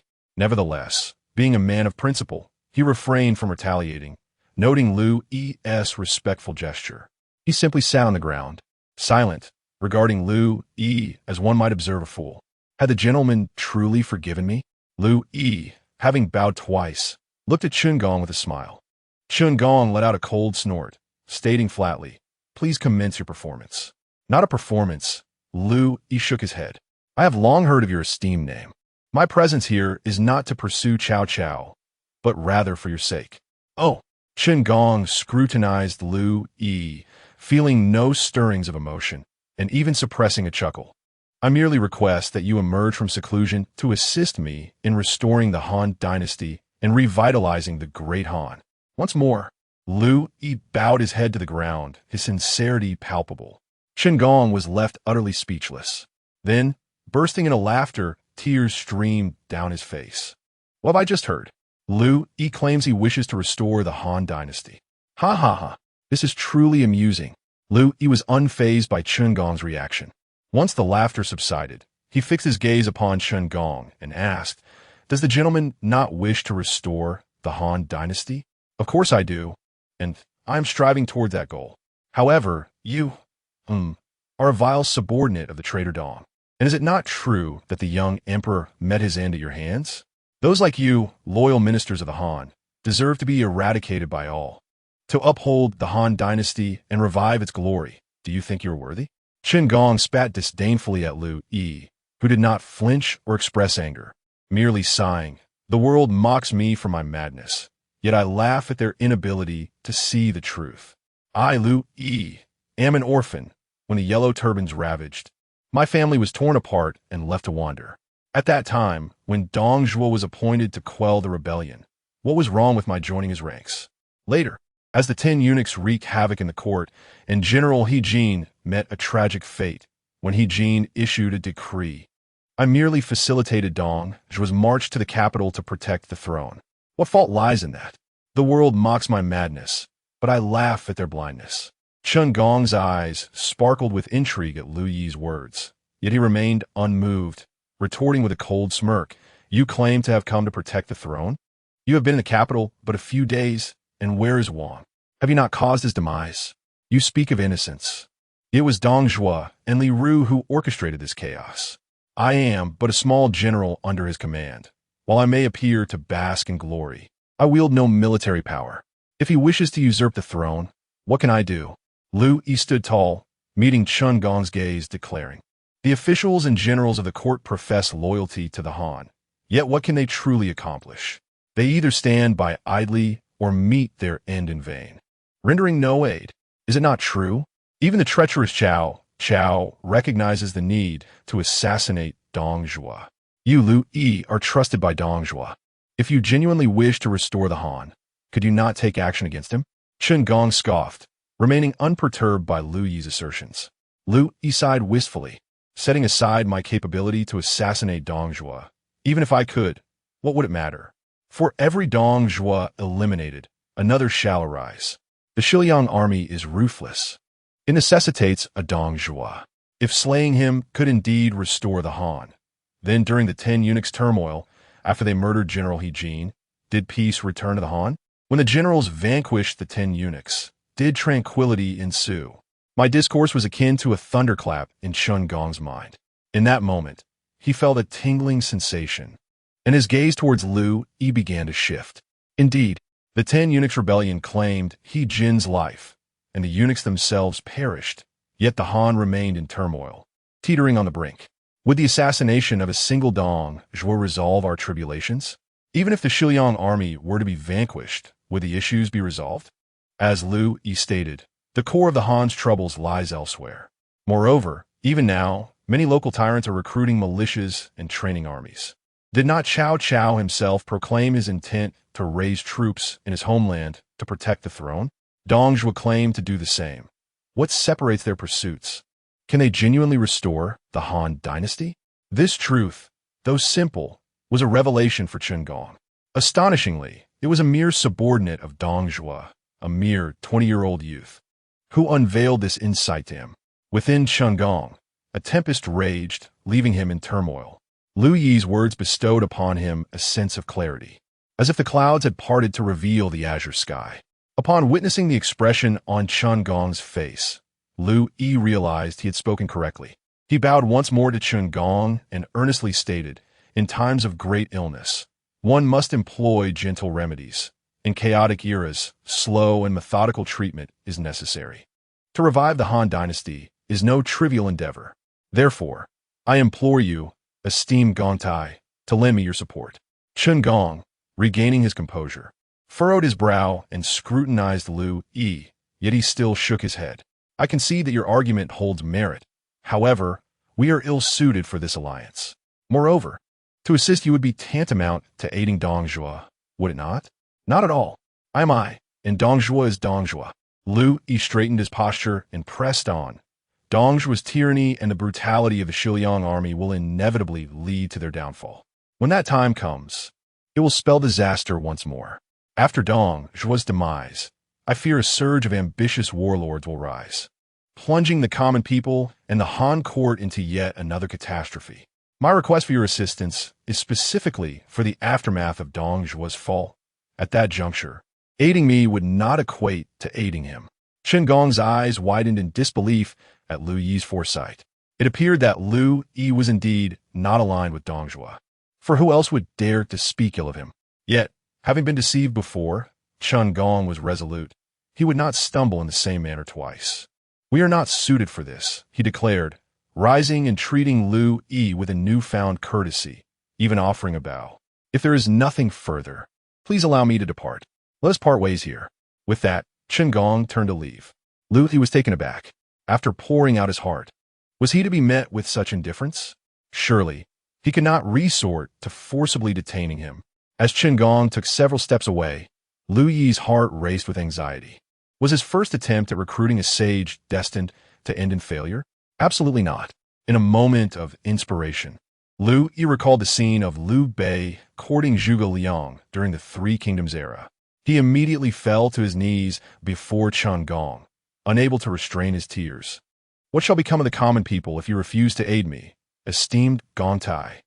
Liu Bei had successfully moralized Zhuge Liang into joining him, and surely a man of virtue like Chen Gong would not be immune to such an appeal. Indeed, upon hearing these words, Chen Gong paused. Was he on the verge of acquiescing? Liu Yi felt an overwhelming surge of tension, his heart pounding furiously. Yet in the next moment, Chen Gong gently shook his head and continued on his way. We are not suited for this. Liu Yi was left in utter bewilderment. Chapter 47. Subduing Chen Gong, is this not sufficient? Even Zhuge Liang, upon being moved to tears by Liu Bei, bound the common people with his heartfelt plea, all in pursuit of the general's aspirations, willing to serve like a loyal hound or steed. Yet, Chen Gong was impervious to such tactics. As Chen Gong prepared to depart, Liu Yi was seized by the reckless thought of binding him with a mere rope, akin to the infamous Zhang Sanyi. However, upon reflection, who was Chen Gong? A man who would rather face death than reconcile with Cao Cao beneath the White Gate Tower. A man of fierce integrity, unwavering in his principles, willing to place his own head upon the executioner's block and urge the blade to descend. To forcibly bind such a man would mean irrevocably losing Chen Gong. In this moment of hesitation, Chen Gong was nearly shrouded in darkness. Liu Yi promptly rose and followed closely behind him. Chen Gong halted, turned back, and bowed to Liu Yi, stating, General Liu, There is no need for your pursuit. My mind is made up. We are not suited for one another. I hope you will seek a more worthy companion. Let us part ways here, and I implore you to remain." With that, he signaled for Liu Yi to cease his pursuit and strode forward resolutely. Drawing a deep breath, Liu Yi realized that he had no choice but to employ his trump card. He bent at the waist in respect towards Chen Gong's retreating figure, expressing with heartfelt sincerity, "Since you, Gong Tai, have resolved your intent, I cannot impose. However, your departure leaves your future uncertain. Should fate allow, I, Liu Yi, will always welcome you back." Chen Gong's eyes flickered, yet he did not pause, continuing onward. Liu Yi pressed on. "Your departure may lead you to wander aimlessly, and with Cao Cao's impending actions, you will inevitably be drawn into the fray. Fear not, for although I serve under Dong Zhuo, I am a man of letters. The ancients have said that governance through filial piety does not harm the kin of others, and benevolent rule should not sever ancestral rights. I vow to protect your family, and as long as I, Liu Yi, remain, so shall they. As we part ways, should destiny allow, I will ensure their safe return." The years Liu Yi spent in study had not been in vain. He utilized every lesson he had learned. In the past, Cao Cao had threatened Chen Gong's family to retain him, but Chen Gong remained steadfast, uttering similar words to reject Cao Cao's advances. Today, however, Liu Yi adopted a strategy of retreating to advance, proactively uttering these words to safeguard Chen Gong's family as he bid him farewell. As his words echoed, Chen Gong froze, suddenly stopping in his tracks. In that instant, the world seemed to stand still, and Liu Yi's breath nearly halted. Nearly a minute passed before Chen Gong turned back, gazing skyward with a deep sigh. "I, Chen Gong, once harbored the ambition to restore the Han Dynasty, intending to follow Cao Cao, only to discover that he is a treacherous and duplicitous man. Our paths diverge, and I wish to flee. Yet, your words, General Liu, have resonated profoundly within me. I have squandered half my life, only to find a kindred spirit in a general under Dong Zhuo. Enough, enough. I only ask that you remember the words you spoke tonight and remain true to them in the future. Otherwise, I, Chen Gong, shall still take my leave." Liu Yi's heart raced, and with excitement, he inquired, "Does this mean you will stay, Gong Tai? You will not depart?" Chen Gong nodded and prostrated himself before Liu Yi, declaring, "In pursuit of general's ambition, I, Chen Gong, am willing to offer my utmost assistance." Liu Yi, overwhelmed with joy, rushed forward to grasp Chen Gong's arm, exclaiming, "With your support, how could I not restore the Han Dynasty and bring peace to the realm, providing tranquility for all the people?" After years of meticulous planning, he finally saw the fruits of his labor. With Chen Gong's aid, Liu Yi felt he had taken a significant step closer to achieving his aspirations. Yet, Chen Gong was not swayed by Liu Yi's grand vision. He simply smiled and bowed once more, saying, "My lord, since you harbor such lofty ambitions, I would like to hear your forthcoming plans." With the formalities established, Chen Gong officially pledged his allegiance to Liu Yi. Liu Yi, seemingly, invited Chen Gong to sit on the grass, engaging in earnest conversation. In this tumultuous world, with Dong Zhuo's tyranny, Liu Yi foresaw that the various warlords would soon unite against him, leading to Dong Zhuo's inevitable downfall. "Once he is vanquished, I will rally the Xiliang army, seize the opportunity to establish my own domain, and contend with the warlords of the land," Liu Yi stated confidently. "Of course, I will require your guidance on the specifics." Though already aware of Liu Yi's perspective on the future, Chen Gong felt a renewed sense of awe hearing it directly from him. To possess such clarity regarding the state of the world at such a young age foretold a boundless future. Suppressing his own excitement, Chen Gong inquired, "As the warlords prepare for conflict, there is yet no clear direction. What are your plans in the meantime?" Liu Yi pondered for a moment and replied, "For now, I must remain hidden. However, there is another matter for which I seek your assistance. Please command me," Chen Gong urged. Liu Yi continued, "You should conceal yourself for the time being. When the day of Dong Zhuo's demise arrives, await my signal to join forces for a grand undertaking. I have another pressing matter that requires my attention and cannot be delayed." Chen Gong refrained from questioning the nature of this urgent task. Instead, he was genuinely curious to witness what Liu Yi would accomplish. Just then, the distant sound of galloping hooves reached their ears. Liu Yi realized that Hua Xiong had returned. Uncertain of Hua Xiong's success in eliminating Cao Cao, he knew he could not allow Hua Xiong to see him just yet. Thus, Liu Yi urged Qin Gong, "You must depart swiftly. I will handle these matters." Qin Gong nodded, rising to bow. "In that case, I shall take my leave and find a place to stay, awaiting your summons." "Indeed," Liu Yi responded, handing over all the money he had on him. "Please take this for your immediate needs. I apologize for any inconvenience." "Thank you, my lord." Qin Gong accepted the money without further ado and promptly departed, disappearing into the darkness. As Qin Gong left, Liu Yi felt a surge of exhilaration, nearly leaping with joy. History, after all, had shifted. In the future, without Qin Gong's assistance, it was uncertain whether the brash Elbu could escape to ambush Liu Bei and seize Su province. Yet, what Liu Yi yearned to know most was this. With Qin Gong's fate altered, what would become of Cao Cao? This fellow should not escape the relentless pursuit of Hua Xiong. In the distance, the sound of galloping hooves grew ever closer, faintly echoing the calls of Liu Yi's name. Liu Yi hastily gathered himself and swiftly made his way back. Not far along, he spotted a group approaching with torches. Leading the way was none other than Hua Xiong. "I am here," Liu Yi called out eagerly from afar. "So, have you slain that treacherous dog Cao Cao?" Hua Xiong's expression turned awkward as he wiped his eyes, responding with evident frustration. "No, Cao Cao is indeed a cunning and sinister villain.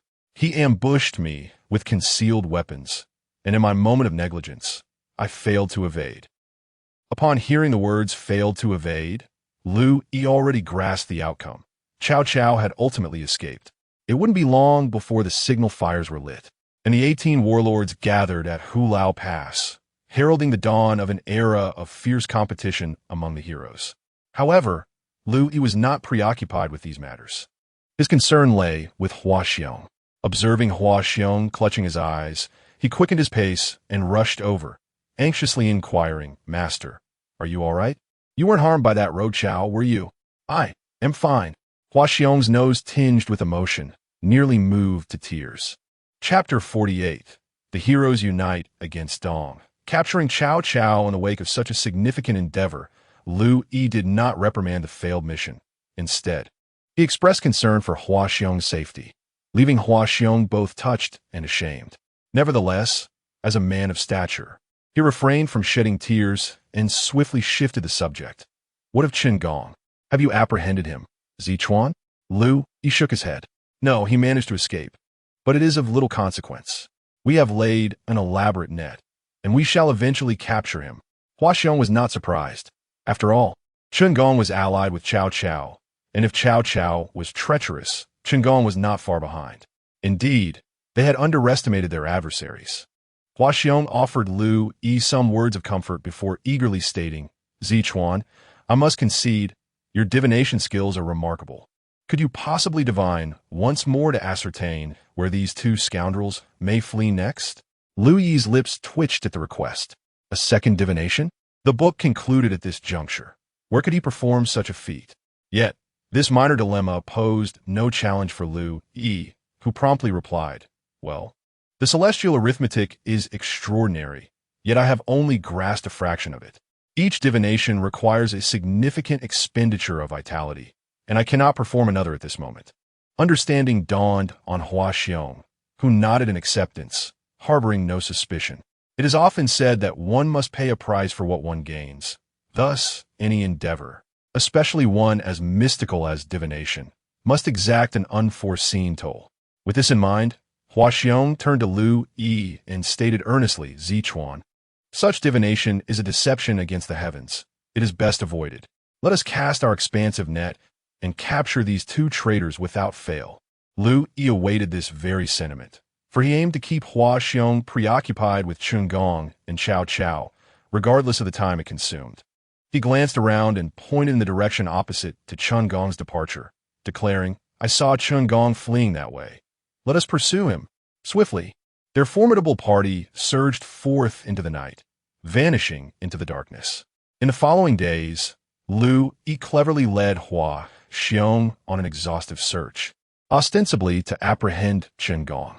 Of course, he was leisurely, alternating between diligent pursuit and laxity.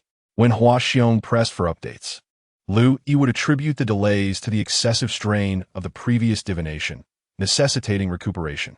Hua Xiong, trusting Liu Yi, would then go hunting after their daily affairs, seeking to enhance Liu Yi's meals, claiming he wished to nourish him well.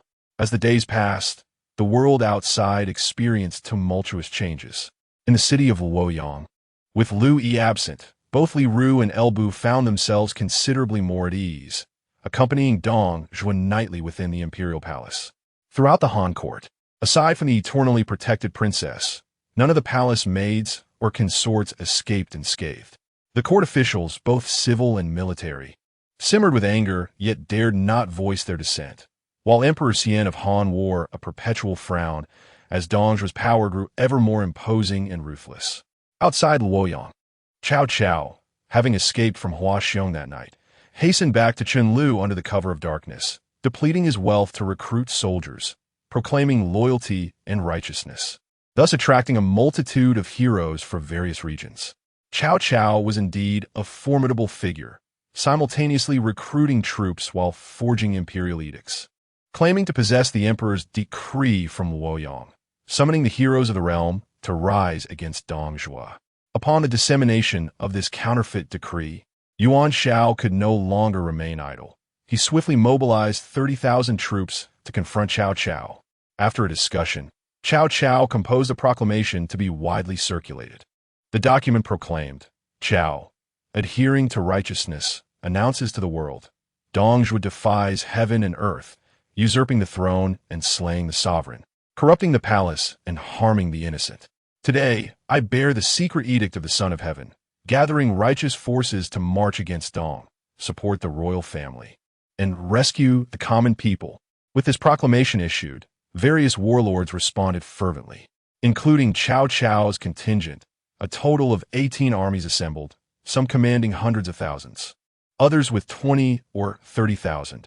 A vast army advanced towards Luoyang, and soon the air was thick with smoke and the sound of war drums reverberated through the skies.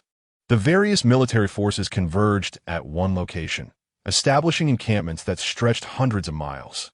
Cao Cao slaughtered cattle and horses to entertain the troops, while nominating Yuan Shao as the alliance leader, constructing a high platform adorned with banners from the 5 directions.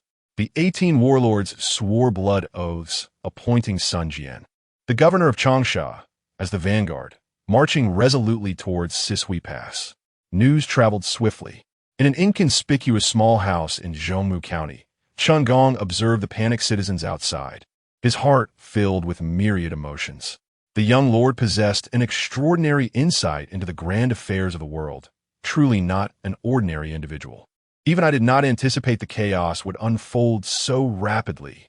With the 18 warlords advancing towards Sisui Pass, was Dong Zhuo's doom truly upon us? Chen Gong gazed at the sky, his body trembling with excitement. Beyond Qiao County, in a place of exquisite scenery, Liu Yi had set up camp, leading 500 cavalry in a thorough search for court criminals. Naturally, each day, it was Hua Xiong who led the troops on these searches while he himself fished by the river, claiming it was for the sake of cultivating body and mind. Today proved to be another unfruitful day for fishing. Despite not catching a single fish, Liu Yi remained in good spirits, unconcerned. Suddenly, a swift horseman approached, announcing an urgent summons. The Marquis of Sisui, Liu Yi, and the Colonel Hua Xiong are to return to Luoyang at once. Initially, Liu Yi paid little heed, but upon comprehending the messenger's words, a glint of cold light flashed in his eyes as his hand instinctively grasped the hilt of his sword, Frostmourne. It was evident that a grave situation had arisen. Would it be so pressing? Was it not the uprising of the 18 warlords against Dong? The uprising, which resulted in Hua Xiong being slain by Guan Yu's blade. Why had Liu Yi brought Hua Xiong along, if not to evade such a fate? He could not afford to lose Hua Xiong. In that moment, Liu Yi contemplated silencing the messenger, having never encountered such a herald before, unaware of the nature of the summons, believing he need not return, thereby sparing Hua Xiong from death. However, before Liu Yi could act, Huaxiong had already galloped back. The 18 warlords have mobilized towards Luoyang. The prime minister is in peril. We must return at once. Huaxiong exclaimed urgently. Yet Liu Yi was more anxious, declaring, We cannot return. We must continue our pursuit of criminals. Huaxiong, taken aback, replied, One of the 18 warlords is Cao Cao. Allowing Cao Cao to escape was a grave mistake. How can we not return now? Moreover, since our objective is to capture Cao Cao, we ought to return to Sishiguan and apprehend him. Liu Yi exclaimed, Am I mistaken in my pursuit of Cao Cao? This is unacceptable. It is impossible to seize Cao Cao now, yet we still have Cao Cao's accomplice, Chen Gong here. This individual poses an even greater threat. He is undoubtedly an insider for Cao Cao. We must prioritize capturing Chen Gong at all costs. Liu Yi's tone was resolute, yet Huaxiong seemed unfazed. Seizing Liu Yi and pulling him towards the exit. As they walked, he remarked, The Prime Minister has treated us well. During such perilous times, we ought to heed his counsel and return first. How can we concern ourselves with capturing Chen Gong here? Zichuan, do not forget that your current position is entirely due to the Prime Minister's favor. Huaxiong spoke with unwavering conviction. After years of camaraderie, Liu Yi recognized that he could not sway him. However, if he did not intervene, would Huaxiong not meet his demise at the hands of Lord Guan? With no other option, Liu Yi resorted to his ultimate gambit. Master, you are aware that I possess the gift of divination, correct? Indeed. But what does that have to do with returning to follow orders? It is indeed pertinent.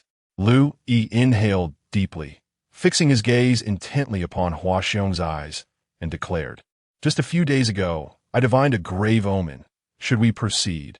My master is destined for peril and will perish at the hands of a man named Guan Yu during a confrontation at Sishiguan. My reluctance for you to return stems solely from my desire to prevent your demise. Is that truly so? Huaxiong's eyes widened in astonishment, utterly taken aback. Chapter 49. Who is Guan Yu? That he could slay me? In the past, Huaxiong would have certainly dismissed the notion that Liu Yi could predict fortunes as sheer folly. However, on this occasion, as he pursued Cao Cao, Liu Yi's predictions came to fruition. The county magistrate Chen Gong abandoned his post to flee alongside Cao Cao, and midway, they ruthlessly slaughtered dozens from the Liu family. The details were so precise, it was as if he had witnessed the events firsthand. Huaxiong, though skeptical, could not deny Liu Yi's prophetic abilities. To accurately foretell, such occurrences must surely be the domain of the divine. Yet this time, Liu Yi claimed he foresaw that at the pass of Sisui, Huaxiong would meet his demise at the hands of one named Guan Yu. Huaxiong was incredulous, yet he could not dismiss it. Was death imminent? A fleeting thought crossed his mind, but he betrayed no hint of fear. As a warrior, dying on the battlefield was a great honor. He feared death from illness in bed far more than a glorious end in combat. But who was this Guan Yu? He had never heard of anyone by that name. How could Huaxiong perish at the hands of a nameless individual? His disbelief was palpable as he regarded Liu Yi with a strange intensity, almost as if he were unwilling to accept this fate. Liu Yi, frustrated and speechless, wondered if this was truly the concern one should have. Shouldn't one contemplate the possibility of evading death? It mattered not that Guan Yu was obscure. After slaying Huaxiong, his name would echo throughout the realm. Everyone would know of Guan Yu, the man who felled Huaxiong with a single stroke. Liu Yi detailed the situation as thoroughly as possible, hoping to dissuade Huaxiong from his reckless path. Yet, Huaxiong's eyes sparkled with intrigue as he incredulously inquired, A single stroke? Could this man truly kill me with one blow? Surely, he cannot surpass Liu Bu. Liu Yi rolled his eyes. Was that truly the crux of the matter? The focal point was not how many strikes it took to fell him, but rather that he would indeed be slain. Liu Yi could only respond. Though he may not rival Liu Bu in prowess, he is not far behind. Huaxiong pondered briefly, then grasped Liu Yi's arm and began to stride forward. Let us go. Your words have ignited my eagerness. What? You wish to return? Eager to face him? Liu Yi's eyes widened in alarm. If you return, you shall perish. Is that so? I refuse to believe it. Huaxiong chuckled. Since you claim Guan Yu is not as formidable as Liu Bu, he cannot possibly slay me with one blow. If he cannot fell me, then how could I meet my end by his hand? Master, you may disregard your own life, but think of your family and of me. If you perish, I shall bear that guilt for eternity. Liu Yi was incensed, even contemplating confining Huaxiong. Yet Huaxiong was moved, responding with a smile. Zichuan, I know your concern for me is sincere, but rest assured, I shall be fine. I am not foolish. Since you say that I shall face Guan Yu at the pass of Sisui and be slain, then all I need do is avoid the man named Guan Yu. Is it not? What? Liu Yi's eyes widened in disbelief. Is that even feasible? Seeing Liu Yi's astonished expression, Huaxiong continued to smile. As warriors, we are meant to vanquish foes on the battlefield and achieve great deeds, disregarding life and death. I must partake in this battle. As for that Guan Yu, I shall heed your words and steer clear of him. Correct? However, Liu Yi had never contemplated such an action. Can the tides of history truly be altered? From the beginning until now, the only significant historical event Liu Yi had influenced was the subjugation of Chenggong. Apart from that, he had achieved nothing of note. No, absolutely not. I cannot allow my master to take such risks. Liu Yi could not tolerate the thought of such an occurrence, allowing not even the slightest possibility of it. Huaxiong, however, chuckled and inquired, Zichuan, I ask you, your fortune-telling is accurate, is it not? Indeed, Liu Yi nodded. Huaxiong continued, then it stands to reason that I will be slain by a man named Guan Yu when we engage in battle at the Sisui Pass, correct? Yes. Liu Yi nodded once more. If that is the case, then before the battle, if I do not engage with Guan Yu, I shall not meet my demise, will I? If you do not fight Guan Yu, then of course you will not perish. Then it is settled. Your prediction states that I must fight Guan Yu to face death.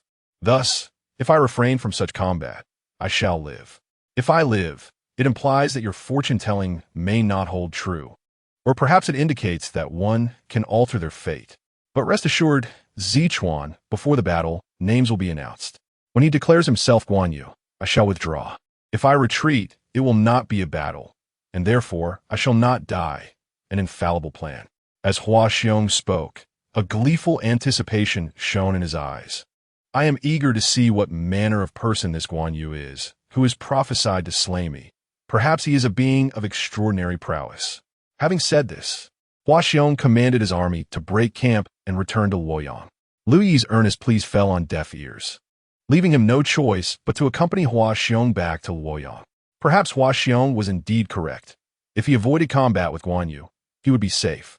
He could merely observe from the sidelines, and perhaps fate would take a different turn. The two men hastened back to Luoyang under the starlit sky, and the following morning, Dong Zhuo summoned the generals to deliberate on pressing matters. Nearly every capable warrior gathered for the assembly.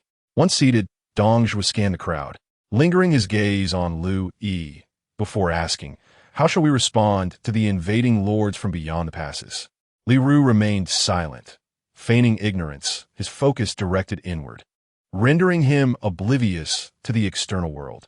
He was resolute in his belief that even if he thought of nothing, Liu Yi would not be able to voice his unspoken thoughts. Liu Yi, too, was in a foul mood and had no desire to speak, nor did he care for Li Ru's musings. The meeting grew somewhat stagnant. However, Elbu, noticing that both Li Ru and Liu Yi were reticent, felt a surge of elation. His opportunity for glory had finally arrived.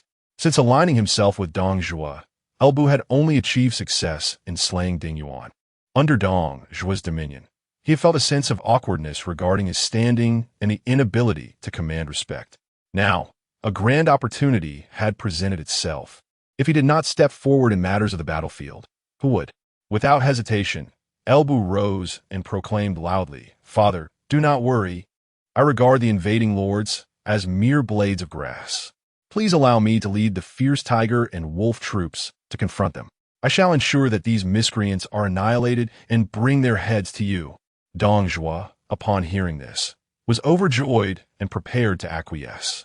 Yet at that moment, Huaxiong stepped forward and declared, Why employ a sledgehammer to crack a nut?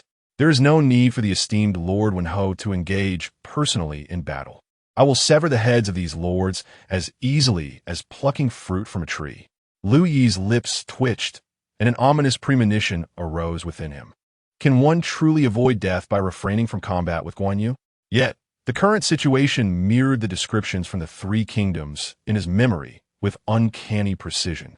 Is it possible to alter fate? No. Gritting his teeth, Liu Yi prepared to voice his dissent.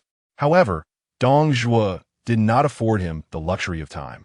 The prospect of sending Hua Xiong was indeed advantageous. First, Hua Xiong was a trusted confidant nurtured by him, and second, keeping elbow close would serve to intimidate those ambitious ministers within the court. Dong Zhuo decisively proclaimed, "Excellent. I appoint Hua Xiong as the cavalry commander," allocating 500,000 cavalry troops, alongside Vice-Generals Li Su, Hu Zhen, and others, to set off under the cover of night to confront the enemy at Sijua Pass. The assembled generals received their orders and began to disperse. Liu Yi, in a state of urgency, realized that events were unfolding exactly as history dictated. This simply could not stand. In a moment of desperation, a spark of inspiration ignited within him, and he immediately stepped forward, saying, "Adoptive father, I wish to join the fray. Please appoint me as the great general, with General Hua Xiong as my deputy, as I lead the troops to confront the enemy at Sijua Pass." Chapter 50. The Arrival of the Head Takers. A sudden silence enveloped the grand tent, as everyone gazed at Liu Yi in bewilderment. Who among Dong Zhuo's army was unaware of Liu Yi's lack of martial prowess? Hua Xiong had taken him on as a disciple, intending to impart his skills, but nearly drove him to madness instead. It was said that he had only mastered a basic form of swordsmanship.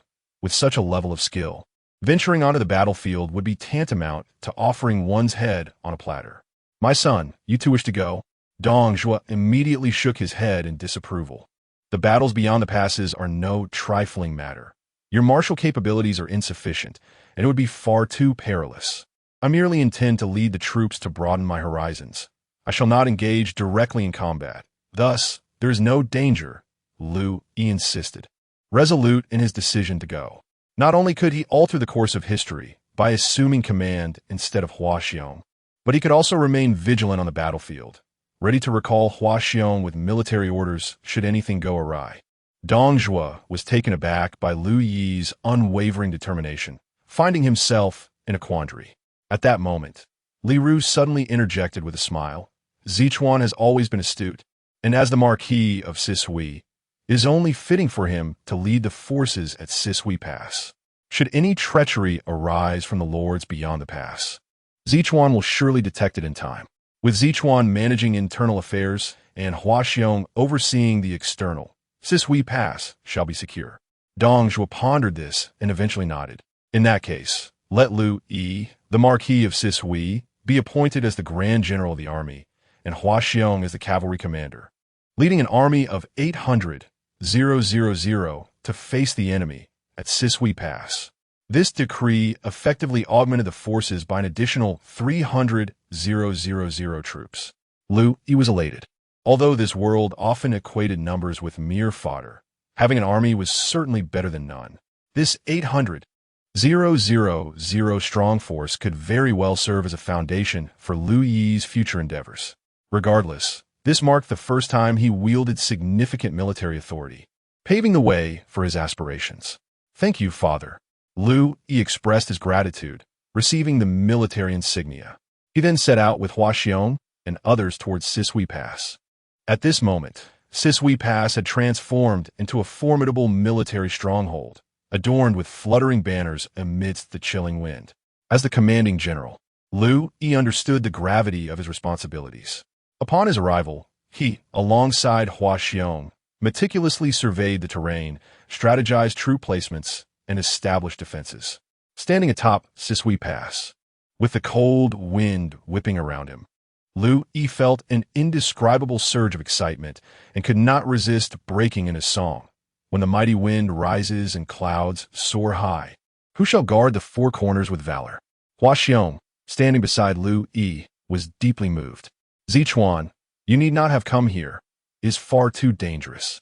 I recognize your concern for me, but you must also understand that as a general, dying on the battlefield is our honor. I seek only to be wrapped in horse leather, not to perish in a bed." "Master, you overthink it," Liu Yi replied, looking at Hua Xiong with a smile. The battlefield is precisely where I belong. There are matters I must convey to you that you may not comprehend. My presence here is not solely out of worry for you. There are other reasons at play. Hua Xiong, however, remained skeptical. What could Liu Yi possibly have to do on the battlefield? Surely, he was merely saying this to console him. In that moment, Hua Xiong suddenly knelt before Liu Yi. "Master, what are you doing?" Liu Yi instinctively reached out to assist him, but found himself unable to lift him, despite possessing a little over 4,000 in strength. He was still no match for Hua Xiong's might. Hua Xiong knelt on the ground, earnestly gazing at Liu Yi, and said, "Zichuan, no matter what you say, your presence here is exceedingly perilous. Although you are a commanding general, you must heed my counsel. Remain within the fortress and do not venture outside. Leave the battles beyond the walls to me. I comprehend your concerns. My sole aim is to vanquish the enemy and earn merit. Should the opposing forces include Guan Yu, I shall retreat, ensuring I do not perish in vain." Liu Yi felt a surge of emotion, but gently shook his head, responding, "When the time comes for me to engage, I shall do so of my own accord. Master, please do not fret. Zichuan, for all these years, I have never considered myself your master, nor have I ever requested anything of you. Yet today I beseech you." Hua Xiong suddenly bowed deeply, his forehead touching the ground at Liu Yi's feet. Liu Yi was taken aback. It was indeed the first time he had witnessed such earnest emotion from Hua Xiong. He attempted to lift him, but found it impossible, ultimately nodding in agreement. "Rest assured, Master, I fully understand the importance of self-preservation. Furthermore, your disciple is not easily trifled with. Though my skills may be modest, I am not someone who can be easily subdued." Having not been on the battlefield for quite some time, Liu Yi had also not engaged in the grim task of collecting the fallen. The coalition of the 18 warlords was set to clash at Sishiguan, a fierce battle that promised countless casualties, with attribute points and skill books strewn across the ground. Moreover, could Hua Xiong not eliminate a few enemy generals? If he could collect the bodies of those generals, he would acquire skills, and with advanced abilities, Liu Yi could himself become a formidable general on the battlefield, who could then challenge him. However, Hua Xiong felt uncertain and wished to persuade him further. At that moment, the sound of galloping hooves suddenly resonated from beyond the fortress, shaking the very earth. Liu Yi looked up to behold a vast army approaching from the distance, seemingly numbering around 30,000, their banners fluttering in the wind, one emblazoned with the character bow in bold strokes. The coalition of the 18 warlords had arrived. What a swift advance! Though merely the vanguard, their formidable presence was undeniable. Witnessing this scene, the Shiliang army atop Sishiguan felt a swell of excitement. Hua Xiong rose, his brow furrowing as he scanned the horizon, gripping his weapon, a fierce battle spirit igniting within him. Liu Yi's eyes sparkled, his blood surging with fervor, a tide of exhilaration coursing through him. The moment to claim glory had arrived. If he was not mistaken, this army sought to seize the first achievement. Led by Bao Zhong, a mere ragtag force, easily vanquished, this battle was an opportunity to establish his reputation and simultaneously gather attributes from the fallen. Even without formidable skills, high attributes could very well allow him to contend with a general. In these chaotic times, the possession of a powerful army must be complemented by one's own martial prowess. While others may require exceptional talent and relentless training to rise as battle-hardened generals, Liu Yi needed only to reclaim the fallen on the battlefield. And this time, within and beyond Sishiguan, Liu Yi would seize every opportunity without reservation. Sound the drums, prepare for battle. Liu Yi drew Frostmourne, pointing it skyward, and issued a resounding command. Boom, boom, boom, boom. The war drums resonated, their thunderous beats stirring the souls of men, igniting a fervor within all, compelling them to charge forth at once. Hua Xiong discerned that Liu Yi was not acting in accordance with the situation and promptly seized him, exclaiming, "Zichuan, you shall remain on the city walls and refrain from battle." Liu Yi furrowed his brow and turned to Hua Xiong, asserting in a commanding tone, "In the confines of my home, I am your disciple, and you may address me as Zichuan. However, within the military, at the Sisui Pass on the battlefield, I hold the esteemed title of Grand General, the Commander-in-Chief. It is you who shall heed my orders, not the other way around. Do you understand? Furthermore, within the barracks, one must address others by their ranks. Hua Xiong stood dumbfounded. Liu Yi had always been one to disregard trifles, and this was the first time Hua Xiong had witnessed such gravity in his demeanor. One could not deny that he truly embodied the aura of a grand general. Although Hua Xiong felt a twinge of reluctance and discomfort, he was a soldier who understood his duty and the hierarchy of command. He had previously regarded Liu Yi as his junior, but now it struck him that they were in a military context, where Liu Yi was indeed his superior. Yes, the Grand General. Hua Xiong had no choice but to comply. Liu Yi nodded and then turned his gaze towards the enemy forces beyond the walls, declaring loudly, "The valiant cavalry Lieutenant Hua Xiong, lead 10,000 troops. Follow me out of the pass to vanquish our foes." With that, Liu Yi descended from the city wall, mounted his steed, and raised his sword, Frostmourne, high, bellowing to the 10,000 soldiers behind him, "All generals, heed my command. Let us charge forth from the city and slay the enemy." Charge! Chapter 51. The Fearsome Teammate Strike.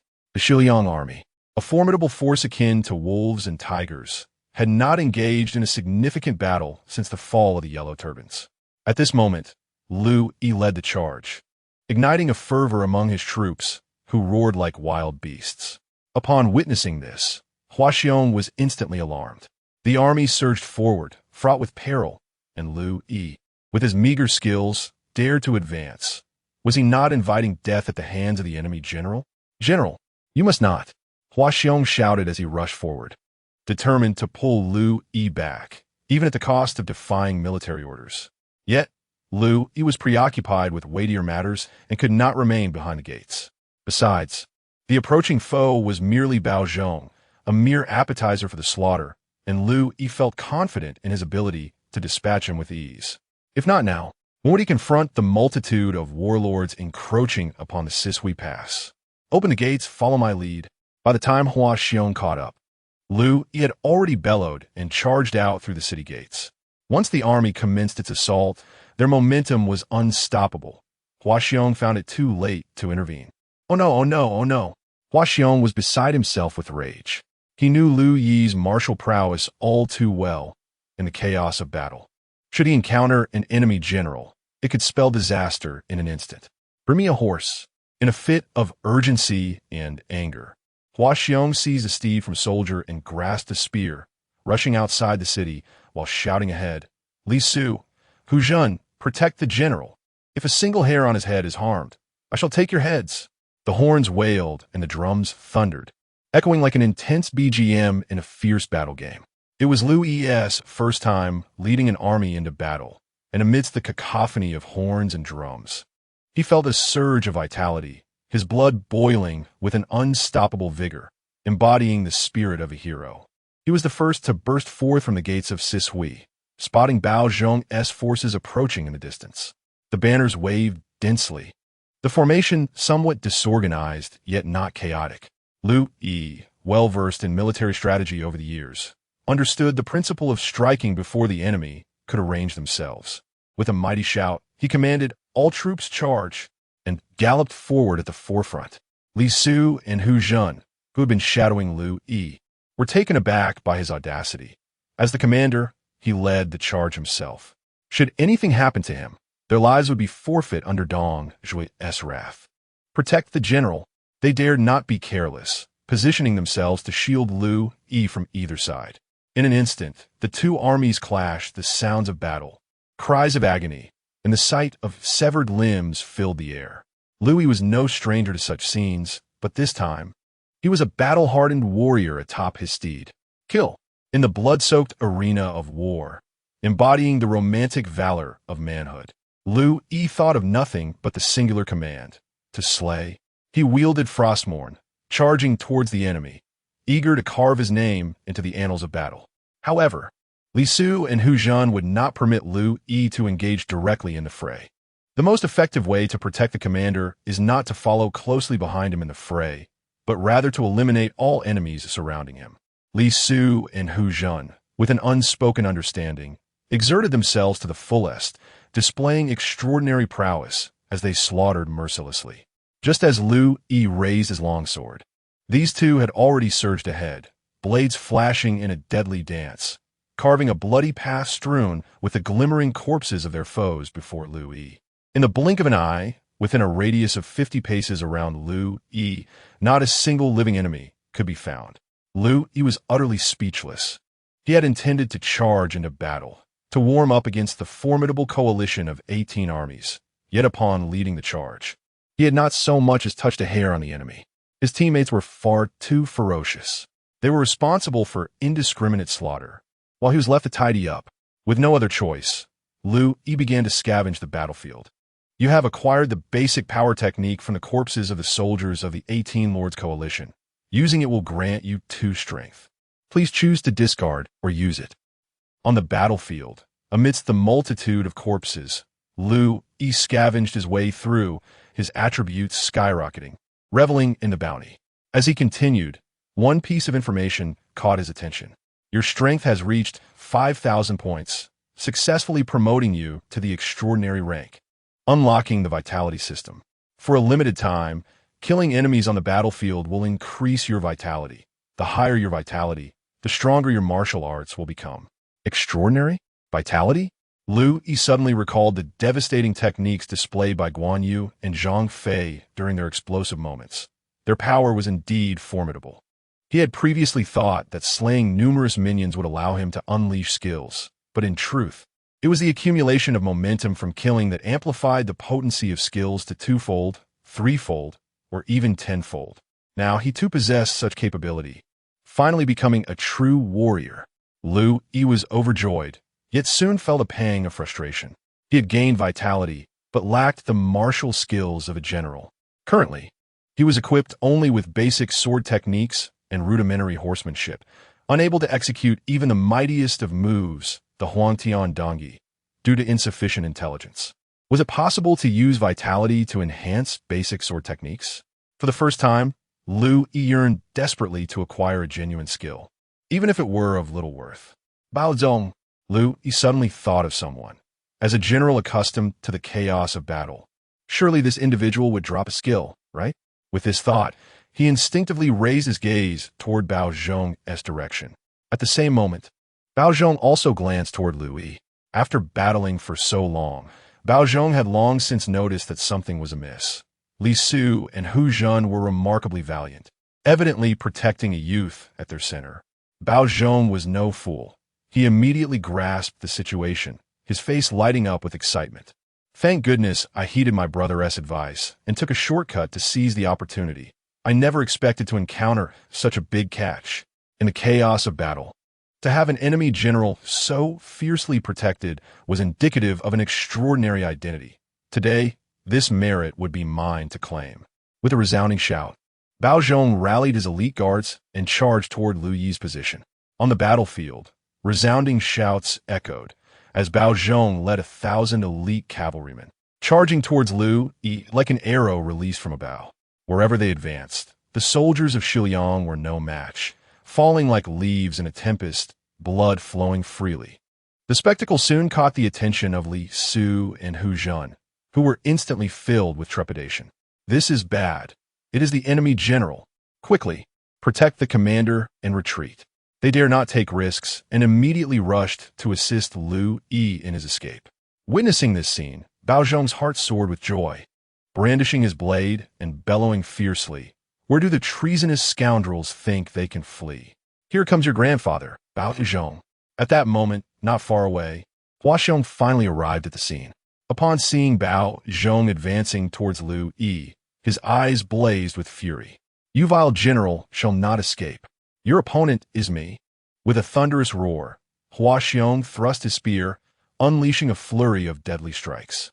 More than 30 of the allied soldiers were pierced through, their bodies riddled with countless transparent holes. Faintly visible, wisps of blood energy rose from the fallen soldiers, swirling around Hua Xiong, whose own aura had already turned crimson. The air surrounding him tinted with red. He carved a bloody path through the chaos, roaring as he charged towards Bao Zhong. Hearing the commotion, Bao Zhong glanced back at Hua Xiong, not feeling fear, but rather exhilaration. The more frantic Hua Xiong appeared, the more Bao Zhong felt his intuition was correct. There was an indescribable giant fish lurking in the battlefield. At that moment, Bao Zhong disregarded everything else, determined to seize the giant fish first. "Behold my remarkable achievement," he shouted, ignoring Hua Xiong, and accelerated towards Liu Yi.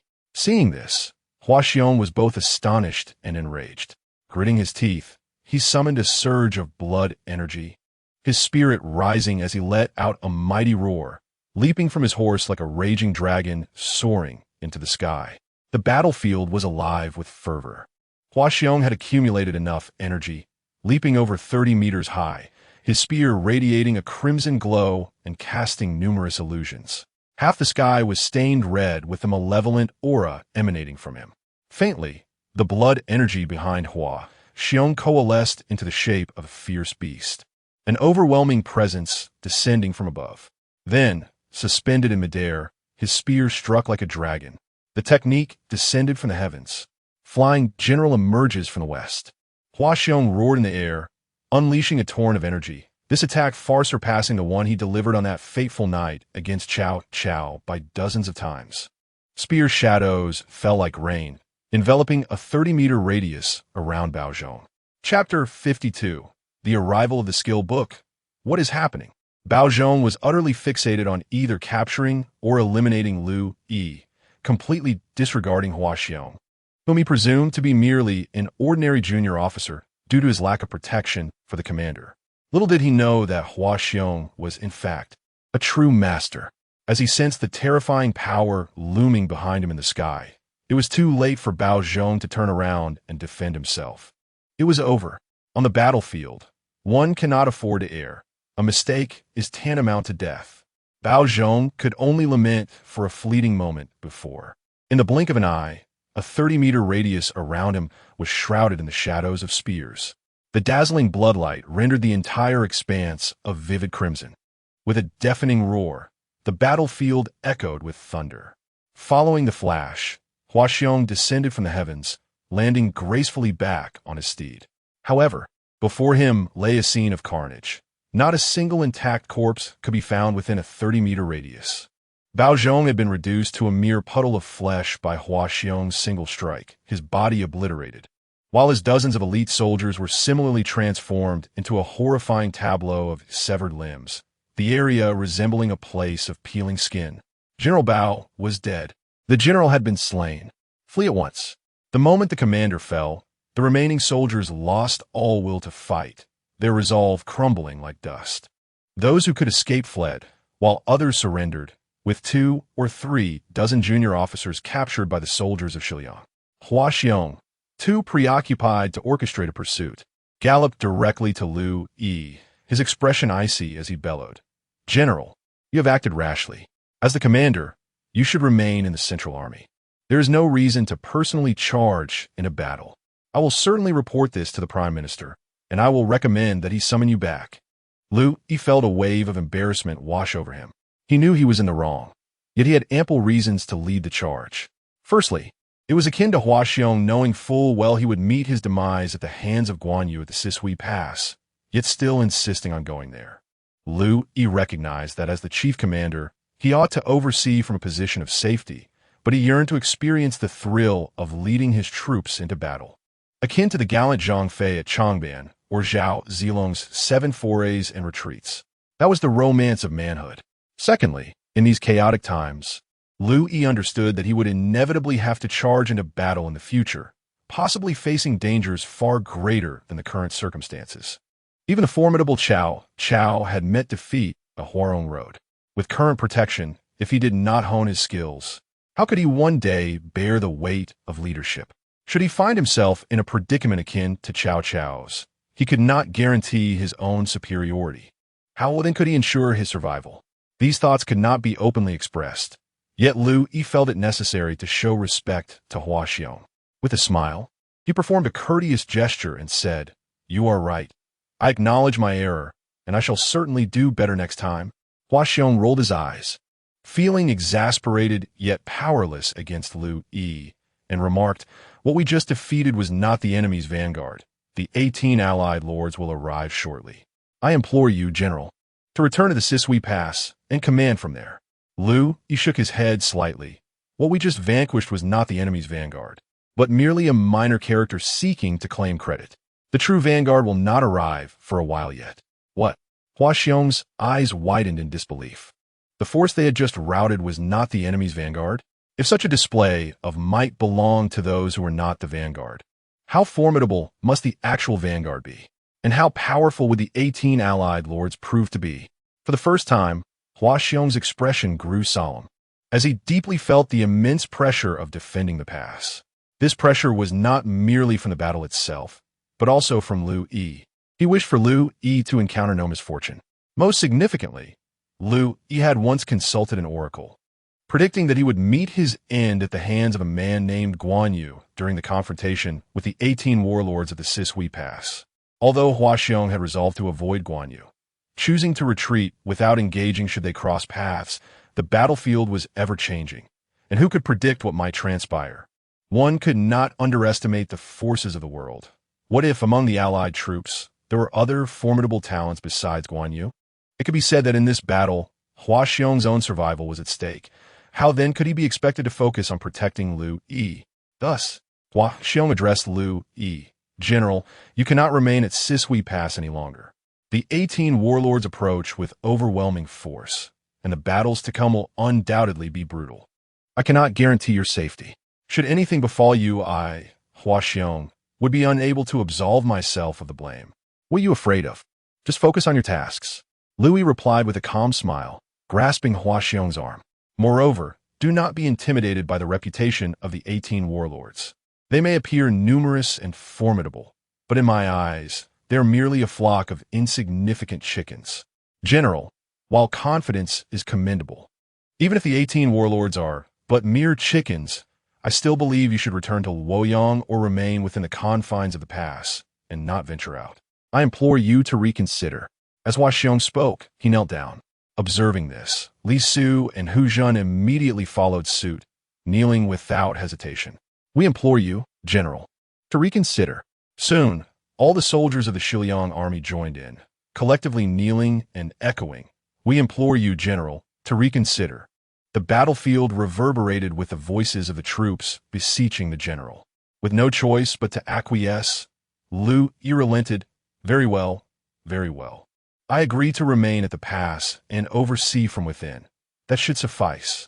Each individual took a step back, and Hua Xiong, unable to do otherwise, complied. After calming the crowd, Liu Yi hastily rushed towards the location where Bao Zhong had been slain. After all, he was a historically renowned general, brave enough to come to Sisui Pass to claim glory. Even if his intellect were lacking, he surely possessed a signature skill. However, upon his arrival, Liu Yi was left dumbfounded. The area resembled a battlefield ravaged by a meteor shower, littered with craters, blood, severed limbs, and mangled flesh. Not a single intact corpse remained, let alone Bao Zhong, who was supposed to be at the center of Hua Xiong's assault. Even the lesser soldiers at the periphery had not left behind a single piece of flesh larger than a palm. The ground was strewn with dismembered bodies, devoid of any dignity, as if they had simply vanished. Truly, Hua Xiong's lethal technique was terrifying indeed. Liu Yi marveled in astonishment. Were it not for the fact that he could only learn martial skills through scavenging the fallen, having acquired Hua Xiong's technique over the years, he too could have dominated the battlefield. Alas, what a pity so many valuable resources have been wasted. Hua Xiong's methods were excessively ruthless. Liu Yi lamented, and with no other option, he resigned himself to search for bodies elsewhere. Hua Xiong and his companions gazed in bewilderment as Liu Yi navigated through the sea of corpses, exchanging glances filled with confusion. Why does the general have such an affinity for clearing the battlefield? It was already rumored that the general had a penchant for this task. I had my doubts, but witnessing it firsthand dispelled any skepticism. Cleaning the battlefield is indeed a commendable endeavor, far preferable to charging into the fray. Perhaps I should propose that the general specialize in this role henceforth. Hua Xiong, deep in thought, realized that Liu Yi was truly suited for this task. At that moment, Liu Yi felt a peculiar sensation at the corner of his eye and couldn't suppress a smile. Your agility has reached 5,000 points, successfully advancing to the extraordinary level. Unlocking the area looting system, allowing simultaneous collection of items from corpses within a radius of 500 meters. What a splendid development. No longer would he need to gather items one by one from each corpse. Liu Yi promptly activated the area looting feature, and soon he had collected all the corpses on the battlefield. The spoils consisted predominantly of strength and agility enhancements, or foundational skills in swordplay and knife techniques.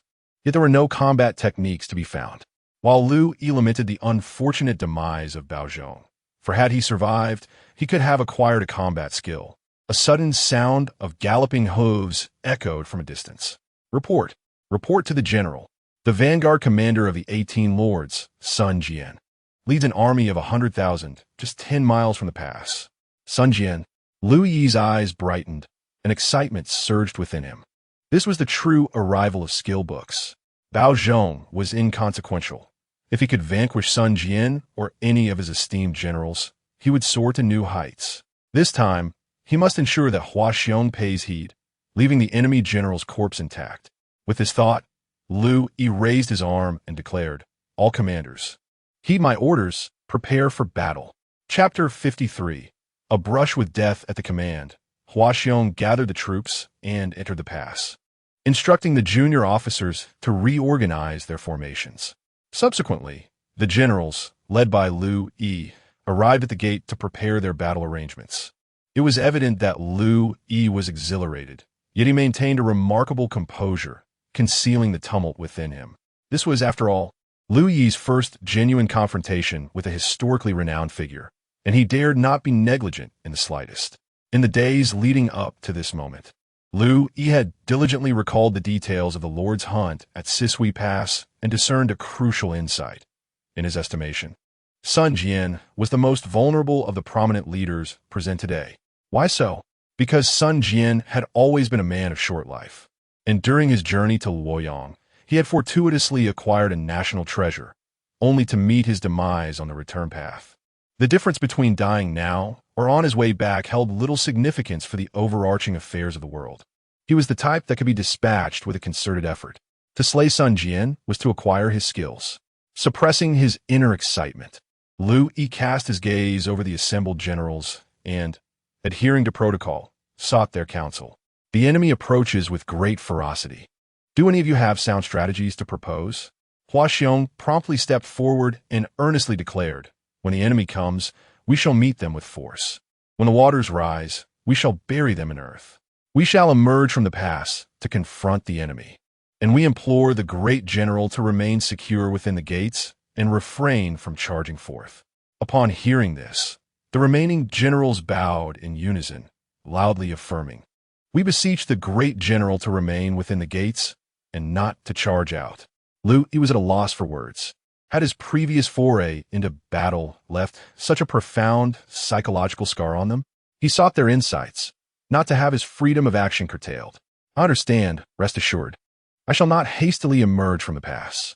Liu Yi acquiesced. Firstly, Liu Yi was self-aware. The generals accompanying Sun Jian were no ordinary figures, far from the likes of Bao Zhong. If he ventured out to duel personally, he might indeed find himself at risk of death. Secondly, the so-called 18 lords were merely a rabble of insignificant characters. When scattered, they resembled a sky full of stars, but when united, they formed a heap of refuse. With Sun Jian being the first to fall victim to this fate, Liu Yi was confident in his victory. This time, he would orchestrate the strategy from within the confines of his command, achieving triumph from afar. Aside from my decision to remain within the gates, do any of you possess alternative strategies? Liu Yi inquired once more. Hua Xiong and the others exchanged glances, all seasoned warriors, yet devoid of any cunning plans. To ask them for strategies was perhaps more torturous than slaying them. After a full 3 minutes, Hua Xiong finally spoke. "Great General, defending the pass is merely a matter of combat. No elaborate strategies are required. The Great General may rest in the rear camp while I handle the front, ensuring all remains well." Liu Yi's lips twitched, and then, with a graceful turn, he approached the command platform atop the city wall and proclaimed with spirited resolve, "Since none of you have a plan, I shall take command of this battle today. All generals, heed my command." With that, Hua Xiong and the other generals stepped forward to receive their orders. The atmosphere on the battlements grew instantly solemn and charged with a sense of impending conflict. Liu Yi stood tall, one hand resting on his sword, exuding an air of scholarly vigor, as if he were a tiger poised to conquer a vast expanse. The enemy troops have traversed a great distance, their morale soaring, rendering direct confrontation unfeasible. The white flag of truce is raised, without explicit orders from our commander. We shall not engage in battle. Dispatch elite scouts to remain vigilant of the enemy's movements, particularly regarding the supply lines of Sun Jian's forces, and report back at all times. Our three armies must remain ever ready, should any change occur at the front. We shall be prepared to strike at a moment's notice. Sun Jian shall perish from starvation. Liu Yi needs only to remain still, and Sun Jian will inevitably collapse. This decision seems flawless to Liu Yi. However, the generals are perplexed, exchanging glances, each seemingly eager to voice their thoughts. Liu Yi, furrowing his brow, intends to inquire if anyone perceives a flaw in his command when, in the distance, Sun Jian leads his formidable army charging forth. The grand procession of troops is impeccably organized, their soldiers elite, vastly superior to the previous forces of Bao Zhong. Liu Yi gazes up and notices a prominent banner at the center emblazoned with the character for Sunday. Flanking this banner are two flags bearing the names Cheng, Huang, Han, and Zhu. The army halts just outside the gates, forming a battle array. Sun Jian, clad in tarnished silver armor, brandishing an ancient blade, rides forth on a spirited steed, vociferously denouncing Liu Yi. "Traitorous minister and villain, you who aid wickedness, surrender at once." To converse with such a historical figure as Sun Jian is an opportunity Liu Yi cannot resist. He promptly approaches the city wall, gazing down at Sun Jian with a smile, and retorts, "You think I would surrender at your behest? Sun Jian, your demise is imminent. Dismount and plead for my mercy. Perhaps I may grant you a chance at survival, serving as my subordinate." Sun Jian, perceiving Liu Yi's youthful arrogance and deducing his identity, sneers, "So, you are the infamous Liu Yi. Today, I shall slay you to bolster my army's morale. Let us see who grants whom a path to survival." With that, Sun Jian knocks an arrow and aims it directly at Liu Yi. Whoosh! The sound of slicing air reverberates as a glimmering projectile hurtles through the sky like a meteor, closing the 200 meters between them in an instant. Liu Yi feels a chill run down his spine, his heart racing to his throat, and he instinctively attempts to evade, but it is too late. The arrow grows ever closer, its gleam intensifying in his vision. Just as it appears poised to strike Liu Yi's head, Hua Xiong reacts swiftly, raising his sword at the last moment. Clang! Metal clashes as the arrow is deflected just before it reaches Liu Yi's face, sent flying by Hua Xiong's blade. Damn! Liu Yi is nearly paralyzed by fear, his expression turning fierce as he clenches his teeth and growls. This is the first time he has encountered such peril since his arrival. Had it not been for Hua Xiong's remarkable prowess, that arrow could have pierced Liu Yi's skull. Sun Jian managed to shoot with such precision from 200 meters away. Indeed, one must not underestimate the capabilities of the world's great figures. Historical titans like Sun Jian are far beyond the common rabble Liu Yi has previously encountered. Liu Yi feels his breath catch, a cold wind sweeping across the back of his head, his shirt drenched in sweat. The other generals finally grasped the gravity of the situation. Protect the general. Be cautious. General. Hu Zhen and Li Su frantically attempted to pull Liu Yi back. It was only then that Liu Yi regained his composure and forcefully pushed them away. What is there to fear? A mere Sun Jian, can he truly slay me? As a commander, one must maintain a steadfast demeanor even when faced with calamity. In the heat of battle, one must not exhibit any signs of panic, regardless of the perilous situation. Liu Yi, as the chief general, could not allow his inner trepidation to manifest. He must remain composed and unflappable. He pushed aside Li Su and Hu Zhen, standing beside Hua Xiong, and pointed at Sun Jian from a distance, exclaiming with fervor, "Sun Jian, Remember this moment. That arrow you loosed was the pinnacle of your existence. For you nearly felled the future Emperor of Earth. However, you shall find no further opportunities. Emperor of Earth? What nonsense is this? Not only Sun Jian, but even Hua Xiong and the others were left bewildered. Could it be that Liu Yi had been so frightened that he was now babbling? Quickly, assist the general back to a place of rest. Hua Xiong, filled with concern, grasped Liu Yi and began to lead him away. Seizing this moment, Liu Yi set aside his bravado. He had indeed been startled, and his heart continued to race. He followed Hua Xiong down the city tower, preparing to rest and recuperate. Yet, before departing, Liu Yi issued a final command. The defense at the front is entrusted to you. Remember, avoid their sharpest attacks, deploy scouts, and await the opportune moment.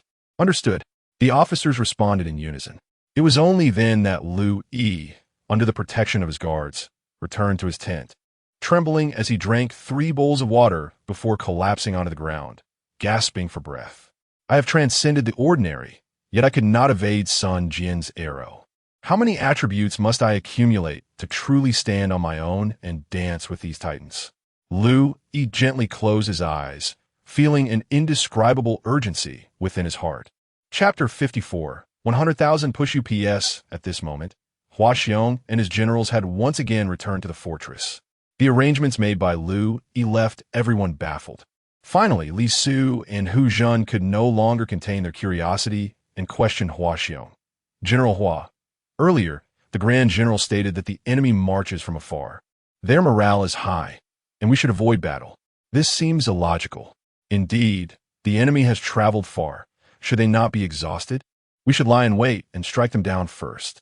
There is a thought that I hesitate to voice, but the Grand General, despite his youthful prowess, has never truly faced the battlefield. We cannot squander this opportunity. The generals exchanged fervent words, their spirits ignited, eager to rush out and engage in combat. However, Hua Xiong reminisced about the earlier scene where Liu Yi and Sun Jian exchanged harsh words atop the city wall, and a smile crept upon his face. Our Grand General is indeed a promising talent. He was nearly shot down, his spirit almost fleeing in fright. Yet he persevered and held his ground against the enemy general's taunts. To maintain composure at such a young age is no small feat given time and further training. He will undoubtedly become a formidable leader. The others exchanged glances, finding consensus in this assessment. In a life-and-death situation, a novice might have been overwhelmed with fear. But Liu Yi, despite his trepidation, managed to uphold his dignity, which was commendable. Yet, was this truly the crux of the matter? General Hua, are we truly to wait idly here? The enemy has come a long way and must be weary. We should take advantage of their fatigue and strike, not retreat. The crowd pressed him further. Hua Xiong's eyes widened. What are you saying? You said nothing while the Grand General was present. What use is it to speak now? The Grand General has commanded that we not engage, but merely send scouts. Hu Zhen, unwilling to concede, replied, General Hua, opportunities for battle are fleeting. If you allow me to engage, I shall bear the Grand General's wrath. Absolutely not. The Grand General is the Grand General, even if he errs. You may advise him directly, but you cannot disobey military orders. Hua Xiong shook his head, silencing them, and then instructed that a banquet be set up on the city walls to invite the generals to drink. With no alternative, the generals resigned themselves to sit and drink with Hua Xiong. A sense of dissatisfaction and frustration brewed within them, and they vented their grievances into their cups. Outside the fortress, Sun Jian, seeing the gates of Sishui Pass firmly shut, was greatly displeased and immediately commanded his troops to taunt from outside. Liu Yi, come out and face your demise. Liu Yi, you cowardly turtle. Liu Yi, you spineless wretch, devoid of courage. Initially, the fortress remained silent, but as the insults escalated, they turned increasingly vile, heaping scorn upon Liu Yi's ancestors. Li Su and Hu Zhen, hearing this, ground their teeth in fury, their anger boiling over. Even Hua Xiong could no longer restrain himself. Having consumed a few cups of wine, emboldened by the effects of alcohol, he slammed his fist down, shattering the table. What audacity! To insult my disciple so! Bring me my spear. Today, I shall silence their insolent tongues. With bloodshot eyes, Hua Xiong prepared to descend and engage in battle, but was halted by Hu Zhan. Why use a sledgehammer to crack a nut? Moreover, the Grand General had previously declared that no one was to engage in battle. General Hua requested to remain stationed at the pass while he boldly declared his intention to venture forth and slay some foes. After some contemplation, Hua Xiong nodded in agreement, saying, "Very well. Should the Grand General hold me accountable, I shall accept the blame." Hu Zhan, filled with elation, promptly rallied his 10,000 troops to charge out of the gates. As the gates of Shui Pass swung open, Hu Zhan led the charge, brandishing his weapon and shouting at Sun Jian, "How dare you insult my Grand General? Today, I shall silence you." Upon witnessing an opponent emerge for battle, Sun Jian felt a surge of excitement. He signaled to his companion, General Cheng Pu, who galloped forward with spear in hand, exclaiming, "Traitorous scoundrel, prepare to taste the might of Cheng Pu." The two warriors clashed with furious cries, and soon the air was filled with the cacophony of battle and the cries of the wounded. Meanwhile, Liu Yi was resting in the rear command tent when he sensed an unsettling commotion from the direction of Shui Pass. He hastily emerged, asking his personal guard, "What is happening outside?" The guard quickly replied, reporting to the Grand General, "Sun Jian is provoking a battle outside the pass, and unable to endure the insult. General who has led his troops to confront him." Liu Yi's expression darkened in an instant. He had reasons for his orders to avoid battle, and he was incredulous that these generals dared to defy his commands. Did they not regard him as their commander, treating his orders with such disregard? His fury mounted, and his face grew grim. "Relay my orders, sound a retreat, and call back the troops at once." With that, Liu Yi set off towards Shui Pass. Realizing that his standing among the troops was insufficient, even Hua Xiong dismissed his authority. This time, Liu Yi intended to seize the opportunity to discipline these generals and assert his dominance. However, it was already too late. Hu Zhan and Cheng Pu had barely exchanged a few blows when Cheng Pu thrust his spear through Hu Zhan's throat. Hu Zhan fell from his horse without uttering a sound, lifeless. Fortunately, Hu Zhan's loyal soldiers risked their lives to retrieve his body. Upon witnessing this scene, Sun Jian erupted into laughter, proclaiming, "Rebellious traitors are nothing but this. Troops, heed my command, assault the city." With a single command, Sun Jian directed his forces to attack, advancing upon Shui Pass. Atop the pass, Hua Xiong was suddenly jolted from his stupor, quickly rallying his troops for defense. Thankfully, the fortifications were well prepared. As Sun Jian's army surged forward, arrows rained down like locusts, and stones fell like rain. The casualties among Sun Jian's troops mounted significantly, forcing him to sound the retreat. Before long, the army withdrew, and Sun Jian retreated to Liangdong to regroup, sending word to Yuan Shao to report the victory while simultaneously requesting supplies from Yuan Shu. When Liu Yi arrived, he found the other generals gathered around Hu Zhan's lifeless body at the city gate. As Liu Yi approached with a dark expression, the generals, including Hua Xiong, stood silently, as if they were misbehaving children caught in wrongdoing. The soldiers parted to create a path for him, and Liu Yi strode forward to examine Hu Zhan's glimmering corpse, uncertain whether to feel anger or amusement. He had expected Sun Jian's arrival to be an offer of assistance, but instead, it had resulted in such a calamity. The loss of a valued general was truly lamentable. Liu Yi's gaze swept coldly across the crowd, and the air grew oppressively thick, the sound of the generals' hearts pounding echoing in the silence. Who will step forward for battle? Finally, Liu Yi's eyes landed on Hua Xiong. Clearly, apart from Hua Xiong, who else would dare to take the initiative in combat? Hua Xiong wore an expression of deep remorse. They were beginning to understand why Liu Yi had claimed that the enemy's morale was soaring and why he had insisted they hold their ground and refrain from combat. Yet, it was all too late. Hua Xiong fell to his knees before Liu Yi, filled with self-reproach, exclaiming, "It is my fault. I could not restrain myself and allowed Hu Zhan to engage in battle. All blame lies with me. I implore the general to punish me." Of course, there must be punishment. Liu Yi had no intention of sparing Hua Xiong's feelings, replying coldly, and it shall be done in front of the entire army. I shall receive the punishment." Hua Xiong said no more, rising to strip off his clothing, declaring loudly, "Come then, right here, I am willing to accept the military rods." Typically, according to military regulations, this would entail hundreds of strikes, leaving one battered and bruised. However, Liu Yi would not allow Hua Xiong to suffer such severe punishment. He coldly stated, "Who said you were to endure the rods? Instead, perform push-ups right here." "Push-ups? Where push-ups?"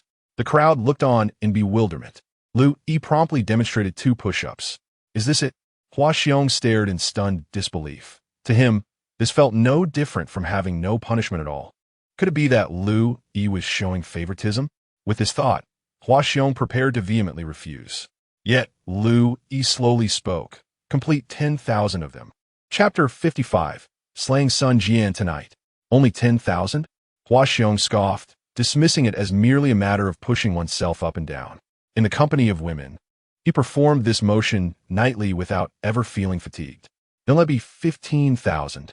Liu Yi remarked nonchalantly, "Should you still find it easy, there exists an advanced version. Then I shall undertake the advanced version. Otherwise, I would fail to honor the late general Hu and would be unable to face the soldiers." Hua Xiong gazed at the corpse of Hu Zhen, his face marred by guilt. Had he heeded Liu Yi's counsel, Hu Zhen would not have met his demise. A mere 15,000 simple push-ups could not serve as adequate punishment. Liu Yi simmied it, nodding in agreement. "Then let us proceed with the advanced version. Perform 15,000 push-ups with only your fingertips touching the ground, and commence now." With a swift motion, Hua Xiong lowered himself, beginning the push-ups. Hundreds, if not thousands, of soldiers observed nearby as Liu Yi beckoned to Li Su. "You shall count. For each push-up he completes, you shall tally one." Without delay, Li Su positioned himself beside Hua Xiong and began to count. 1, 2, 3. In this moment, Liu Yi could not help but reminisce about the days spent at Hua Xiong's estate, where Hua Xiong had taught him martial arts. The roles had now reversed. Once, Hua Xiong had wielded a stick, correcting Liu Yi's missteps, and now it was Liu Yi who corrected Hua Xiong's faults. With a chuckle, Liu Yi delivered a light kick to Hua Xiong's rear. "Engage your core, flatten your posterior, and extend your legs.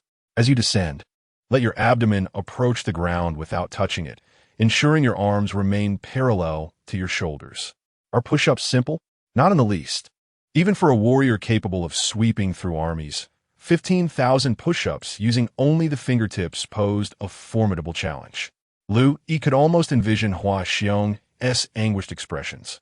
Moreover, the imminent arrival of the 18 warlords at the Sisui Pass compounded the stakes.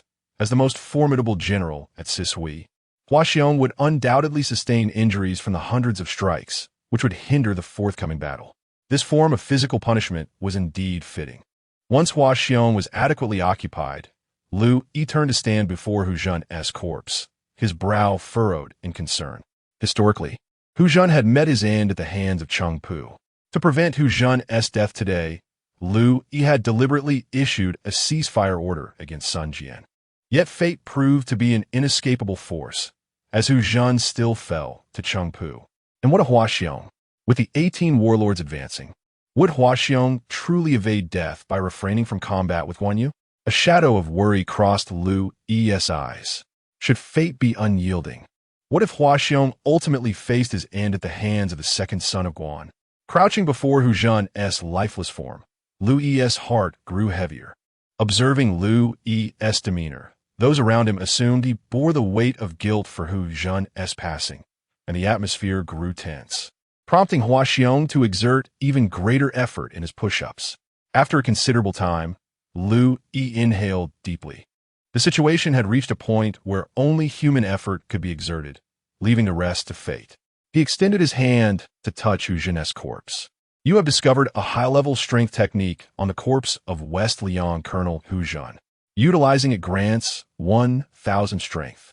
Please choose to discard or use it." Liu Yi was taken aback. There were no skills. Was Hu Zhen truly so inconsequential?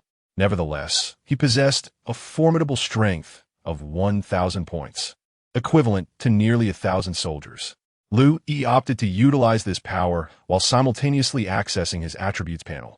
Name: Liu Yi. Character: Xuanhao Zichuan. Cultivation: Transcendent Talent.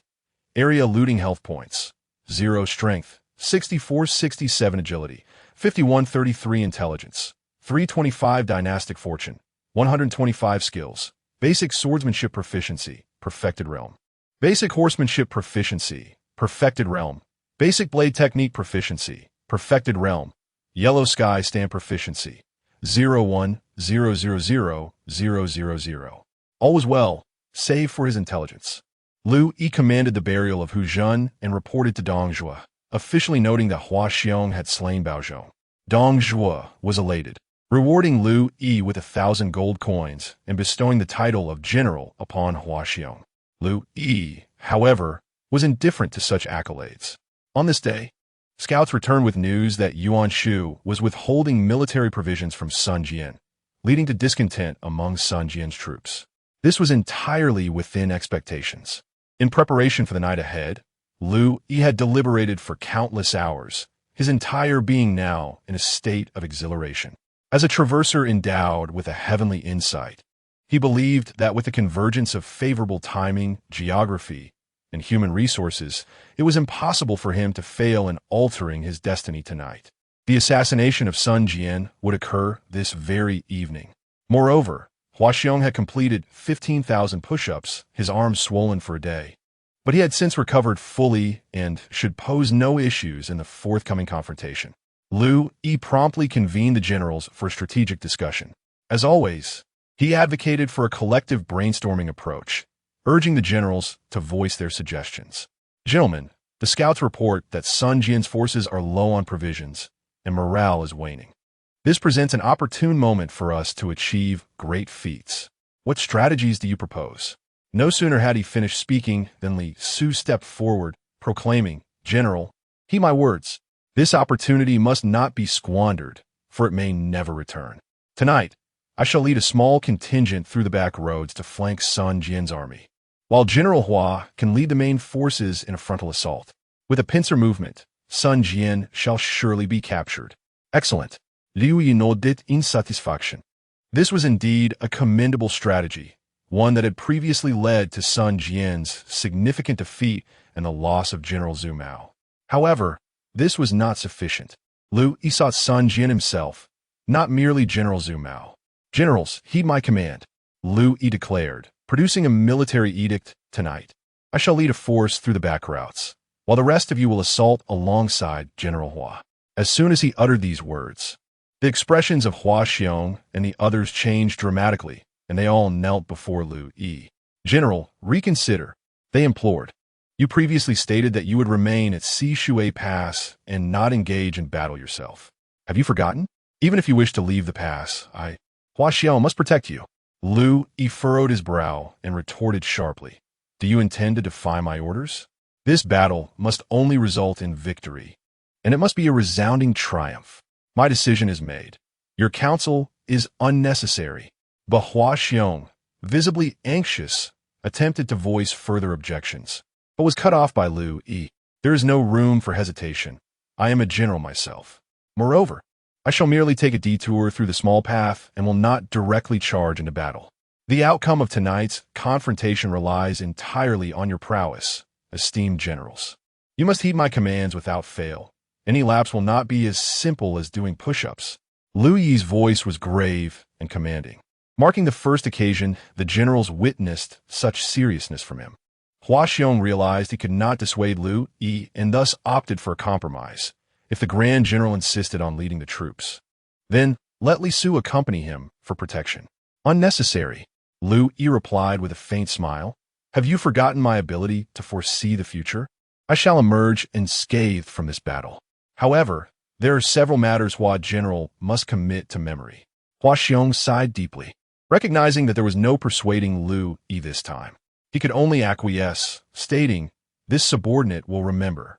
Liu Yi then spoke earnestly, "Tonight, as we storm the camp, Sun Jian will undoubtedly be routed. You must ensure that you slay Sun Jian and bring back his corpse.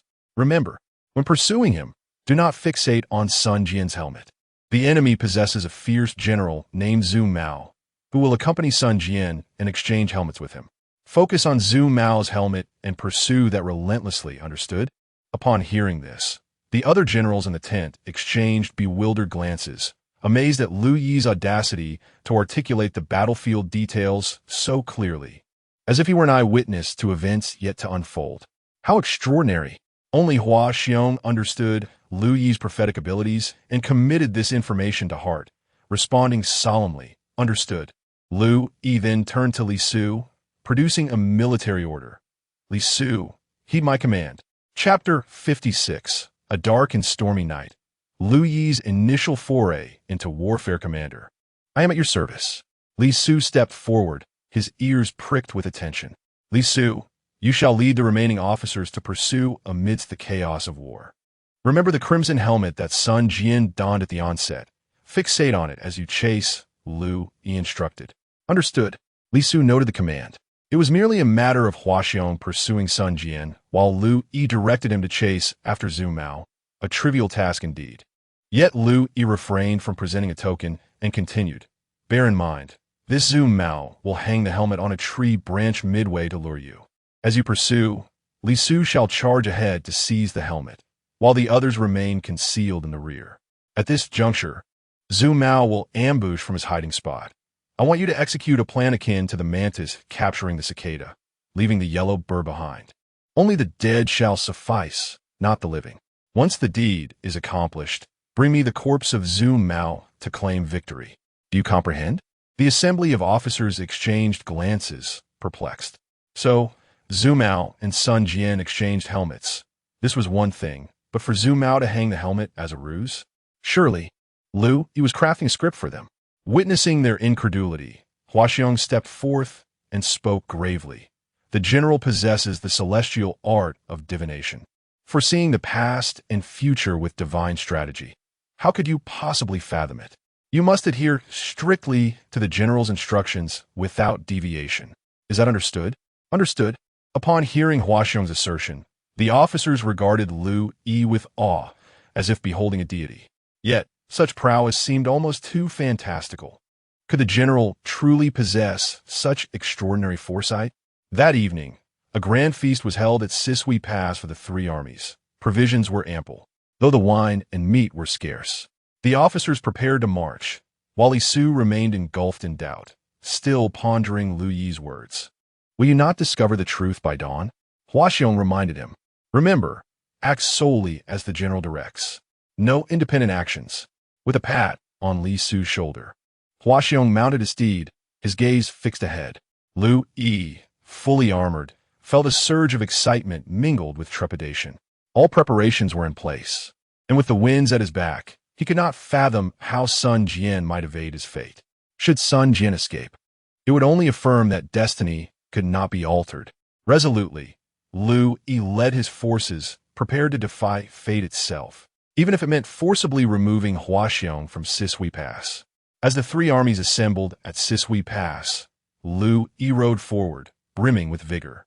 He rallied his troops, then glanced at the sky for a pre-battle address. The winds rise and clouds swirl. The 18 rebellious traitors must be quelled. Today, I lead the heavenly army, under imperial decree, to vanquish these foes. Let us unite our hearts and strive to slay the enemies, forging our legacy together. Forward! With a single command, the army surged into motion. Liu Yi himself led a smaller contingent through a concealed path, circumventing Sun Jian's main camp. In the dead of night, the sounds of battle erupted from Sun Jian's encampment. Cries of horror and anguish echoed relentlessly. Liu Yi observed from a distance, witnessing shadows flit about the camp. Though the specifics remained obscured, judging the timing to be opportune, he drew forth Frostmourne and pointed it forward. All forces advance. Set the camp ablaze, he commanded, and then he charged ahead into the fray. Before long, the camp of Sun Jian was engulfed in flames, illuminating the night sky as chaos erupted among his troops, resulting in countless soldiers perishing in the inferno. Liu Yi, amidst the fray, set fire while desperately searching for the presence of Hua Xiong and others. Meanwhile, Hua Xiong gathered Li Su and the others, commanding in a grave tone, Listen closely. For the safety of our general, we must exert our utmost effort tonight to swiftly vanquish the enemy. The sooner we defeat them, the sooner our general will be secured. Do you understand? We shall act according to the general's orders. With fervor, the general surged forward, declaring, "Follow me into battle." Hua Xiong roared and led his men into a furious charge towards Sun Jian's center. The valiant warriors unleashed their skills with relentless vigor, leaving a trail of corpses in their wake as they advanced. Earlier, Sun Jian had engaged in a heated exchange with Yuan Shao, resulting in Yuan Shao throwing a supply officer under the bus to deflect blame. After a day of fruitless argument, not a single grain of military provisions had been secured. Worry weighed heavily on Sun Jian, who, exhausted after a long night, had just settled down to rest when he was abruptly awakened. In a hasty scramble, he donned his armor and mounted his steed to confront the impending battle. Upon exiting, he encountered Hua Xiong and his men charging toward him with relentless ferocity. True to his reputation as a formidable hero, Sun Jian remained composed. Instead of fleeing, he mounted a counteroffensive, charging directly at Hua Xiong. Upon witnessing this, Hua Xiong pointed at Sun Jian and shouted, galloping forth to engage. The two clashed in a fierce battle, and within mere moments, Sun Jian found himself on the defensive, retreating under the pressure exerted by Hua Xiong. Elated, Hua Xiong bellowed as Li Su and the other generals surged forth, intent on overwhelming Sun Jian. At that moment, Sun Jian's four esteemed generals arrived, shouting from a distance, "Do not harm our lord. Cheng Pu is here. I, Huanggai, stand guard. Who dares to harm our lord? Zhou Mao here. Who dares to engage me in a death match?" Hua Xiong lifted his gaze, instantly fixating on the helmet of Zhou Mao. "That man is Zhou Mao. Everyone, take note of his helmet and fix your sights upon it." This time, Hua Xiong heeded Liu Yi's command, ensuring not only he remembered Zhou Mao's helmet, but also instructing his personal guards to do the same, even ordering them to simply watch Zhou Mao's helmet intently. Soon enough, the two sides were embroiled in tumultuous battle, shrouding the battlefield in confusion and despair. Sun Jian's forces, largely famished, lacked the strength to fight. As the army began to crumble, Sun Jian was forced to turn and flee, with Zhou Mao persistently following him, maneuvering through the chaos to break free. Pursue them. Hua Xiong would not allow Sun Jian to escape, leading his generals in relentless pursuit. Sun Jian, in a desperate attempt to defend himself, loosed arrows. The first two were deflected by Hua Xiong's spear, and on his third attempt, he exerted too much force, shattering his bow and leaving him to flee for his life. Under the moonlight, the two forces raced out of the camp, galloping across the wilderness. Observing the conspicuous red helmet worn by Sun Jian, Zhou Mao offered his own helmet, saying, "My lord, your helmet is too conspicuous. The enemy can easily lock onto you. Let's exchange helmets and escape separately." At this moment, Sun Jian could no longer afford to ponder the consequences. His life was at stake. He swiftly exchanged helmets with Zhou Mao and then fled in opposite directions. From a distance, Hua Xiong observed the division of the troops ahead and contemplated pursuing the red helmet of Sun Jian. However, he suddenly recalled Liu Yi's words. Zichuan had mentioned that Sun Jian would swap helmets with Zhou Mao. Could this be the moment? With this thought, Hua Xiong turned to Li Su and the other generals, commanding them to remain vigilant. Ensure you focus on the red helmet. It undoubtedly belongs to the enemy general, Zhou Mao. Pursue him as per the orders of the Grand General, while I will chase after Sun Jian in the other direction. Li Su and the others were taken aback, their eyes widening in shock. Could it be that Liu Yi possessed such extraordinary foresight, accounting for even the minutest details? They had no time for further reflection. Their strategy was firmly established to pursue the red helmet. They promptly led their troops in that direction. Hua Xiong, witnessing Li Su's command to pursue the red helmet, squinted under the moonlight to identify the ordinary helmet of Zhou Mao. With a loud cry, he too charged forward. Sun Jian had believed he had blended into the crowd, disguised as an ordinary soldier, and thought he would no longer be pursued. The Shiliang soldiers would surely fixate on his red helmet to chase after Zhou Mao. He felt a surge of gratitude and glanced back towards the direction of Zhou Mao's escape, silently vowing, "Zhou Mao is indeed a loyal minister upon my return." he shall be handsomely rewarded. However, as Sun Jian turned back, he was met with the menacing figure of Hua Xiong, advancing towards him under the moonlight. Sun Jian was instantly struck with alarm. Was Hua Xiong truly a fool, forsaking the chase of his helmet to pursue him instead? Chapter 57: The Death of Sun Jian. Hua Xiong, oblivious to the identity of the fleeing figure ahead, was resolute in his pursuit. Liu Yi asserted that it was indeed Sun Jian, and thus it must be so. As the figure continued to flee, Hua Xiong brandished his spear, unleashing a menacing aura, and from a distance of over 30 meters, he unleashed a strike that would echo through the annals of history. The spear shot forth like a dragon, its glimmer cutting through the night. Sun Jian, sensing the impending danger, felt every hair on his body stand on end, employing every ounce of strength he possessed to evade the assault. A chilling light flashed past, and a nearby tree was cleaved in two, causing Sun Jian to break out in a cold sweat as he fled without a backward glance. Hua Xiong's eyes gleamed with excitement, and he could not suppress his laughter. Sun Jian, do not flee. Today is your end. The ability to evade his previous strike could only belong to Sun Jian. Liu Yi had indeed been correct. With that, Hua Xiong spurred his horse into a frenzied chase. Drawing from his experience of pursuing Cao Cao, Sun Jian exerted himself to the utmost, yet he could not shake off Hua Xiong. The distance between them dwindled, and despair enveloped him. Simultaneously, Li Su followed Zhu Mao into a shadowy thicket.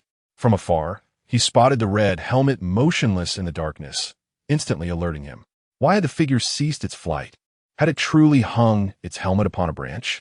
Recalling Liu Yi's warnings, Li Su remained cautious, ordering the other officers to stay back while he advanced with utmost care. He beheld a figure clad in a helmet and a red cloak, and with a fierce cry, he swung his sword. With a resounding crack, Li Su realized he had struck wood, and shock coursed through him as he swiftly assumed a defensive stance. At that moment, a shadow leaped from the trees, brandishing twin blades aimed at Li Su. Fortunately, Li Su had been prepared. He rolled to the side just in time to evade the dual strikes, feeling a chill as his helmet was cleaved from his head. Curse it! In the darkness, Zhu Mao cursed angrily, intending to flee after his failed strike.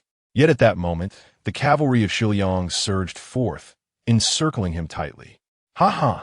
Thief! Your petty tricks have long been anticipated by our great general. The general's astuteness has already discerned that you are not Sun Jian. He also knows of your ambush here. Do not waste words. Let us strike together and finish him off. Our general desires no survivors. A dozen Shiliang officers, along with Li Su, launched their assault. In a moment of desperation, Zhu Mao managed to fell two adversaries, but he was soon overwhelmed, unable to withstand the collective might against him. In no time, he lay vanquished upon the ground. The general is truly remarkable. Li Su, clutching his helmet, felt a lingering dread and held Liu Yi in the highest esteem. Bring this corpse to the general. A wave of exhilaration coursed through the group as they carried Zhu Mao's lifeless body back. Meanwhile, Hua Xiong had finally caught up with Sun Jian. The two clashed under the moonlight in the desolate wilderness, weapons clashing in a cacophony of battle. Ultimately, Sun Jian proved no match for Hua Xiong. Lacking the cunning of Cao Cao, and before long, Hua Xiong's spear thrust him from his steed. Oh, true to his valiant spirit, Sun Jian refused to surrender. Even after dismounting, he resolved to fight to the bitter end. Hua Xiong let out a cold snort, thrusting his spear downwards, causing a chilling sensation to permeate the air. He then tossed the lifeless body onto his horse and turned to return. Sun Jian's army suffered a catastrophic defeat, and Liu Yi commanded the troops to pursue for 3 miles before calling them back. Shortly thereafter, Li Su and others arrived, bearing the corpse of Zhu Mao to present their achievements. Liu Yi was overjoyed and immediately instructed the scribe to record the merits of the generals. Though he felt increasingly apprehensive, the death of Zhu Mao was not surprising. The real concern lay with Sun Jian. This evening, Sun Jian's fate seemed secure. Yet Liu Yi's meticulous strategizing had blocked all avenues for Sun Jian's survival. The success or failure of this endeavor was pivotal for Liu Yi's future decisions. and it even held implications for Hua Xiong's life or death. In simpler terms, the question of whether fate could be altered would find its answer tonight. Liu Yi suppressed his inner turmoil and chose not to rush to retrieve Zhu Mao's body, instead waiting outside Sun Jian's camp. Soon enough, he spotted a throng of individuals escorting Hua Xiong towards him, causing Liu Yi's heart to leap into his throat. From a distance, Hua Xiong spotted Liu Yi dismounted and jogged over, saluting with a half-kneel before Liu Yi, exclaiming with excitement, "General, Hua Xiong has fulfilled his mission. Sun Jian's corpse is here. Excellent, excellent, excellent." Upon hearing of Sun Jian's demise, Liu Yi's face broke into a radiant smile as he hurried forward. Sun Jian had been carelessly discarded by a soldier, his body gleaming on the ground. Liu Yi could hardly contain his excitement as he rushed forward to touch the body. "You have acquired the skill Ancient Blade of the Forge from the corpse of the warlord Sun Jian. Using it will allow you to learn the skill Ancient Blade of the Forge. Please choose to discard or use it." A skill. At last, a skill had been obtained. Moreover, it was the skill of the renowned General Sun Jian. Liu Yi felt saliva pooling in his mouth, his anticipation mounting as he chose to use it. "You have learned the skill Ancient Blade of the Forge, which condenses energy into arrows, significantly enhancing your archery skills with a 30% chance of triggering a double attack." Archery?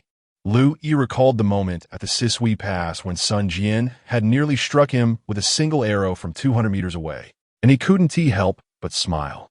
Turning to the others, he declared, "Prepare the finest bow for me upon our return." The others exchanged puzzled glances, especially Hua Xiong, whose eyes were filled with questions. Everyone knew Liu Yi's martial prowess was lacking. Archery? They had never witnessed Liu Yi shoot an arrow. What need had he for a bow?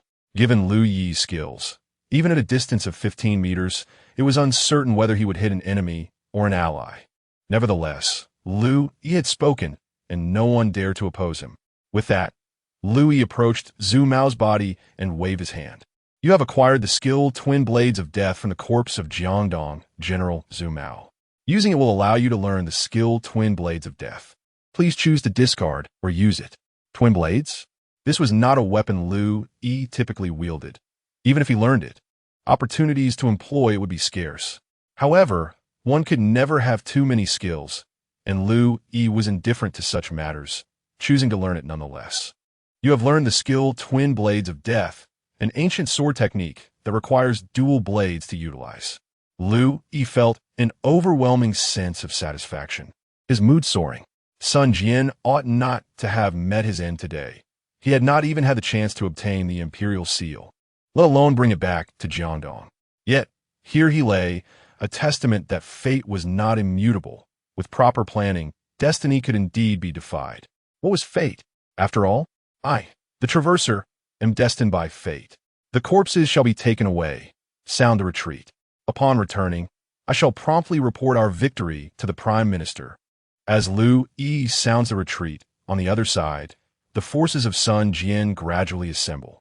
Generals Cheng Pu, Huang Gai, and Han Dang scour the area for Sun Jian, only to encounter the scattered remnants of his personal guard, who lament that Sun Jian has been slain by Hua Xiong amidst the chaos, and his body has been taken.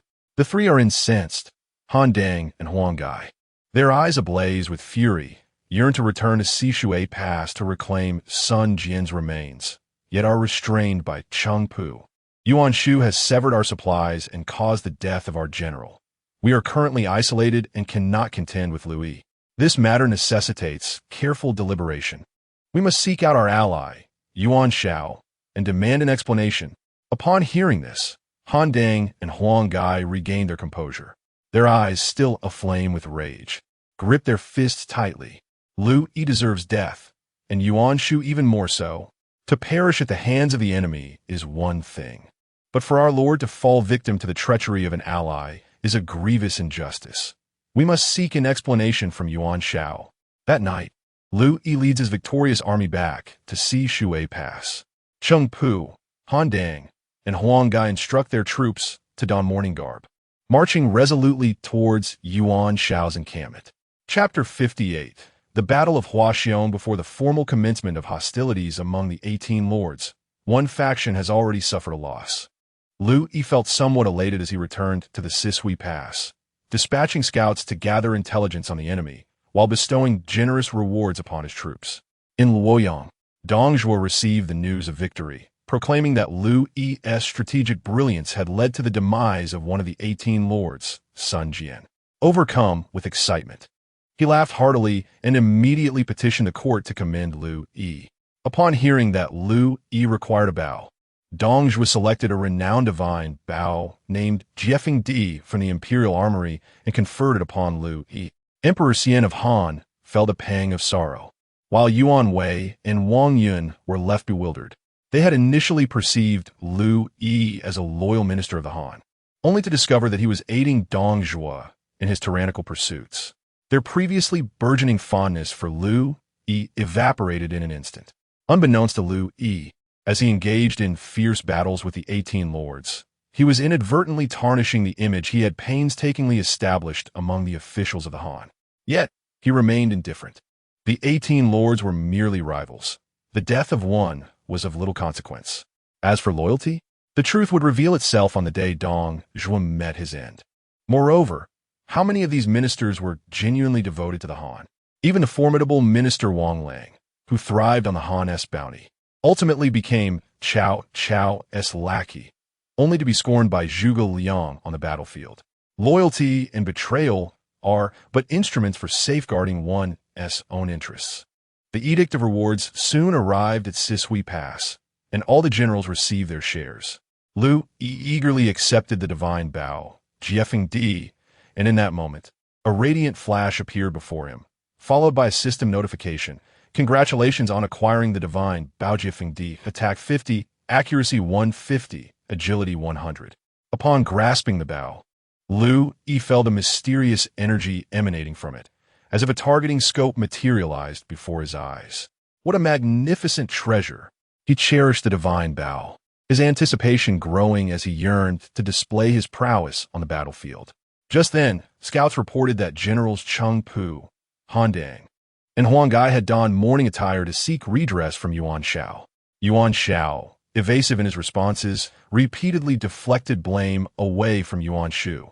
The lowly status of Cheng Pu and his companions left them irate yet voiceless, ultimately resulting in Cheng Pu remaining as the sole representative to demand the return of Sun Jian's remains, while Han Dang and Huang Gai led the remaining forces back to Jiangdong under the cover of night. The 18 lords had effectively dwindled to 17, their morale significantly diminished. Yuan Shao convened a gathering to strategize, yet the lords harbored disparate intentions.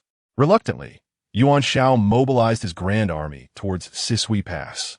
Upon receiving intelligence, Liu Yi and his generals ascended Sisui Pass, witnessing the lords encamping outside the fortress, their numbers stretching for miles, indeed formidable in both strength and cavalry.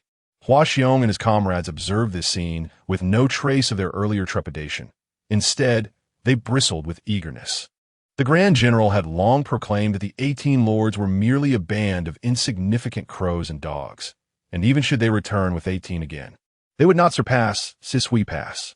Grand General, with the 17 lords newly arrived, I wish to lead our forces out to greet them and ascertain how many true heroes stand among them.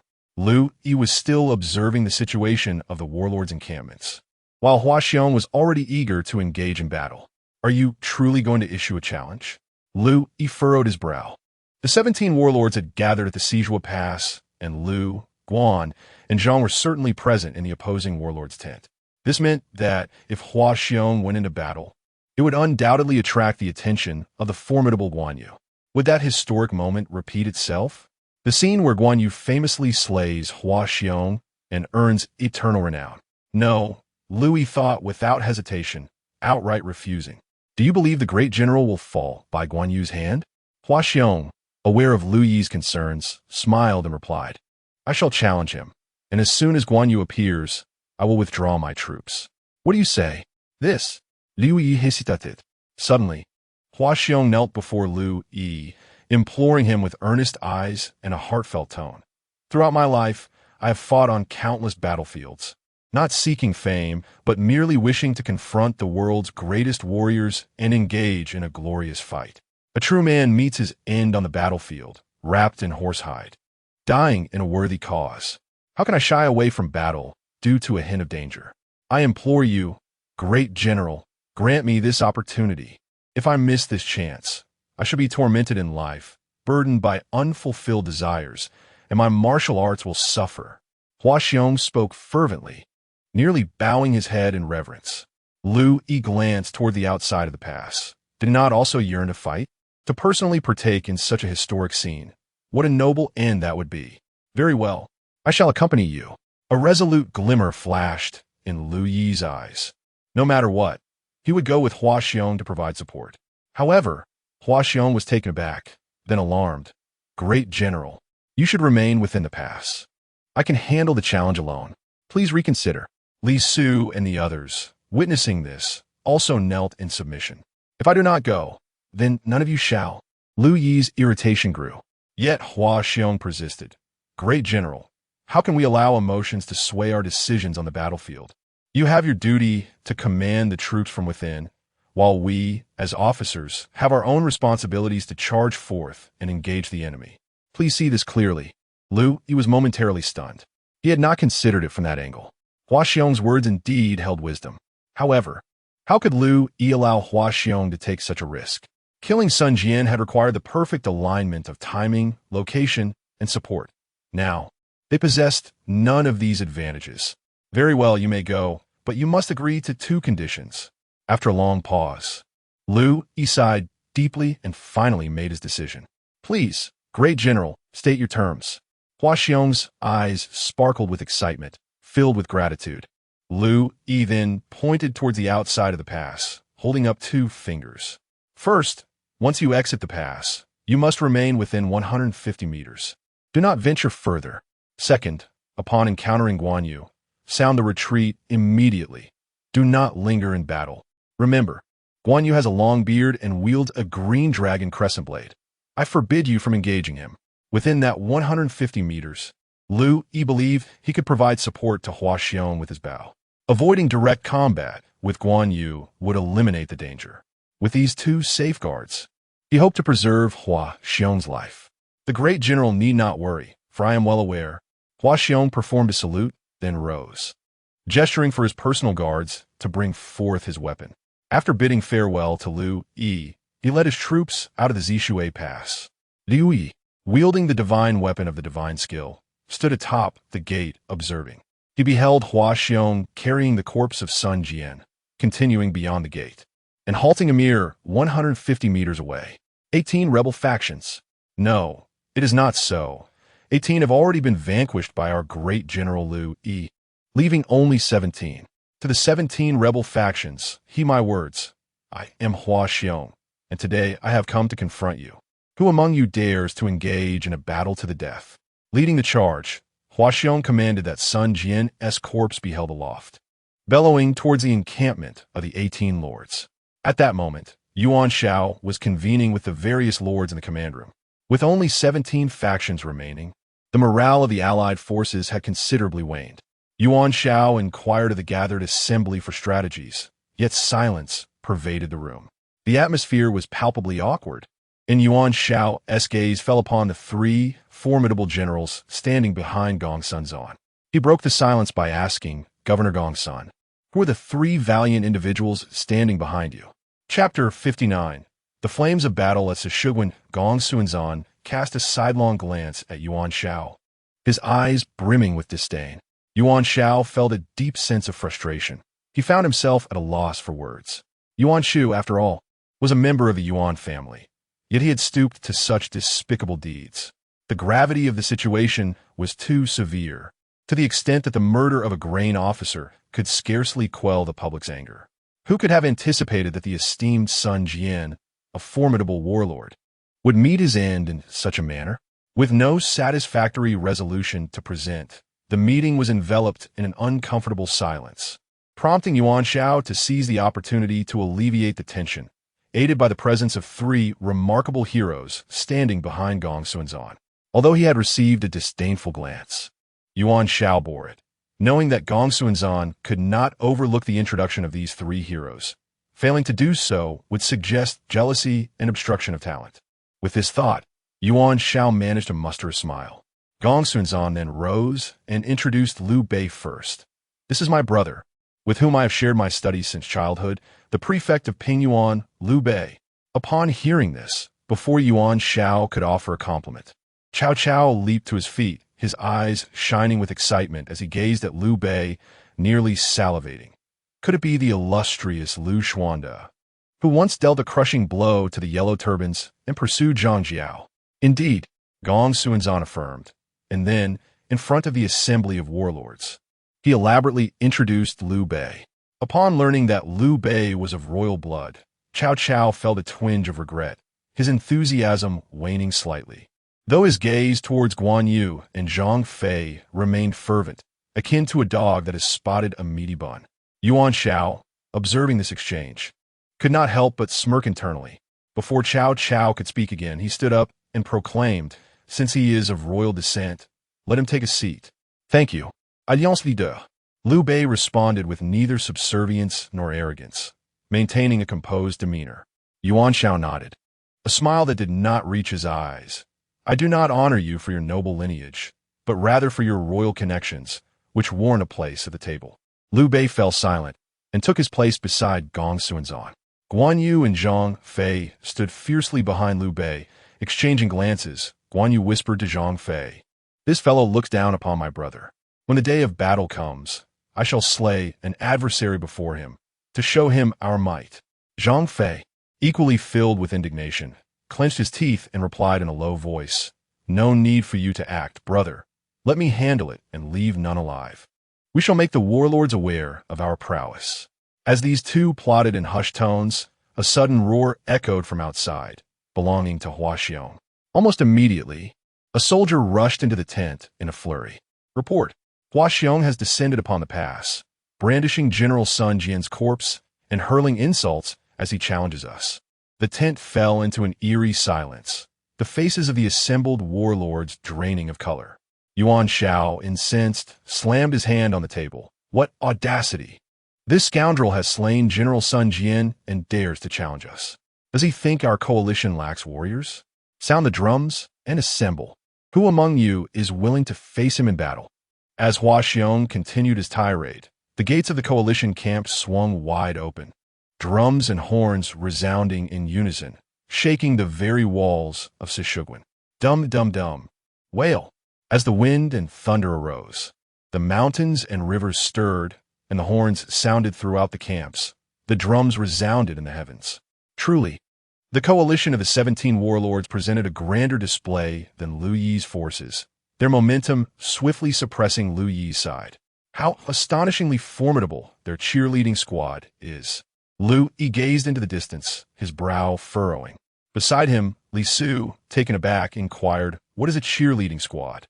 "Never mind that." Liu Yi muttered to himself. "The enemy's display is so grand, we cannot be overshadowed, lest our prestige diminish.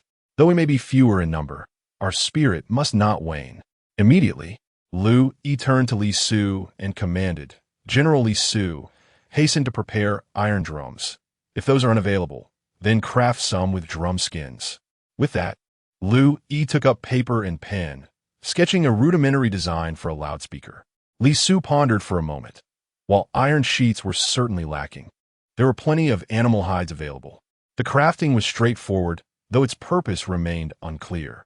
He promptly set about his task, returning shortly with several animal hides, which he fashioned into a simple loudspeaker according to Liu Yi's instructions.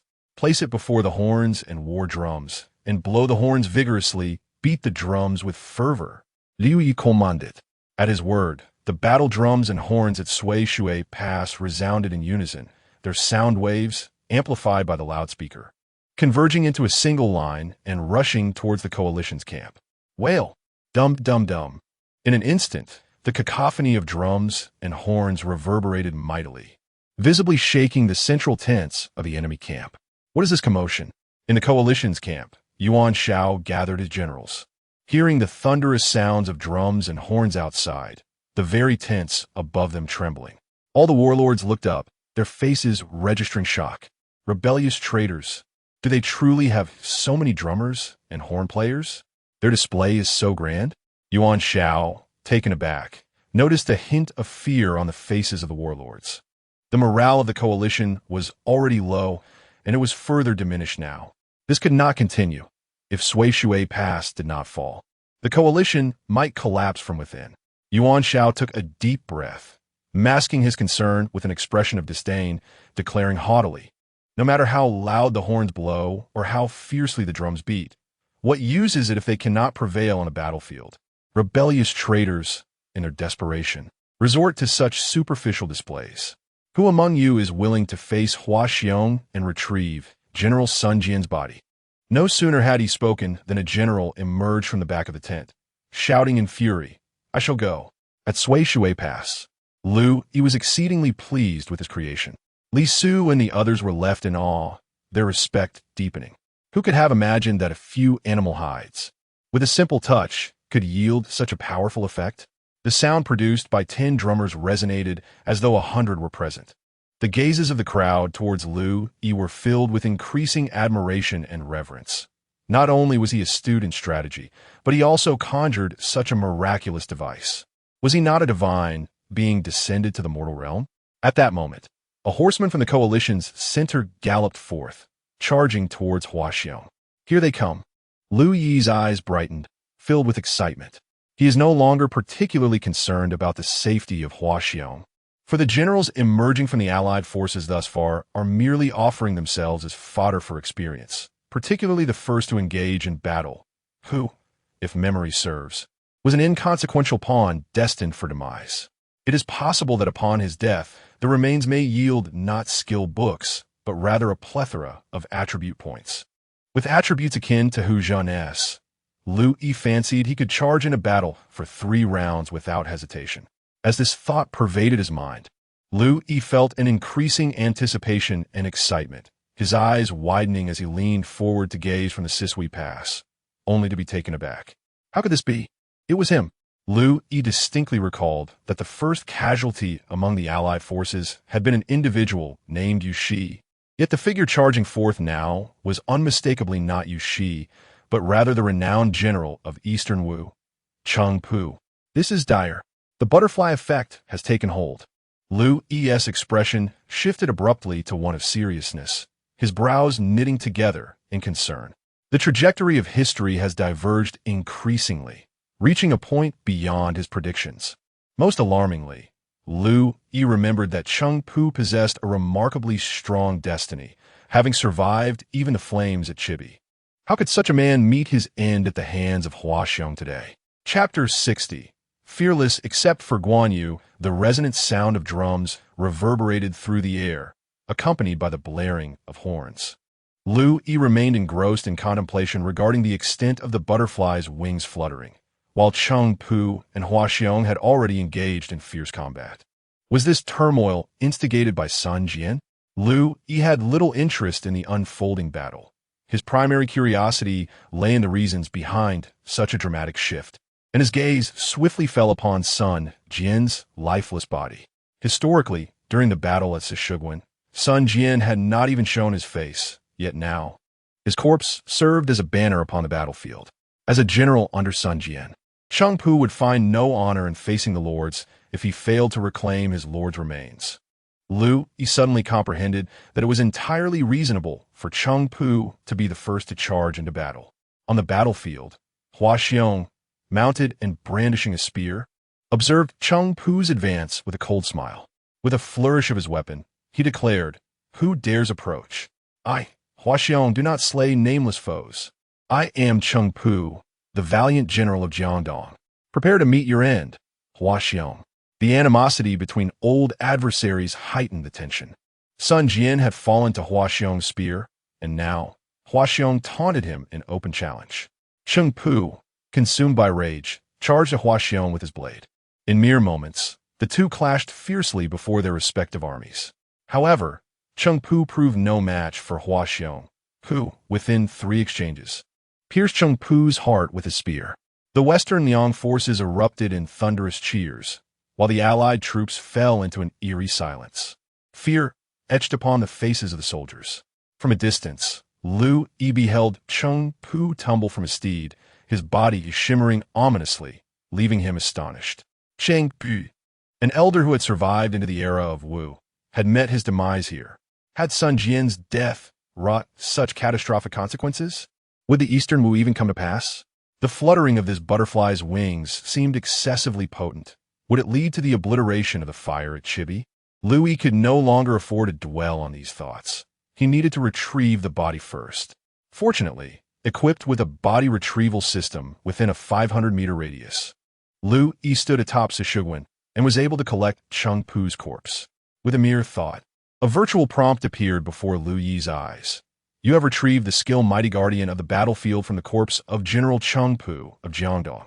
Upon learning, you may condense your vital essence, transforming energy into form, enhancing defenses within a radius for 5 minutes, thereby mitigating damage. A defensive skill? Liu Yi's eyes sparkled with excitement, and he hastily began to learn it. You have acquired the skill Mighty Guardian of the battlefield. Current skill proficiency, 010-000. Activating the skill will provide a protective energy shield within a 1-meter radius for 5 minutes, capable of absorbing damage. This is indeed a remarkable ability. Were it not for the concern of causing chaos on the battlefield, Liu Yi would eagerly unleash it to test its efficacy. Just as Liu Yi was consumed by impatience, another fierce warrior from the allied camp charged forth with a thunderous roar. Hua Xiong, unfamiliar with this new opponent, recalled Liu Yi's warning. Realizing that only Guan Yu posed a true threat to his life, he pointed at the incoming general and bellowed, "Who dares approach? I, Hua Xiong, do not slay nameless foes. I am Yu Shi, the valiant cavalry officer." With a fierce battle cry, the general surged forward, sword raised to strike at Hua Xiong. Hua Xiong, with a cold smile, raised his spear and struck. In a mere moment, Yu Shi was sent flying, his head severed by a single thrust. So easily defeated. I have yet to exert my full strength, and you are already dead, Hua Xiong boasted with pride, circling his warhorse around Yu Shi's lifeless body. Mocking the allied forces, is there not a single capable warrior among you? Seeing this, Liu Yi felt a sense of foreboding and promptly ordered Li Su to exit the gates, cautioning Hua Xiong against arrogance and forbidding him from engaging in a duel with Guan Yu. Li Su complied and descended from the gates, allowing Liu Yi to retrieve Yu Shi's remains. From the corpse of the minor officer Yu Shi, you have obtained the intermediate strength book. Usage grants 500 strength. Please choose to discard or use it. Liu Yi was momentarily taken aback. Was this fellow truly so weak? Could it be that Yuan Shao had sent him forth merely as fodder for slaughter? With no alternative, he decided to use it immediately. Simultaneously, the camp of the allied forces erupted with the sound of drums and horns, heralding the arrival of another general on horseback. Hua Xiong, having just received Li Su's message, felt a surge of gratitude and tempered his earlier arrogance, lifting his spear to confront the oncoming general. Who dares approach? I, Hua Xiong, do not slay nameless foes. I am the General Pan Feng. The warrior roared, brandishing a massive axe as he charged at Hua Xiong. Pan Feng? A general? Hua Xiong scoffed derisively. Today, I fear no one but Guan Yu. Who is Pan Feng to me? Prepare to meet your end. With a mighty roar, Hua Xiong unleashed a flurry of strikes. Executing the dragon emerges from the gate technique. His spear danced like a dragon, delivering 18 precise thrusts in the blink of an eye, each strike leaving a trail of crimson. Before Pan Feng could even raise his axe upon reaching Hua Xiong, he was riddled with 18 gaping wounds in his chest, collapsing from his mount, lifeless. Remarkable! Liu Yi gasped in astonishment at the sight unfolding before him at the Sisui Pass, gaining a newfound respect for Hua Xiong's combat prowess. Though Pan Feng might have been a figure of ridicule in history, his martial strength was indeed formidable. Who would have thought he would be so swiftly dispatched by Hua Xiong? A fleeting moment of realization struck Liu Yi as he contemplated the implications. If Pan Feng fell in an instant, would not Hua Xiong also meet a swift demise at the hands of Guan Yu? Alarm surged through him. If he recalled correctly, Guan Yu was next to enter the fray. If Hua Xiong were to be crushed and slain, there would be no room for regret. Sound the retreat. Without hesitation, Liu Yi commanded the signal for withdrawal, silently pleading, "Guan Yu, I apologize. You are indeed powerful, capable of shaking the world with your victory over Hua Xiong, etching your name in history. Yet Hua Xiong is now my ally. I must ask you to remain a nameless foe for a while longer. As for your glorious legacy, let it be forgotten for now. Today I, Liu Yi, shall protect Hua Xiong's head." With this thought, Liu Yi eagerly urged the messenger to sound a retreat. As long as they denied Guan Yu the opportunity to appear, how could he possibly defeat Hua Xiong? The golden signal rang out at Sisui Pass, and Liu Yi turned back to first retrieve Pan Feng's body. "You have acquired the skill chasing Death's 3 axes from the corpse of General Pan Feng, which allows you to learn the skill taking Life's 3 axes. Please choose to discard or use it." Naturally, the choice is to use it. The sound of the gong resounded across the battlefield. The soldiers of the Shiliang army, both high-ranking officers and lowly troops, were left in bewilderment, with morale at its peak. Why had the retreat signal been sounded? Could it be that Guan Yu was about to make his entrance? Hua Xiong glanced towards the allied camp, feeling a tumult of emotions within. Liu Yi's assertion that Guan Yu could slay him indicated the latter's formidable prowess, and Hua Xiong genuinely yearned to engage such an opponent in a fierce duel. Yet, Liu Yi's words rang true. To fight when one knows death awaits is to invite one's own demise, an unwise decision indeed. Furthermore, military orders are as steadfast as mountains, and even Hua Xiong must comply. Alas, Guan Yu, I truly wish to exchange blows with you and witness the caliber of the one who could vanquish me. But alas, may we have the opportunity to clash another day. With a heavy sigh, Hua Xiong began to command his troops to slowly retreat towards the Sisui Pass. Meanwhile, within the allied camp, Cao Cao was presenting a cup of warm wine to Guan Yu, his eyes sparkling with enthusiasm and his tone gentle. "Brave warrior, please indulge in this wine." As Guan Yu squinted, ready to respond, a sudden blast of the gong echoed from outside. A soldier rushed in to report. Hua Xiong has sounded the retreat and intends to withdraw to the Sisui Pass.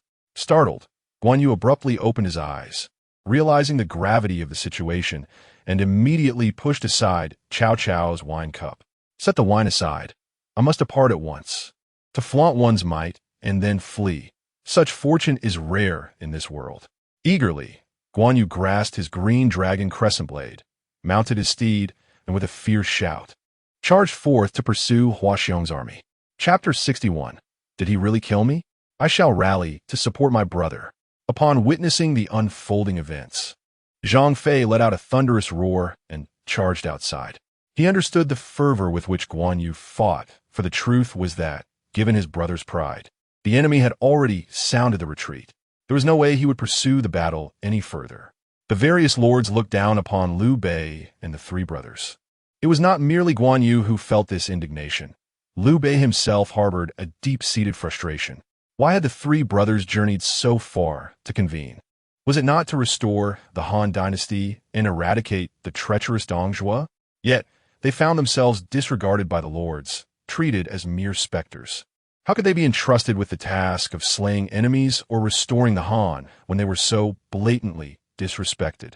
Guan Yu aimed to seize this opportunity to eliminate Hua Xiong, thereby demonstrating the significance of the 3 brothers to the lords. But who could have anticipated that? After slaughtering several generals, Hua Xiong would retreat, denying the brothers a chance to showcase their valor? Time waited for no one. Guan Yu galloped out of the camp, while Zhang Fei hastily ascended the drum platform, snatching the drum and striking it with fervor. Dong dong dong. Zhang Fei's drumming echoed for miles around. At that moment, Liu Yi, having seen Hua Xiong withdraw, allowed a smile to grace his face as he prepared to host a victory banquet. Suddenly, the resounding beat of drums erupted from the coalition's camp. Turning to look, he beheld a formidable figure, a burly man exuding an air of dominance, standing atop the drum platform, pounding the drum with fervor. Liu Yi's heart raced as he recognized that silhouette all too well. Zhang Fei, 3rd Master Zhang. In the past, Liu Yi had served as Zhang Fei's bodyguard and owed him a few lashes. He was intimately familiar with the visage of the 3rd Master. To his astonishment, Zhang Fei had emerged to beat the drum. Did this signify something? Liu Yi's breath caught in his throat as he instinctively glanced towards the entrance of the coalition camp. Indeed, a familiar figure emerged, riding forth with a drawn sword, galloping towards Huaxiong. This was a sight Liu Yi had been fortunate enough to witness on the battlefield. A man of great stature, with a beard 2 feet long, phoenix eyes, and a face like a heavy jujube, wielding a green dragon crescent blade. Who else could it be but Guan Yu? He had come. Guan Yu had actually pursued. Liu Yi felt a surge of trepidation. The retreat had been sounded, yet Guan Yu dared to chase after Huaxiong, and he did so alone, without even a single soldier at his side. 1 man and 1 horse, braving the might of 10,000 troops. Such bravery. Truly, he was a figure of legend, galloping forth without fear. While Liu Yi felt exhilarated by Guan Yu's display of valor, he was also deeply troubled by the reckless pursuit. Oh, second brother, why do this? Almost instinctively, Liu Yi drew his divine bow, knocked an arrow, and shouted quickly, "Relay my orders. Command Huaxiong to return post-haste." In an instant, the command echoed across the Sishui Pass, the messenger's voice nearly breaking as he relayed the urgent message. "The general has decreed. Command Huaxiong to return at once. The general has decreed. Command Huaxiong to return at once. The general has decreed. Command Huaxiong to return at once." However, it was too late. Guan Yu's steed was remarkably swift, having already galloped halfway. Huaxiong, initially poised to retreat, suddenly sensed a fierce and restrained aura of lethal intent closing in behind him, akin to a savage beast from the wilderness. The warrior's keen instincts compelled him to rein in his horse and turn back, only to behold an imposing general charging forth with a blade in hand, a majestic beard, the green dragon crescent blade, and a visage as robust as a jujube. Could this be the very figure Liu Yi had described? Guan Yu himself? It was he, the one who had slain me. This man truly exuded valor. Huaxiong was taken aback. As Guan Yu grew ever closer, the blood within him surged, causing his heart to race. This sensation, Huaxiong could not help but grip his spear tightly, his expression graver than ever. This feeling was one he had only experienced when facing El Bu. How could there be another who could exert such tremendous pressure upon him? In a mere moment, Huaxiong realized he was no match for Guan Yu. He now comprehended why Liu Yi had adamantly prevented him from confronting Guan Yu. No, he could not fight. To act against reason is folly. Huaxiong sought to retreat, but Guan Yu's speed was too formidable. What had once been 100 meters had swiftly diminished to merely 50. At this pace, within 10 breaths, Guan Yu would be upon him. Years of experience told Huaxiong that escape was futile. He could only brace himself for battle. Without hesitation, he steadied his horse and readied his spear for a desperate clash. Yet, to engage in such haste was decidedly disadvantageous. He required a moment to prepare. Without a second thought, Huaxiong gathered his energy and bellowed toward Guan Yu. "Who dares to face me? State your name, for Huaxiong does not slay nameless foes." His voice roared like thunder, reverberating across the battlefield. According to experience, when queried in such a manner amidst the fray, any warrior would respond, thus allowing for distraction and potential openings. Moreover, Guan Yu was currently an unknown entity. Liu Yi had mentioned that Guan Yu was merely an inconsequential horse archer. Surely, this question would render Guan Yu flustered and embarrassed, providing an opportunity for Huaxiong. However, Huaxiong did not anticipate that Guan Yu would pay him no heed, appearing as though he had not even heard the inquiry, instead accelerating toward him with the crescent blade in tow. An aura of potent energy radiated from Guan Yu, resembling a magnificent rainbow tearing through the air. Beneath the overwhelming presence, one could faintly discern the silhouette of a fierce azure dragon soaring and roaring behind him, lunging towards Huaxiong with ferocity. In the fleeting moments of this exchange, Guan Yu galloped forth, now a mere 20 meters away from Huaxiong. Damn it! The speed was too great. There was no time to prepare. Huaxiong cursed under his breath, dismissing his concerns and abandoning his preparations, resolutely gathering his energy to strike first. Yet again, Huaxiong miscalculated, as Guan Yu anticipated his every move. As he attempted to launch a preemptive strike, Guan Yu was even swifter. Just as Hua Xiong lifted his spear, preparing to unleash his initial technique, Guan Yu had already raised the green dragon crescent blade, executing the soaring dragon's regret with a single, decisive stroke. 20 meters away, the heavens and the earth transformed, the sands swirling and stones flying as a tempest raged across the plain. An unparalleled force erupted from Guan Yu, his vitality and spirit coalescing upon the green dragon crescent blade, which radiated a dazzling azure light. A mighty roar resonated through the void, shaking the very ground as an ethereal dragon's apparition surged forth from the blade, its claws bared as it lunged towards Hua Xiong. In that moment, Hua Xiong felt himself ensnared by an invisible force, his limbs burdened with an overwhelming weight, requiring double the effort to move. How formidable! What kind of technique is this? Hua Xiong was struck with astonishment, scarcely believing that this was merely an unknown adversary, nearly rivaling El Bu. It was over. It seemed he was destined to perish here today. Hua Xiong lamented inwardly, yet he refused to yield. Gritting his teeth and mustering his strength to withstand Guan Yu's extraordinary strike. Little did he know, Guan Yu had emerged with unwavering resolve, his determination to prevail unyielding. He had harnessed every ounce of his potential, unleashing his most formidable blow with 120% of his might. He could not afford to lose. Liu Bei could not afford to lose. The three brothers could not afford to lose. If they failed to achieve greatness this time, they would become the jest of the warlords, with no place among the coalition. Thus, Hua Xiong must perish. With a single strike unleashed, Guan Yu let out a fierce roar. Simultaneously, at the coalition's drum platform, Zhang Fei descended into madness. Chapter 62. The Encirclement of Guan Yu. Hurry! The dark and fierce Zhang Fei fervently beat the drums of war, nearly shattering Yuan Shao's battle drums. His voice roared like thunder, reverberating through the air, infecting the myriad soldiers of the coalition, who joined in a collective roar. The sound reverberated like an earth-shattering tsunami, causing the clouds above to churn tumultuously.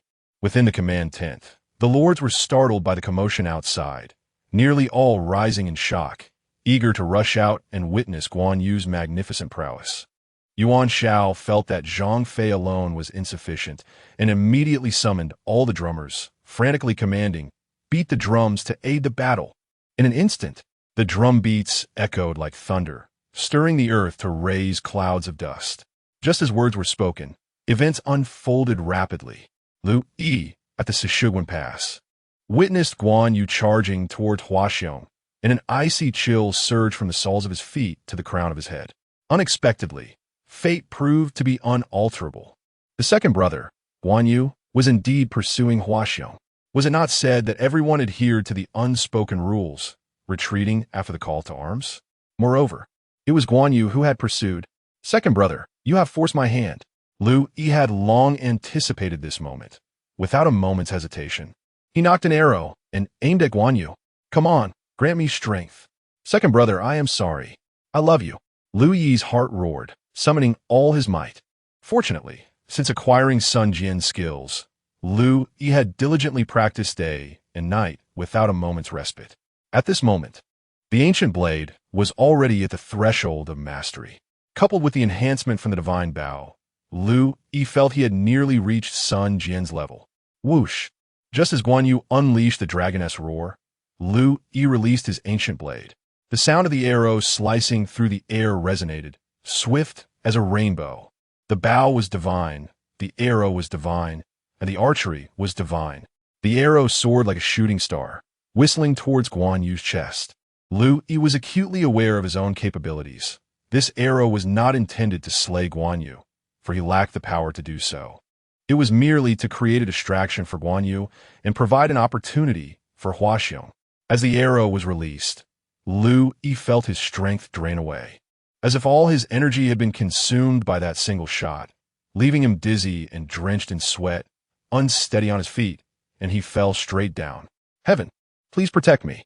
In that fleeting moment of falling, Liu Yi could only silently pray, hoping both of the esteemed brothers would remain unharmed. The nearby officers, upon witnessing this, rushed forward in panic to support Liu Yi. "General, "General." Liu Yi indicated that he was fine, and with the assistance of the officers.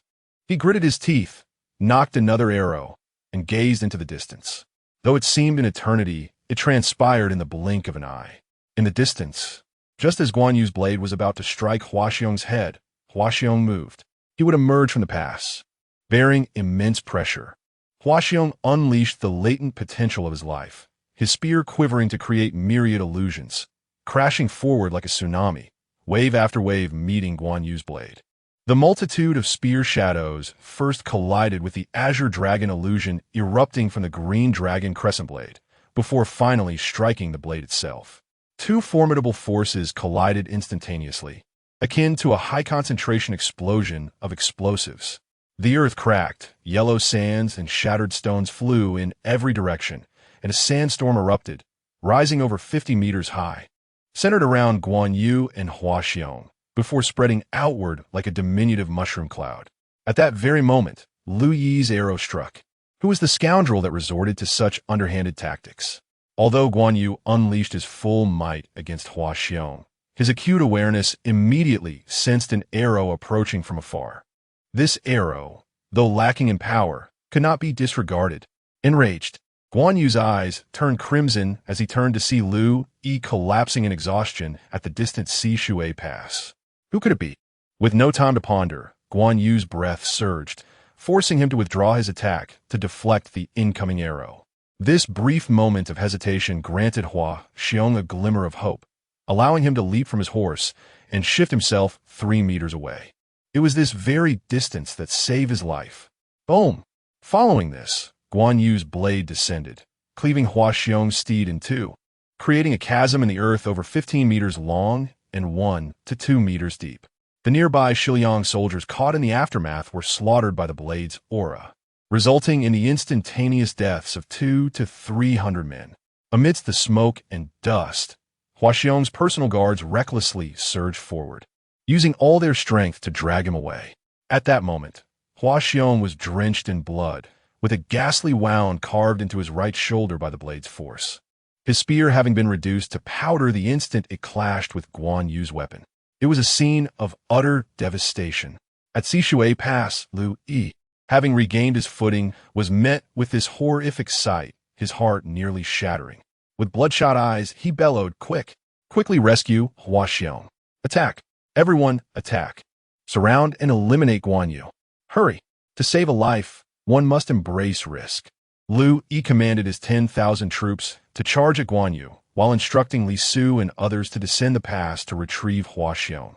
Additionally, he summoned his internal energy once more, drawing his bow and aiming at Guan Yu's position. The spectacle appeared grand and intimidating, yet Liu Yi was uncertain of its efficacy. After all, in this world, individuals like Guan Yu possess the true ability to claim the heads of generals amidst a sea of soldiers as effortlessly as plucking a flower. His 10,000 soldiers were merely a means to accumulate Guan Yu's experience points, serving only to impede his advance. Fortunately, Guan Yu had exerted tremendous effort in his previous strike, leaving him breathless and momentarily fatigued, thus not pursuing immediately. Instead, he raised his gaze towards Sishui Pass, faintly spotting Liu Yi drawing his bow and aiming at him, causing his brow to furrow. This young rogue possessed exceptional archery skills. Could he be Liu Yi? Guan Yu rapidly regained his breath, his eyes flickering as he fixated on Liu Yi, lost in thought. Thousands of Shiliang soldiers charged forward, but were deterred by the malevolent aura radiating from Guan Yu, daring only to circle him from 20 paces away. None brave enough to advance. Seizing this opportunity, Huaxiong's guards risked their lives to rescue him, encountering Li Su and others who awaited below, and together, they carried the gravely wounded Huaxiong back into Sishui Pass. Liu Yi then sounded the retreat, gathering the remaining troops of the Western Liang back within the fortress. Simultaneously, upon witnessing Guan Yu strike down Huaxiong with a single blow, Zhang Fei, filled with exhilaration, hurled aside his drumstick and rushed into the main tent, exclaiming joyously, "My second brother has felled Huaxiong. What were we waiting for if not to seize this chance to storm through Sishui Pass and capture Dong Zhuo alive?" No sooner had his words left his lips than Yuan Shu slammed his hand onto the table, his face flushed with rage, while we, the ministers of the court, remained silent. How dare you, a mere county magistrate's subordinate, raise your voice here? Is there no sense of decorum? Guards, throw this man out with sticks. An awkward silence enveloped the tent. Yuan Shao, the alliance leader, feigned ignorance, seated beside them. A few officers from Yuan Shu's faction surged forward, attempting to expel Zhang Fei. The other warlords, though seething with indignation, remained silent, each harboring their own secret apprehensions. They all understood that Yuan Shu was deliberately making an issue of this, fearing that Liu, Guan, and Zhang would overshadow him and claim the glory for themselves. Was it not the same fear that led to Sun Jian's demise, as Yuan Shu withheld provisions to prevent him from garnering merit? Yet, even as Yuan Shu harbored such thoughts, the other warlords likely shared similar sentiments, choosing to remain silent and allow Yuan Shu to be the scapegoat. Only Cao Cao rose to defend Zhang Fei, asserting, "Merit must be rewarded. How can one judge by status alone? Should we drive out our contributors instead?" Yuan Shu coldly scoffed, "If you are so fixated on a mere county magistrate, I shall take my leave. Enjoy yourselves." With that, Yuan Shu turned and exited the tent. Cao Cao, taken aback, found it unfathomable. How can we allow such trivial matters to hinder our grand objectives? Yet, the other warlords were unwilling to listen. Instead of taking advantage of the chaos wrought by the Western Liang forces to assault Zishui Pass, they all rose to take their leave, abandoning Cao Cao, Gongsun Zan, Liu Bei, and others in a state of disarray within the tent. Seizing the opportunity, Liu Yi promptly withdrew his forces and fortified Zishui Pass, before hastily making his way to Hua Xiong's tent. From a distance, before even entering, Liu Yi could not contain his anxiety and called out loudly, "Is my master unharmed?" Chapter 63. Liu Yi seeks medical aid. Li Su and the others hurriedly emerged from the military tent, their expressions grim. Liu Yi was immediately seized by a foreboding sense of dread as he entered the tent, only to find Hua Xiong lying motionless on the bed, his face ashen.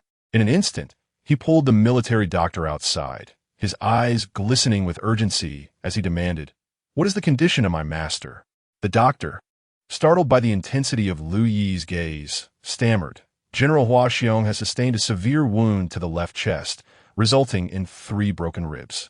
The injury is deeply severe, and with the scarcity of medical resources in the army, I fear I shall take him back to Luoyang and seek the imperial physicians," Liu Yi declared without hesitation, promptly rallying the generals to prepare for the defense of the pass.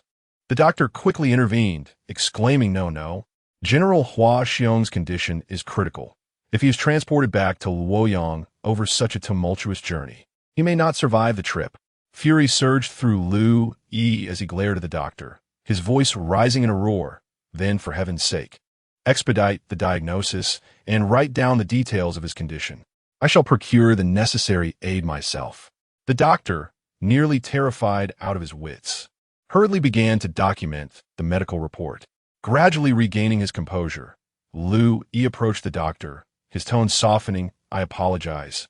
My earlier outburst was driven by concern for my master's injuries. I lost my temper, and I am truly sorry." The doctor was taken aback. A general of such stature was actually apologizing to him? It was unprecedented for a figure of such prominence to express regret to someone of his humble standing. Recognizing Liu Yi's genuine concern for Hua Xiong's welfare, the doctor felt deeply moved, tears welling in his eyes. He knelt before Liu Yi and proclaimed, "Your Excellency's compassion is unparalleled. How can we not dedicate ourselves to serving you? Here are the detailed notes on General Hua Xiong's injuries. You may take them back to Luoyang to consult a renowned physician. I assure you, we will care for General Hua Xiong diligently until your return." Liu Yi accepted the medical report without delay. He instructed Li Su and the others to secure the Zishui Pass while he rode forth at full gallop with 100 loyal soldiers toward Luoyang. The atmosphere in Luoyang was increasingly tense. The armies of 18 warlords were poised at Zishui Pass, threatening the city, and from Emperor Xian of Han to the entire court. There was an eager anticipation for the coalition to breach Luoyang's gates. However, upon hearing of Liu Yi's victory over Sun Jian at Zishui Pass, the warlords hesitated. And the court officials, alongside Emperor Xian, harbored deep resentment towards Liu Yi, while simultaneously feeling an unsettling apprehension. Upon entering Luoyang through the eastern gate, Liu Yi's arrival became the talk of the town almost instantaneously. The question on everyone's mind was why Liu Yi had returned to Luoyang. Not only the court officials, but even Dong Zhuo were riddled with perplexity, speculating that something grave had transpired at Sisui Pass. The atmosphere in Luoyang grew ever more anxious and oppressive, with turbulent undercurrents lurking beneath the calm surface. Everyone was eager to learn what news Liu Yi would bring back. And even Dong Zhuo set aside his affairs, awaiting Liu Yi's visit. Yet, upon his return, Liu Yi did not seek out Dong Zhuo immediately. Instead, he dispatched a loyal soldier to report the situation at Sisui Pass and made his way directly to the imperial palace, summoning all the court physicians to attend him. 100 fiercely loyal guards surrounded a group of imperial physicians, while Liu Yi, clad in battle armor with his hand resting on the hilt of his sword, cast a sweeping gaze over the crowd, rendering the physicians pale and trembling with fear. Just as the physicians believed they had somehow offended Liu Yi and were about to face dire consequences, Liu Yi unexpectedly dropped his knees. Today, he had summoned them without prior notice, driven by desperation, as lives hung in the balance. Liu Yi implored the esteemed physicians to accompany him to Sishiguan to save lives. He assured them that regardless of the outcome, whether they succeeded or failed, they would be regarded as benefactors, and he would reward them handsomely. As he spoke, Liu Yi bowed deeply, his forehead reddening from the repeated prostrations. The physicians were left in shock, scarcely able to believe their eyes. Who was Liu Yi? The second in command under the tyrant Dong Zhuo. He had recently slain Sun Jian, one of the 18 warlords at Sishiguan, a notorious villain. Yet, this man, known for his malevolence, was kneeling before them in a plea for assistance. This paradox stirred an even greater fear within them. A villain who shows respect before resorting to violence was a harbinger of danger. If they failed to heed his request, the sincerity of his kneeling would soon give way to the cruelty of his blade. Having experienced the whims of fate, the physicians quickly followed suit, kneeling in response and affirming their willingness to assist. Liu Yi, filled with joy, ushered them into a room, presenting the details of Hua Xiong's grievous injuries for their examination, and instructed everyone to prepare various medicines for their expedition. Simultaneously, upon learning of Hua Xiong's severe injuries and imminent peril, Dong Zhuo was struck with alarm and immediately summoned Li Ru and Elbu to devise a strategy. The unexpected defeat of Zichuan and Hua Xiong shocked them all. Li Ru, with a furrowed brow, felt a spark of excitement flicker in his eyes. To be candid, he had been both elated and anxious upon hearing of Liu Yi's overwhelming victory against a faction of warlords. The joy stemmed from their defeat, while the concern arose from Liu Yi's triumph. Li Ru had always viewed Liu Yi unfavorably, opposing him at every turn. With Liu Yi and Hua Xiong's growing power within Dong Zhuo's faction, they had nearly matched Li Ru and Elbu in influence. Now that Liu Yi had faltered and Hua Xiong lay wounded, Li Ru sensed an opportunity to rise again and solidify his own position. In an instant, Li Ru conceived a cunning plan and addressed Dong Zhuo. With Hua Xiong gravely injured and rendered incapable of fighting, the bandit forces are formidable, led by Yuan Shao, whose uncle Yuan Wei is now the Grand Tutor. If they coordinate their efforts, Luoyang will be in jeopardy. I propose we eliminate Yuan Wei's entire family, regardless of age or gender, and present their heads at the city gates to sow discord within Yuan Shao's ranks. By targeting Yuan Wei, who had once shared a glance with Liu Yi, they would indirectly undermine Liu Yi as well, a plan with multiple benefits. Yet Dong Zhuo, focused solely on the stability of Luoyang, did not ponder the intricacies as deeply as Li Ru. He promptly commanded Li Ju and Guisi, take 3,000 troops and eradicate Yuan Wei's entire family, delivering their heads to Sishiguan. Yes, my lord, replied Li Ju and Guisi, departing to fulfill their orders. Li Ru continued, the bandit forces are vast. My lord could divide the army into two. One contingent led by Li Ju and Guisi should support Sishiguan, maintaining a defensive posture. Another route was personally led by the lord, alongside Liu Yi and Bu, as they advanced towards Filial Pass, ensuring that the allied forces could not support one another. Li Ru specifically mentioned Liu Yi's name, intending to take him away. As for Hua Xiong, a man destined to die, Li Ru cared not for his fate. His demise would be preferable, with Hua Xiong dead. Liu Yi would become a mere drifting reed within Dong Zhuo's army, posing no further threat. Dong Zhuo, however, did not contemplate such matters deeply. He merely regarded Liu Yi as his deputy. Given the gravity of the situation, he believed it prudent to have his deputy by his side. Thus, he immediately dispatched someone to convey orders to Liu Yi, instructing him to muster troops in Luoyang and prepare for the march to Filial Pass. Li Ru, however, chuckled and remarked, "My lord, I fear that such a summons will fall on deaf ears." "Oh, my son would defy my command?" Dong Zhuo exclaimed, his eyes widening in disbelief. Li Ru nodded, explaining, "Liu Yi has returned with the intention of saving Hua Xiong's life. He first sought out the imperial doctors at the royal hospital and sent only a trusted soldier to meet you.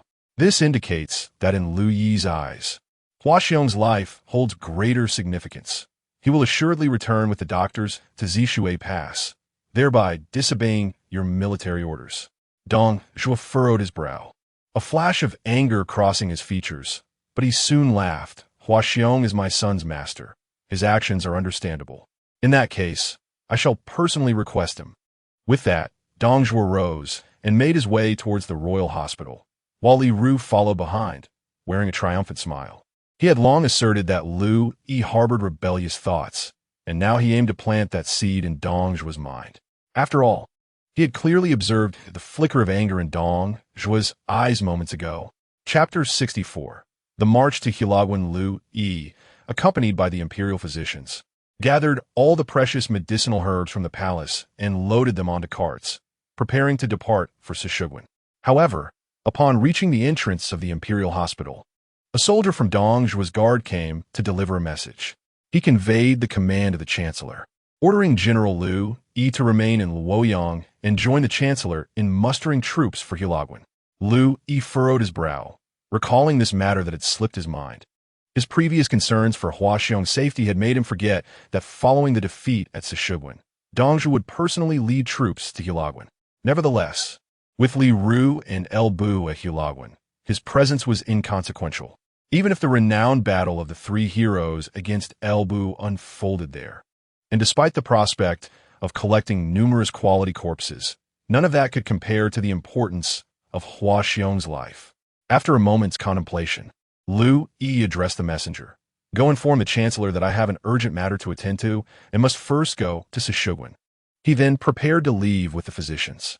However, the messenger did not relent, kneeling before Liu Yi and stating loudly, "General, the chancellor demands your immediate presence at the government office. Right now, I cannot go.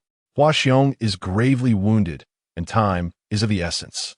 Every minute spent delivering the physicians and herbs to Sishugwan grants Hua Xiong a greater chance of survival. Meeting with Dong Zhuo, I fear that if I see him, I may not be able to escape without being compelled to go to Hilagwan." Liu Yi thought to himself, "I have no time. Once I have attended to matters at Sishugwan, I shall report to the chancellor and seek forgiveness." Having said this, Liu Yi attempted to bypass the messenger once more. Yet, the messenger persistently blocked his path again, insisting loudly, "Please, General, proceed to the chancellor's office." Liu Yi's eyes narrowed, and his tone turned severe. "Did you not hear what I just said?" "I did, but the chancellor's order is for the general to attend the government office immediately." Liu Yi found the situation laughable. Under ordinary circumstances, he might have admired the messenger's loyalty to orders and defiance of authority, but today was different. Whoever hindered him from rescuing Hua Xiong would face dire consequences. With a swift motion, Liu Yi drew his sword, Fra Sorrow, and pressed the blade against the messenger's neck, seething, "Step aside at once, or I shall not hesitate to end you. Even if you kill me, I must take you to the chancellor." The messenger stood resolute, as if the blade at his throat were not his own. Furious, Liu Yi was about to deliver a fatal blow when he spotted Dong Zhuo, Li Ru, and Bu approaching from a distance. Noticing Liu Yi with his sword against the messenger's neck, Dong Zhuo furrowed his brow and called out loudly, "What is my son doing?" This was disastrous. Liu Yi's heart sank. He had not anticipated Dong Zhuo's personal arrival. He could not fathom why Dong Zhuo was so insistent on his presence at Hulagwan, even to the extent of sending a messenger and then coming himself. Was it truly so vital? As if his presence at Hulagwan would guarantee victory. Liu Yi silently jursit, yet instinctively cast a glance at Li Ru and El Bu, who followed closely behind Dong Zhuo, and thus he reluctantly sheathed his sword. With their presence, any attempt to force his way out was futile. He could only approach Dong Zhuo, kneel before him, and, in a tone of earnest supplication, utter, "I am merely concerned for Hua Xiong's well-being. My eagerness to save him has driven me to this desperate act. He is gravely injured, and if the medicine does not reach him in time, I fear he may perish." "I'm already aware of Hua Xiong's plight," Dong Zhuo replied, nodding with a smile. "However, you possess no medical knowledge, and it is not imperative for you to personally journey to Sishui Pass to render aid. You have far more pressing matters to attend to." "But," Liu Yi began to protest, but Dong Zhuo raised his hand to silence him. The corpulent figure's gaze drifted past Liu Yi towards the imperial physicians, and he spoke with a cordial smile. "Listen closely, all of you. I shall arrange for escorts to take you to Sishui Pass, and I will also provide you with the finest medicinal herbs from my estate. Should you fail to save Hua Xiong, not only shall I demand your lives, but I will also seek the lives of your entire families in 3 generations. Do you understand?" Though Dong Zhuo's demeanor was amiable, his words sent shivers down the spines of the physicians, who immediately knelt before him, hastily assuring him of their capability to save Hua Xiong. Dong Zhuo nodded and smiled. "In that case, proceed to my estate and determine what medicinal supplies you require. Take whatever you need, no matter how precious. Go." Having spoken, Dong Zhuo sent the physicians to his estate before they would head to Sishui Pass to render aid. Then, he turned his attention back to Liu Yi with a smile, saying, "My son, with this arrangement, you should feel reassured, no?" What more could Liu Yi say? The fact that Dong Zhuo was willing to provide the rare herbs from his estate for Hua Xiong's treatment was indeed a favor to Liu Yi. After all, the medicinal resources in Dong Zhuo's estate far surpassed those found in the palace, thus increasing Hua Xiong's chances of survival. At this juncture, Liu Yi could find no justification for avoiding the journey to Filial Pass, and he knelt once more, bowing his head in gratitude. "Thank you, Father."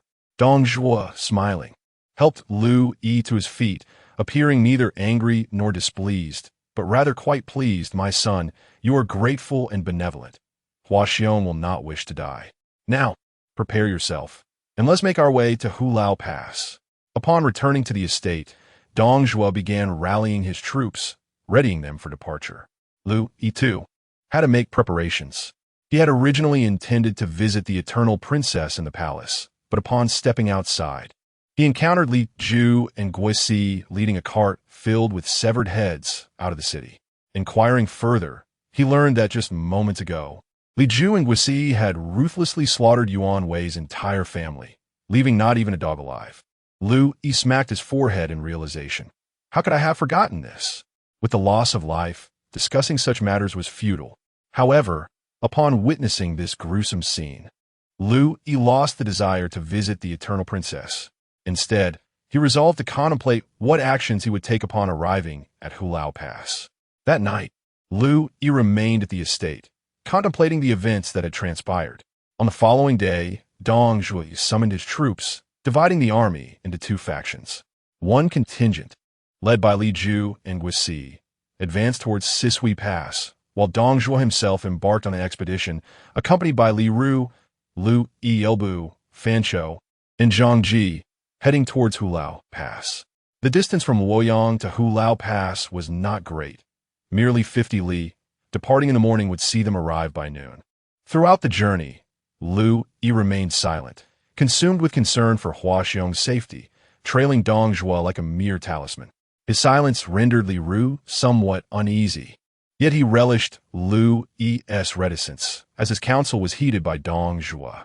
According to Li Ru's strategy, Dong Zhuo would station the main forces within the pass, while Elbu would lead a contingent outside the gates. establishing a flanking position to strike at any moment against the Allied forces. As Elbu moved his troops beyond the gates, scouts from the Allied forces swiftly detected the movement and reported back to Yuan Shao. Yuan Shao rallied his troops, convening various warlords to deliberate. The Allied forces also split into two groups, one to defend Sisui Pass and the other advancing in full force towards Hulao Pass. The air was thick with smoke and the sound of war drums echoed ominously. The towering Hulao Pass was shrouded in dense clouds, dark clouds pressing down upon the city. The atmosphere of impending slaughter unsettled Liu Yi, leaving him restless and agitated. Could it be that something had befallen Huaxiong? Chapter 65. Pan Feng turns out to be myself, such is the nature of humanity. When one is deeply concerned for another, yet cannot behold their presence, the mind inevitably conjures thoughts of their demise. However, Liu Yi could no longer concern himself with the fate of Huaxiong. The imperial physician had departed for Sijua Pass bearing the finest elixirs, and the remainder of the matter was left to Huaxiong and the whims of destiny. Troubled and restless, Liu Yi ventured alone to Tiger Prison Pass to seek solace and ponder his forthcoming strategies. The defeat of Dong Zhuo at Tiger Prison Pass was a certainty, though the Allied forces had suffered setbacks and lost Sun Jian's contingent. They still maintained an advantage in both numbers and quality over the Shiliang army. Following the loss at Tiger Prison Pass, Dong Zhuo would abandon Luoyang and relocate the capital to Chang'an, heralding the dawn of his impending doom.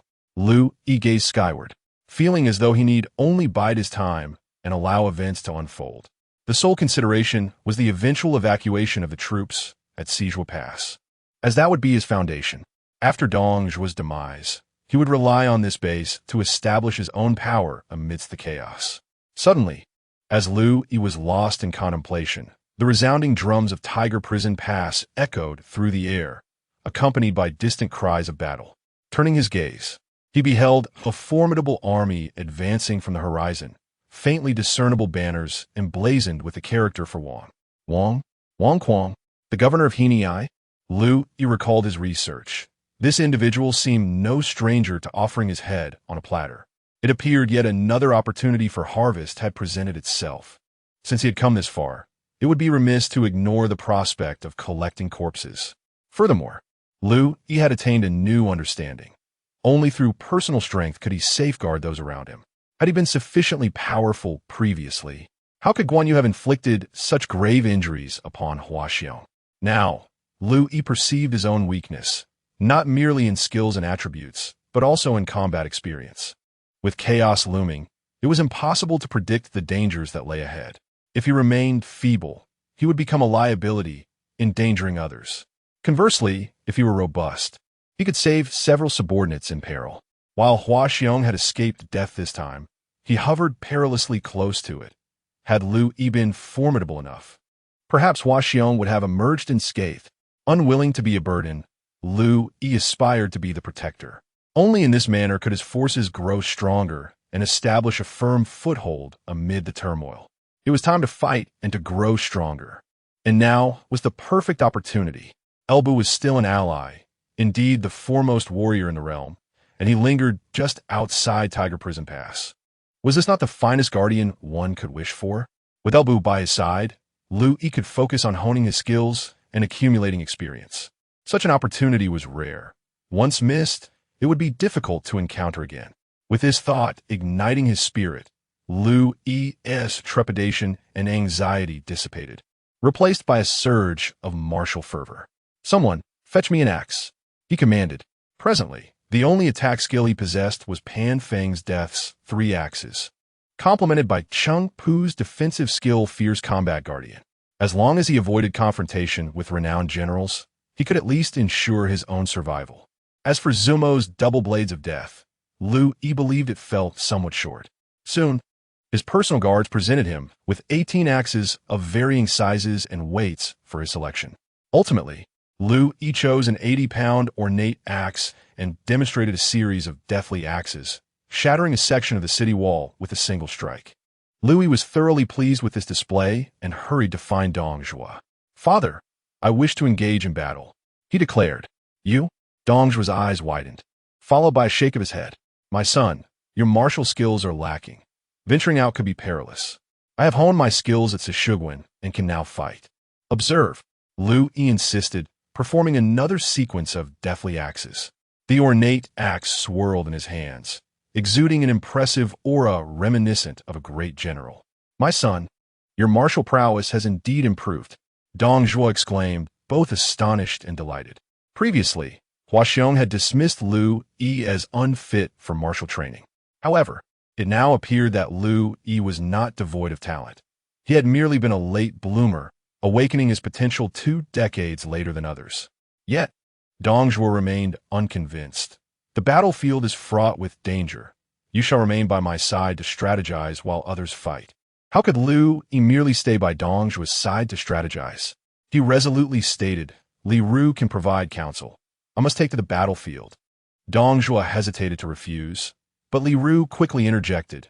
Since Zichuan is so eager to achieve merit on the battlefield and has shown improvement in martial arts, why not allow him to fight? With elbow guarding outside, there should be no issues. Indeed, Liu Yi had previously held a low opinion of Li Ru, but now found him quite agreeable. He cared not whether Li Ru's intentions were truly altruistic. He simply desired to join the fray.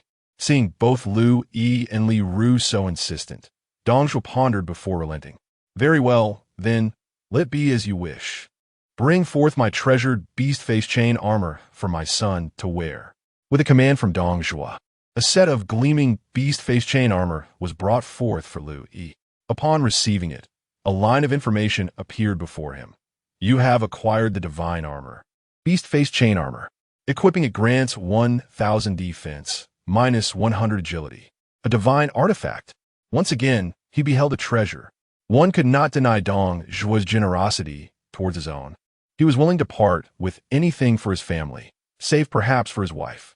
Liu Yi knew that Dong Zhuo possessed no more than 3 such sets of armor, one of which had previously been gifted to El Bu, and this one was reserved for Liu Yi to take to the battlefield. Father, Liu Yi felt a surge of gratitude, occasionally even stirring a hint of compassion, contemplating whether he should save Dong Zhuo's life. However, he quickly recalled Dong Zhuo's heinous deeds in Luoyang, particularly the slaughter of innocents for personal glory, and dismissed the thought. At worst, after Dong Zhuo's demise, he could select a prime burial site, ensuring a proper resting place as a means of repaying his kindness. Go. At this moment, Dong Zhuo was oblivious to Liu Yi's contemplation of arranging his funeral. With a beaming smile, he encouraged Liu Yi to emerge from his seclusion. Liu Yi, suppressing his thoughts, excitedly grasped his axe and approached the gate, mounting his steed with enthusiasm, swinging the magnificent axe in the air once more. He felt invigorated, a surge of fervor coursing through his veins. As he initiated the fatal 3 axes stance, he sensed an urgent, bloodthirsty desire emanating from the axe. My axe is ravenous. Strangely, this phrase crossed Liu Yi's mind, leaving him momentarily perplexed. Was Pan Feng truly a part of me? The genuine Pan Feng had perished, and a false incarnation had taken the stage. This thought emerged, and Liu Yi found it oddly unsettling. After all, his skills mirrored those of Pan Feng, and even the weapon he wielded was strikingly similar. Nevertheless, why dwell on such trivialities? Was Pan Feng inept? Not at all. He was a general of considerable stature, merely unfortunate to have encountered Huaxiong. Rest in peace, General Pan.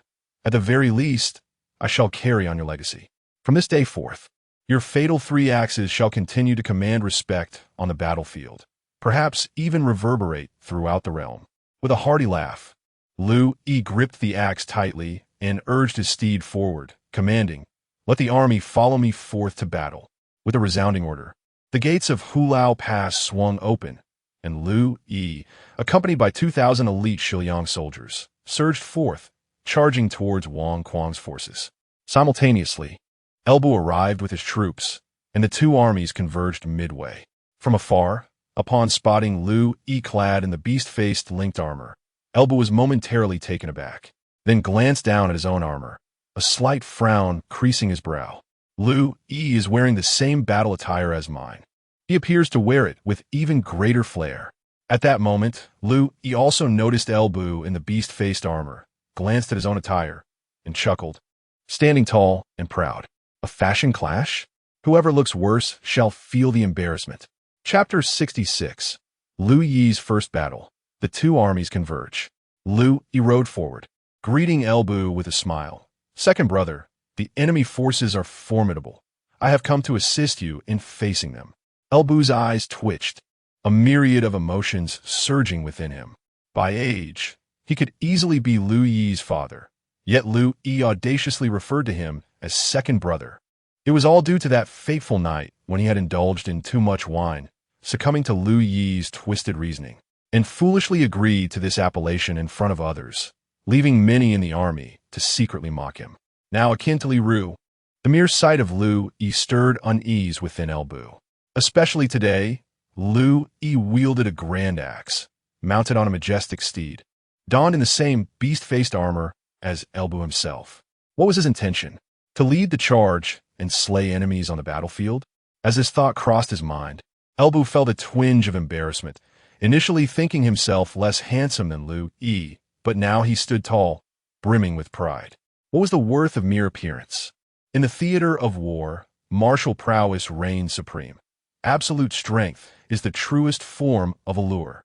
Did Liu Yi possess such strength? Not in the slightest. Who among the entire army was unaware that in his early days, Hua Xiong had declared Liu Yi incapable of martial arts, his skills so meager that they scarcely ranked against Elbu's standards. On the battlefield, Liu Yi was unworthy even to serve as Elbu's shoe-bearer. Standing tall, Elbu radiated an aura of invincibility, a fierce countenance gracing his face as he remarked, "Zichuan, is that attire a prelude to avenging Hua Xiong? I've heard of your lack of martial skill. Do not complicate matters further. The vengeance for General Hua Xiong, I, Elbu, shall undertake, lest you suffer any harm. I would then bear the burden of avenging you." What nonsense are you speaking, second brother? Liu Yi scrutinized Elbu, noting how, after some time apart, Elbu had adopted an air reminiscent of Li Ru, seemingly disapproving of him. However, Elbu remained a simpleton, physically robust, yet lacking in intellect. And Liu Yi felt unfazed, responding with a grin, "Is there anyone in the world unaware that my second brother is unparalleled, his martial prowess unmatched? With you by my side for protection, who could possibly harm me? Any injury I sustain would be a desecration of your esteemed reputation. Indeed, my martial skills." Initially, Elbu felt elated by Liu Yi's flattery, relishing the compliment of being the finest in martial arts, a praise he had not heard in ages. Yet, as the conversation unfolded, something felt amiss. Was he being positioned as Liu Yi's bodyguard? If Liu Yi were to be injured, would it not tarnish Elbu's illustrious name? Halfway through his thought, Elbu swallowed the remainder of his words. He sensed being manipulated by Liu Yi, yet lacked any evidence to confront him. The multitude of soldiers observing rendered Elbu hesitant to refuse or protest, leaving him to glare at Liu Yi, caught between joy and indignation. As they exchanged glances, the sound of galloping hooves drew near. The allied forces were upon them. Leading the charge was Wang Quang, the governor of Heian. As the vanguard, Wang Quang spotted a distant army ahead and promptly reined in his horse to form a formation, his eyes narrowing as he gazed forward. There, amidst the ranks, two formidable generals stood out conspicuously, both adorned with golden-purple crowns, clad in intricately designed lion-armored belts, and donning beast-faced chainmail. They bore bows and arrows at their sides, riding majestic steeds. One wielded a Fangtian Huaji, while the other brandished a Xianhua axe. A mere glance at them instilled an indescribable sense of dread. A gasp escaped Wang Quang's lips as he pondered the unparalleled prowess of Elbu. Who was the man beside him, who seemed equally matched? He inhaled sharply and turned to inquire, who dares to engage in battle? No sooner had he spoken than a general galloped forth, declaring, "Allow me to test his mettle." This valiant warrior was none other than Fang Yu, a renowned general from Hanoi. Wang Quang was elated and commanded the soldiers to beat the drums in support, positioning himself at the rear. Fang Yu, a proud individual, spurred his horse forward, entering the space between the two armies, and boldly proclaimed, "I am Fong Yu, the esteemed general of Hanoi. Who dares to fight me to the death?" Before El Bu could respond, Liu Yi had already charged forward on horseback, reminding El Bu as he departed, "Second brother, remember to support me." This infuriated El Bu to the point of nearly grinding his teeth in frustration. What audacity! Who would dare to enter the battlefield with such meager skills? He was risking not only his own life, but also tainting El Bu's reputation. Furthermore, should this not be El Bu's glory to claim? Why attempt to seize it? El Bu's heart was heavy, unable to voice his grievances. The glory of battle was being snatched away by Liu Yi, and he was left to play the role of a guardian, working without recompense. Curse be it! Liu spoke the truth. Liu Yi was no virtuous soul. While El Bu seethed with frustration, Liu Yi was undeterred, for this was his first foray into battle, and he was determined to give it his all. As he charged forth, Liu Yi summoned his skill, Aobing Weizhu. Boom! He felt a surge of energy within, the air vibrating with a resonant hum as a protective aura enveloped him, resembling a cloak of crimson flames. Isn't this lad supposed to be a martial arts inept, incapable of mastering techniques? Could it be that Hua Xiong has deceived me? El Bu's eyes narrowed, and his expression grew grave. As a master of unparalleled skill, he could discern that Liu Yi's display was far from ordinary martial arts. Though its power seemed lacking with time and practice, it could undoubtedly evolve into a superior protective technique. Fong Yu, however, failed to grasp the exceptional nature of Liu Yi's maneuver, mistaking it for a mere ordinary defense technique, and believed that such a flimsy aura could not withstand even a casual thrust from his spear. He pointed at Liu Yi with disdain, demanding, "Who dares to approach? State your name." Fong Yu does not slay nameless challengers. In response, Liu Yi charged forward, his Xianhua axe raised high, and without hesitation, he swung it towards Fong Yu's head. The fierce battle lasted only 5 minutes, leaving Liu Yi no time to introduce himself to Fong Yu. He launched straight into a lethal technique. "How dare you disregard the martial code?" Fong Yu exclaimed in anger. It was one thing to engage in a mere skirmish, but to declare war without warning was utterly unacceptable. He immediately brandished his spear to confront Liu Yi, determined to teach him a lesson. Clang! In an instant, their weapons clashed, sending out a shockwave of force. Both Liu Yi and Fong Yu felt a jolt that nearly caused them to lose grip of their weapons, and they exchanged astonished glances. Fong Yu thought, "This fellow is quite formidable." Liu Yi mused, "This opponent appears surprisingly weak." Liu Yi had assumed that, having recently advanced to the extraordinary rank, his strength of just under 7,000 and agility of over 5,000 would still fall short compared to the true generals of the battlefield. However, to his astonishment, their skills seemed evenly matched. Of course, this was largely due to the enhancement of Pan Feng's deadly 3 axes, which allowed Liu Yi to unleash such power. As the battle continued, the proficiency of the deadly 3 axes would only increase with use, making victory over Fong Yu merely a matter of time. Liu Yi was elated. Pan Feng truly lived up to his reputation. It was merely unfortunate that he never had the chance to demonstrate his prowess in life. Otherwise, with the deadly 3 axes, he would undoubtedly rank high among historical war generals. At that moment, Liu Yi set aside his thoughts, swinging his axe again. "Fong Yu, prepare for your demise." Fong Yu chuckled in disbelief. Indeed, he had initially perceived Liu Yi as a mere novice, yet he was unexpectedly matched in combat. This revelation took Fong Yu by surprise. But did Liu Yi really believe he could defeat him based on this alone? Was that not a delusion? "You're far too arrogant, young man. Today, one of us will indeed perish, but it certainly will not be me." With that declaration, Fong Yu let out a fierce roar, and his spear shot forth like a dragon, aimed directly at Liu Yi's brow. Chapter 67. Spare my life.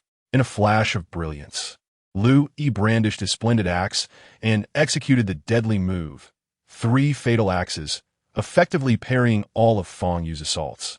Is that all? Prior to this encounter, Liu Yi had feared his own inadequacies, thinking he would require Liu Bu's protection. Yet, it now appeared that he possessed considerable prowess in battle. Damn! Fong Yu's face flushed with indignation. A minor general, whom he had previously underestimated, not only thwarted his attacks, but also dared to mock him.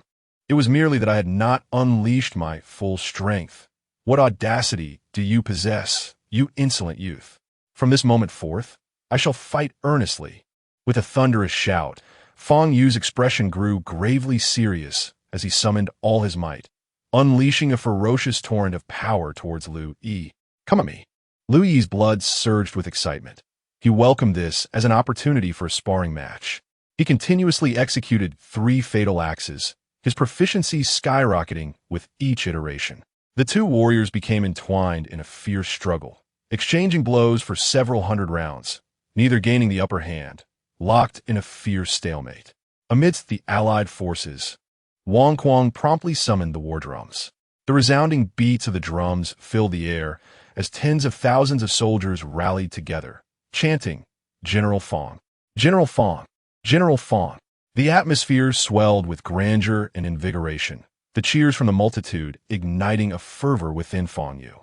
Meanwhile, Lu Bu remained unmoved, abstaining from beating the drums or encouraging his soldiers, exuding an extraordinary calmness. His gaze was fixed upon Liu Yi. An expression of astonishment etched upon his features as he murmured to himself. Wasn't it said that Liu Yi lacked martial talent? Yet before my eyes, he exhibits the qualities of a rare prodigy in martial arts. His axe techniques, clearly newly acquired, had begun with a degree of awkwardness, but now they displayed remarkable refinement. And he was visibly growing stronger at an astonishing rate. He was honing his skills amidst the chaos of battle, achieving tremendous advancement. In my lifetime, I have never witnessed anyone progress so rapidly. This individual's innate talent for martial arts may even surpass my own. How did Hua Xiong instruct him? Why was it claimed that Liu Yi was a martial arts failure? Could it be that these two share some ulterior motive? Lu Bu, a true connoisseur of warfare, observed the battlefield with clarity from the sidelines.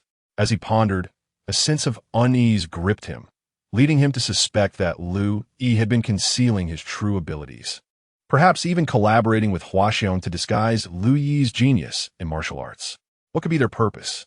Lu Bu furrowed his brow, his focus shifting away from the battlefield. Within the fray, Fang Yu grew increasingly alarmed with each passing moment. Initially, he had acknowledged Liu Yi's potential, but he believed there were enough openings in his techniques to exploit for victory. However, as the battle progressed, Fang Yu was astonished to discover that even when he identified the flaws in Liu Yi's axe strikes, he could not capitalize on the opportunities to counterattack. At first, he had managed to maintain an edge over Liu Yi, but as the skirmish continued, he found himself struggling. Liu Yi, emboldened by the conflict, wielded his axe with escalating ferocity, and Fang Yu was taken aback to find his arms growing increasingly fatigued. With each strike he endured from Liu Yi, he felt as though his arm might break, struggling to maintain a firm grip on his spear. Damn it! How is it possible for this man to grow stronger with each clash? Fang Yu felt an inexplicable sense of panic, and in her fluster, she lost her composure. With a sharp clang, the long spear in her hand was unexpectedly cleaved away by Liu Yi's axe. Alarmed, Fang Yu's heart sank, and she instinctively sought to flee. However, a glint of cold light flashed past her, and she found herself soaring into the air. Her head was detached, while her body remained mounted on the horse, blood gushing forth from her neck like a fountain. I have actually met my end at his hands. A final thought flickered through Fang Yu's mind before she succumbed to the abyss of darkness. Even Liu Yi was taken aback, having not anticipated that his move, the fatal 3 axes, would so easily sever Fang Yu's head. Regaining his senses, he observed Fang Yu's lifeless body shimmering on the ground. Was this victory? Liu Yi twirled his axe in the air, casually retrieving Fang Yu's corpse. You have obtained the advanced agility book from the corpse of the renowned General Fang Yu. Using it grants 1,000 agility. Please choose to discard or use it.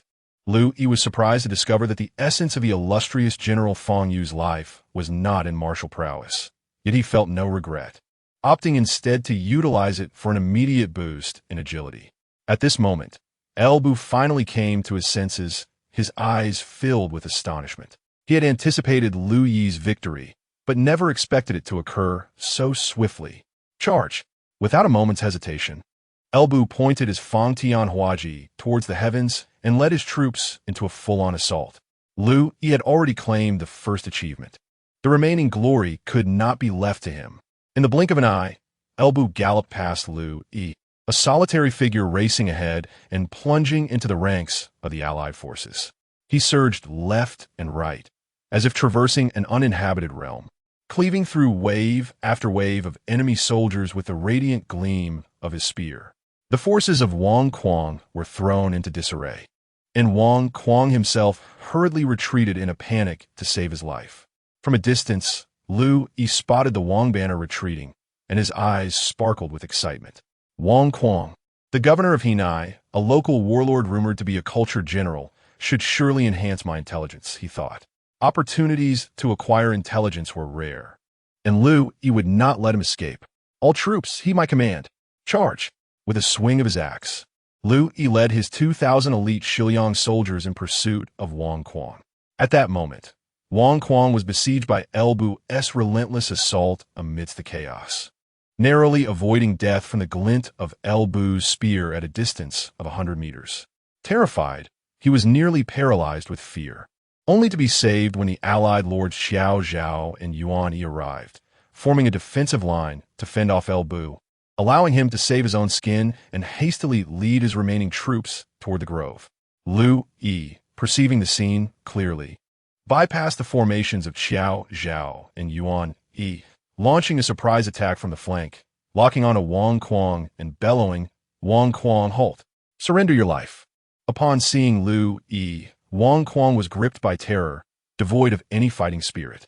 He ordered his personal guards to turn and fiercely resist Liu Yi, buying himself time as he fled towards the allied camp.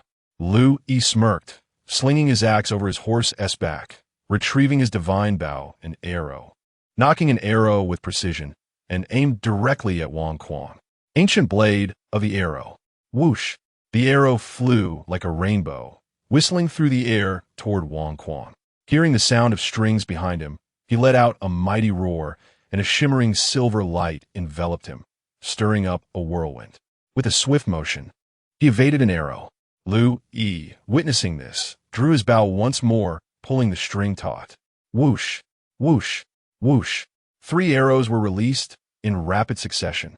Wang Quang, in a moment of panic, managed to dodge 2 of the arrows, but ultimately could not escape the final one, which pierced his back, causing him to cry out in agony and fall from his horse.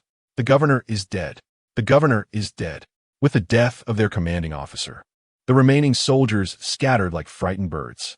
A dozen of Wang Quang's loyal guards, undeterred by the danger, rushed forward to seize his body. Liu Yi galloped over, directly scavenging the corpse. You have retrieved a high-intelligence technique from the body of Governor Wang Quang. Using it grants 1,000 intelligence. Please choose to discard or use it. In an instant, Liu Yi's eyes sparkled with excitement. He immediately chose to use it, gaining 1,000 points of intelligence. Feeling a profound and mysterious power surging through his body, Liu Yi was overwhelmed with exhilaration, his heart racing. With over 1,000 intelligence points, he should be able to unleash the Yellow Heaven Ascendant, right? Eagerly, he contemplated casting the Yellow Heaven Ascendant to experience its effects. However, just then, Liu Yi suddenly felt a chilling sensation, instinctively looking up ahead. In the distance, a formidable army surged forth from the mountains and forests, led by a grand banner emblazoned with the striking characters Gongsun. Following the Gongsun battle flag, the tricolored banners of Liu, Guan, and Zhang fluttered in the wind as they swiftly approached. Oh no! Liu Yi was instantly covered in goosebumps and, without a moment's hesitation, turned to flee. Retreat! Retreat! Retreat! Chapter 68. Zhang Fei's ingenious plot to eliminate Liu Yi, a terrifying turn of events. How could the trio of Liu, Guan, and Zhang arrive so swiftly? Liu Yi, possessing a keen self-awareness, recognized that with his current strength, even 100 Liu Yis combined would not stand a chance against the formidable Guan Yu. Moreover, with Guan Yu's remarkable speed, any hesitation could lead to a fatal encounter that Liu Yi was unwilling to face. He had no desire to become the second Huaxiong. Retreat! he commanded, galloping away with 2,000 elite soldiers from Shiliang, sweeping past Elbu. Elbu furrowed his brow, his eyes filled with disdain as he called out, "Zichuan, why do you flee? Did you not come to engage in battle? Have you already lost your resolve? So soon? If you're truly afraid, then stand behind me. I shall show you what it means to stand against 1,000 foes." Liu Yi cast a glance back at Elbu, chuckling, and with a sharp slap to his horse, he sped ahead, returning to Hulao Pass. "Coward!" Elbu scoffed, unable to fathom how someone like Liu Yi, who fled at the slightest breeze, could be regarded as a formidable opponent by Li Ru. Was this truly a headwind? It was merely the addition of Qiao, Zhao, and Yuan Yi's forces. To Elbu, they were as inconsequential as grass. "Prepare the troops." With that, Elbu lifted his Fangtian Huaji, ready to charge, when suddenly the distant sound of drums and horns erupted, shaking the very earth. He gazed into the distance, his eyes narrowing in realization. From the direction Liu Yi had fled, to the left appeared an army bearing the banner of Gongsun, while to the right advanced the forces of Bao and Kong. In the center loomed the massive army of Zhang and Tao, advancing like a relentless tsunami. By the heavens! Elbu cursed vehemently, realizing Liu Yi had failed to alert him. Of the 18 warlords, apart from the fallen Sun Jian, 8 had now arrived. "Sound the retreat! Sound the retreat!" he shouted frantically, signaling for the army to withdraw. The soldiers were baffled. Moments ago, they had been poised for battle, their spirits high, only to be commanded to retreat. Swiftly, Elbu regrouped his forces beneath Hulao Pass, forming a defensive stance that complemented the fortifications. Meanwhile, the Allied troops also refrained from attacking, establishing camp 30 miles back. Within the encampment, the warlords seethed with anger, the atmosphere thick with tension. The body of Wang Quang lay on the ground, an arrow protruding from his back, piercing through his chest. Who did this? Gongsun glared at Wang Quang's lifeless form, his eyes aflame with fury. The other warlords clenched their fists, their teeth grinding in frustration. The coalition against Dong Zhuo, once a mighty force, now found themselves unable to breach Hulao Pass or Sisui Pass. Not only had they failed, but they had also lost 2 prominent leaders, Sun Jian and Wang Quang. The losses were staggering, transforming the 18 warlords into a subject of ridicule across the land. Was Dong Zhuo truly so formidable? Could the combined might of the 18 warlords not prevail against a single adversary? Constrained, exceedingly constrained, it is imperative to uncover the murderer and avenge the esteemed Governor Wang. The lords swore fiercely. Behind Gongsun, Liu Bei stepped forward, his eyes reddened, and declared, "It has been ascertained that Sun Jian was treacherously slain by Liu Yi, orchestrated by Huaxiong at the Sisui Pass. As for Governor Wang Quang, it is said he was shot by a junior general. It must be Liu Yi." Guan Yu suddenly opened his eyes, fixated on the arrow embedded in Wang Quang's body, and asserted, "I recognize this arrow. On that day, at Sisui Pass, while I was vanquishing Huaxiong, a junior general shot an arrow at me. At that moment, I pondered who this individual might be, and it appears he is none other than Liu Yi. Yet, I have heard that Liu Yi lacks martial prowess. During his time at Dong Zhuo's court, he was trained in combat by Huaxiong, nearly driving Huaxiong to madness. Everyone in Dong Zhuo's army knows Liu Yi is not cut out for martial arts. How could he have slain Governor Wang?" Gongsun shook his head slightly, and the other lords concurred with disbelief. Guan Yu narrowed his eyes and proclaimed with pride, "Whether he is guilty or not, let me challenge him at Hulao Pass. I shall recognize Liu Yi upon his emergence." Upon hearing this, Gongsun immediately shook his head, saying, No, Liu Bu is valiant and unmatched. This matter requires careful deliberation." Tao Qian added, "We have already reported to our alliance leader Yuan Shao, and we must summon the elite generals from all factions. Perhaps we can encircle and hunt Liu Bu." A flicker of disdain crossed Guan Yu's eyes, and he fell silent. Zhang Fei, however, interjected angrily, "My elder brother's challenge to Liu Yi has nothing to do with Liu Bu. In my opinion, we should go to the pass and provoke Liu Yi. Regardless of whether he is the true murderer, I will shoot him an arrow from the shadows, sending him to the afterlife, thus reclaiming a victory for our coalition. Furthermore, Even if Liu Bu descends, do I fear him? It would be an opportunity to engage in a fierce battle of 300 rounds, to ascertain the true extent of Liu Bu's prowess. Upon hearing these words, the lords were instantly stirred.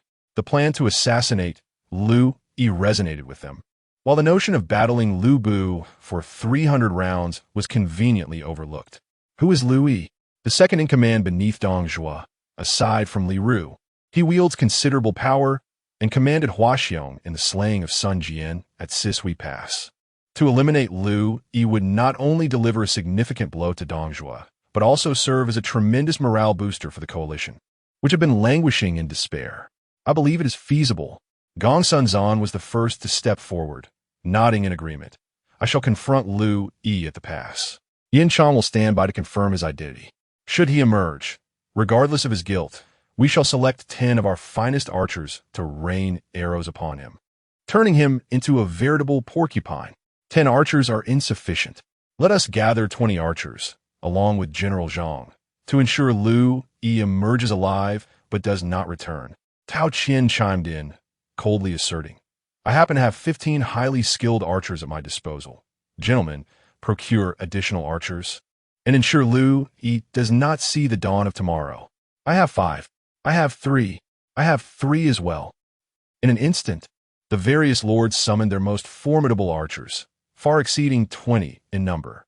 With the addition of Zhang Fei, it was as if a net of heaven and earth had been cast, leaving everyone perplexed as to how Liu Yi might survive.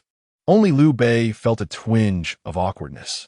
Luring Liu Yi into a trap with so many people surrounding him for a surprise attack was hardly an honorable tactic. Yet, for the sake of the coalition's future and the elimination of Dong Zhuo, all of this seemed justifiable. If the coalition did not secure a victory soon to bolster morale, it was feared that not only would they fail to penetrate Luoyang, but they might also disband within a couple of days. For the greater good of the realm, Liu Bei found merit in the plan and urged Zhang Fei, third brother, heed the orders of General Gongsun. Now that we have committed to this course of action, we must ensure absolute certainty. Failure is not an option. Zhang Fei chuckled heartily. Rest assured, brother, this time, I guarantee that Liu Yi, the treacherous villain, will emerge alive but return with his life at stake. Once the lords had reached a consensus, Gong Sun Zan took the lead, mobilizing the mighty army towards Hulao Pass. Meanwhile, atop Hulao Pass, El Bu, having organized his troops, ascended to confer strategies with Dong Zhuo and others. Second brother, wasn't he it said that one could stand against 1,000 foes? Liu Yi greeted El Bu with a warm smile. El Bu's lips twitched, his frustration bubbling beneath the surface. Yet he found himself at a loss for justification to unleash his ire, his anger nearly reaching a breaking point. Dong Zhuo, however, greeted the two with hearty laughter, ready to discuss their strategies. At that moment, a scout arrived with news. Report. The coalition forces, led by Gong Sun Zan, Tao Qian, Bao Xian, Kong Rong, Zhang Yang, Qiao Zhao, and Yuan Yi, are advancing towards Hulao Pass with an uncountable number of troops. A vast army that blots out the sun and appears endless. Chapter 69. I want second brother Feng Xian at the Tiger Prison Pass. The atmosphere suddenly grew tense. Dong Zhuo surveyed the crowd and inquired, Gentlemen, the coalition forces are formidable and advancing relentlessly. What shall we do? El Bu snorted disdainfully. I fear not the 18 lords. They have only sent 7, mere rabble. I will slay them as easily as one would butcher a chicken or a dog. Upon hearing this, Liu Yi immediately raised his thumb in approval, exclaiming, Second brother speaks true. My second brother is unmatched in the world, far ahead of the rest. What the paltry 18 lords? My second brother can single-handedly confront 1,000 foes. The battle at Tiger Prison Pass is destined to be the 3 heroes versus El Bu, though the flutter of a butterfly's wings may have caused many changes. Liu Yi believed the overarching situation remained unchanged. The eventual 3 heroes would overcome El Bu, leading to Dong Zhuo's retreat from Luoyang to Chang'an in fear. This was an inevitable future. What did it matter if the enemy army pressed upon them? Regardless of how they would lose, the outcome remained the same. After lauding El Bu, Liu Yi had his own schemes in mind. He was eager to rush to the Shui Pass, concerned for the fate of Hua Xiong, whether he had survived his injuries or not. Most importantly, he needed to secure the troops at Shui Pass, particularly the elite Xiliang cavalry led by Hua Xiong, for they were the foundation of Liu Yi's future endeavors. Thus, Liu Yi addressed Dong Zhuo. Elbu can confront these 7 coalition lords without issue. Our priority now is to launch an offensive from Shui Pass while the coalition is engaged. A pincer attack will ensure their defeat. I request to head to Shui Pass and lead the forces of Li Ju and Guisi to assault Yuan Shao's camp. Dong Zhuo was somewhat swayed by this proposition. However, he regarded Liu Yi primarily as his deputy, believing it better to keep Liu Yi by his side than to send him away. He pondered who might hold Shui Pass. After some deliberation, his gaze fell upon Li Ru. Li Ru's lips twitched, his anger boiling within.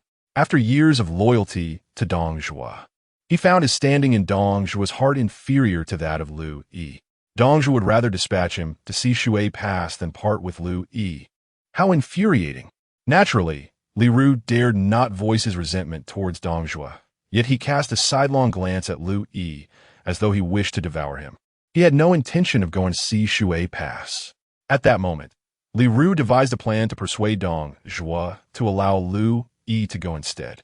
Suddenly, the sound of drums resonated from outside the pass, a thunderous noise approaching like rolling thunder. The wind picked up, and a chill swept across Tiger Prison Pass, causing everyone to instinctively gaze outward. They beheld the coalition army, a vast and shadowy tide sweeping toward them, as if a dark cloud loomed over the horizon, threatening to crush the city beneath it. For the first time, Liu Yi grasped the weight of such an impending force. The coalition army halted 1,000 meters away, forming their ranks. A swift horseman, brandishing a flag, charged forth from the coalition formation, racing to within 100 meters of Tiger Prison Pass, shouting towards the gate. "Who is Liu Yi?" General Gongsun demands Liu Yi come forth to speak. At that moment, all eyes turned toward Liu Yi. His lips twitched, realizing the gravity of the situation. Had he become part of the Lord's agenda? Was a blessing or a curse to be summoned to speak? Liu Yi contemplated deeply. While Li Ru chuckled, "Zichuan, it appears that you have already made a name for yourself by vanquishing 2 factions of the allied forces. The various lords are now aware of your illustrious reputation. Go on, they have invited you to speak. You cannot cower like a turtle, can you?" Initially, Liu Yi hesitated about whether to attend, but Li Ru's words prompted an immediate resolution within him. "I shall not go. Only a fool would." Li Ru, with ulterior motives, undoubtedly wished for Liu Yi's demise in battle. Thus, one could simply interpret his words inversely. General Gongsun requests Liu Yi to speak before the formation, shouted the herald at Filial Pass again, his voice resounding. "I refuse. It is merely a skirmish. If they wish to fight, let them assault the pass. What is there to discuss?" Liu Yi shook his head resolutely. Li Ru frowned and stated, "Zichuan, General Gongsun has formally invited you to speak, and according to protocol, you ought to comply." "What?" Liu Yi's eyes widened. "We are at war, a matter of life and death, and there is still room for decorum?" He retorted, "Li Wenyuan, do not deceive me with your pretenses." Liu Yi was aware of such protocols, which had only been relevant in the spring and autumn period and had since faded away. In the throes of battle, no holds are barred. The only goal is victory, irrespective of etiquette. Yet, he recalled instances chronicled in his studies where generals engaged in verbal exchanges before their troops. A notable example was the infamous Wang Lang, who insisted on exchanging insults with Zhuge Liang in the heat of battle, ultimately leading to his own shame and defeat. This does not bode well. "I will not go. If you insist, then you, Li Wenyuan, should take my place. After all, they do not know who Liu Yi is. You can easily impersonate me." Liu Yi no longer referred to Li Ru as his teacher, addressing him directly by name. Li Ru smiled, "Zichuan, if you refuse, it will be perceived as fear, diminishing the reputation of our Xiliang army and significantly undermining morale.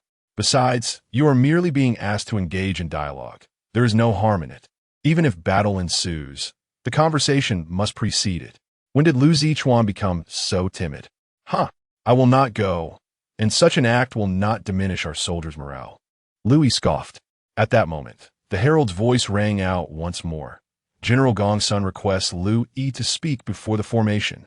The words reached even Elbu, who could not contain himself, saying, "If they ask you to go, you should comply. Otherwise, others may view you as a coward, disrespecting our Xiliang army." Indeed, speaking before the troops means both sides will be unarmed, walking to the center of the battlefield alone, without any danger. I believe you ought to attend. To discern what General Gongsun wishes to convey, it would benefit everyone. After Li Ru's plea, he turned to Dong Zhuo, saying, "I humbly request the Lord to issue an order, for I perceive that Zichuan lacks courage and has not encountered the world. He requires a bit of fortitude from you." Dong Zhuo nodded, gazing at Liu Yi with a smile. "My son, do not be afraid. You must go, as they would not dare to play tricks. If you refuse, you will be ridiculed by the world. It will tarnish the reputation of our Xiliang army, adversely affecting morale." Liu Yi's heart raced furiously. It seemed there was no alternative but to comply. With a hint of trepidation, Liu Yi contemplated the situation. He turned his gaze and smiled. "I'm willing to go, but I have one condition. I insist that my second brother, Fengxian, accompany me." Pointing at Elbu, he declared, "If Fengxian does not join me, I shall not go, no matter what." Upon hearing this, everyone was taken aback, their eyes wide in disbelief. After a lifetime of battles, they had never encountered such a person. "Zichuan, you seem rather timid.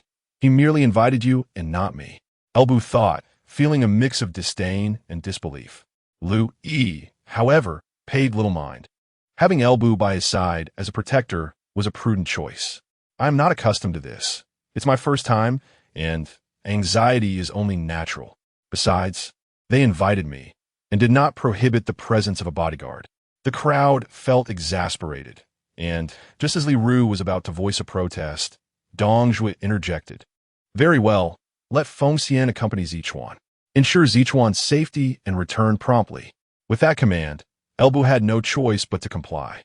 Subsequently, Liu Yi took Elbu down to the pass. Had Elbu not vehemently refused, Liu Yi might have even suggested they share a steed, with Elbu in front and himself behind. At the Alliance's encampment, Zhang Fei was the first to widen his eyes in astonishment.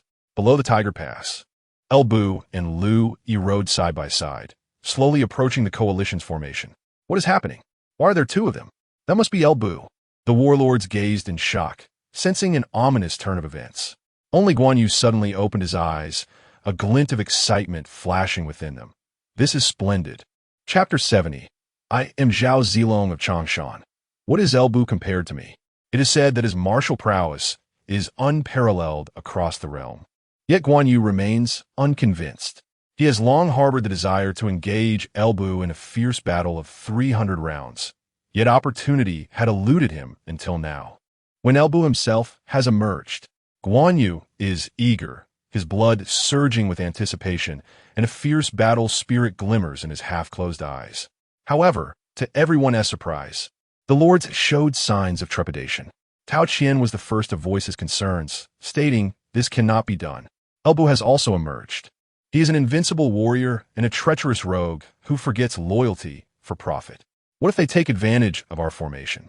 Wouldn't General Gongsun be in grave danger? Kong Rong nodded in agreement and grasped Gongsun Zan's arm, saying, "Initially, we only intended for Liu Yi to speak before the ranks.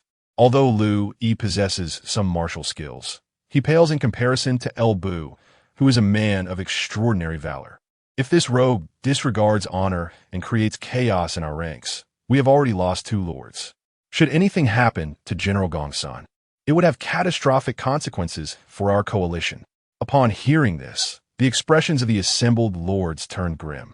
Indeed, the coalition could not afford to suffer further losses of their lords. The risk of Elbu accompanying Liu Yi to the front was too great. Yet, to forfeit this golden opportunity to eliminate Liu Yi would be a grave mistake.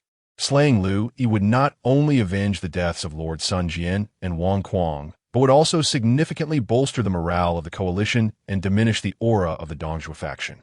Undoubtedly, it would be a lucrative venture for the coalition, even if it meant sacrificing Gongsun Zan's life in exchange for both Elbu and Liu Yi. However, The lords found it difficult to voice such sentiments. Bao Xan, Qiao Zhao, and Yuan Yi, among others, cursed vehemently that scoundrel Liu Yi, utterly devoid of righteousness, invites us to speak, only to bring Elbu with him. What a coward, seeking Elbu's protection. Liu Yi has no shame. Gongsun Zan glanced at the lords and stepped forward, resolutely declaring, "Gentlemen, since I have taken the initiative to propose a dialogue at the front, I must proceed. If I shrink back out of fear, what kind of man would I be? Prepare your ambush. I shall go forth alone to speak with them. Do not concern yourselves with my safety. As long as Liu Yi and Elbu are slain, even if I, Gongsun Zan, were to perish 1,000 times. What does it matter?" Gongsun Zan spoke with such righteous fervor that it stirred the hearts of several lords. Only Liu Bei furrowed his brow and once again grasped Gongsun Zan's arm, fervently urging, "A true man knows when to act and when to refrain. A gentleman does not stand beneath a crumbling wall. Elbu is formidable. Success is not guaranteed. I suggest we cancel this pre-battle dialogue." "Absolutely not." Gongsun Zan shook his head, pulling Liu Bei closer, saying, "This dialogue at the front is imperative. If anything were to befall me, my army shall be entrusted to Xuanda. Here is the military symbol and commander's seal. Lord Xuanda shall safeguard it." With that, Gongsun Zan pressed his military symbol and commander's seal into Liu Bei's hands. Liu Bei was taken aback. Was this not a bequest for times to come? Gongsun Zan was resolved to face death. How could this be permitted? Liu Bei turned sharply, casting a fierce glare at Zhang Fei. Zhang Fei's scheme was hardly honorable. Had it not been for the coalition's pressing need for victory, Liu Bei would never have consented. Now, the possibility of risking Gongsun Zan's life was utterly unacceptable. No, absolutely not. As Liu Xuanda, I would rather face 1,000 deaths than comply. Liu Bei forcefully returned the military talisman, his demeanor more serious than ever. At that moment, Zhang Yang, a feudal lord, spoke softly from his side. "The dialogue at the front cannot be cancelled, and General Gongsun need not attend. Why not disguise someone who resembles him to attend in his stead? This way, we can hold the dialogue and eliminate Liu Yi and Liu Bu. Wouldn't that be a splendid outcome?" Indeed, upon hearing Zhang Yang's suggestion, Zhang Fei slapped his thigh with fervor. "Let me, Zhang Fei of Yin, don the guise of General Gongsun. When the arrows rain down, I can also restrain Liu Bu and Liu Yi, ensuring these two have their lives to come, but none to return." "Absolutely not." Gongsun Zan hastily shook his head in refusal. "General Zhang, with your robust stature and valor, you bear no resemblance to me. If you were to go, it would be evident to all that it was a ruse. This cannot happen." Not only did Gongsun Zan object, but the other feudal lords echoed his sentiments. Zhang Fei was large and dark. Anyone with eyes could discern that he was not Gongsun Zan, and sending him would only lead to disaster. But who else could undertake such a perilous mission? Everyone knew that this endeavor was likely a one-way trip to death. Who would willingly march to their demise?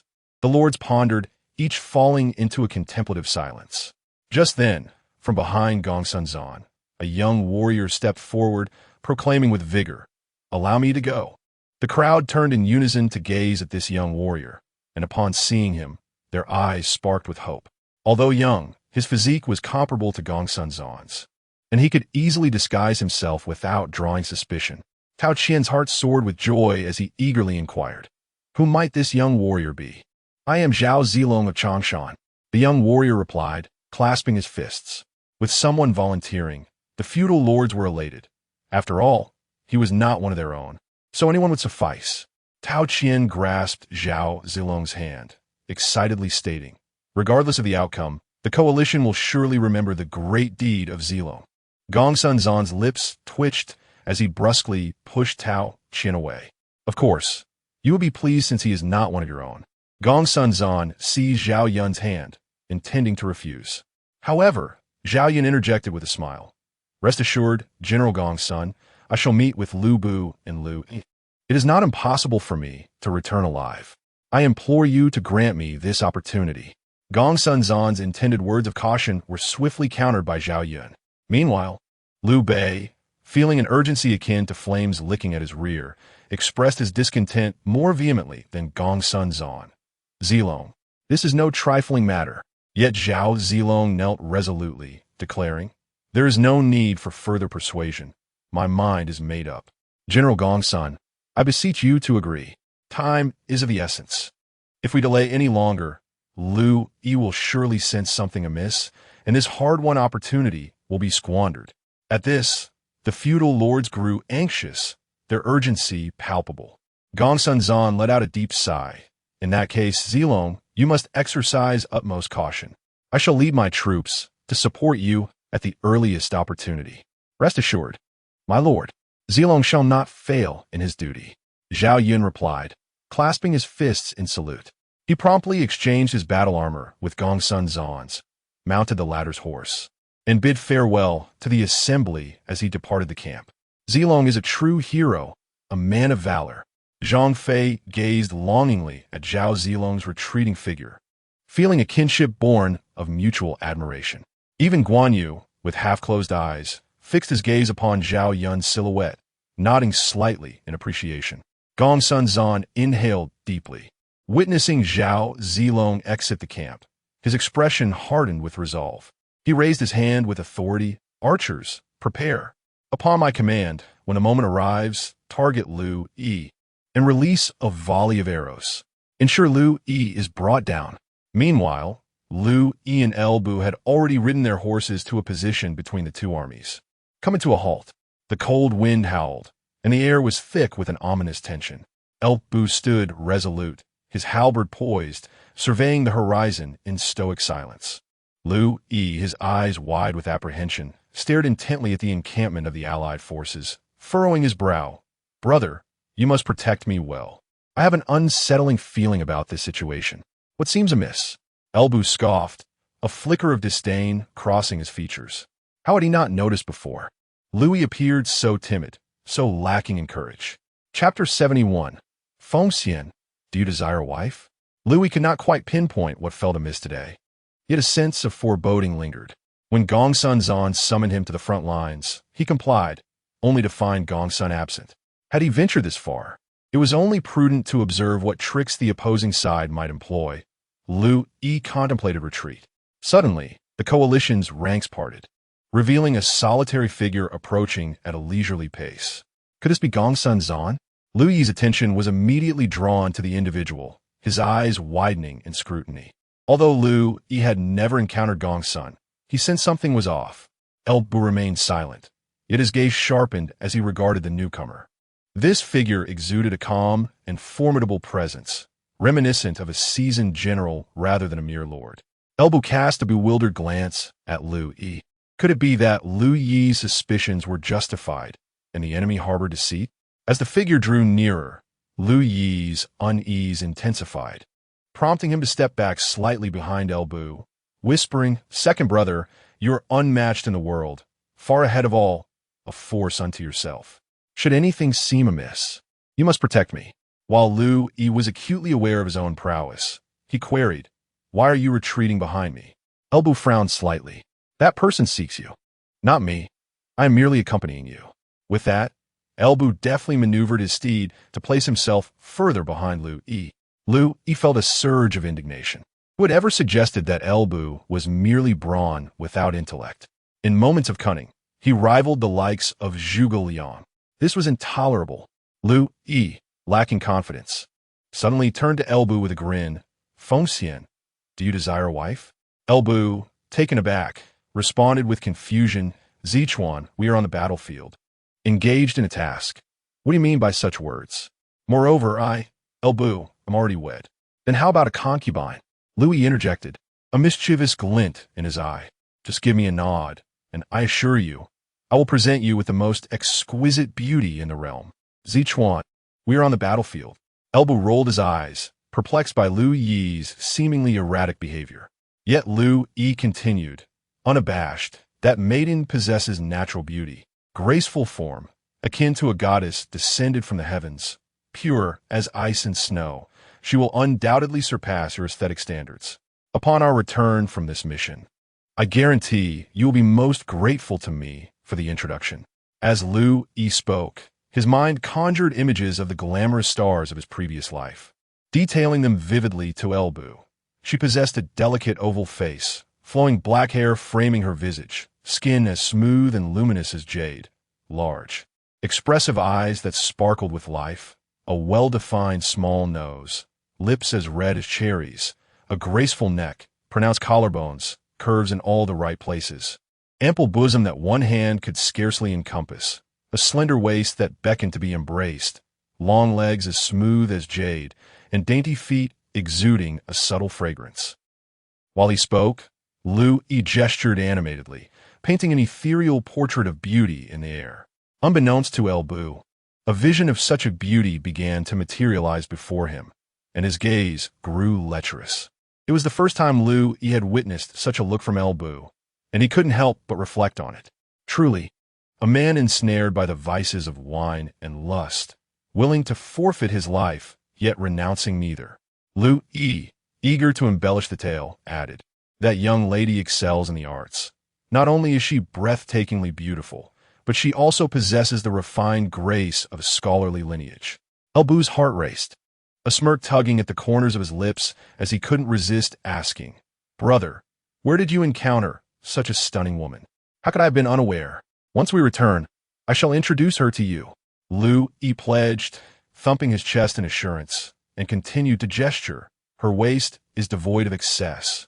Her legs are exquisite. Truly, one more detail would be excessive, and one less would be lacking." While Liu Yi labored to craft an image of a celestial maiden for Elbu, the lords stealthily slipped out of their encampment, arriving at a prime ambush site. Observing Liu Yi and Elbu from a distance. "What is Liu Yi gesticulating about? He seems rather eccentric. Something feels amiss," Tao Qian mused, a perplexing sensation stirring within him as he watched Liu Yi. It wasn't only Tao Qian. Many lords, including Liu Bei, wore expressions of utter bewilderment.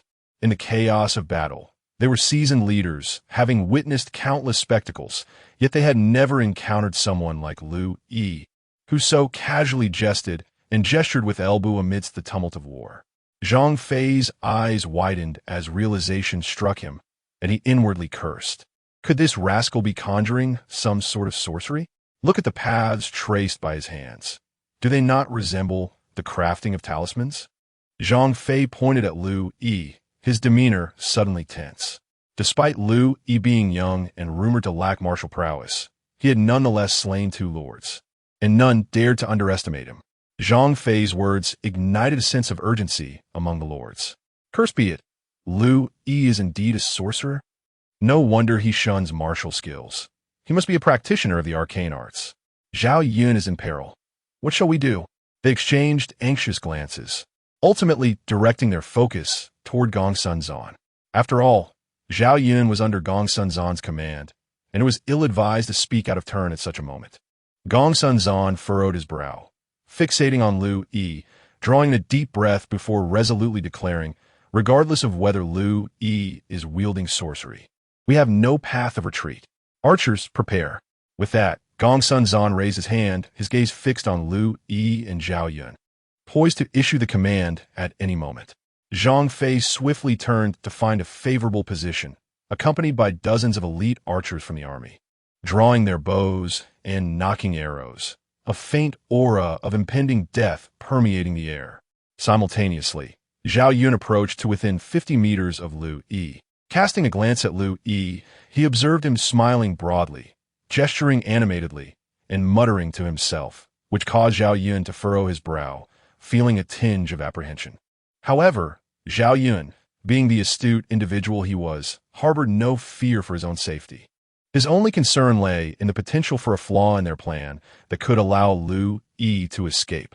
With a meticulous nature, Zhao Yun pressed forward on horseback, channeling his focus into his ears, tilting his head slightly to listen. Amidst the sounds of the wind, he faintly discerned Liu Yi's mutterings. A gentle squeeze leave a faint red mark on the skin, as delicate as a blown bubble. Zhao Yun, what on earth? What is this fellow babbling about? Yet, there was no time for contemplation, as the 2 sides were drawing closer, and a single charge could present the opportunity to eliminate Liu Yi. Taking a deep breath to clear his mind, Zhao Yun entered a state of heightened focus. He positioned one hand behind him, forming a prearranged signal.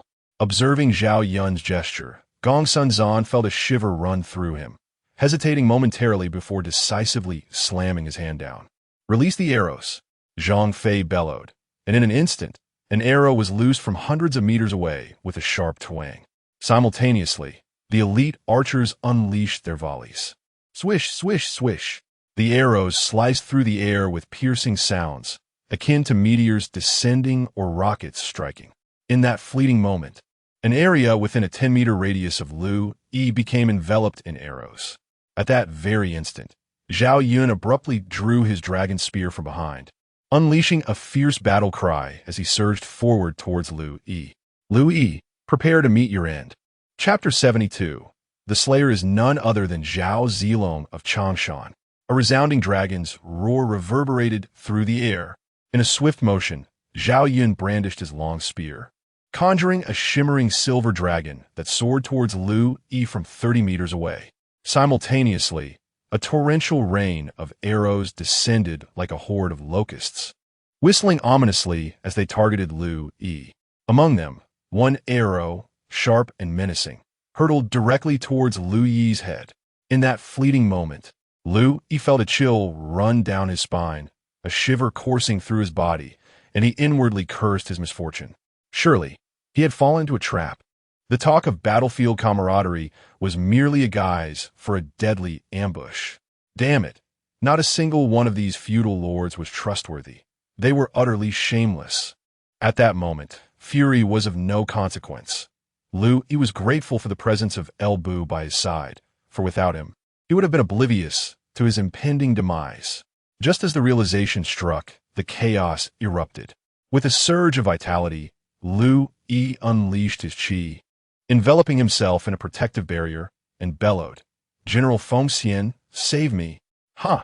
El Bu, with a dismissive glance at Zhao Zilong and the incoming arrows, turned to Liu Yi with a grin, saying, "Brother, do remember your promise. I shall await your assistance in matchmaking when we return."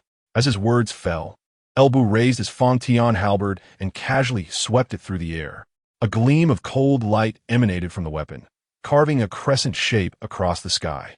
The multitude of arrows was instantly shattered by the radiant light, yet one solitary feathered arrow, following an uncanny trajectory, evaded the brilliance and continued its flight towards Liu Yi's head.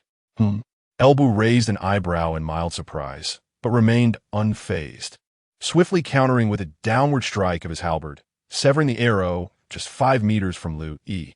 "What the hell? What the hell? What the hell?" In the distance, Zhang Fei, Liu Bei, Gong Sunzan, and various feudal lords stood agape, their eyes nearly popping from their sockets, jaws dropped in disbelief. Is this the legendary El Bu? Unbelievably formidable. The deluge of arrows was intended as the primary strategy for this assault. The goal was to create chaos, if not to slay Liu Yi outright, at least to leave him disoriented, allowing Zhao Yun to claim his head amidst the turmoil. However, they had not anticipated El Bu's terrifying prowess. The lethal feathered arrow, meant to seal Liu Yi's fate, had been rendered utterly ineffective, like mere drizzle in the face of a storm. As for the other arrows, that was one matter. But Zhang Fei's arrow was no ordinary projectile. It embodied the essence of his lifetime's training. Even with El Bu present, Zhang Fei had never contemplated the possibility of failure. He had believed Zhao Yun to be a mere embellishment, certain that Liu Yi would fall to his shot. Yet, to his astonishment, his arrow had been effortlessly cleaved in twain by El Bu. This is dire. Zilong is in peril. After the initial shock, Zhang Fei was the first to regain his composure. El Bu's strength surpassed all expectations. The arrows had proven futile. To think that Zhao Yun would face El Bu alone was tantamount to courting death. "We must save Zilong." Liu Bei's countenance shifted dramatically as he swiftly mounted his steed, drawing forth his twin swords in a bid to rescue. At that moment, a figure surged forth even quicker. In a flash of azure light, Guan Yu had already brandished his green dragon crescent blade and charged ahead. "Second brother, wait for me." Zhang Fei could not let such an opportunity slip by. 50 abusum para el valor acceda Zhao Fei's imaginación.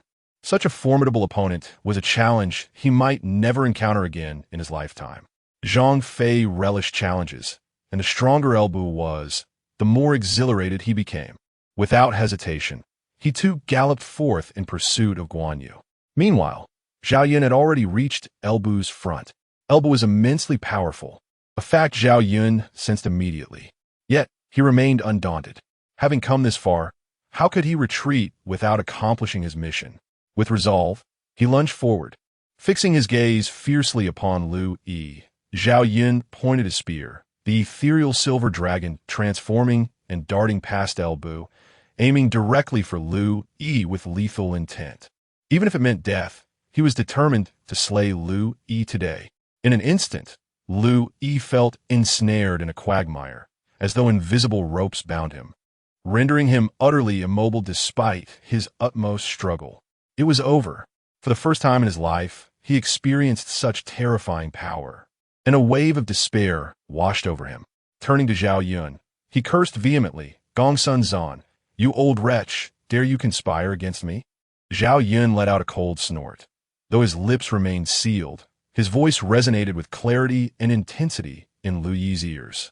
"The one who will slay you is none other than Zhao Zilong of Changshan. The one who will slay you is none other than Zhao Zilong of Changshan." The thunderous proclamation struck Liu Yi like a bolt of lightning. Zhao Zilong? Not Gongsun Zan. How could this be? Liu Yi felt tears welling up within him. Zhao Yun was his idol. He had planned to recruit Zhao Yun as a personal bodyguard in the future. Yet here he was, facing death at the hands of his hero. Alas, to perish by Zhao Yun's hand was not a futile journey after all. Just as the thought crossed his mind, fate intervened. As Liu Yi prepared to close his eyes and await death, Elbu cast a disdainful glance at Zhao Yun. Zhao Zilong of Changshan? Never heard of him.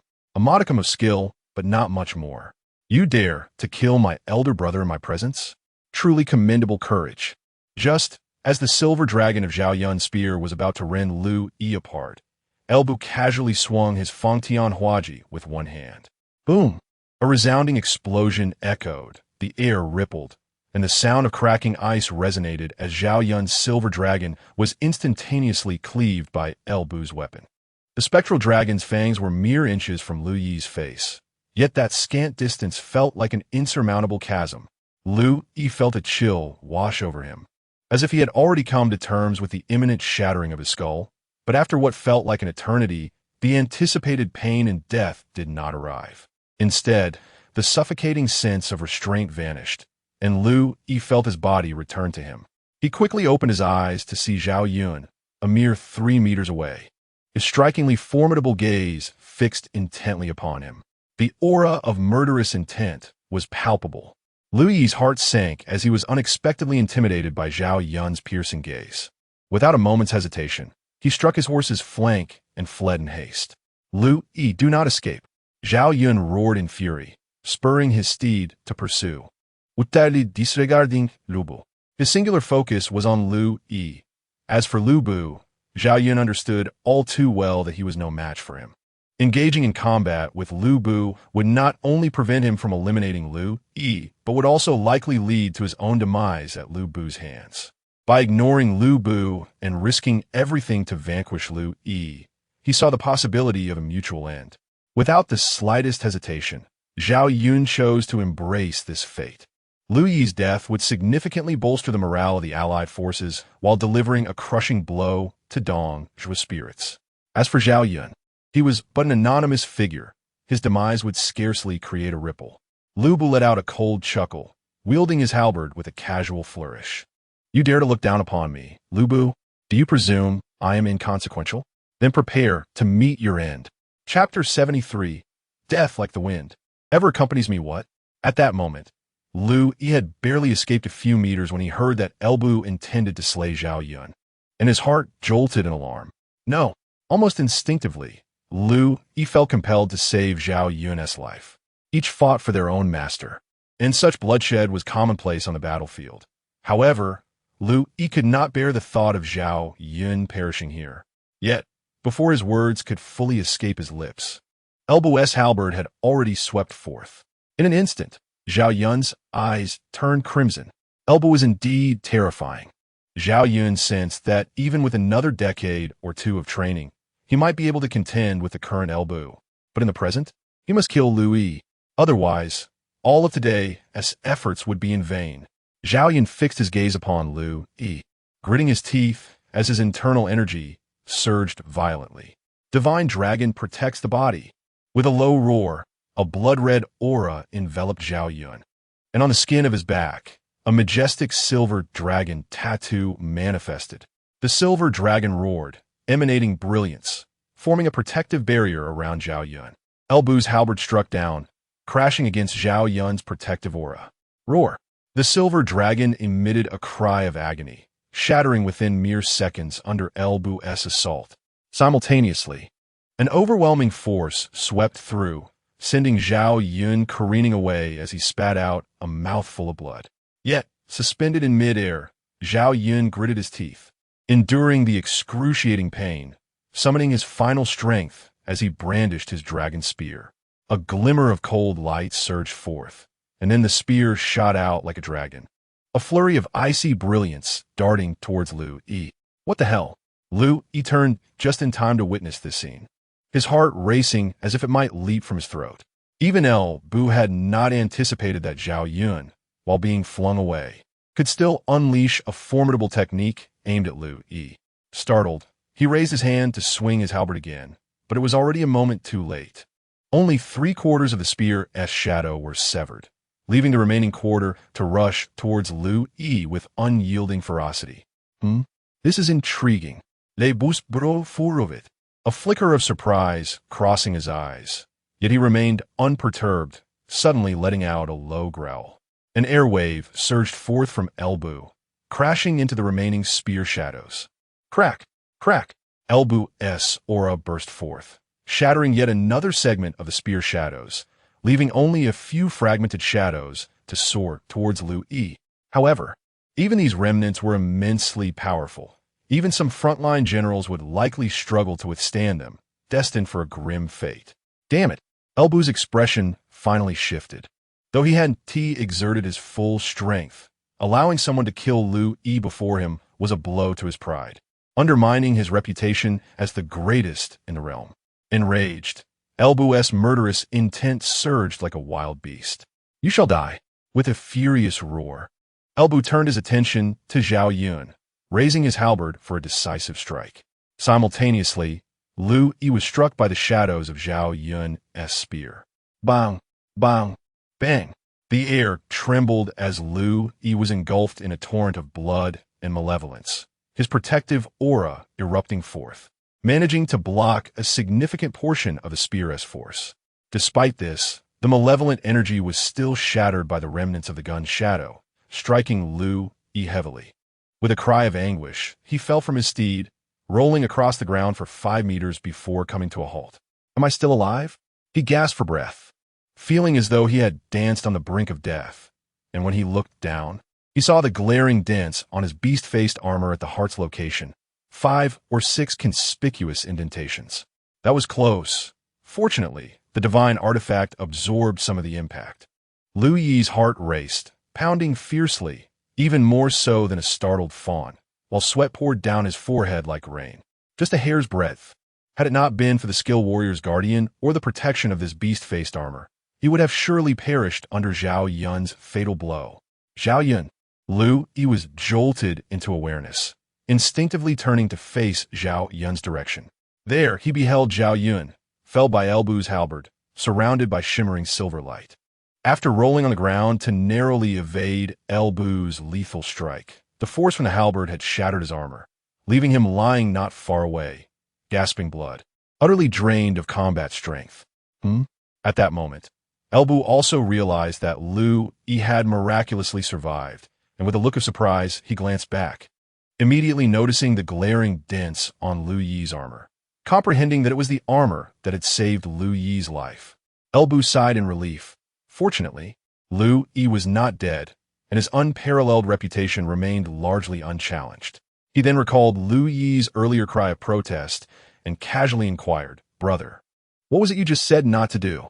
Liu Yi, momentarily taken aback, glanced at Zhao Yun, but beyond him, he spotted a swift approach of azure light from a distance. Even the sky had been tinted azure, and vaguely, a blue dragon descended from the heavens, hurtling towards them. Liu Yi was struck with terror. He recognized this move. Guan Yu's wrath of the azure dragon. Hua Xiong had been gravely injured by this very technique. Encountering it again today, its power had evidently intensified since the time it wounded Hua Xiong. "Do not stop!" Liu Yi gasped, his breath hitching as he shouted, expending all his strength to flee. Elbu furrowed his brow, glancing back in disdain, and with a cold snort, he raised his halberd with one hand, cleaving towards the descending azure dragon, the unmatched under heaven. For the first time, Elbu unleashed his skill. With a single-handed release, the halberd radiated blinding light, illuminating the entire sky as if a blazing sun had risen, dispersing Guan Yu's azure glow. Then came a thunderous roar as the two forces collided, resulting in a violent explosion. The tremendous force rippled outward, sending yellow sand swirling, stones soaring into the sky, and even uprooting trees, launching them aloft. What the hell? Liu Yi had barely made a few steps before being swept off his feet by the residual might of this overwhelming force, tumbling across the ground for over 10 meters before finally coming to rest. Goodness, is this the power of a top-tier warrior? Liu Yi, filled with trepidation, lowered his gaze to discover that the beast face swallowing head armor bore several fissures. Upon reflection, he realized that amidst the clash of skills between Guan Yu and Elbu, an emerald light had seemingly pierced through Elbu's might and struck him. Had it not been for the armor's protection, Liu Yi mused, he might have been cleaved in two, rather than merely rolling several meters across the ground. Death is like the wind, ever at my side. A shiver ran down Liu Yi's spine as he sighed deeply. He had not anticipated accumulating such enmity without awareness. Both Xiao Yun and Guan Yu sought his demise. "I still wish to be friends with you." Liu Yi felt tears welling up, but as he lifted his head, he spotted Guan Yu charging toward him on horseback, followed closely by the thunderous hoofbeats of Zhang Fei and Liu Bei. Was this the onset of a brawl? The three heroes against Elbu?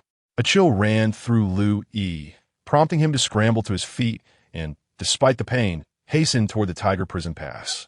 If he tarried any longer, he feared he might inadvertently perish from an unknown area of effect attack, which would be utterly unjust. Chapter 74. The legendary Elbu. As Liu Yi hastily fled, he sensed an overwhelming presence akin to a primordial beast looming behind him. Instinctively, he turned to behold Guan Yu, resembling a radiant comet, swiftly approaching on horseback with his blade raised. A thunderous roar echoed through the air. "Dragon appears in the field." As the words resonated, the sound still lingered 100 meters away. When the phrase concluded, it was merely 20 meters from him. In the void, a resonant dragon's roar reverberated, and Liu Yi beheld a dragon of formidable energy, soaring low to the ground, stirring a tempest of debris and dust in its wake. "Oh my!" Liu Yi gasped in astonishment, hastily channeling every ounce of his internal energy, unleashing all his skills. Warrior's might. Boom! A crimson light surged forth, enveloping Liu Yi as if he had donned a suit of armor. At that very moment, the azure dragon of energy surged past him with a deafening roar. A fierce gale erupted, reminiscent of the apocalypse, engulfing Liu Yi in a whirlwind of dust and chaos. In that instant, he felt as though he could hardly breathe, exerting all his strength to remain grounded, narrowly avoiding being swept away. Fortuitously, the azure dragon's target was not Liu Yi. It circled around Elbu instead. Subsequently, Guan Yu raised his green dragon crescent blade high, and the dragon followed suit, its jaws poised to strike at Elbu. "Come forth!" Elbu, steadfast atop his steed with his spear in hand, exuded an indescribable calm amidst the tempest. A glint of determination shone in his eyes as he gripped the Fangtian Yinjia and charged to meet Guan Yu. Clang! A resounding crash erupted, sparks flying as Guan Yu's relentless assault collided with Elbu's defensive stance. The sheer force of their clash was akin to a comet colliding with Earth, erupting in an explosive display of power. The ground beneath their warhorses buckled under the impact, fissures spiderwebbing across the earth. Dust and debris surged skyward as a whirlwind spiraled outward, scattering in all directions. In the ensuing chaos, Liu Yi appeared like a solitary leaf caught in a tempest, swept skyward amidst the swirling rubble. Alas, at the Tiger Prison Pass, Dong Zhuo caught sight of Liu Yi engulfed in a flurry of blades and shadows, tumbling through the debris until he vanished from view. Frantically, he pressed against the wall, his plump figure shaking as he pounded the stone. "Quick, hurry, bring my son back," Dong Zhuo bellowed, his body quivering with agitation, reminiscent of rolling waves. Liu, witnessing the turmoil, promptly turned to issue orders. "Fan Shou, Zhang Ji, led your troops down the pass for assistance." "Understood." Fan Shou and Zhang Ji, not daring to delay, immediately summoned their forces and charged toward Elbu's location. Simultaneously, within the coalition's ranks, upon witnessing Guan Yu's valor and his ability to withstand Elbu, the warlords responded in kind. Tao Qian and Kong Rong swiftly mobilized their troops, while Bao Xian and Zhang Yang followed closely behind. In an instant, the wind howled and the war drums resounded, casting an atmosphere of desolation across the battlefield. The two armies approached with great momentum, yet hesitated to draw too near, both halting at the periphery of the battleground, facing each other with banners waving and shouts echoing. On one side, Fan Shou and Zhang Ji dispatched scouts in search of Liu Yi, while on the other, Gongsun Zan and Liu Bei plunged into the fray, seeking Zhao Yun. At the heart of the battlefield, Elbu's expression shifted for the first time to one of gravity and seriousness. "You are quite formidable," he declared, fixing his gaze upon Guan Yu, as he slowly raised his Fong Tianhua Ji. The steed beneath him, the red hair, snorted fiercely, exuding an aura of menace. "State your name." Guan Yu's blood surged through him, and his already robust face flushed crimson, akin to a heated iron. He retreated 2 steps, halting his steed, his previously squinted eyes now wide open, radiating a fierce brilliance. Prior to this encounter, Guan Yu had acknowledged Elbu's prowess, yet he himself was no weakling. With the momentum of his charge, he unleashed his most powerful strike. He sensed that Elbu could withstand his assault, but was taken aback by the ease with which Elbu did so. Truly, the reputation of Elbu among men was well-deserved. Guan Yu mused, compelled to concede that Elbu's title as the greatest under heaven was indeed justified. However, he felt no trepidation. Instead, a fervent battle spirit ignited within him. One day, he would surpass Elbu. With this thought, Guan Yu half-squinted, brushing his magnificent beard, and proudly proclaimed, "I am Guan Yu." "You are Guan Yu?" It is no shame that Hua Xiong fell to your hands, but I am not Hua Xiong. Your journey ends here. I shall avenge Hua Xiong." As his words echoed, Elbu raised his hand and struck down towards Guan Yu. Guan Yu's eyes widened in shock, and he immediately raised his weapon in response. The green dragon crescent blade clashed with the Fong Tianhua Ji, igniting sparks and sending vibrations through the air. Amidst the cacophony of impacts, Guan Yu's expression turned gravely serious, his heart tumultuous with shock. He had presumed he had sufficiently estimated Elbu's strength, yet he realized he had underestimated it. With each strike of Elbu's Fong Tianhua Ji, he found himself exerting every ounce of his strength to parry. Despite his efforts after several exchanges, he felt a numbing sensation in his arms, as if his biceps might burst from the strain. In contrast, Elbu wielded the Fong Tianhua Ji with effortless grace, switching from left hand to right, growing increasingly emboldened with each passing moment. If this continued, defeat was inevitable. Fortunately, at that moment, Zhang Fei had caught up, and upon seeing Guan Yu struggling, he let out a thunderous roar, charging forward with his spear. "Traitor of 3 surnames, Zhang Fei of Yin is here to duel with you for 300 rounds.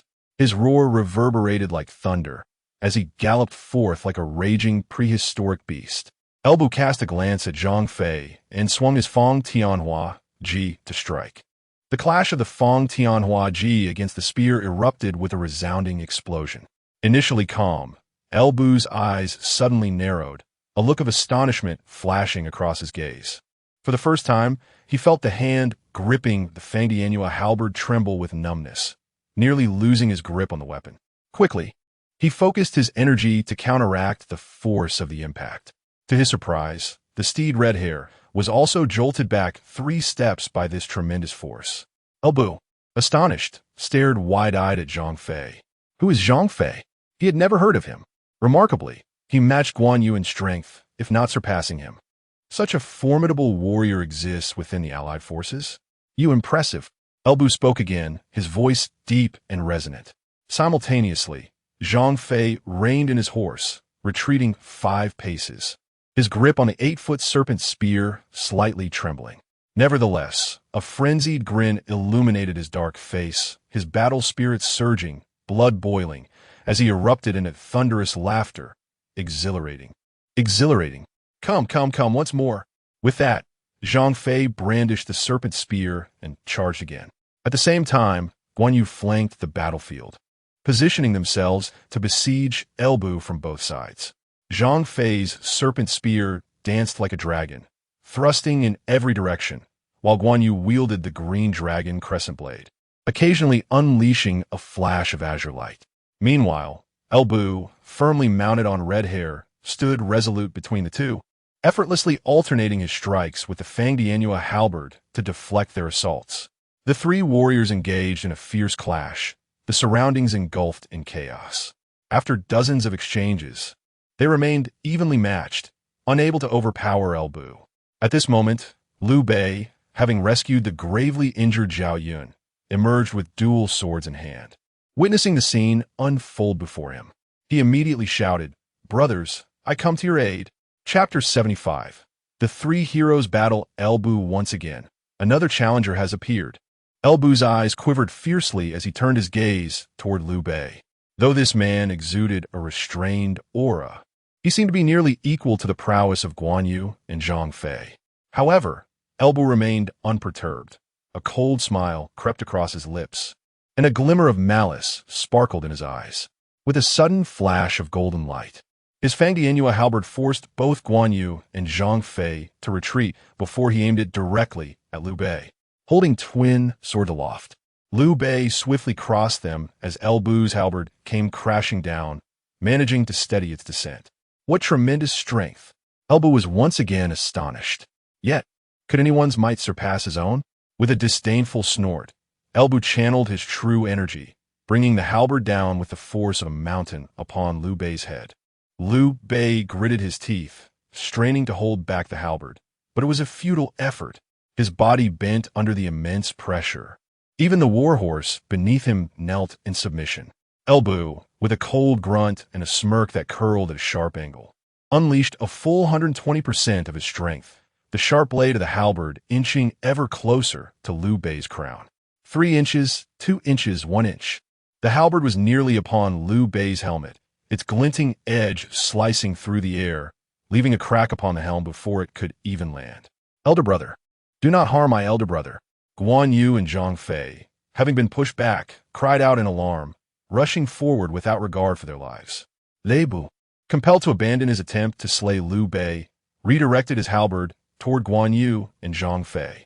Seizing the opportunity, Liu Bei breathed a sigh of relief and urged his steed from behind to strike Elbu. Although Elbu furrowed his brow, he remained unfazed, standing firm like an immovable rock, wielding his halberd with deft precision. The 3 brothers, Liu, Guan, and Zhang, spurred their horses, circling Elbu in a flurry of attacks, engaging in a fierce melee akin to a whirling dervish. Blades flashed and clashed. Powerful gusts of energy surged through the air as the 4 warriors battled fiercely, sending sand and stone flying, the ground cracking beneath their feet. The intensity of their confrontation shook the very earth, transforming the battlefield into a scene reminiscent of the apocalypse. As the atmosphere itself darkened, at the Tiger Prison Pass, witnessing Elbu being besieged without victory, Dong Zhuo's eyes widened in terror. His fists clenched so tightly that his nails pierced his palm, blood flowing unnoticed. Meanwhile, within the ranks of the allied forces, the lords watched in astonishment, their hearts racing with excitement. Gongsun Zan ordering the soldiers to beat the drums and raise their banners in encouragement, the sound echoing like thunder. Instantly, The battlefield resounded with the booming of drums and the roars of the soldiers. The likes of Fan Shou and Zhang Ji, seeing this, dared not let the momentum falter, urging their own troops to rally with drums and shouts. In that moment, both sides rallied their banners and roared, captivated by the clash between Liu Bei, Guan Yu, Zhang Fei, and Bu. Especially the martial generals, their eyes wide with intensity, unwilling to miss a single detail. Such a level of combat was a rare occurrence, something that could offer profound insights into the essence of martial prowess if observed closely. In the fervor of the battle, everyone, both the allied forces and the Xiliang army, forgot all about Liu Yi, the true protagonist of the day. No one noticed that amidst the chaotic battle between Liu, Guan Zhang, and Bu, a pair of eyes flickered in the crevices of a pile of rocks less than 30 meters away. It was none other than Liu Yi. Previously propelled into the air by the fierce strikes of Bu and Guan Yu, he had landed directly into a mound of sand and stones, effectively buried alive. Though he had survived, he found himself entombed beneath a grave of debris. Liu Yi was at a loss for tears, paralyzed with fear, and refrained from making the slightest sound. It was evident to any discerning observer that while individually Liu, Guan, and Zhang were no match for Bu, their combined efforts could potentially overwhelm him if the battle continued for long. At this moment, Bu was capable of self-preservation, but protecting Liu Yi was an unreasonable demand. The crux of the matter was that this grand spectacle was orchestrated specifically to eliminate Liu Yi. He vividly recalled Zhao Yun's fierce determination to sacrifice his own life to take Liu Yi down with a single thrust. He believed that if he dared to emerge from his rocky concealment and flee, the trio might abandon their fight against Bu to pursue him instead. What would he possibly use to contend with the three of them? Liu Yi was already grievously injured and sore all over. Even a mere junior officer might easily subdue him. In his prime, he would still be no match for Zhang Fei, who could strike him down from 50 meters away. The risk of such an encounter was too great. Therefore, Liu Yi remained motionless, feigning death among the stones, praying to the heavens that his presence would go unnoticed. The cacophony of battle intensified outside, and unable to restrain his curiosity, Liu Yi peered through the gaps in the rocks to observe the combat. Compared to the hundreds of thousands of soldiers on the battlefield, his vantage point was akin to that of a VIP spectator, affording him a clear view of the unfolding chaos. Since escape was not an option, Liu Yi resolved to immerse himself in the battlefield dynamics, hoping to glean insights from the clash between the three heroes and Bu. However, he found himself overwhelmed by the sheer might emanating from Liu, Guan, and Zhang, as well as Bu. After a brief observation, he felt dizzy and nauseous, ultimately having to close his eyes once more. Not far from Liu Yi, the four warriors engaged in a fierce, relentless struggle that lasted for a considerable time, their energy waning as fatigue set in. Even Zhang Fei's roars had lost their initial thunderous intensity.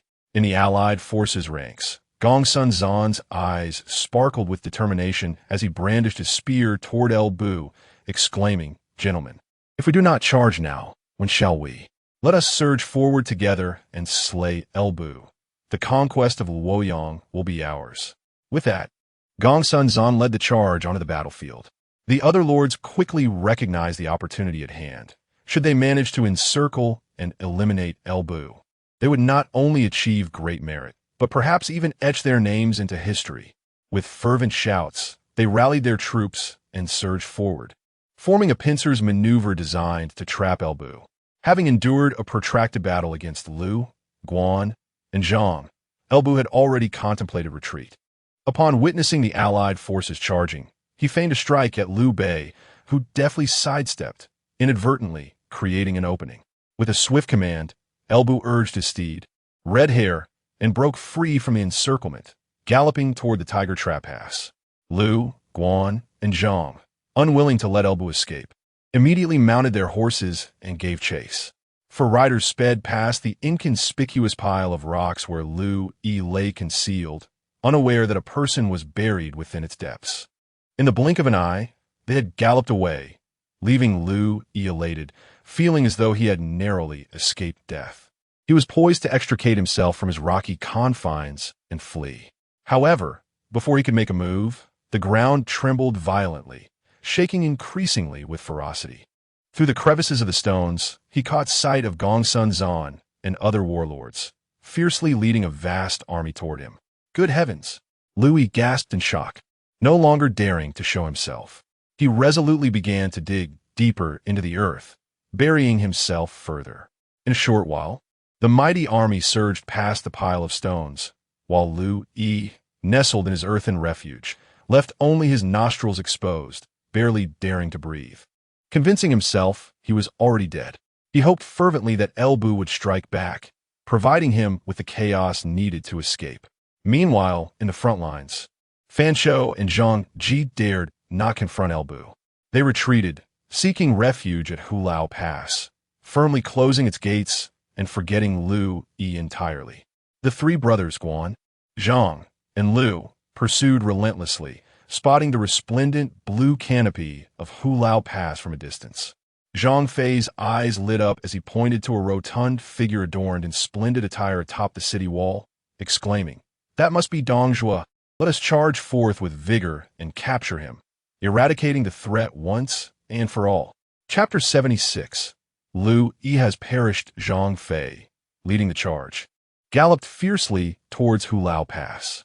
Liu Bei, anxious about unforeseen circumstances, hurriedly rallied the troops to follow closely behind. This pursuit swiftly transformed into an all-out assault on the pass. At Hulao Pass, Li Ru had long been prepared. With a commanding shout, arrows, wooden beams, and stones rained down upon the attackers. The coalition forces besieged the city until darkness fell, at which point they sounded the retreat.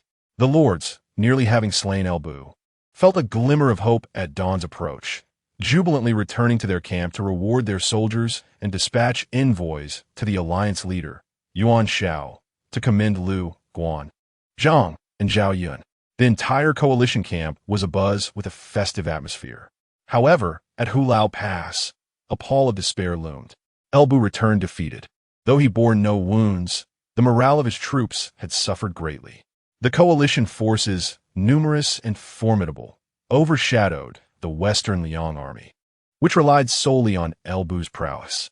It was evident to even the simplest of minds that should the various lords unite and storm the pass together, a solitary Elbu would be insufficient to withstand the onslaught.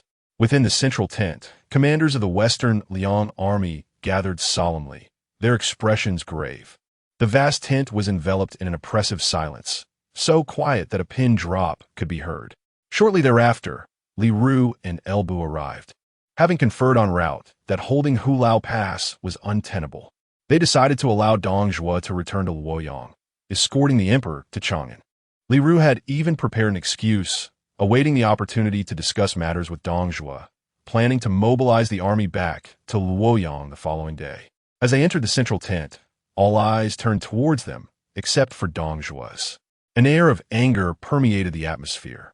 Li Ru, momentarily taken aback, glanced towards Dong Zhuo, who sat there, his face clouded with despair, brow furrowed, drowning his sorrows in drink. "My lord," Li Ru cautiously approached, but before he could finish, Dong Zhuo suddenly smashed his wine cup to the ground. Crash! The cup shattered, startling everyone present. Li Ru trembled, his eyes wide with shock and fear. After years of service, he had never witnessed Dong Zhuo's fury to such an extent. Realizing the cause, Li Ru felt a wave of dread wash over him, his sweat pouring forth as he instinctively dropped to his knees in supplication. Yet, Dong Zhuo abruptly lifted his head, his bloodshot eyes fixed on Li Ru like a predator, a low growl emanating from his throat. "I ask you, where is Zichuan? Where's my Zichuan?" "Zichuan," Li Ru stammered, kneeling in trepidation. Today, Fan Shou and Zhang Ji set out immediately to search for Zichuan, but they found nothing. Found nothing. Dong Zhuo scoffed. "What are you all doing? A man so large, and you claim you could not find him?" He pounded the table ferociously, his eyes wide with rage, his formerly benevolent visage now twisted into a grimace. The situation was already dire, the coalition forces pressing fiercely. Dong Zhuo had initially intended to keep Liu Yi from speaking of the front lines, but it was Li Ru's insistence that had compelled him to relent. And now, Liu Yi had vanished without a trace, his fate unknown. Dong Zhuo was inherently a believer in fate. It was a dream from years past that led him to take Liu Yi as his adopted son, keeping him close by. From that moment on, his fortunes shifted dramatically. He ascended the ranks with remarkable ease, entering Luoyang, deposing and installing emperors, ultimately becoming the prime minister, second only to the emperor, yet above countless others. Indeed, Dong Zhuo attributed his current success to the presence of Liu Yi, his fortuitous talisman. With Liu Yi by his side, he felt the winds of fortune in his favor. But now, Liu Yi was gone, his auspicious companion lost. What did this forebode? Dong Zhuo dared not contemplate it. He glared at Li Ru, his eyes seemingly capable of devouring him, and gritted his teeth, articulating each word with venom. How do you intend to explain today's events? My lord, Li Ru replied, today's incident is solely due to the shamelessness of the lords. How could I have foreseen that their request to speak on the battlefield was a trap? As soon as the matter unfolded, I dispatched Generals Fan Chou and Zhang Ji to locate Zichuan, but they found nothing. I. As Li Ru wiped the sweat from his brow, he pondered how to justify himself. Suddenly, he turned to El Bu, inquiring, Feng Xian, Zichuan was by your side at the time.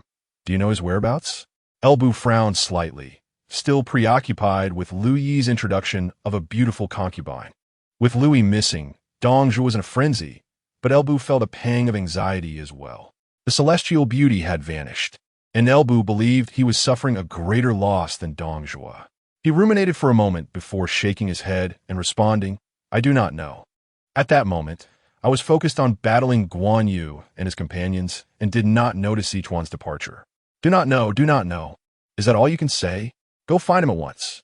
Dong Zhuo urged, pounding the table with urgency. He then fixed his gaze on Li Ru, his eyes reddening with intensity, stating, this matter arose due to you.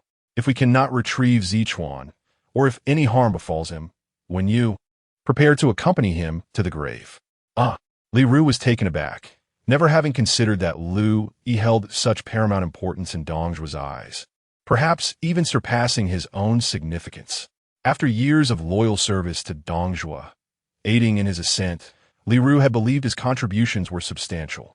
Yet, this foolish fat man demanded that he pay the price for Liu Yi's fate. A surge of indignation welled within Li Ru, feeling as though his years of dedication had been cast aside, rendered worthless. Yet, he dared not express this sentiment. He and Dong Zhuo were now akin to grasshoppers on the same string. Any resentment had to be swallowed. After venting, Dong Zhuo's anger had lessened considerably.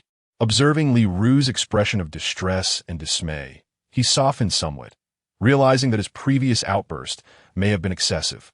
He sighed, his tone gentler. We have known each other for many years, as both master and friend. How could I be unaware of your contributions? But I have long told you. Zichuan is my lucky star. While he is present, fortune follows. Do you understand? Li Ru, however, did not believe in such metaphysical notions. What fortune? It is human endeavor that truly matters. However, with Dong Zhuo having spoken thus, what more could he say? He could only bow and reply, my lord. I shall immediately dispatch more personnel to search for Zichuan. I believe that Zichuan, being an auspicious figure, will be safeguarded by fate and come to no harm. Just then, a young soldier rushed in, flustered. Report. At the base of Hulao Pass, a figure has appeared, seemingly the Grand General, yet the distance is too great to discern clearly. It may be a ruse by the coalition forces. I implore you, my lord, to discern wisely. Before the soldier could finish his words, Dong Zhuo sprang to his feet, silent, and strode outside. El Bu's eyes sparkled with excitement, nearly overtaking Dong Zhuo in his haste. Li Ru, nearly grinding his teeth in frustration, could only hasten to keep pace with Dong Zhuo. A throng of generals and lieutenants closely followed, soon arriving at the inner gates of Hulao Pass. Open the city gates. I must see, Dong Zhuo declared, his urgency palpable as he sought to leave the city. Alarmed, Li Ru quickly interjected, My lord, be wary of deception. Let us first ascertain if it is indeed Zichuan from atop the city walls. Dong Zhuo pondered for a moment and conceded that Li Ru's counsel was wise, thus leading the group up to the ramparts for a distant observation. In the darkness, There indeed appeared to be a figure resembling Liu Yi, motionless beneath a large tree. The state of his life unknown. Yet the night was too obscure to ascertain whether it was truly Liu Yi, or if there lay an ambush hidden in the shadows. With widened eyes, Dong Zhuo scrutinized the scene for a while before anxiously turning back to inquire, "Is he still alive?" Chapter 77. I am the Grand General of the army. I am Liu Yi. Silence enveloped the crowd. From a distance, they could barely discern a figure resembling Liu Yi, motionless beneath the tree roots. The ambiguity of whether it was a real person or merely a scarecrow left them uncertain, and thus they could not ascertain if he was alive or deceased. A palpable absence of hostility suggested safety. With his eyes closed, Elbu extended his senses outward, and after a lengthy pause, he finally opened them, stating, "Let us investigate." Impatient, Dong Zhuo swiftly turned and descended the stairs, commanding the gates to be opened. Liu hurriedly instructed several squads of soldiers to advance, flanking the darkness to ascertain if an ambush lay in wait. Meanwhile, Dong Zhuo strode purposefully toward the shadowy figure, followed closely by Elbu, who wielded his Fangdian Waji with readiness. The remaining generals and lieutenants illuminated their torches, weapons at the ready, prepared to shield Dong Zhuo from any potential assassination. Before long, they approached the figure. Dong Zhuo's eyes widened as he finally discerned the person leaning against the great tree. He was young, clad in tattered battle armor, his face smeared with dirt and blood, utterly motionless, as if he had ceased to breathe. A wave of unease washed over Dong Zhuo, prompting him to quicken his pace. As the leading generals illuminated the figure with their torches, the light fell upon the face, and they collectively recognized him. Liu Yi. Indeed, it was Liu Yi. Yet, his condition was dire, bloodied, filthy, and his armor in tatters. He was propped against the tree, his chest devoid of movement, suggesting he had long since passed away. A tense atmosphere enveloped the group. Dong Zhuo's eyes brimmed with tears as he hastened toward Liu Yi. Only Liu, witnessing this scene, felt a flicker of joy within. Liu Yi had finally met his end. When they first encountered one another, Liu had perceived the ominous fate that awaited Liu Yi and had urged Dong Zhuo to eliminate him. Now at last, he had been removed from this world by the hands of the feudal lords. Internally, Liu reveled in his triumph, though his exterior reflected sorrow. He recalled the moment of his father's demise, squeezing out a few tears as he rushed toward Liu Yi. As he ran, he wept Zichuan. "It is I who brought you to this fate." Suddenly, at that moment, Liu Yi's chest heaved, his eyes flaring wide open as he drew a deep breath. Sitting upright, as if resurrected, his gaze fixated on Dong Zhuo and his entourage. Liu, at the forefront, was startled by Liu Yi's sudden resurrection.